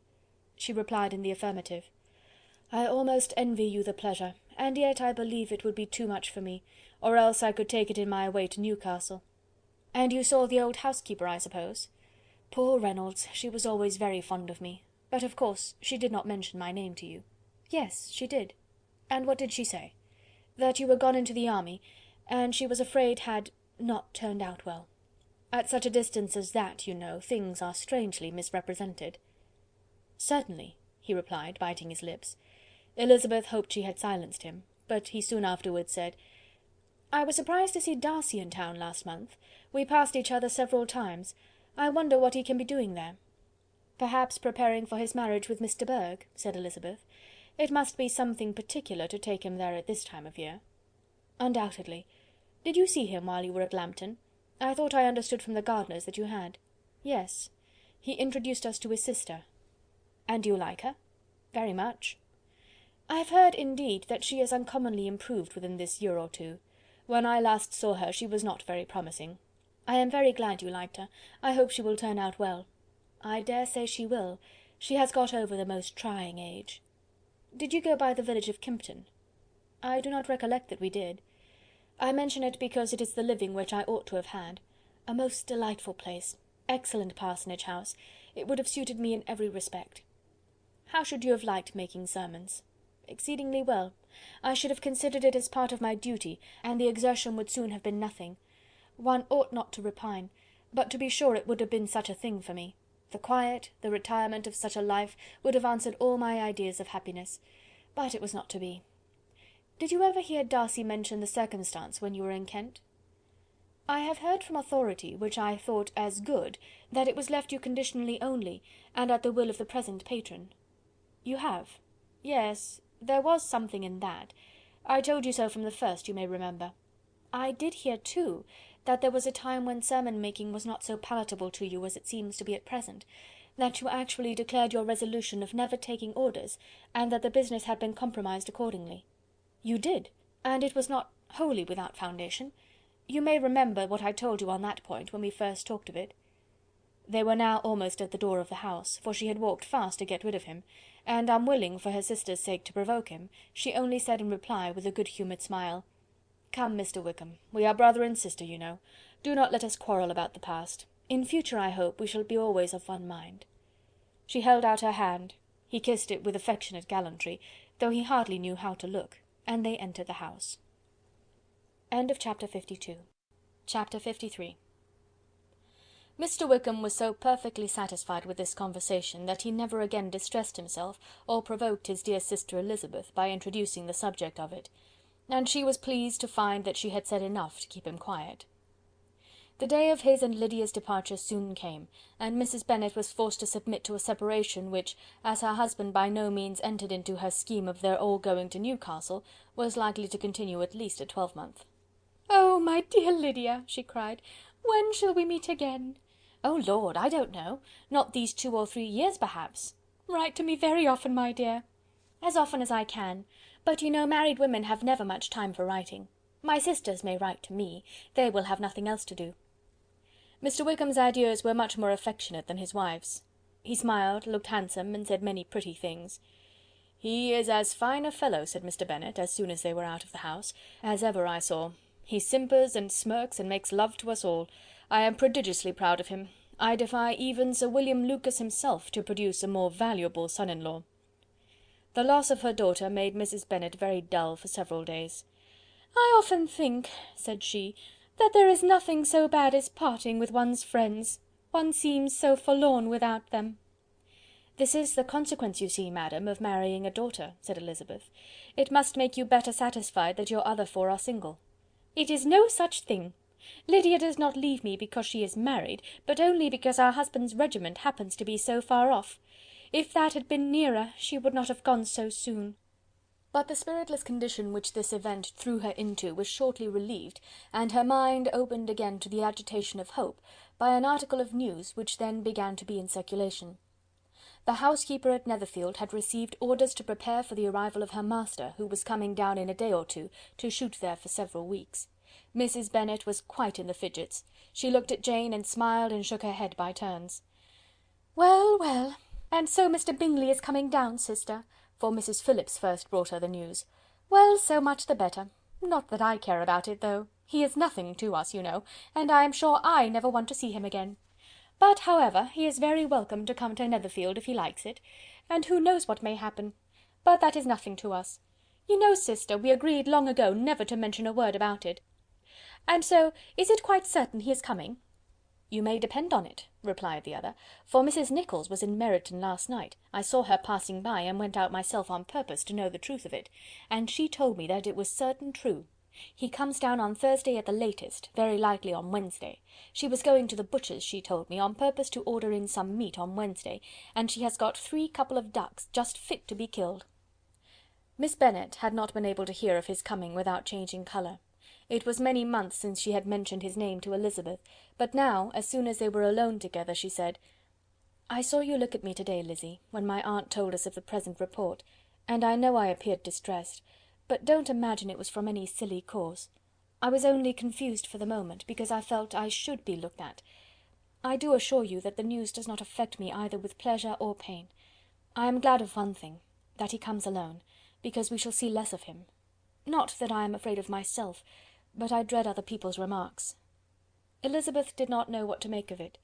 Had she not seen him in Derbyshire, she might have supposed him capable of coming there with no other view than what was acknowledged, but she still thought him partial to Jane, and she wavered as to the greater probability of his coming there with his friend's permission, or being bold enough to come without it. Yet it is hard, she sometimes thought, that this poor man cannot come to a house which he has legally hired without raising all this speculation. I will leave him to himself. In spite of what her sister declared, and really believed to be her feelings in the expectation of his arrival, Elizabeth could easily perceive that her spirits were affected by it. They were more disturbed, more unequal, than she had often seen them. The subject which had been so warmly canvassed between their parents about a twelvemonth ago, was now brought forward again. "As soon as ever Mr. Bingley comes, my dear," said Mrs. Bennet, "you will wait on him, of course." "No, no. You forced me into visiting him last year, and promised, if I went to see him, he should marry one of my daughters, but it ended in nothing, and I will not be sent on a fool's errand again."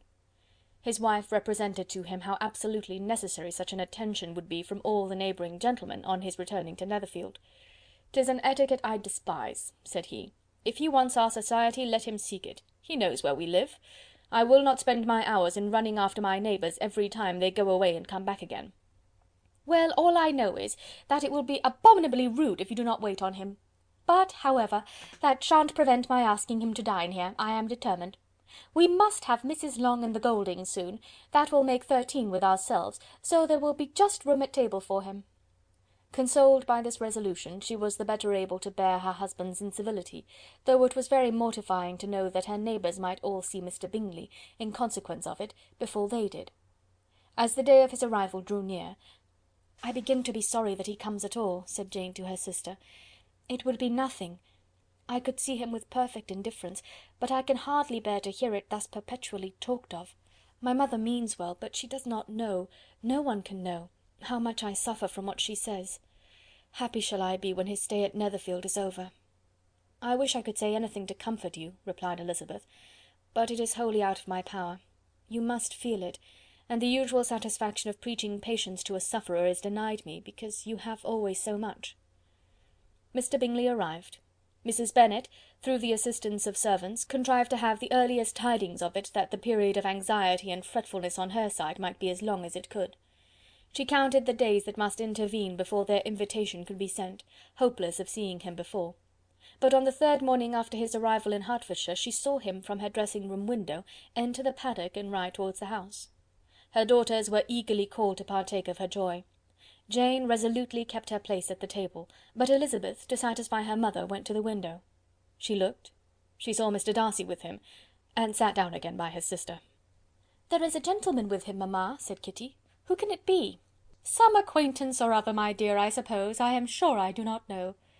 "La!" replied Kitty, "it looks just like that man that used to be with him before, Mr. What's his name? That tall, proud man." "Good gracious! Mr. Darcy, and so it does, I vow. Well, any friend of Mr. Bingley's will always be welcome here, to be sure, but else I must say that I hate the very sight of him." Jane looked at Elizabeth with surprise and concern. She knew but little of their meeting in Derbyshire, and therefore felt for the awkwardness which must attend her sister in seeing him almost for the first time after receiving his explanatory letter.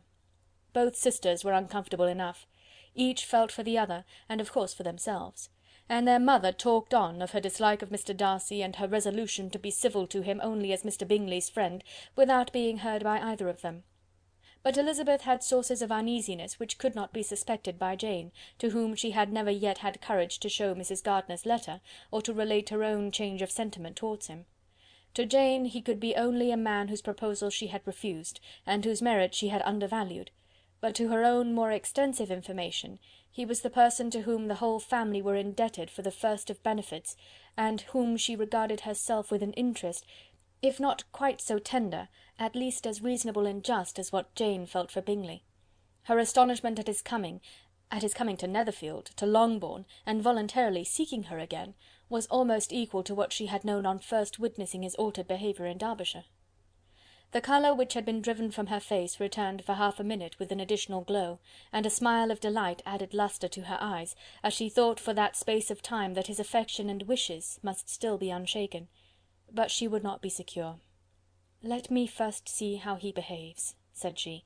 "It will then be early enough for expectation." She sat intently at work, striving to be composed, and without daring to lift up her eyes, till anxious curiosity carried them to the face of her sister as the servant was approaching the door. Jane looked a little paler than usual, but more sedate than Elizabeth had expected.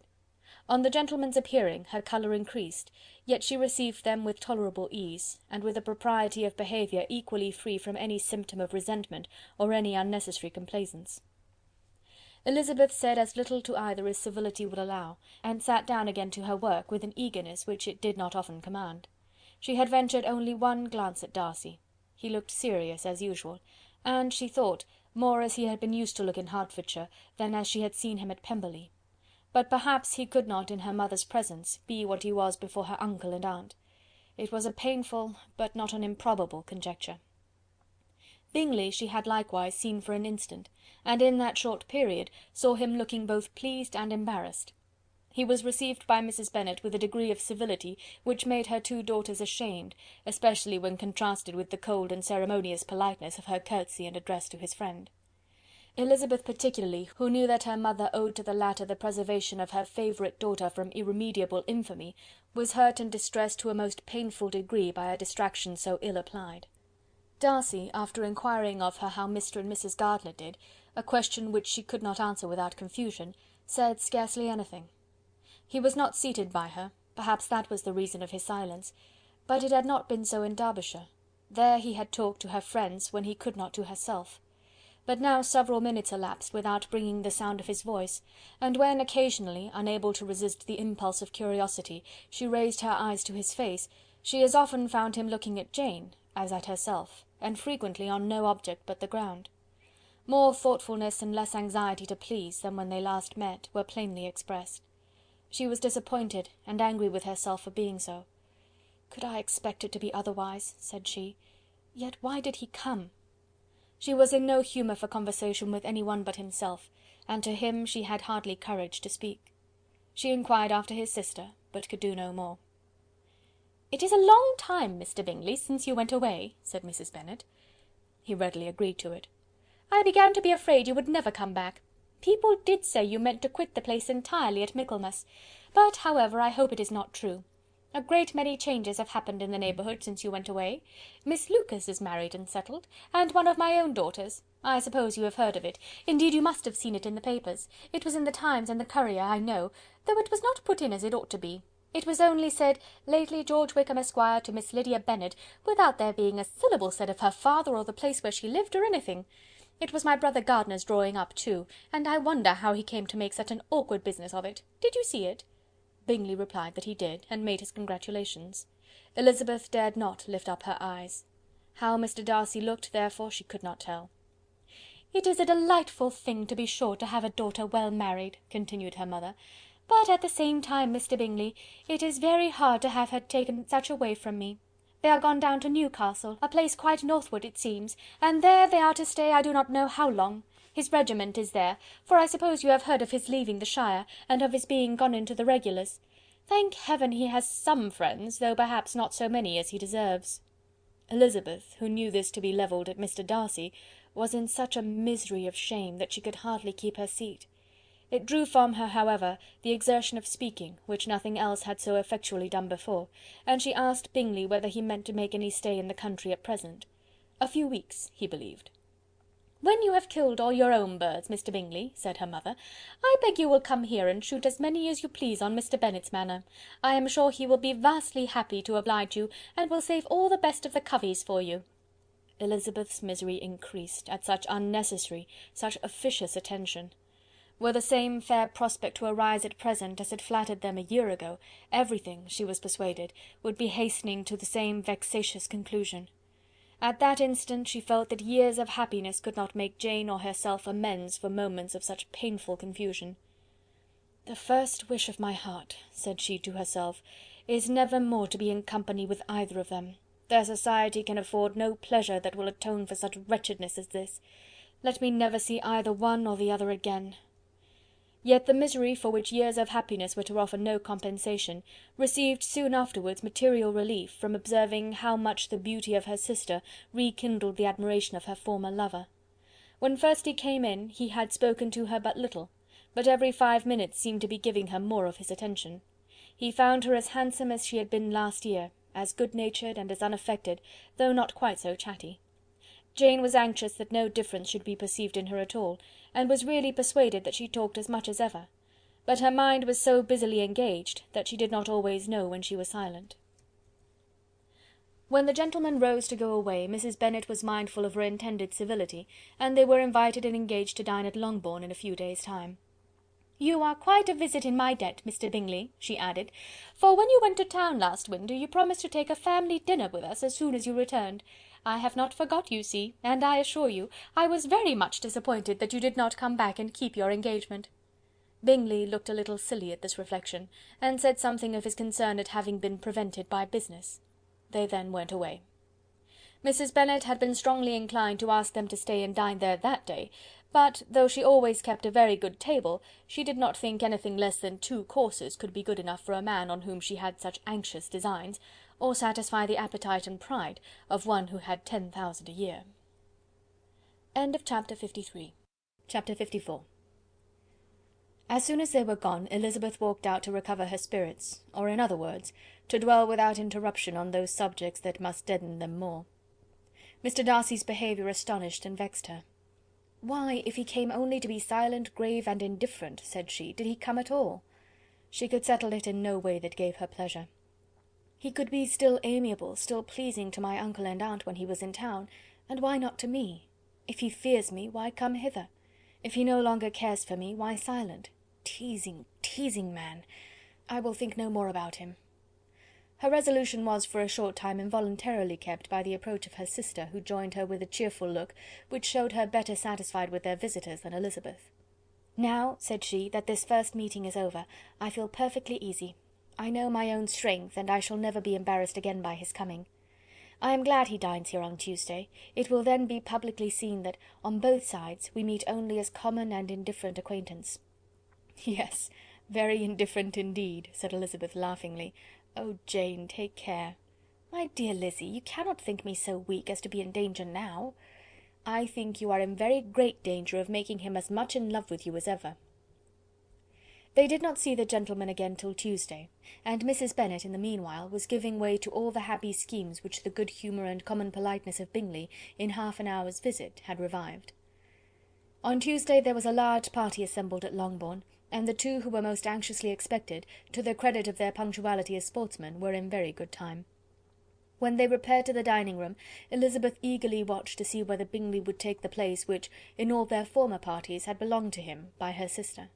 Her prudent mother, occupied by the same ideas, forbore to invite him to sit by herself. On entering the room he seemed to hesitate, but Jane happened to look round, and happened to smile. It was decided. He placed himself by her. Elizabeth, with a triumphant sensation, looked towards his friend. He bore it with noble indifference, and she would have imagined that Bingley had received his sanction to be happy, had she not seen his eyes likewise turn towards Mr. Darcy, with an expression of half-laughing alarm. His behaviour to her sister was such, during dinner-time, as showed an admiration of her, which, though more guarded than formerly, persuaded Elizabeth that, if left wholly to himself, Jane's happiness and his own would be speedily secured. Though she dared not depend upon the consequence, she yet received pleasure from observing his behaviour. It gave her all the animation that her spirits could boast, for she was in no cheerful humour. Mr. Darcy was almost as far from her as the table could divide them. He was on one side of her mother. She knew how little such a situation would give pleasure to either, or to make either appear to advantage. She was not near enough to hear any of their discourse, but she could see how seldom they spoke to each other, and how formal and cold was their manner whenever they did. Her mother's ungraciousness made the sense of what they owed him more painful to Elizabeth's mind, and she would at times have given anything to be privileged to tell him that his kindness was neither unknown nor unfelt by the whole of the family. She was in hopes that the evening would afford some opportunity of bringing them together, that the whole of the visit would not pass away without enabling them to enter into something more of conversation than the mere ceremonious salutation attending his entrance. Anxious and uneasy, the period which passed in the drawing-room before the gentlemen came was wearisome and dull to a degree that almost made her uncivil. She looked forward to their entrance as the point on which all her chance of pleasure for the evening must depend. "If he does not come to me then," said she, "I shall give him up for ever." The gentleman came, and she thought he looked as if he would have answered her hopes, but alas! the ladies had crowded round the table, where Miss Bennet was making tea, and Elizabeth pouring out the coffee, in so close a confederacy that there was not a single vacancy near her which would admit of a chair. And on the gentleman's approaching, one of the girls moved closer to her than ever, and said in a whisper, "The men shan't come and part us, I am determined. We want none of them, do we?" Darcy had walked away to another part of the room. She followed him with her eyes, envied everyone to whom he spoke, had scarcely patience enough to help anybody to coffee, and then was enraged against herself for being so silly. A man who has once been refused! How could I ever be foolish enough to expect a renewal of his love? Is there one among the sex who would not protest against such a weakness as a second proposal to the same woman? There is no indignity so abhorrent to their feelings. She was a little revived, however, by his bringing back his coffee cup himself, and she seized the opportunity of saying, "Is your sister at Pemberley still?" "Yes, she will remain there till Christmas." "And quite alone? Have all her friends left her?" "Mrs. Annesley is with her. The others have gone on to Scarborough these 3 weeks." She could think of nothing more to say, but if he wished to converse with her, he might have better success. He stood by her, however, for some minutes in silence, and at last, on the young lady's whispering to Elizabeth again, he walked away.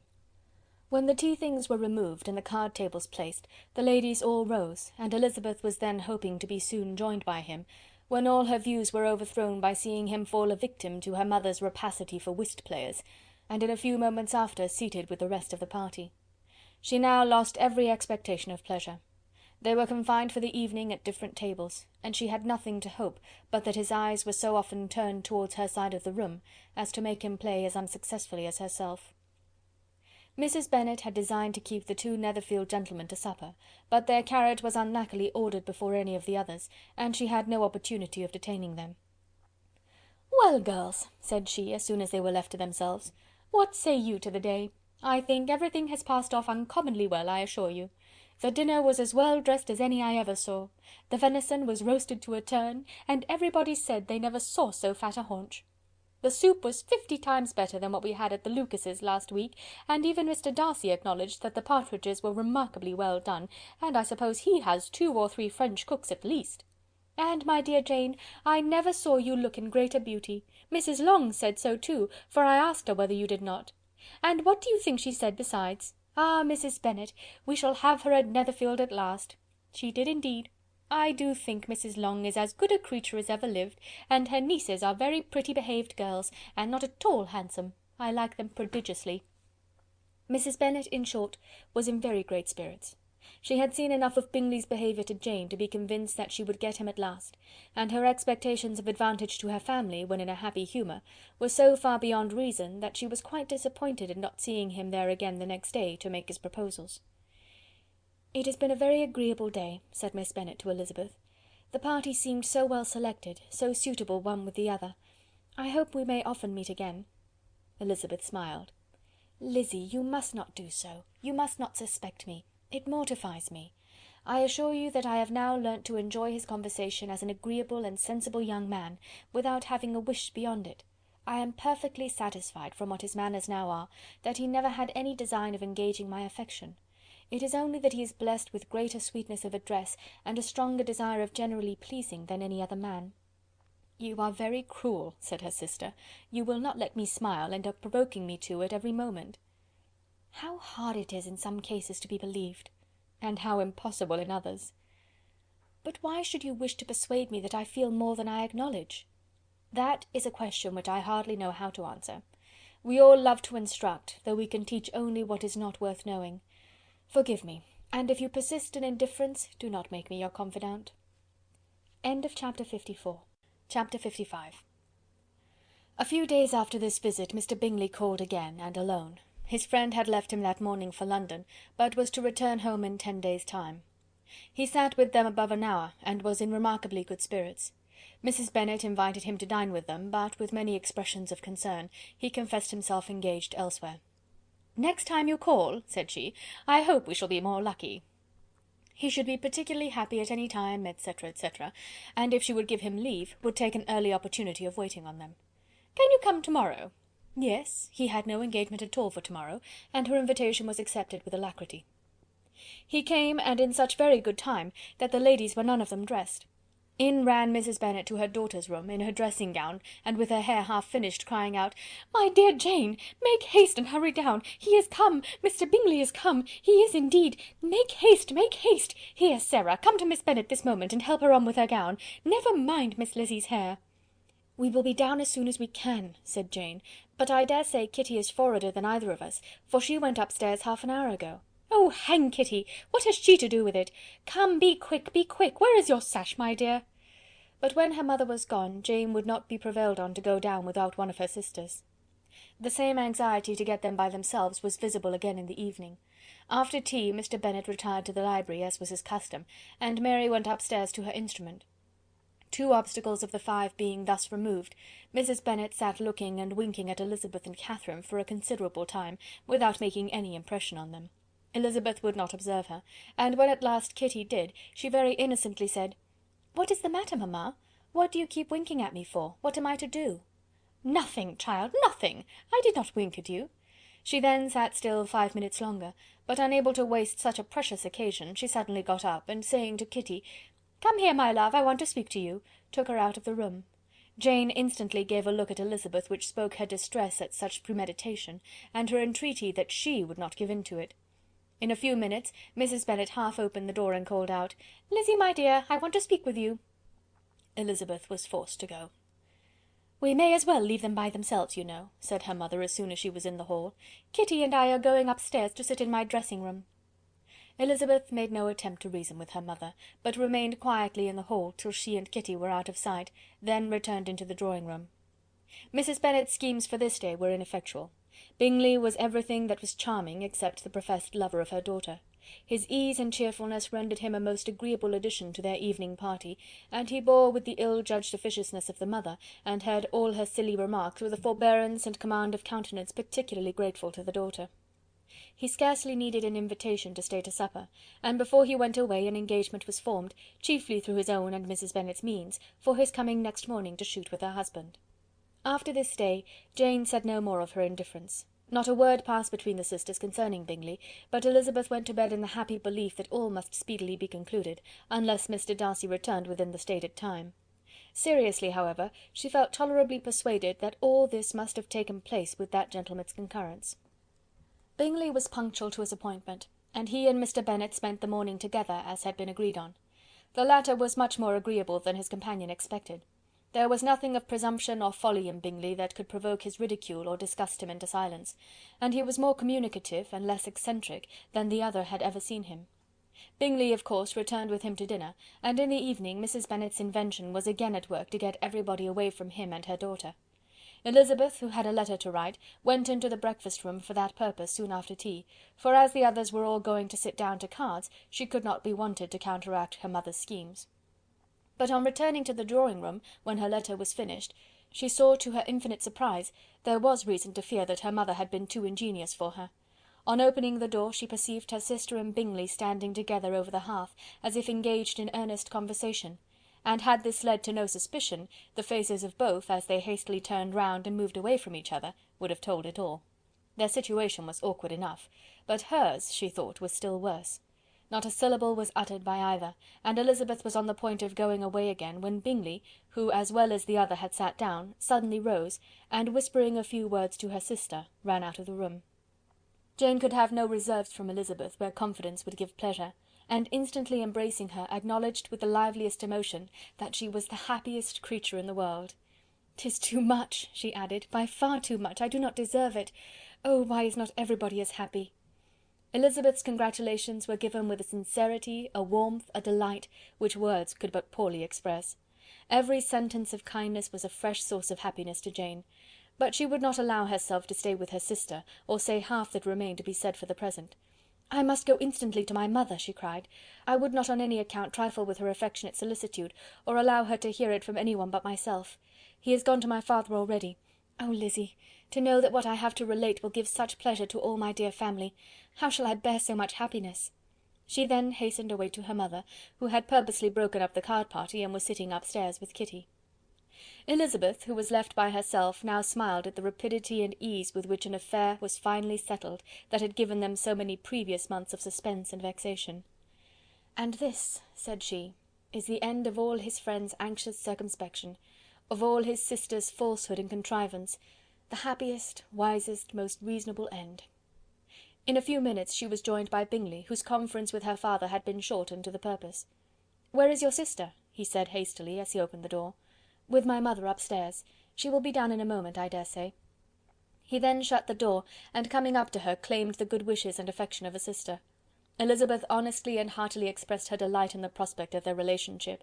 They shook hands with great cordiality, and then, till her sister came down, she had to listen to all he had to say of his own happiness and of Jane's perfections, and in spite of his being a lover, Elizabeth really believed all his expectations of felicity to be rationally founded, because they had for basis the excellent understanding and super-excellent disposition of Jane, and a general similarity of feeling and taste between her and himself. It was an evening of no common delight to them all. The satisfaction of Miss Bennet's mind gave a glow of such sweet animation to her face as made her look handsomer than ever. Kitty simpered and smiled, and hoped her turn was coming soon. Mrs. Bennet could not give her consent or speak her approbation in terms warm enough to satisfy her feelings, though she talked to Bingley of nothing else for half an hour, and when Mr. Bennet joined them at supper, his voice and manner plainly showed how really happy he was. Not a word, however, passed his lips in allusion to it, till their visitor took his leave for the night, but as soon as he was gone, he turned to his daughter and said, "Jane, I congratulate you. You will be a very happy woman." Jane went to him instantly, kissed him, and thanked him for his goodness. "You are a good girl," he replied, "and I have great pleasure in thinking you will be so happily settled. I have not a doubt of your doing very well together. Your tempers are by no means unlike. You are each of you so complying, that nothing will ever be resolved on, so easy that every servant will cheat you, and so generous that you will always exceed your income." "I hope not so. Imprudence or thoughtlessness in money matters would be unpardonable in me." "Exceed their income! My dear Mr. Bennet," cried his wife, "what are you talking of?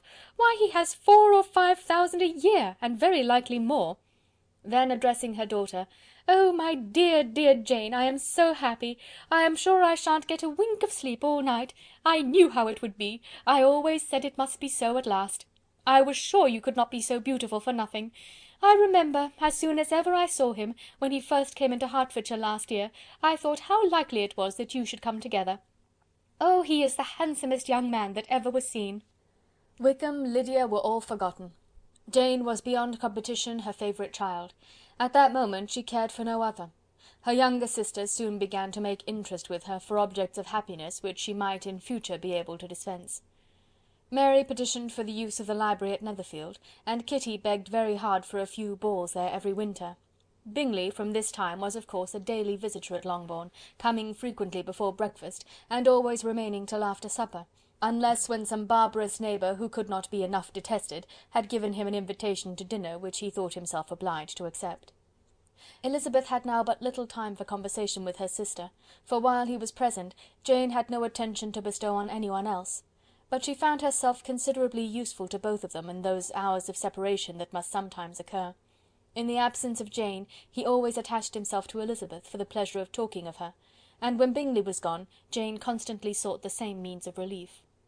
"He has made me so happy," said she one evening, "by telling me that he was totally ignorant of my being in town last spring.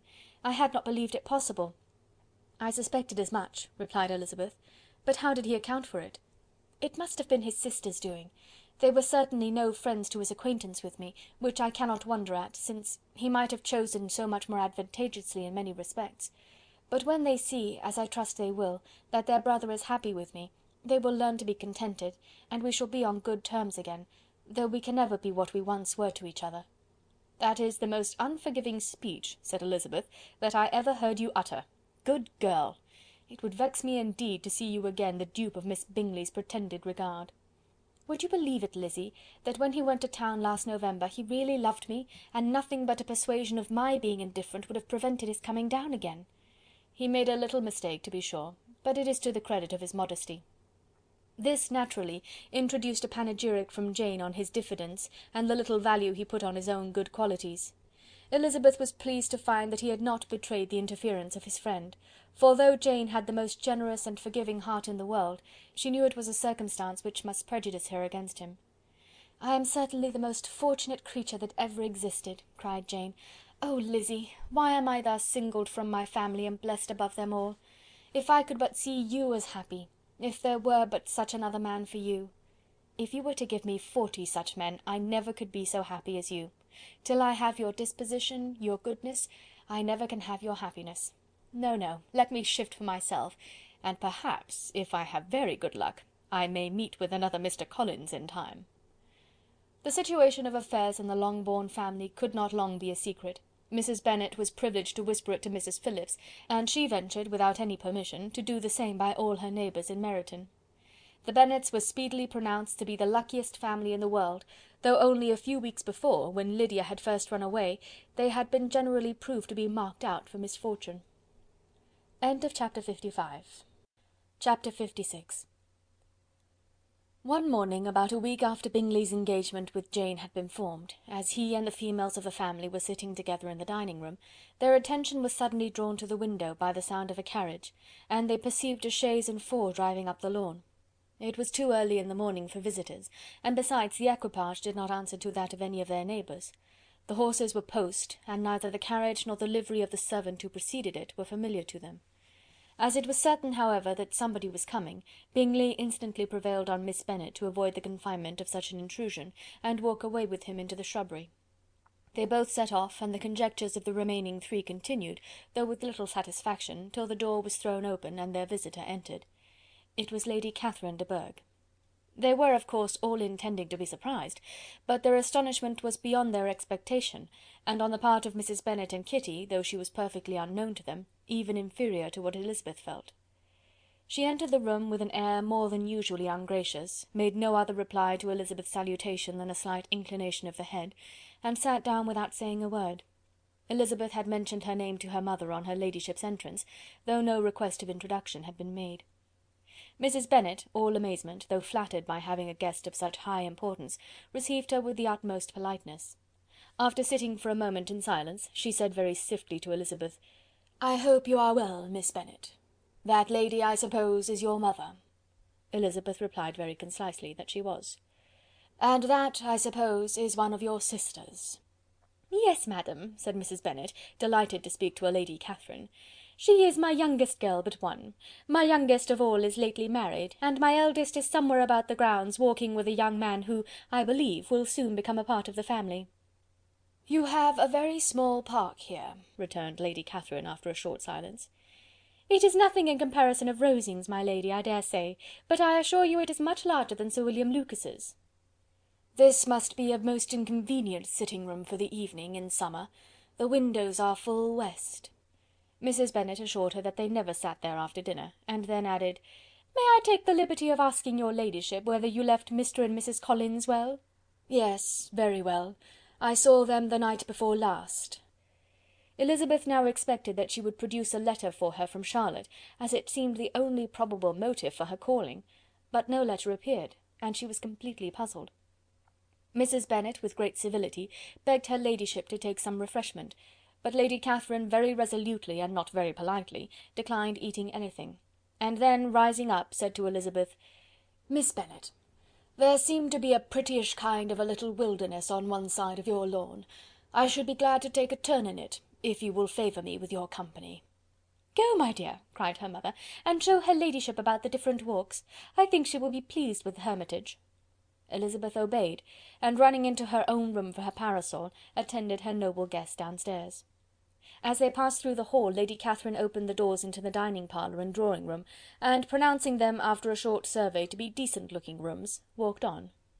Her carriage remained at the door, and Elizabeth saw that her waiting-woman was in it.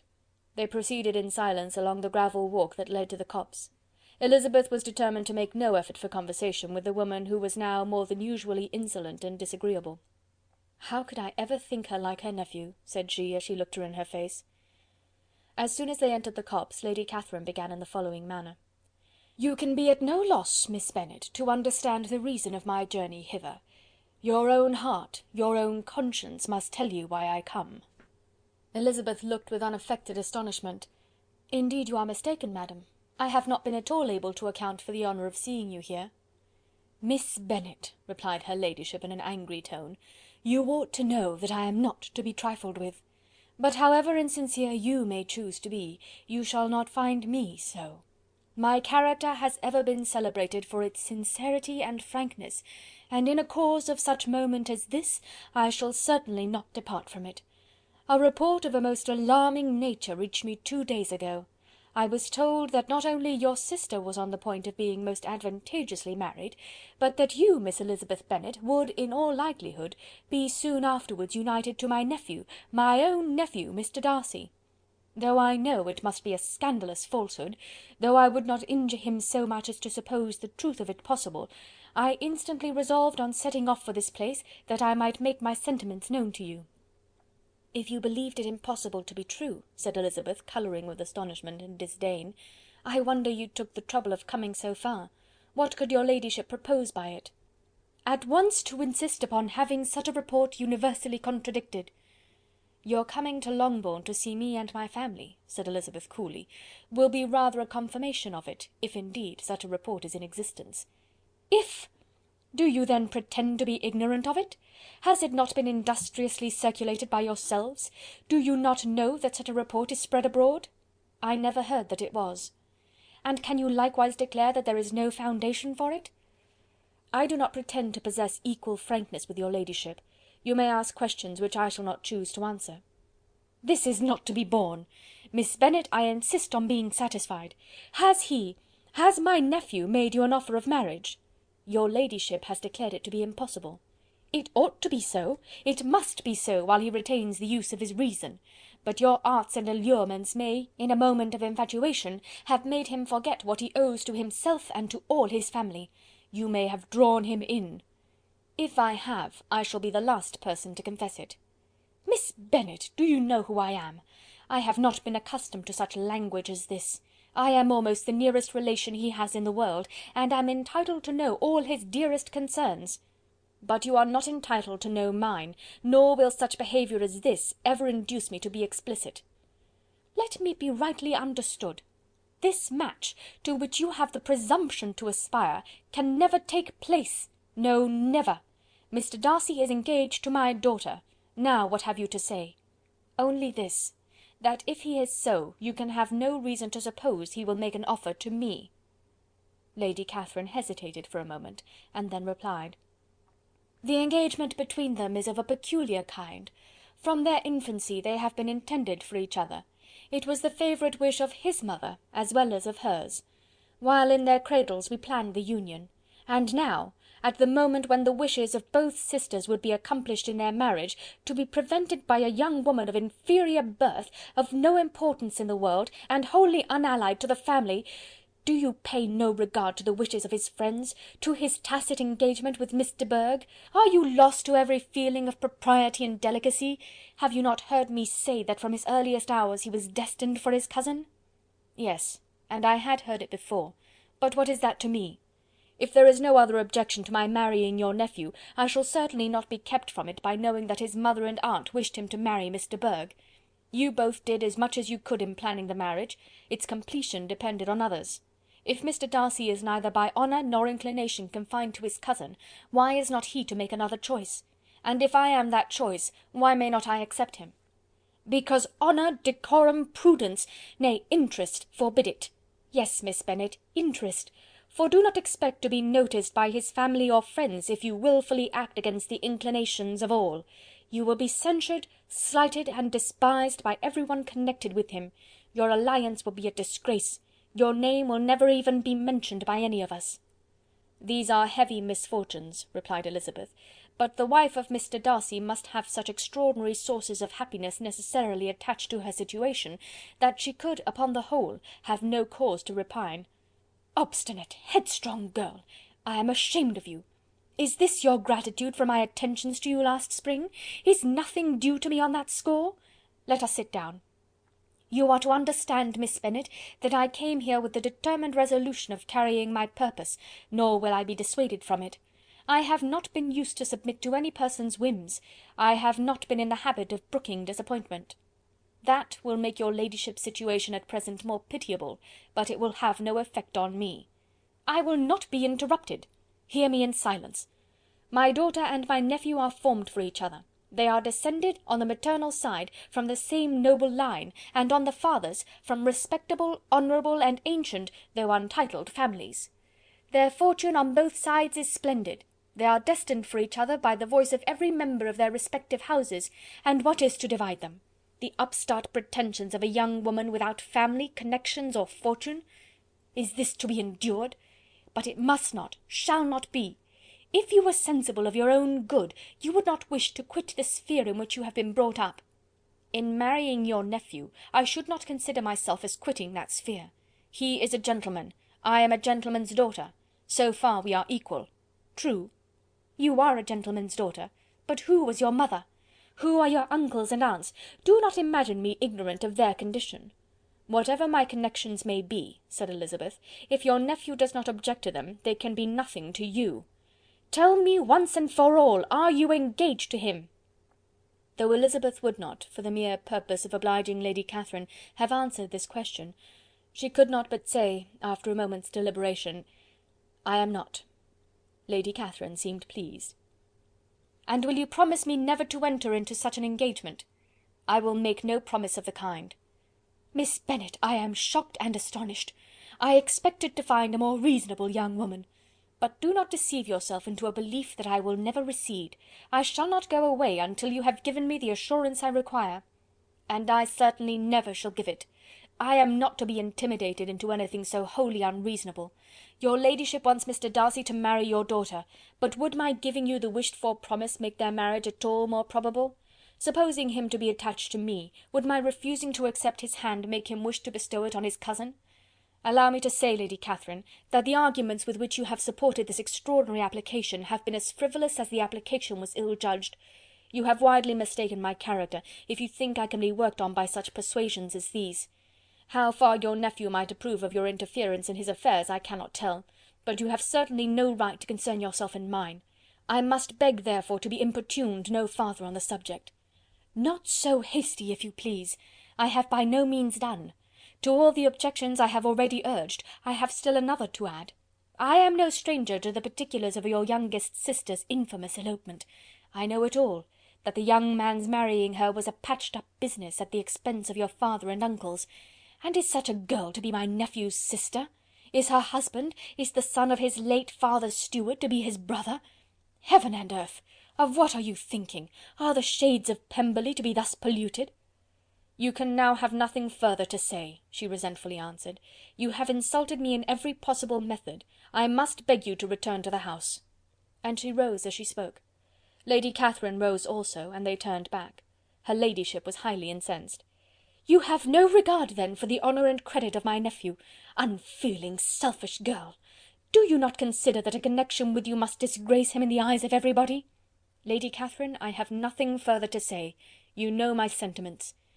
"You are then resolved to have him?" "I have said no such thing. I am only resolved to act in that manner which will, in my own opinion, constitute my happiness, without reference to you, or to any person so wholly unconnected with me." "It is well. You refuse, then, to oblige me. You refuse to obey the claims of duty, honour, and gratitude. You are determined to ruin him in the opinion of all his friends, and make him the contempt of the world." "Neither duty, nor honour, nor gratitude," replied Elizabeth, "have any possible claim on me in the present instance. No principle of either would be violated by my marriage with Mr. Darcy. And with regard to the resentment of his family, or the indignation of the world, if the former were excited by his marrying me, it would not give me one moment's concern, and the world in general would have too much sense to join in the scorn."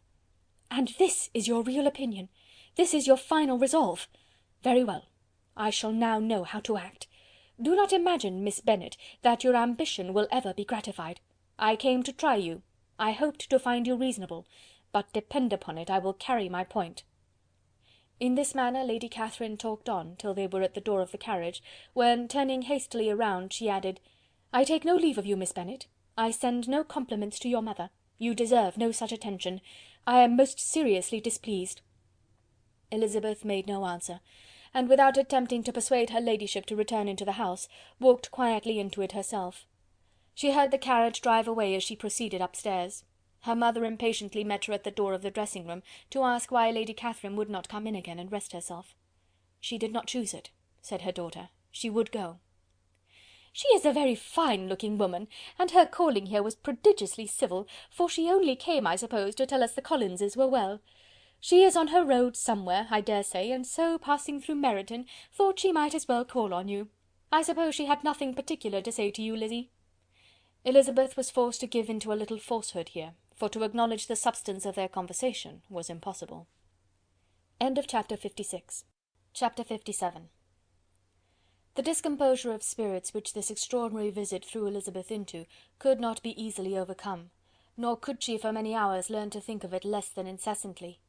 Lady Catherine, it appeared, had actually taken the trouble of this journey from Rosings for the sole purpose of breaking off her supposed engagement with Mr. Darcy.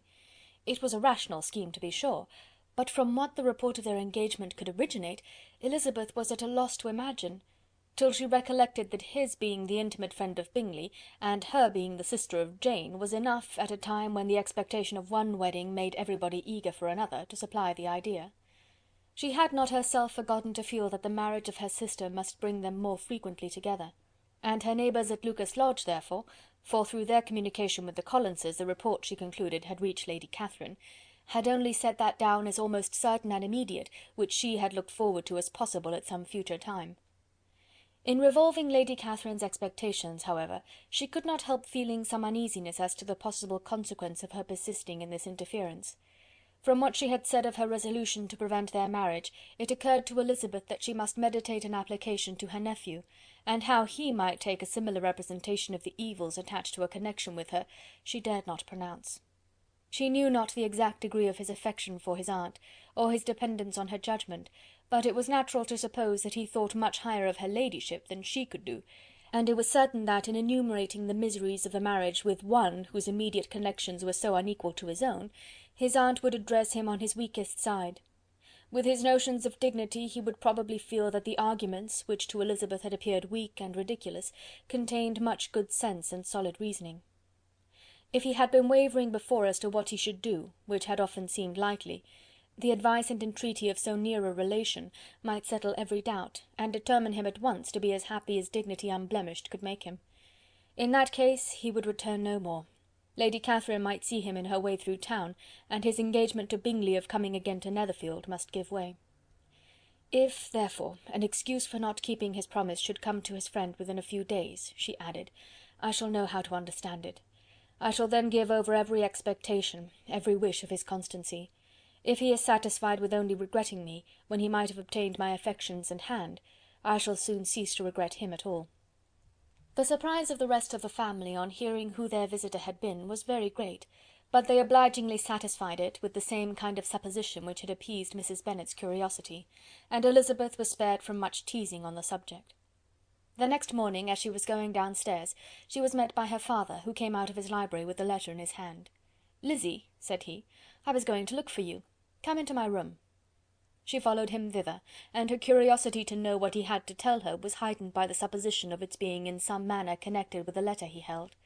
It suddenly struck her that it might be from Lady Catherine, and she anticipated with dismay all the consequent explanations. She followed her father to the fireplace, and they both sat down. He then said, "I have received a letter this morning that has astonished me exceedingly. As it principally concerns yourself, you ought to know its contents. I did not know before that I had 2 daughters on the brink of matrimony. Let me congratulate you on a very important conquest." The colour now rushed into Elizabeth's cheeks in the instantaneous conviction of its being a letter from the nephew instead of the aunt, and she was undetermined whether most to be pleased that he had explained himself at all, or offended that his letter was not rather addressed to herself, when her father continued, "You look conscious. Young ladies have great penetration in such matters as these, but I think I may defy even your sagacity to discover the name of your admirer. This letter is from Mr. Collins." "From Mr. Collins? And what can he have to say?" "Something very much to the purpose, of course.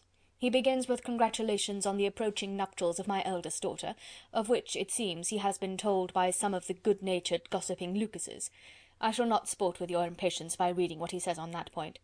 What relates to yourself is as follows: "Having thus offered you the sincere congratulations of Mrs. Collins and myself on this happy event, let me now add a short hint on the subject of another, of which we have been advertised by the same authority. Your daughter Elizabeth, it is presumed, will not long bear the name of Bennet after her elder sister has resigned it, and the chosen partner of her fate may be reasonably looked up to as one of the most illustrious personages in this land." "Can you possibly guess, Lizzy, who is meant by this?" This young gentleman is blessed in a peculiar way with everything the heart of mortal can most desire: splendid property, noble kindred, and extensive patronage. Yet in spite of all these temptations, let me warn my cousin Elizabeth and yourself of what evils you may incur by a precipitate closure with this gentleman's proposals, which of course you will be inclined to take immediate advantage of." "Have you any idea, Lizzy, who this gentleman is? But now it comes out." "My motive for cautioning you is as follows. We have reason to imagine that his aunt, Lady Catherine de Bourgh, does not look on the match with a friendly eye. Mr. Darcy, you see, is the man. Now, Lizzy, I think I have surprised you. Could he or the Lucases have pitched on any man within the circle of our acquaintance, whose name would have given the lie more effectually to what they related? Mr. Darcy, who never looks at any woman but to see a blemish, and who probably never looked at you in his life. It is admirable." Elizabeth tried to join in her father's pleasantry, but could only force one most reluctant smile. Never had his wit been directed in a manner so little agreeable to her. "Are you not diverted?" "Oh, yes, pray read on." "After mentioning the likelihood of this marriage to her ladyship last night, she immediately, with her usual condescension, expressed what she felt on the occasion. When it became apparent that on the score of some family objections on the part of my cousin, she would never give her consent to what she termed so disgraceful a match, I thought it my duty to give the speediest intelligence of this to my cousin, that she and her noble admirer may be aware of what they are about, and not run hastily into a marriage which has not been properly sanctioned." Mr. Collins moreover adds, "I am truly rejoiced that my cousin Lydia's sad business has been so well hushed up, and am only concerned that their living together before the marriage took place should be so generally known. I must not, however, neglect the duties of my station, or refrain from declaring my amazement at hearing that you received the young couple into your house as soon as they were married. It was an encouragement of vice, and had I been the rector of Longbourn, I should very strenuously have opposed it. You ought certainly to forgive them as a Christian, but never to admit them in your sight, or allow their names to be mentioned in your hearing." That is his notion of Christian forgiveness. The rest of his letter is only about his dear Charlotte's situation, and his expectation of a young olive branch. But, Lizzy, you look as if you did not enjoy it. You are not going to be missish, I hope, and pretend to be affronted at an idle report. For what do we live but to make sport for our neighbours, and laugh at them in our turn?" "Oh!" cried Elizabeth, "I am excessively diverted, but it is so strange." "Yes, that is what makes it amusing. Had they fixed on any other man it would have been nothing, but his perfect indifference and your pointed dislike make it so delightfully absurd. Much as I abominate writing, I would not give up Mr. Collins's correspondence for any consideration. Nay, when I read a letter of his, I cannot help giving him the preference even over Wickham, much as I value the impudence and hypocrisy of my son-in-law. And pray, Lizzy, what said Lady Catherine about this report? Did she call to refuse her consent?" To this question his daughter replied only with a laugh, and as it had been asked without the least suspicion, she was not distressed by his repeating it. Elizabeth had never been more at a loss to make her feelings appear what they were not. It was necessary to laugh, when she would rather have cried. Her father had most cruelly mortified her by what he said of Mr. Darcy's indifference, and she could do nothing but wonder at such a want of penetration, or fear that, perhaps, instead of his seeing too little, she might have fancied too much. End of chapter 57. Chapter 58. Instead of receiving any such letter of excuse from his friend as Elizabeth half expected Mr. Bingley to do, he was able to bring Darcy with him to Longbourn before many days had passed after Lady Catherine's visit. The gentleman arrived early, and before Mrs. Bennet had time to tell him of their having seen his aunt, of which her daughter sat in momentary dread, Bingley, who wanted to be alone with Jane, proposed their all walking out. It was agreed to. Mrs. Bennet was not in the habit of walking, Mary could never spare time, but the remaining 5 set off together. Bingley and Jane, however, soon allowed the others to outstrip them, while Elizabeth, Kitty, and Darcy were to entertain each other. Very little was said by either. Kitty was too much afraid of him to talk, Elizabeth was secretly forming a desperate resolution, and perhaps he might be doing the same. They walked towards the Lucases, because Kitty wished to call upon Maria, and as Elizabeth saw no occasion for making it a general concern, when Kitty left them she went boldly on with him alone. Now was the moment for her resolution to be executed, and while her courage was high, she immediately said: "Mr. Darcy, I am a very selfish creature, and for the sake of giving relief to my own feelings, care not how much I may be wounding yours. I can no longer help thanking you for your unexampled kindness to my poor sister. Ever since I have known it, I have been most anxious to acknowledge to you how gratefully I feel it. Were it known to the rest of my family, I should not have merely my own gratitude to express." "I am sorry, exceedingly sorry," replied Darcy in a tone of surprise and emotion, "that you have ever been informed of what may, in a mistaken light, have given you uneasiness. I did not think Mrs. Gardiner was so little to be trusted. You must not blame my aunt. Lydia's thoughtlessness first betrayed to me that you had been concerned in the matter, and of course I could not rest till I knew the particulars. Let me thank you again and again, in the name of all my family, for that generous compassion which induced you to take so much trouble, and bear so many mortifications, for the sake of discovering them." "If you will thank me," he replied, "let it be for yourself alone. That the wish of giving happiness to you might add force to the other inducements which led me on, I shall not attempt to deny. But your family owe me nothing. Much as I respect them, I believe I thought only of you." Elizabeth was too much embarrassed to say a word. After a short pause, her companion added: "You are too generous to trifle with me. If your feelings are still what they were last April, tell me so at once. My affections and wishes are unchanged, but one word from you will silence me on this subject for ever." Elizabeth, feeling all the more than common awkwardness and anxiety of his situation, now forced herself to speak, and immediately, though not very fluently, gave him to understand that her sentiments had undergone so material a change since the period to which he alluded, as to make her receive with gratitude and pleasure his present assurances.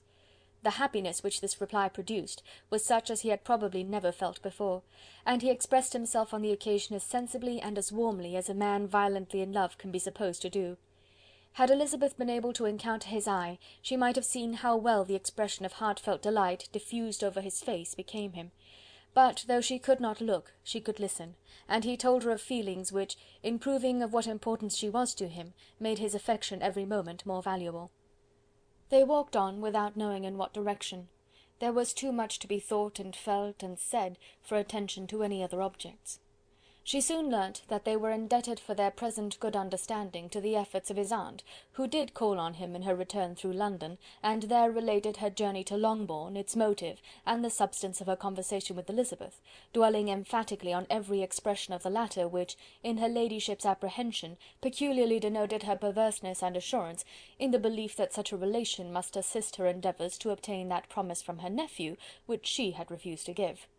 But, unluckily for her ladyship, its effect had been exactly contrariwise. "It taught me to hope," said he, "as I had scarcely ever allowed myself to hope before. I knew enough of your disposition to be certain that, had you been absolutely, irrevocably decided against me, you would have acknowledged it to Lady Catherine frankly and openly."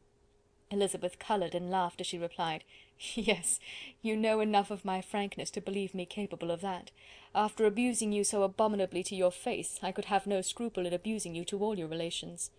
What did you say of me that I did not deserve? For though your accusations were ill-founded, formed on mistaken premises, my behaviour to you at the time had merited the severest reproof. It was unpardonable. I cannot think of it without abhorrence." "We will not quarrel for the greater share of blame annexed to that evening," said Elizabeth. "The conduct of neither, if strictly examined, will be irreproachable. But since then we have both, I hope, improved in civility. I cannot be so easily reconciled to myself. The recollection of what I then said, of my conduct, my manners, my expressions during the whole of it, is now, and has been many months, inexpressibly painful to me. Your reproof, so well applied, I shall never forget. Had you behaved in a more gentlemanlike manner, those were your words.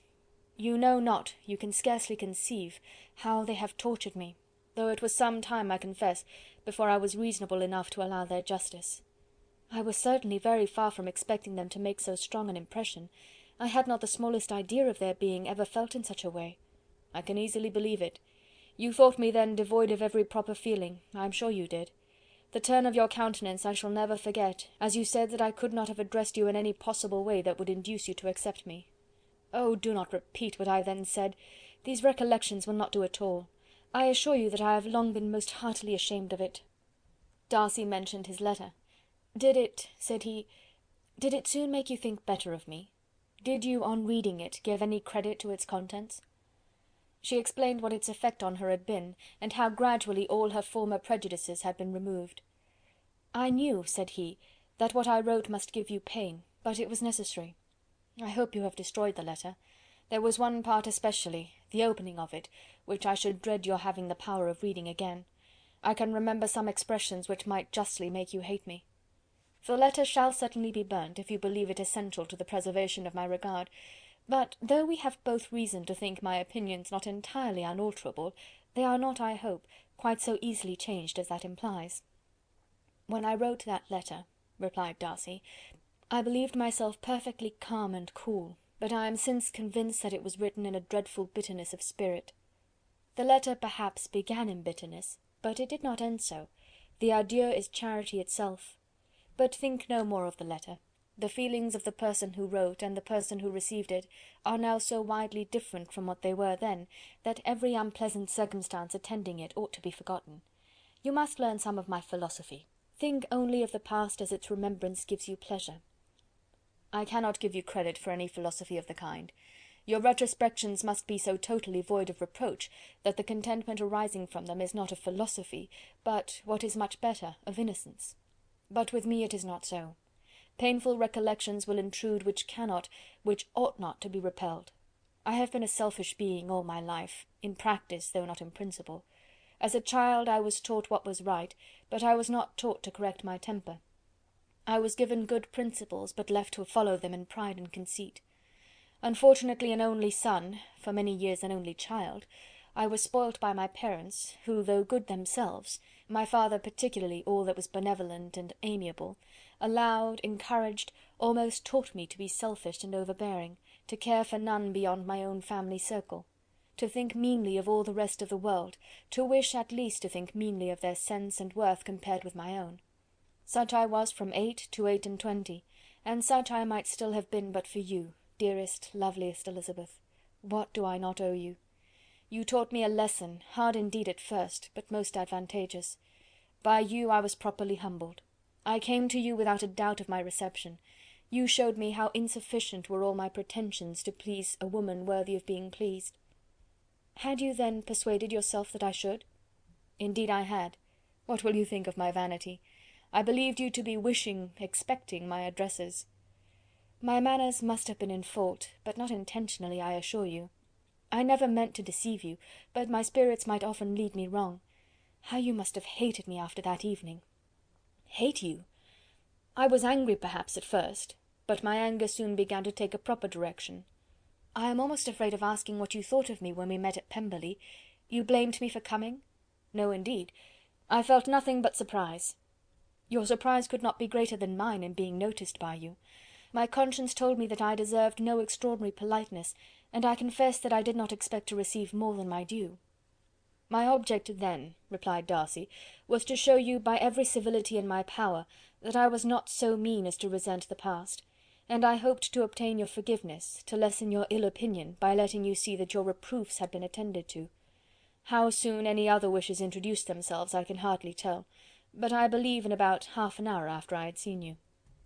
He then told her of Georgiana's delight in her acquaintance, and of her disappointment at its sudden interruption, which naturally leading to the cause of that interruption, she soon learnt that his resolution of following her from Derbyshire in quest of her sister had been formed before he quitted the inn, and that his gravity and thoughtfulness there had arisen from no other struggles than what such a purpose must comprehend. She expressed her gratitude again, but it was too painful a subject to each to be dwelt on farther. After walking several miles in a leisurely manner, and too busy to know anything about it, they found at last, on examining their watches, that it was time to be at home. What could become of Mr. Bingley and Jane, was a wonder which introduced the discussion of their affairs. Darcy was delighted with their engagement. His friend had given him the earliest information of it. "I must ask whether you were surprised," said Elizabeth. "Not at all. When I went away I felt that it would soon happen. That is to say, you had given your permission. I guessed as much." And though he exclaimed at the term, she found that it had been pretty much the case. "On the evening before my going to London," said he, "I made a confession to him, which I believe I ought to have made long ago. I told him of all that had occurred to make my former interference in his affairs absurd and impertinent. His surprise was great. He had never had the slightest suspicion. I told him, moreover, that I believed myself mistaken in supposing, as I had done, that your sister was indifferent to him, and as I could easily perceive that his attachment to her was unabated, I felt no doubt of their happiness together. Elizabeth could not help smiling at his easy manner of directing his friend. "Did you speak from your own observation," said she, "when you told him that my sister loved him, or merely from my information last spring?" "From the former. I had narrowly observed her during the 2 visits which I had lately made here, and I was convinced of her affection." "And your assurance of it, I suppose, carried immediate conviction to him?" "It did. Bingley is most unaffectedly modest. His diffidence had prevented his depending on his own judgment in so anxious a case, but his reliance on mine made everything easy. I was obliged to confess one thing, which for a time, and not unjustly, offended him.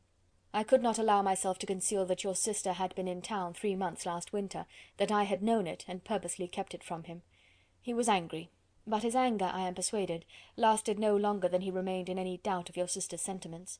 He has heartily forgiven me now." Elizabeth longed to observe that Mr. Bingley had been a most delightful friend, so easily guided that his worth was invaluable, but she checked herself. She remembered that he had yet to learn to be laughed at, and it was rather too early to begin. In anticipating the happiness of Bingley, which of course was to be inferior only to his own, he continued the conversation till they reached the house. In the hall they parted. Chapter 58. Chapter 59. "My dear Lizzy, where can you have been walking to?" was a question which Elizabeth received from Jane as soon as she entered their room, and from all the others when they sat down to table. She had only to say in reply that they had wandered about till she was beyond her own knowledge. She coloured as she spoke, but neither that nor anything else awakened a suspicion of the truth.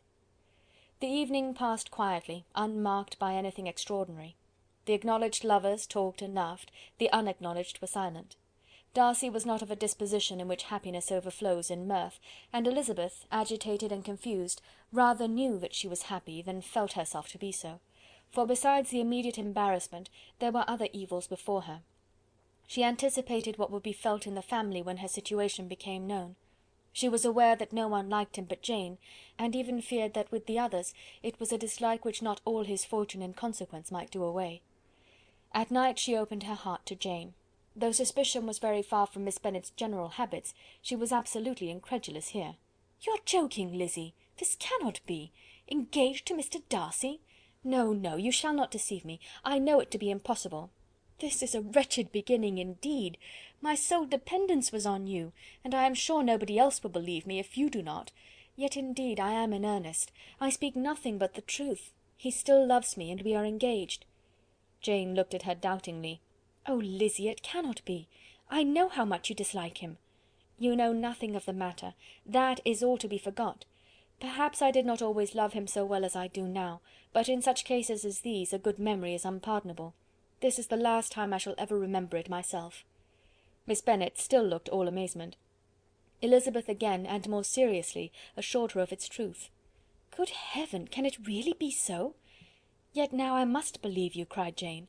"My dear, dear Lizzy, I do congratulate you, but are you certain? Forgive the question. Are you quite certain that you can be happy with him?" "There can be no doubt of that. It is settled between us already, that we are to be the happiest couple in the world. But are you pleased, Jane? Shall you like to have such a brother?" "Very, very much. Nothing could give either Bingley or myself more delight. But we considered it, we talked of it as impossible. And do you really love him quite well enough? Oh, Lizzy, do anything rather than marry without affection. Are you quite sure that you feel what you ought to do?"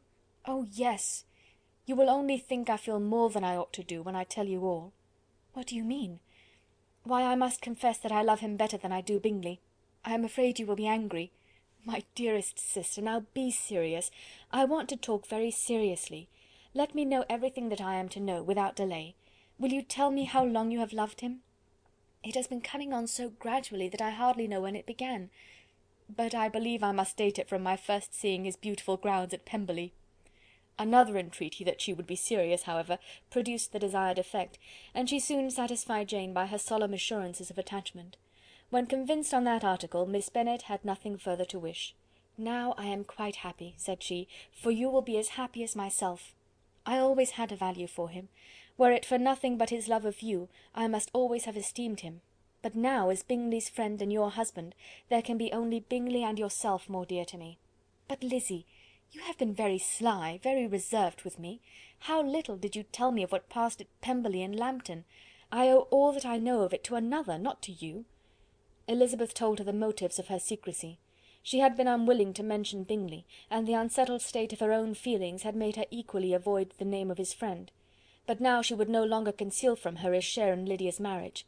All was acknowledged, and half the night spent in conversation. "Good gracious!" cried Mrs. Bennet, as she stood at a window the next morning, "if that disagreeable Mr. Darcy is not coming here again with our dear Bingley!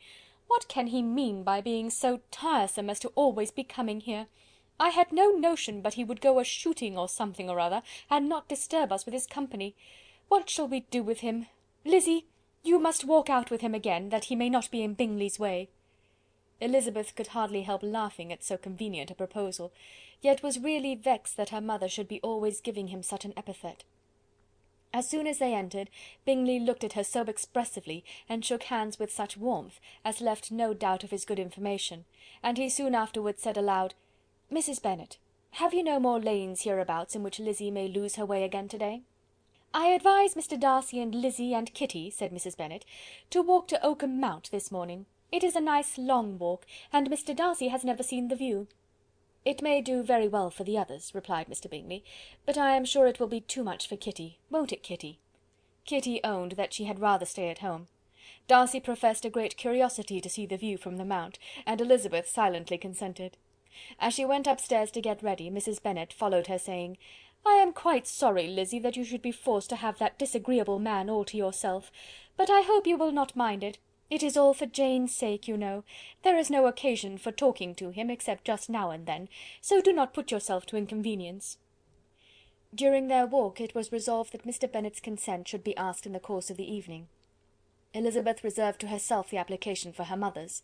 She could not determine how her mother would take it, sometimes doubting whether all his wealth and grandeur would be enough to overcome her abhorrence of the man. But whether she were violently set against the match, or violently delighted with it, it was certain that her manner would be equally ill adapted to do credit to her sense, and she could no more bear that Mr. Darcy should hear the first raptures of her joy than the first vehemence of her disapprobation. In the evening, soon after Mr. Bennet withdrew to the library, she saw Mr. Darcy rise also and follow him, and her agitation on seeing it was extreme. She did not fear her father's opposition, but he was going to be made unhappy, and that it should be through her means, that she, his favourite child, should be distressing him by her choice, should be filling him with fears and regrets in disposing of her, was a wretched reflection, and she sat in misery till Mr. Darcy appeared again, when, looking at him, she was a little relieved by his smile. In a few minutes he approached the table where she was sitting with Kitty, and while pretending to admire her work, said in a whisper, "Go to your father, he wants you in the library." She was gone directly. Her father was walking about the room, looking grave and anxious. "Lizzy," said he, "what are you doing? Are you out of your senses to be accepting this man? Have you not always hated him?" How earnestly did she then wish that her former opinions had been more reasonable, her expressions more moderate! It would have spared her from explanations and professions which it was exceedingly awkward to give, but they were now necessary, and she assured him, with some confusion, of her attachment to Mr. Darcy. "Or, in other words, you are determined to have him. He is rich, to be sure, and you may have more fine clothes and fine carriages than Jane, but will they make you happy?" "Have you any other objection," said Elizabeth, "than your belief in my indifference?" "None at all. We all know him to be a proud, unpleasant sort of man, but this would be nothing if you really liked him." I do like him," she replied with tears in her eyes. "I love him. Indeed, he has no improper pride. He is perfectly amiable. You do not know what he really is. Then pray do not pain me by speaking of him in such terms." "Lizzy," said her father, "I have given him my consent. He is the kind of man indeed to whom I should never dare refuse anything which he condescended to ask. I now give it to you, if you are resolved on having him. But let me advise you to think better of it. I know your disposition, Lizzy. I know that you could be neither happy nor respectable unless you truly esteemed your husband, unless you looked up to him as a superior. Your lively talents would place you in the greatest danger in an unequal marriage. You could scarcely escape discredit and misery. My child, let me not have the grief of seeing you unable to respect your partner in life. You know not what you are about." Elizabeth, still more affected, was earnest and solemn in her reply, and at length, by repeated assurances that Mr. Darcy was really the object of her choice, by explaining the gradual change which her estimation of him had undergone, relating her absolute certainty that his affection was not the work of a day, but had stood the test of many months' suspense, and enumerating with energy all his good qualities, she did conquer her father's incredulity, and reconcile him to the match. "Well, my dear," said he, when she ceased speaking, "I have no more to say. If this be the case, he deserves you. I could not have parted with you, my Lizzy, to any one less worthy." To complete the favourable impression, she then told what Mr. Darcy had voluntarily done for Lydia. He heard her with astonishment. This is an evening of wonders indeed! And so Darcy did everything, made up the match, gave the money, paid the fellow's debts, and got him his commission. So much the better. It will save me a world of trouble and economy. Had it been your uncle's doing, I must and would have paid him. But these violent young lovers carry everything their own way. I shall offer to pay him to-morrow. He will rant and storm about his love for you, and there will be an end of the matter." He then recollected her embarrassment a few days before, on his reading Mr. Collins's letter, and after laughing at her some time, allowed her at last to go, saying, as she quitted the room, "If any young men come for Mary or Kitty, send them in, for I am quite at leisure." Elizabeth's mind was now relieved from a very heavy weight, and after half an hour's quiet reflection in her own room, she was able to join the others with tolerable composure. Everything was too recent for gaiety, but the evening passed tranquilly away. There was no longer anything material to be dreaded, and the comfort of ease and familiarity would come in time. When her mother went up to her dressing room at night, she followed her and made the important communication. Its effect was most extraordinary, for on first hearing it, Mrs. Bennet sat quite still and unable to utter a syllable. Nor was it under many, many minutes that she could comprehend what she heard, though not in general backward to credit what was for the advantage of her family, or that came in the shape of a lover to any of them. She began at length to recover, to fidget about in her chair, get up, sit down again, wonder and bless herself. "Good gracious! Lord bless me! Only think! Dear me, Mr. Darcy! Who would have thought it? And is it really true? Oh, my sweetest Lizzy! How rich and how great you will be! What pin money, what jewels, what carriages you will have! Jane's is nothing to it, nothing at all. I am so pleased, so happy! Such a charming man, so handsome, so tall! Oh, my dear Lizzy, pray apologize for my having disliked him so much before. I hope you will overlook it. Dear, dear Lizzy, a house in town, everything that is charming, 3 daughters married, 10,000 a year! Oh Lord, what will become of me? I shall go distracted." This was enough to prove that her approbation need not be doubted, and Elizabeth, rejoicing that such an effusion was heard only by herself, soon went away. But before she had been 3 minutes in her own room, her mother followed her. "My dearest child," she cried, "I can think of nothing else. 10,000 a year, and very likely more. 'Tis as good as a lord. And a special licence. You must and shall be married by a special licence. But, my dearest love, tell me what dish Mr. Darcy is particularly fond of, that I may have it to-morrow." This was a sad omen of what her mother's behaviour to the gentleman himself might be, and Elizabeth found that, though in the certain possession of his warmest affection, and secure of her relations' consent, there was still something to be wished for. But the morrow passed off much better than she expected, for Mrs. Bennet luckily stood in such awe of her intended son-in-law, that she ventured not to speak to him, unless it was in her power to offer him any attention, or mark her deference for his opinion. Elizabeth had the satisfaction of seeing her father taking pains to get acquainted with him, and Mr. Bennet soon assured her that he was rising every hour in his esteem. "I admire all my 3 sons-in-law highly," said he. "Wickham, perhaps, is my favourite, but I think I shall like your husband quite as well as Jane's." Chapter 59. Chapter 60. Elizabeth's spirits soon rising to playfulness again, she wanted Mr. Darcy to account for his ever having fallen in love with her. "How could you begin?" said she. "I can comprehend your going on charmingly, when once you had made a beginning, but what could set you off in the first place?" "I cannot fix the hour, or the spot, or the look, or the words, which laid the foundation. It is too long ago. I was in the middle of it before I knew that I had begun. My beauty you had early withstood, and as for my manners, my behaviour to you was at least always bordering on the uncivil, and I never spoke to you without rather wishing to give you pain than not. Now be sincere. Did you admire me for my impertinence?" For the liveliness of your mind, I did. You may as well call it impertinence at once. It was very little less. The fact is that you were sick of civility, of deference, of officious attention. You were disgusted with the women who were always speaking and looking and thinking for your approbation alone. I roused and interested you because I was so unlike them. Had you not been really amiable, you would have hated me for it, but in spite of the pains you took to disguise yourself, your feelings were always noble and just, and in your heart you thoroughly despised the persons who so assiduously courted you. There, I have saved you the trouble of accounting for it, and really, all things considered, I begin to think it perfectly reasonable. To be sure, you knew no actual good of me, but nobody thinks of that when they fall in love. Was there no good in your affectionate behaviour to Jane while she was ill at Netherfield? Dearest Jane! Who could have done less for her? But make a virtue of it by all means. My good qualities are under your protection, and you are to exaggerate them as much as possible, and in return it belongs to me to find occasions for teasing and quarrelling with you as often as may be, and I shall begin directly by asking you what made you so unwilling to come to the point at last? What made you so shy of me when you first called, and afterwards dined here? Why, especially when you called, did you look as if you did not care about me? Because you were grave and silent, and gave me no encouragement. But I was embarrassed, and so was I. You might have talked to me more when you came to dinner. A man who had felt less might. How unlucky that you should have a reasonable answer to give, and that I should be so reasonable as to admit it. But I wonder how long you would have gone on, if you had been left to yourself. I wonder when you would have spoken, if I had not asked you. My resolution of thanking you for your kindness to Lydia had certainly great effect. Too much, I am afraid, for what becomes of the moral if our comfort springs from a breach of promise? For I ought not to have mentioned the subject. This will never do. You need not distress yourself. The moral will be perfectly fair. Lady Catherine's unjustifiable endeavours to separate us were the means of removing all my doubts.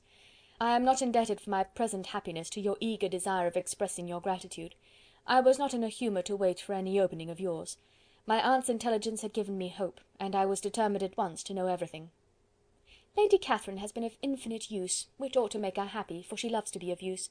But tell me, what did you come down to Netherfield for? Was it merely to write to Longbourn and be embarrassed, or had you intended any more serious consequence? My real purpose was to see you, and to judge, if I could, whether I might ever hope to make you love me. My avowed one, or what I avowed to myself, was to see whether your sister was still partial to Bingley, and if she were, to make the confession to him which I have since made. Shall you ever have the courage to announce to Lady Catherine what is to befall her?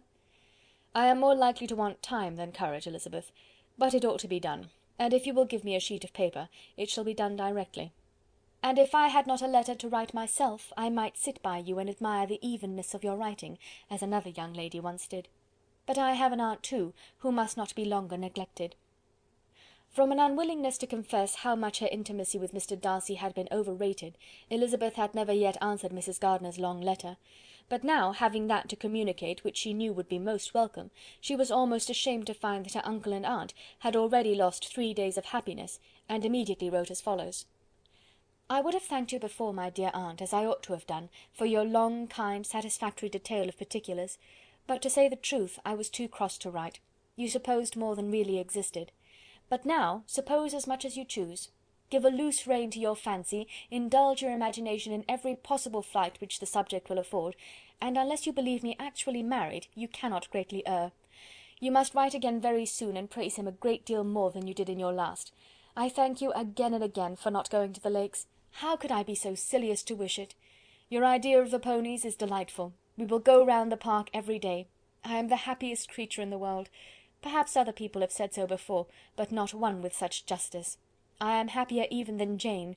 She only smiles. I laugh. Mr. Darcy sends you all the love in the world that he can spare from me. You are all to come to Pemberley at Christmas. Yours, etc. Mr. Darcy's letter to Lady Catherine was in a different style, and still different from either was what Mr. Bennet sent to Mr. Collins in reply to his last. Dear Sir, I must trouble you once more for congratulations. Elizabeth will soon be the wife of Mr. Darcy. Console Lady Catherine as well as you can. But if I were you, I would stand by the nephew. He has more to give. Yours sincerely, etc.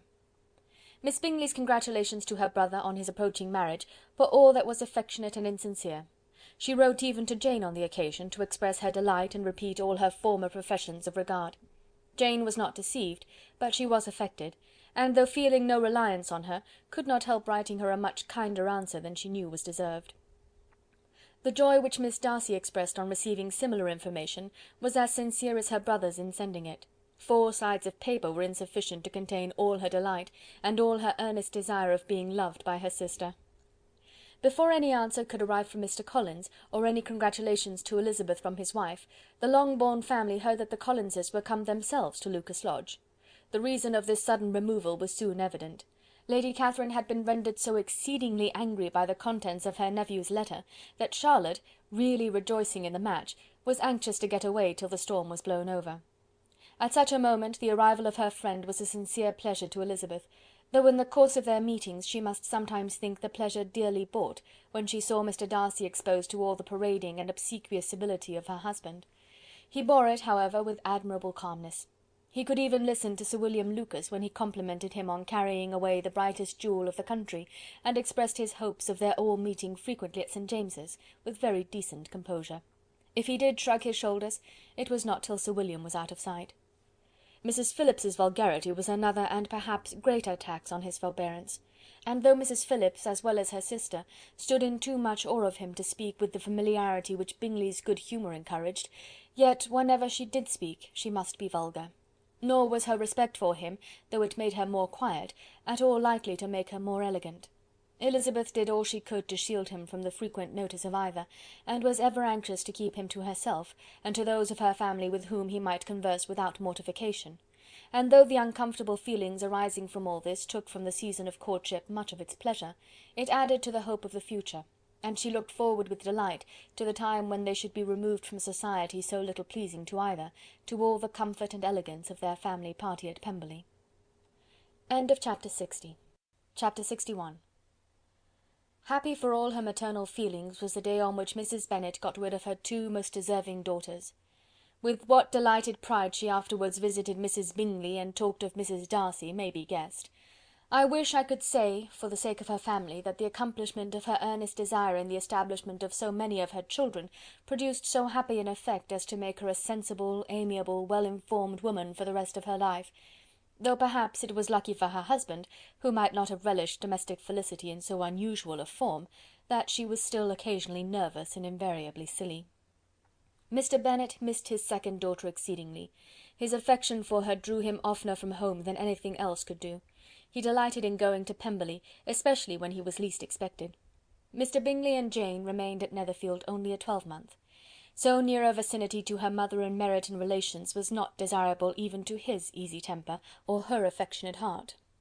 The darling wish of his sisters was then gratified.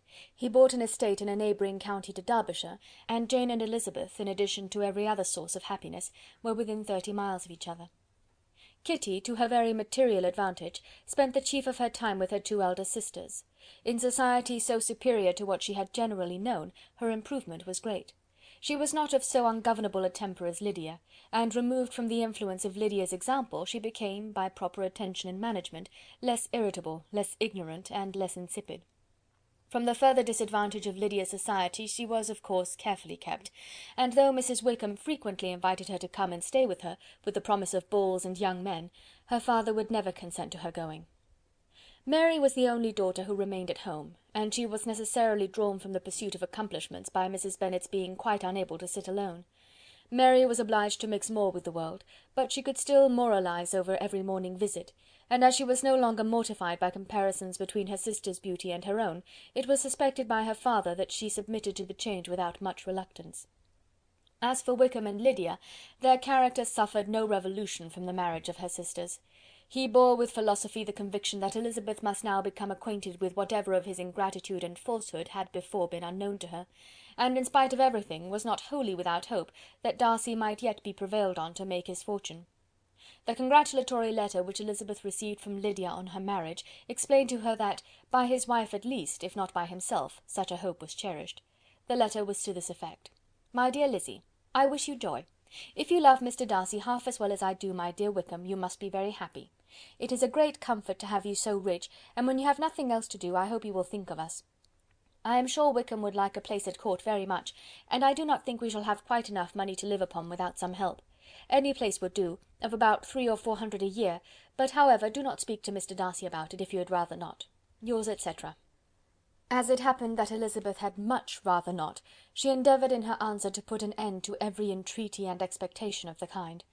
Such relief, however, as it was in her power to afford, by the practice of what might be called economy in her own private expenses, she frequently sent them.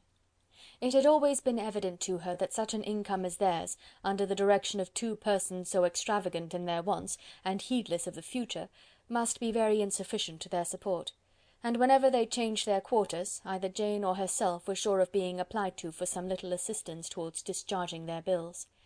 Their manner of living, even when the restoration of peace dismissed them to a home, was unsettled in the extreme. They were always moving from place to place in quest of a cheap situation, and always spending more than they ought.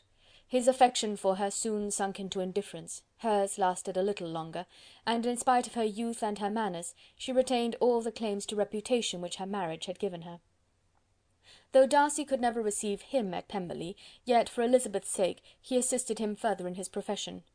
Lydia was occasionally a visitor there, when her husband was gone to enjoy himself in London or Bath, and with the Bingleys they both of them frequently stayed so long, that even Bingley's good humour was overcome, and he proceeded so far as to talk of giving them a hint to be gone.